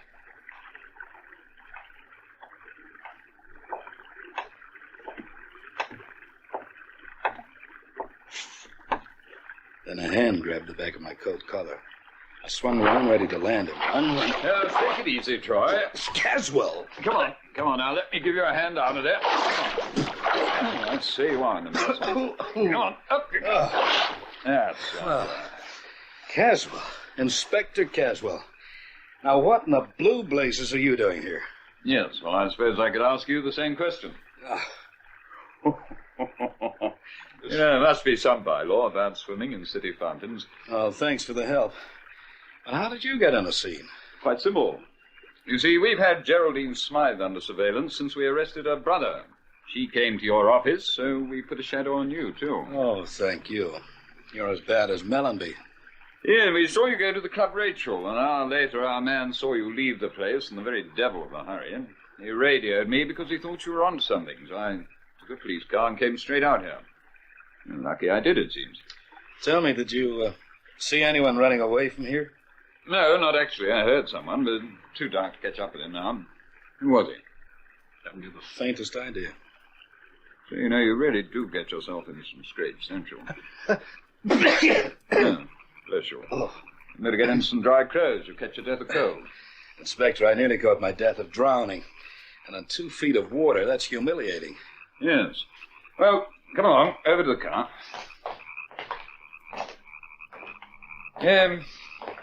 Want to tell me anything about it? You know about as much as I do. Geraldine Smythe offered me a nice fat fee if I could find some evidence that'd clear her brother. A bit of an optimist, aren't you? Got a cast-iron case against Smythe. All right.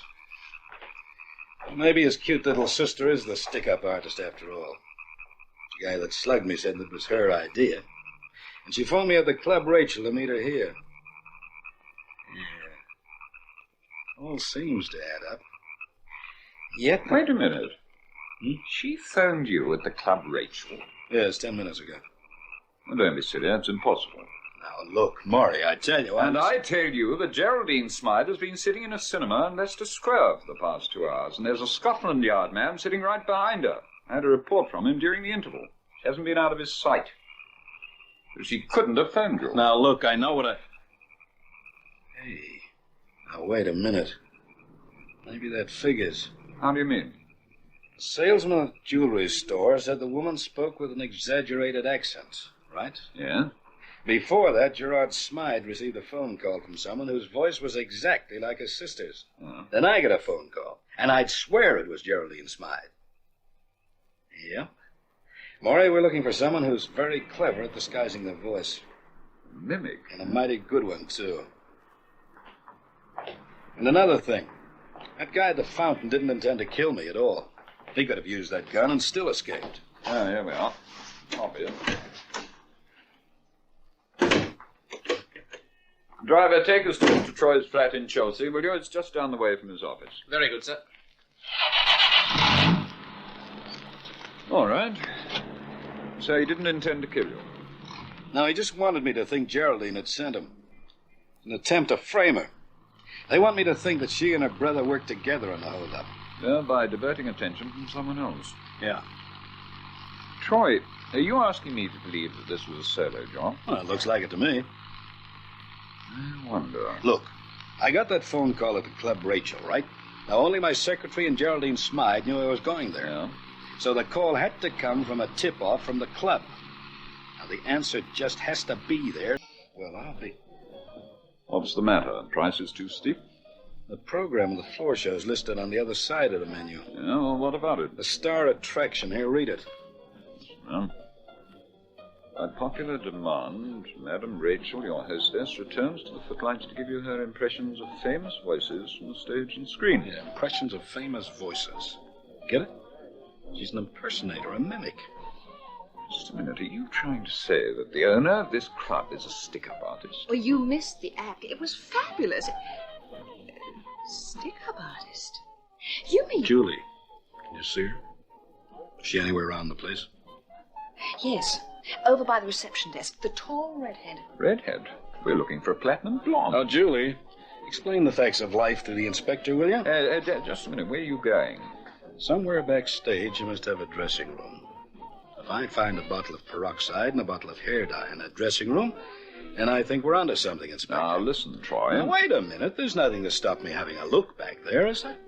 I don't need search warrants for that. Back soon. Oh, dear. There's going to be trouble. I just know it. No wonder Mellenby was so keen to get away on his vacation. Troy and trouble are practically synonymous.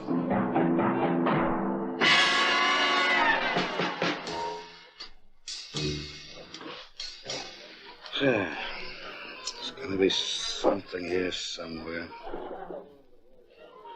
Dash it all, it's not the sort of thing you can hide away. What? Looking for something, Troy? Well, now, that's a familiar voice.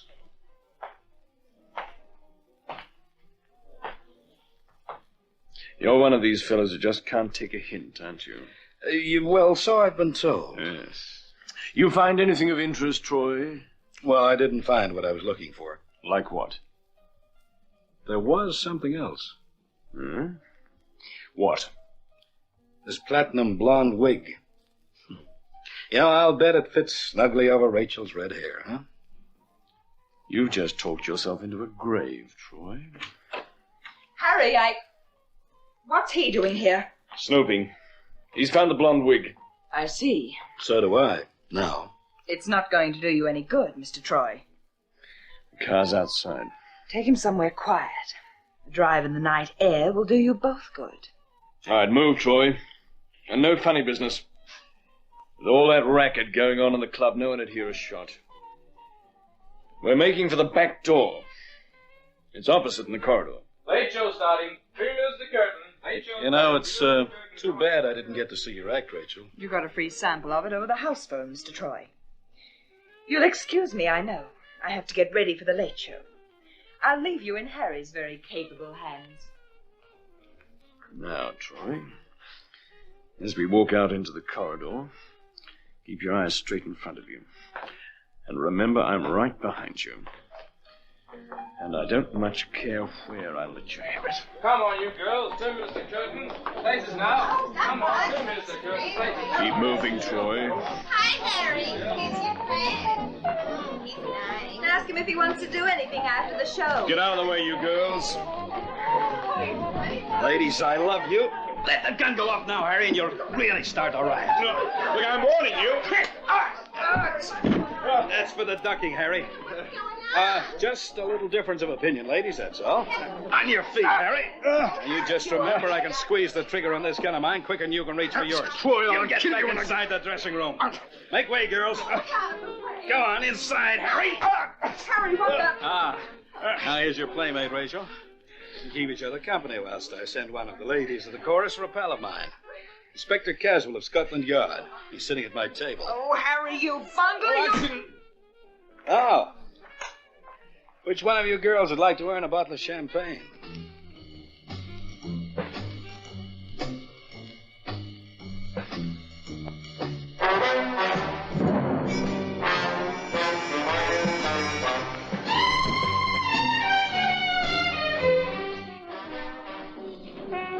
I still don't understand how she was... Harry was outside in the car. Rachel staged the stick-up, used Gerard Smythe as a diversion. It worked perfectly. They concentrated on holding Gerard whilst Rachel made her getaway. Exactly. Now, would you please concentrate on the music and the dancing? Mm-hmm. Pete? Yes, honey bun. That bottle of champagne of the chorus girl. Hmm? Just for record, how do I list that as working expenses? You're the secretary, honey. It's your problem. Yes, well, Oh! What's the matter? My feet. You're treading on them. Sorry. Just walk softly, Peter Troy.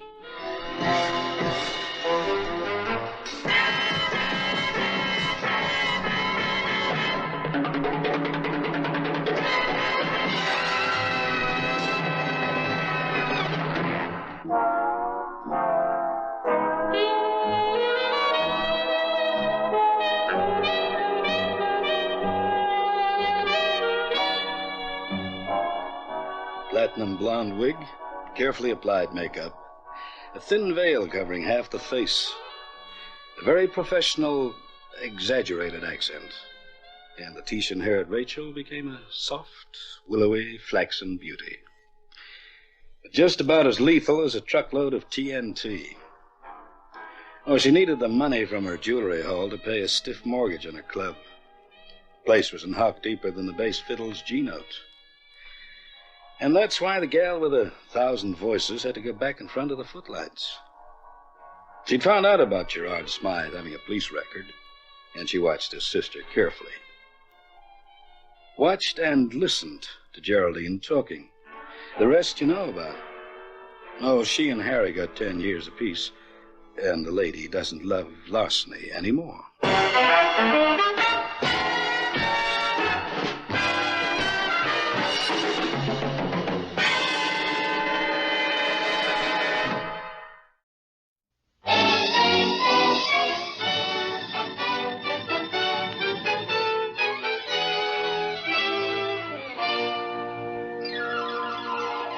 The F.W. Fitch Company, makers of those fine Fitch products, presents Dick Powell as Private Investigator Richard Rogue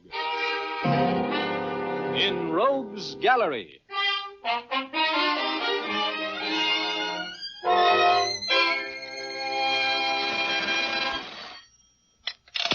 Hello, Richard Rogue speaking. Hello, Mr. Rogue. This is Stark McVeigh in Minden, California. Yeah? I want to talk to you, Rogue. Well, you're talking. I want you to come up here to Minden and do a little job for me. I don't want you to let anybody in this town know who you are.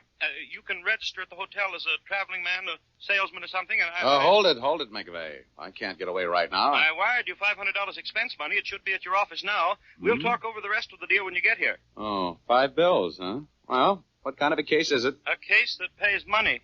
You can get out of there at 7 o'clock, and if you want to take a train... I'll drive. I'll leave as soon as the 500 arrive. Take me about 2 hours to get there, won't it? That's right. I'll contact you at the hotel tonight about 9. Okay, see you then.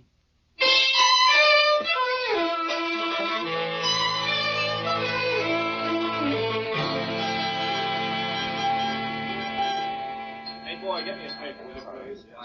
Carry your bag, sir? Oh, yeah, I want to check in. Here. Thanks. Hey, clerk. Yes? You got a room? Well, I don't know. No, I didn't ask the price, did I? I'll take anything from a broom closet to the bridal suite.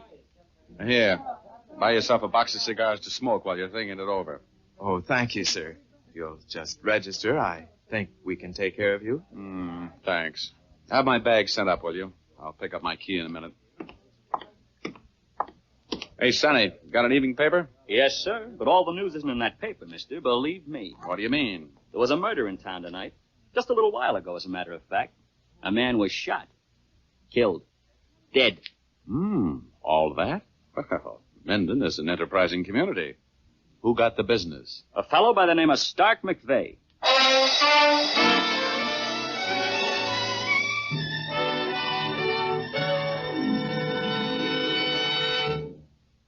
We'll return to our story in just a moment, but first here's Jim Doyle to give you some smooth talk on a smooth subject. Yes, smooth is the word for it, Dick. That describes Fitch's No Brush shaving cream to a T. For it has a rich, creamy consistency that spreads over your face like a cool April breeze. There's nothing heavy or greasy about Fitch's No Brush, yet it does a man-sized job when it comes to wilting a tough beard. You see, Fitch's No Brush is a blend of 3 important shaving ingredients. These are balanced in such a way that you get efficiency in softening whiskers, plus a skin conditioning action that protects your skin from irritation. Yes, they all add up to a shave that's really solid comfort. You men who say there's nothing like lather for a swell, smooth shave will like Fitch's Brush Cream. It gives lots of dense lather that stays moist all during the shave and rinses off easily. It, too, contains the special skin conditioner for sensitive skins. Both Fitch's Brush and Fitch's No Brush shaving cream come in handy jars, big 25 and 50-cent sizes. For smoother, happier shaves, switch to Fitch. And now we return you to Dick Powell as Private Investigator Richard Rogue in Rogue's Gallery.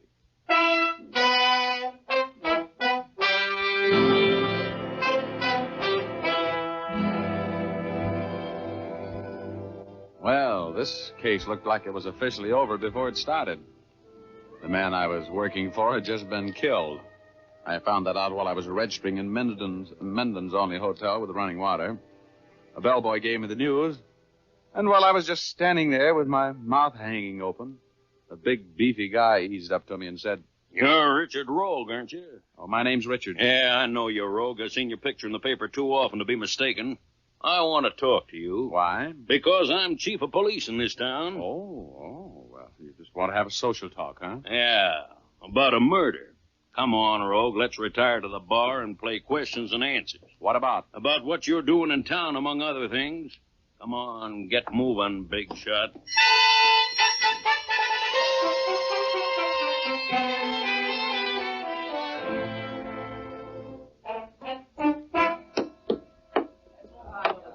All right now, Rogue, suppose you start talking. What are you doing in Minden under the name of Richard? "Hey, bartender, you put too much sugar in this old-fashioned." "Oh, so you think I like to hear myself talk? I said, what are you doing here?" "I'm on a vacation." "Does a man named Stark McVeigh always finance your vacations?" McVeigh. Yes, well, the name sounds familiar. "I'll bet it does. He had a call in for you all day down at the city. He reached you at the Hunt Bar Room a little before 5 o'clock, and he wired you $500 to your office this afternoon." Maybe that's why his name sounds familiar. Could be that. Well, what was it that made McVeigh think he'd need you $500 worth, Rogue? He didn't say. Who was McVeigh, anyway? I never met the guy. Never heard of him till he called me. You think I'll believe that? How do I know what you believe? I'm telling you the truth. That's all I can be sure of. And what's the idea of the pressure? You got ambitions to hang McVeigh's murder on me? Uh-huh. You know he's been murdered. How did you know that? The bellboy told me. Who did it, Rogue? Who was McVeigh afraid of? I don't know anything about the guy. I didn't murder him. I hardly ever murder strangers. And now, thanks for the drink, and so long. Wait a minute. You leaving town, Rogue? I don't think so, no. I like the climate here. It's so peaceful. Well, don't you leave without seeing me, or you'll come back with your hands cuffed behind you, lying down. Well, if there's anything I love, it's a clever conversationalist. Huh? Now, I'll make a rule, egghead. Don't put any of your rural gumshoes on my tail if you like them personally. I don't like to be shadowed.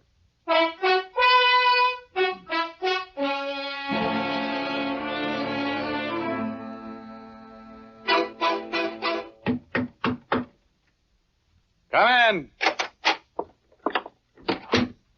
Here's your ice water, Mr. Rogue. The name is Richard. Skip it. I heard you talking to Chief Reese. I know who you were anyway. Oh, well, you're a smart lad, huh? Did you know Stark McVeigh? Sure. He used to be around here quite a bit. In the bar. What was his racket? What did he do for a living? How long had he been living here in Minden? Nobody knows where he made his money. He didn't work since he moved here about 2 years ago. Retired, I guess. That's what everybody thought. Always seemed to have plenty of money. Oh, he did, huh? Well, who were his friends? Was he married? Look, if I'm going to answer all of those questions, I want to work on the case with you. You need somebody who knows the town. Now, I'm an ex-GI. I work with intelligence. I can be a big help to you. Okay. Okay, you're working. Now, was McVeigh married? No. Didn't run around with women much either. I mean, here. Some blonde came down to see him once in a while. Drove a Cadillac convertible. Looked like a movie star. Did McVeigh make many trips? Was he out of town much? He traveled quite a bit. Did he have any enemies in town? Nobody knew him well enough to hate him. He was a kind of a stranger, Mr. Rogue. Nobody got to know him very well. You live alone? Yeah. He had a woman come in a couple of times a week to clean up. That's all. Good. Well, who do you think killed him? I don't know. Any suspicious-looking characters been seen around town lately? Not that I know of.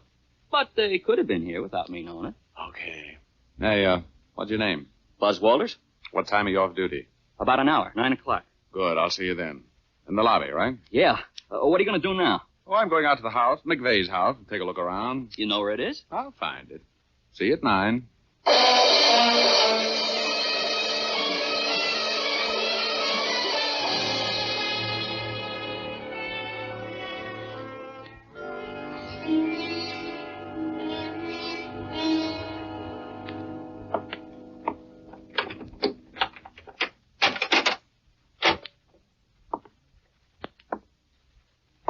Who is it?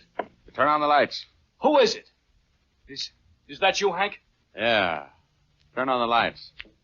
Hey, you're not Hank. Who are you? What are you doing here? Will you turn on the lights so we can talk this thing over, Junior? Oh, you're the guy who bumped McVeigh, huh? Okay, Junior. Stand right where you are. And let you shoot at me? That doesn't sound practical. I've got my gun out now. How about taking another shot so I can spot you? Who are you? The law? Oh! Okay, Junior. Throw that gun away. Don't shoot anymore. You hit me. Let me hear that gun hit the wall. Throw it. Okay. Now, maybe we can talk. Keep your hands down to your sides. Look. I'm shot. I'm bleeding. You gotta do something for me. Later. First, Junior, you're going to answer some questions. Hey. Did I startle you? Huh? Just hold that pose. Who is this guy, Shorty? I don't know. He came in here and I thought it was you. I took a shot at him but he got me. Yeah, I see. Well? You better get somebody to take care of your friend here. He's got a bad chest. Don't let that worry you. You're gonna have worse before long. And we'll start you out like this. Hiya,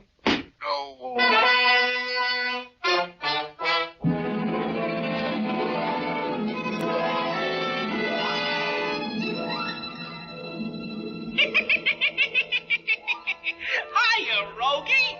Welcome home. Oh, hello, Yudo. How's everything on Cloud 8? Oh, it's fine. Say, Rogie, I missed you last week. Oh, yeah. I had the flu. Yeah, didn't Dennis O'Keefe come up to see you? Nah, not that Irishman. He doesn't use his head the way you do, Rogie.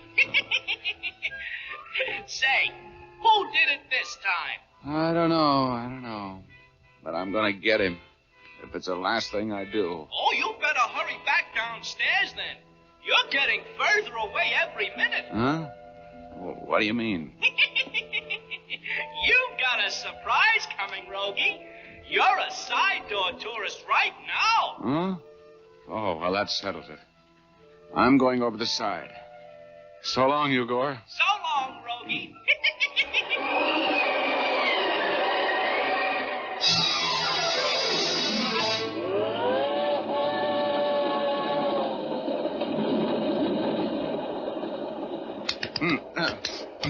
Come on, fella. Come out of it. Huh? Hey. Hey, this thing's moving. Sure, friend. It's okay. You're in a freight car. A freight car? Well, it seems somebody rapped you over the skull and threw you in here. Who? I don't know. You were here when I got here. Don't worry, you'll be okay. Yeah. Well, thanks for the first aid. Where are we? Well, about 10 miles out of Minden. This red ball got a hot box and was held up. We're on the big grade going into the mountains. Yeah. Thanks. Hey, what do you got around my head? Yeah, you were bleeding. I tore up your shirt and made a bandage of it. Oh, thanks. Hey, wait a minute. Where are you going? I'm gonna jump out of this thing. Are you crazy? Could be. Hey, look. I've still got my wallet. You have? How come you didn't lift it? I didn't think of it. Oh, you're an honest man. Here, here's the 20. Thanks. Okay. Well, here goes nothing. So long.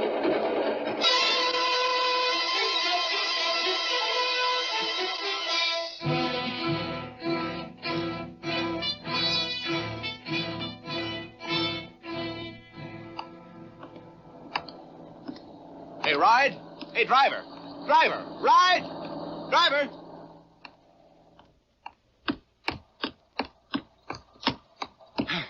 You going into Minden? Yeah. What happened to you? Well, I was knocked out and robbed and left on the road. I got to get back to Minden to report it to the cops. Okay, buddy. I wouldn't leave anybody out there. But I got a revolver here and don't try any funny stuff. Huh. Oh, me? Oh, I don't want to try anything. I just want to get back to Minden. I'll take you into Minden. Get in. Thanks.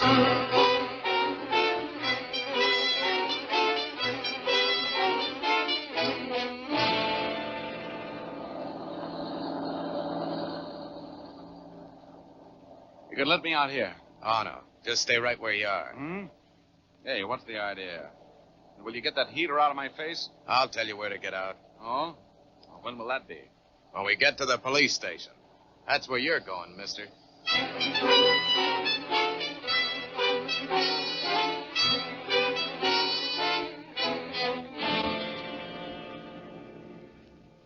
So I brought him in here to the police station, Chief. He looks suspicious to me. Yeah, nice work, Mr. Pollard. We'll take care of him, thanks. I hope I did the right thing. Yeah, you sure did. Thanks for the ride, Mr. Pollard. Goodbye. You just go right ahead, Pollard. I'll see you later. Oh, Chief. Huh? There's no reward, is there? No. So long. Oh. So long. Well? Well, I see you're back, Rogue. I told you you'd get in trouble nosing around this town. Now, you gonna talk? Well, I haven't much to say, Reese. I went out to McVeigh's house. The door was open. I walked in. Some guy took a shot at me. I shot back. Got him, and while I was trying to find out what it was all about, another guy sneaked up behind me and bent a rod over my head. I woke up in a freight train 10 miles out of town. This Pollard gave me a ride in, and that's the end of the story. Well, how do you figure it? I don't know, but I want to get back out to that house. You coming with me? Well, what do you expect to find out there? We combed the house from one end to the other. Well, there's something going on in your charming little town that needs taken care of, Chief. And how come you don't have men at that house? There was a murder there a few hours ago. Now, don't you tell me my business, Rogue. Something smells. Come on. Let's get out to McVeigh's house. I want to do a little combing myself. Now, you'd better stay in line, Rogue. After all, I'm the chief here, and Yeah. I've read your star. I don't know whether you're a dumb chief or a smart operator. But we're going to McVeigh's house, and we're going to tear it to pieces until I get a lead. Now, come on.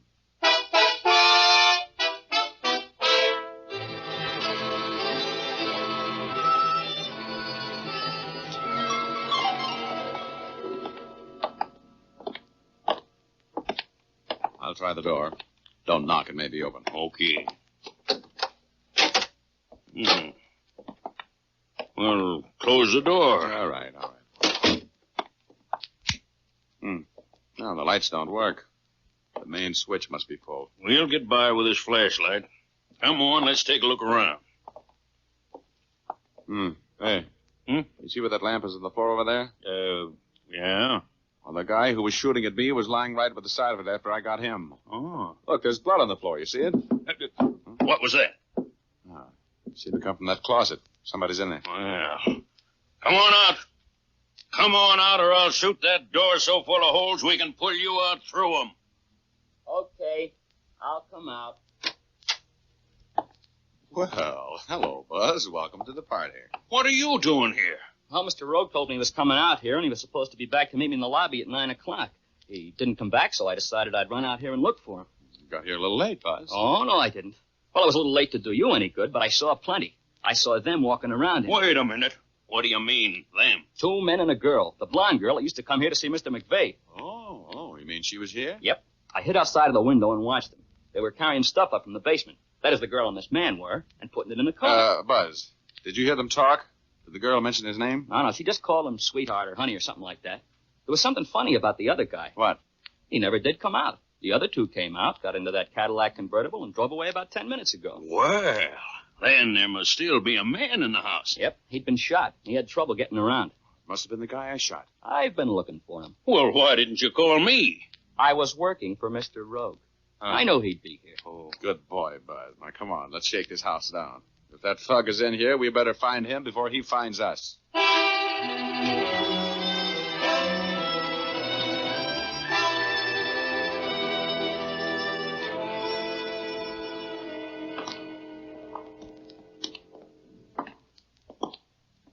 Well, this is the best-kept basement I ever saw in a bachelor's house, Buzz. How about it? It's sure clean. Hey, look, there are a few muddy footsteps going this way. They're going both ways, Mr. Rogue. Yeah, right over here and then back out. That's funny. They walk right up to this blank wall and then back again. Maybe the stuff they were carrying out of the basement was stacked up against the wall. I doubt it. Hey, there's nobody up here. Shook down every room, every closet up here. There's nobody. Well, we're even. There's nobody down here either. I tell you, that guy they called Shorty never came out of the house. I was watching and I know he didn't. Hey, you're imagining things, kid. People don't just disappear. If he was here, we could see him now, couldn't we? If we could find him. I've got an idea. Yeah? Well, there must be a hidden door or something in this wall here someplace. Oh, now, wait a minute, Rogue. Okay. So I've been reading too many comic books, but I'm making my guess, and I'm going to see if I'm right. You see these footprints coming over here and going back again? Yeah. That's what it is. Maybe there's a loose tile in the wall or something. Yeah. Listen now.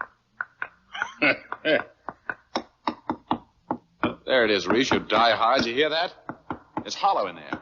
Now, come on. Let's figure this thing out. Hey, here is a loose tile. Right here. Huh? Let me see. Yeah. Well, I'll be... Are you sure you're surprised, Sheriff? Why, There's a regular doorknob in there.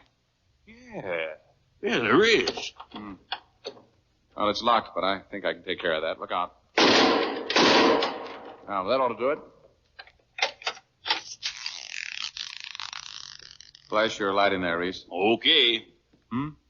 Oh, brother, look at that. Huh? Hey, he's dead.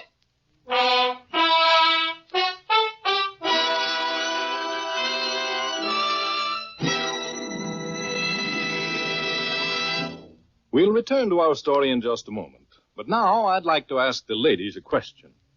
Have you ever had the shampoo blues? The shampoo blues, of course, is that dejected feeling you get when your hair becomes dry and unmanageable after a shampoo. If that's been your experience, then here's a way to beat those blues. Try Fitch's saponified coconut oil shampoo. Use this clear golden liquid shampoo as often as you like. It will never leave your hair dry or difficult to manage. That's because Fitch's saponified shampoo is made from pure natural oils. Just a little makes oceans of cleansing lather. Rinses out easily, too, for Fitch's saponified shampoo contains its own patented rinsing agent. It leaves your hair soft, lustrous, and easy to manage even right after you shampoo it. Yes, you can always use Fitch's saponified shampoo with complete confidence and freedom from the shampoo blues. So use it regularly. Buy an economical bottle at your drug or toilet goods counter, or ask for a professional application at your beauty shop.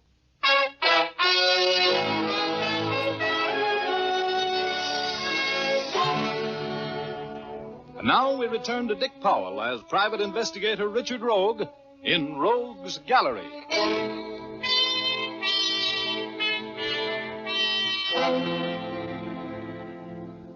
Well, you could have knocked me down with an atom bomb when we opened that secret door in the basement of McVeigh's house and saw what was inside. It was an air-conditioned room with fluorescent lighting and strictly occupational furniture. And sitting at the table in the swivel chair was the body of the man named Shorty. Buzz, the bellboy, said. Hey, he's dead. Yeah, they let him have one. Right through the temple. Good Lord. 2 murders in one day. In Minden. That'll put the place on the map, won't it? I wonder why they killed him. Well, it looks pretty simple to me. I got him through the chest when he shot at me, and a wounded man is kind of a handicap to a mob that's trying to make a getaway with a set of counterfeit plates. Counterfeit? Is that what they were doing? Yeah. This place is one of the best equipped engraving shops I've ever been in. You knew that right away, didn't you, Reese? Oh, sure. Right there. That's what McVeigh's racket was, huh? Yeah. Come on, let's take a look around. Here. Look here. What did you find? Exhibit A. A whole stack of $10 bills. Let me see. Yeah. All with the same serial numbers. Oh, there's phonies, the coarse girl's accent. Well, Reese, let's get back to town and get some post-mortem fingerprints off your late pal McVeigh. And some information on the license number Buzz got off that Cadillac.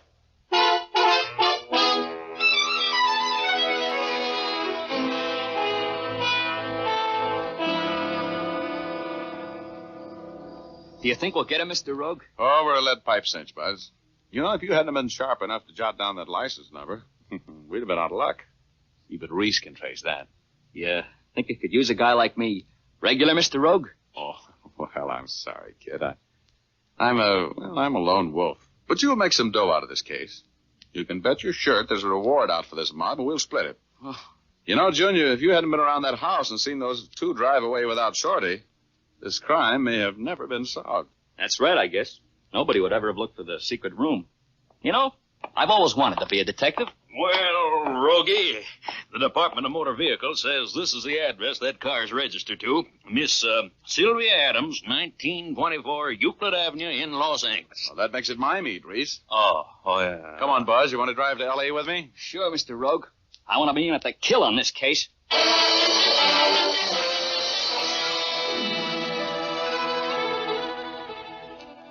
Well, this is the house. Oh. Miss Sylvia Adams, 1924 Euclid Avenue. What are we going to do? Well, first you go see if the car's in the garage while I take a look around. Okay. Hey, Buzz. Come here. Wait a minute. Yeah? Hey, look in that window out there. Mm-hmm. That man. He's the one who knocked me out. Oh, is that the man and the blonde woman you saw leaving McVeigh's house? Yep. That's them. Looks like they're having a beef. That's good. Buzz, we're going to do a little listening. Oh, how you going to get in? Back door. Come on. But it's probably locked. Yeah, could be. But if I haven't a skeleton key on my chain that'll open that door, I'm going to get a new locksmith. Now, quiet. Come on.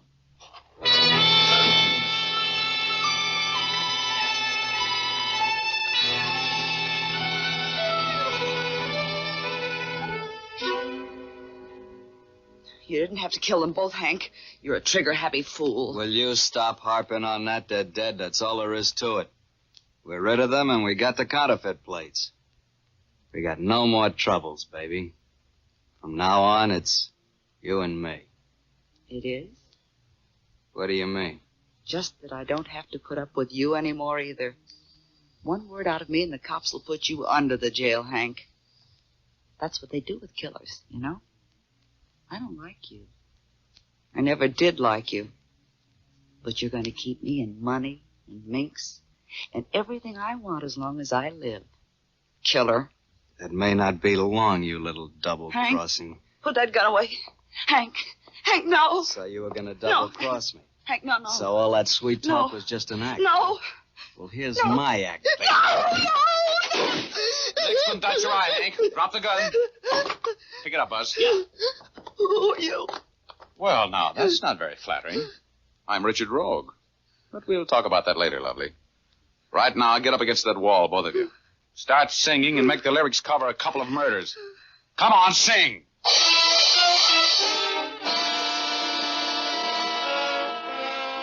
Well, that was the end of that story. It all happened over a woman. Almost everything does. When I got through chatting with Sylvia, I had the whole story. McVeigh and Hank had a sweet little counterfeiting deal all set up and running smoothly. McVeigh, a master engraver, made the plates and hand-printed them in his shop in Minden. Hank wholesaled the stuff. Everything was just too divine. Until Hank moved in on McVeigh's girl, Sylvia, and got caught at it. McVeigh wanted to hire me to front for him in exposing Hank as a counterfeiter, and that's what started all of the excitement and the murders. We found the counterfeiting plate in Sylvia's Cadillac, and I collected $5,000 reward for cracking the case. I split it with Buzz. He was a happy kid. Yes, well, as I've always said, cherchez la femme, to coin a phrase. It means find the woman. And by the way, if you have any luck, cherchez one for me, too, will you? I'm feeling much better and not doing a thing tonight. You know what I mean.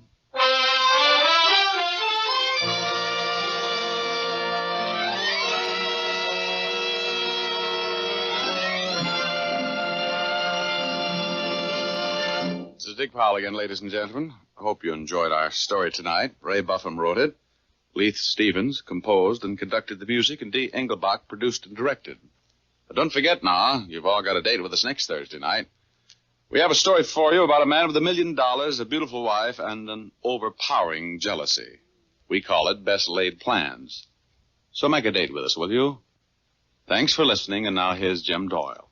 Don't forget to tune in again next Thursday, same time. And be sure to see Dick Powell in his newest RKO picture, Cornered, at your local theater soon.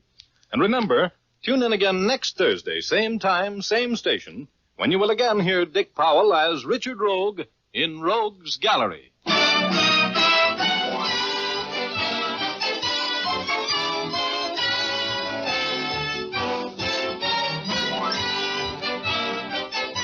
Remember, if dandruff is your problem, ask for Fitch's Dandruff Remover Shampoo.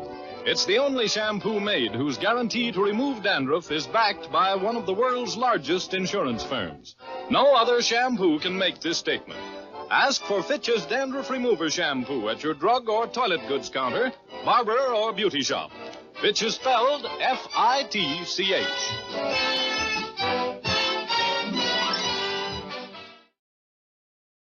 I hope you enjoyed those last ones. The Lady Who Loved Larceny from Walk Softly Peter Troy and Murder at Minden from Rogues Gallery, as much as I did.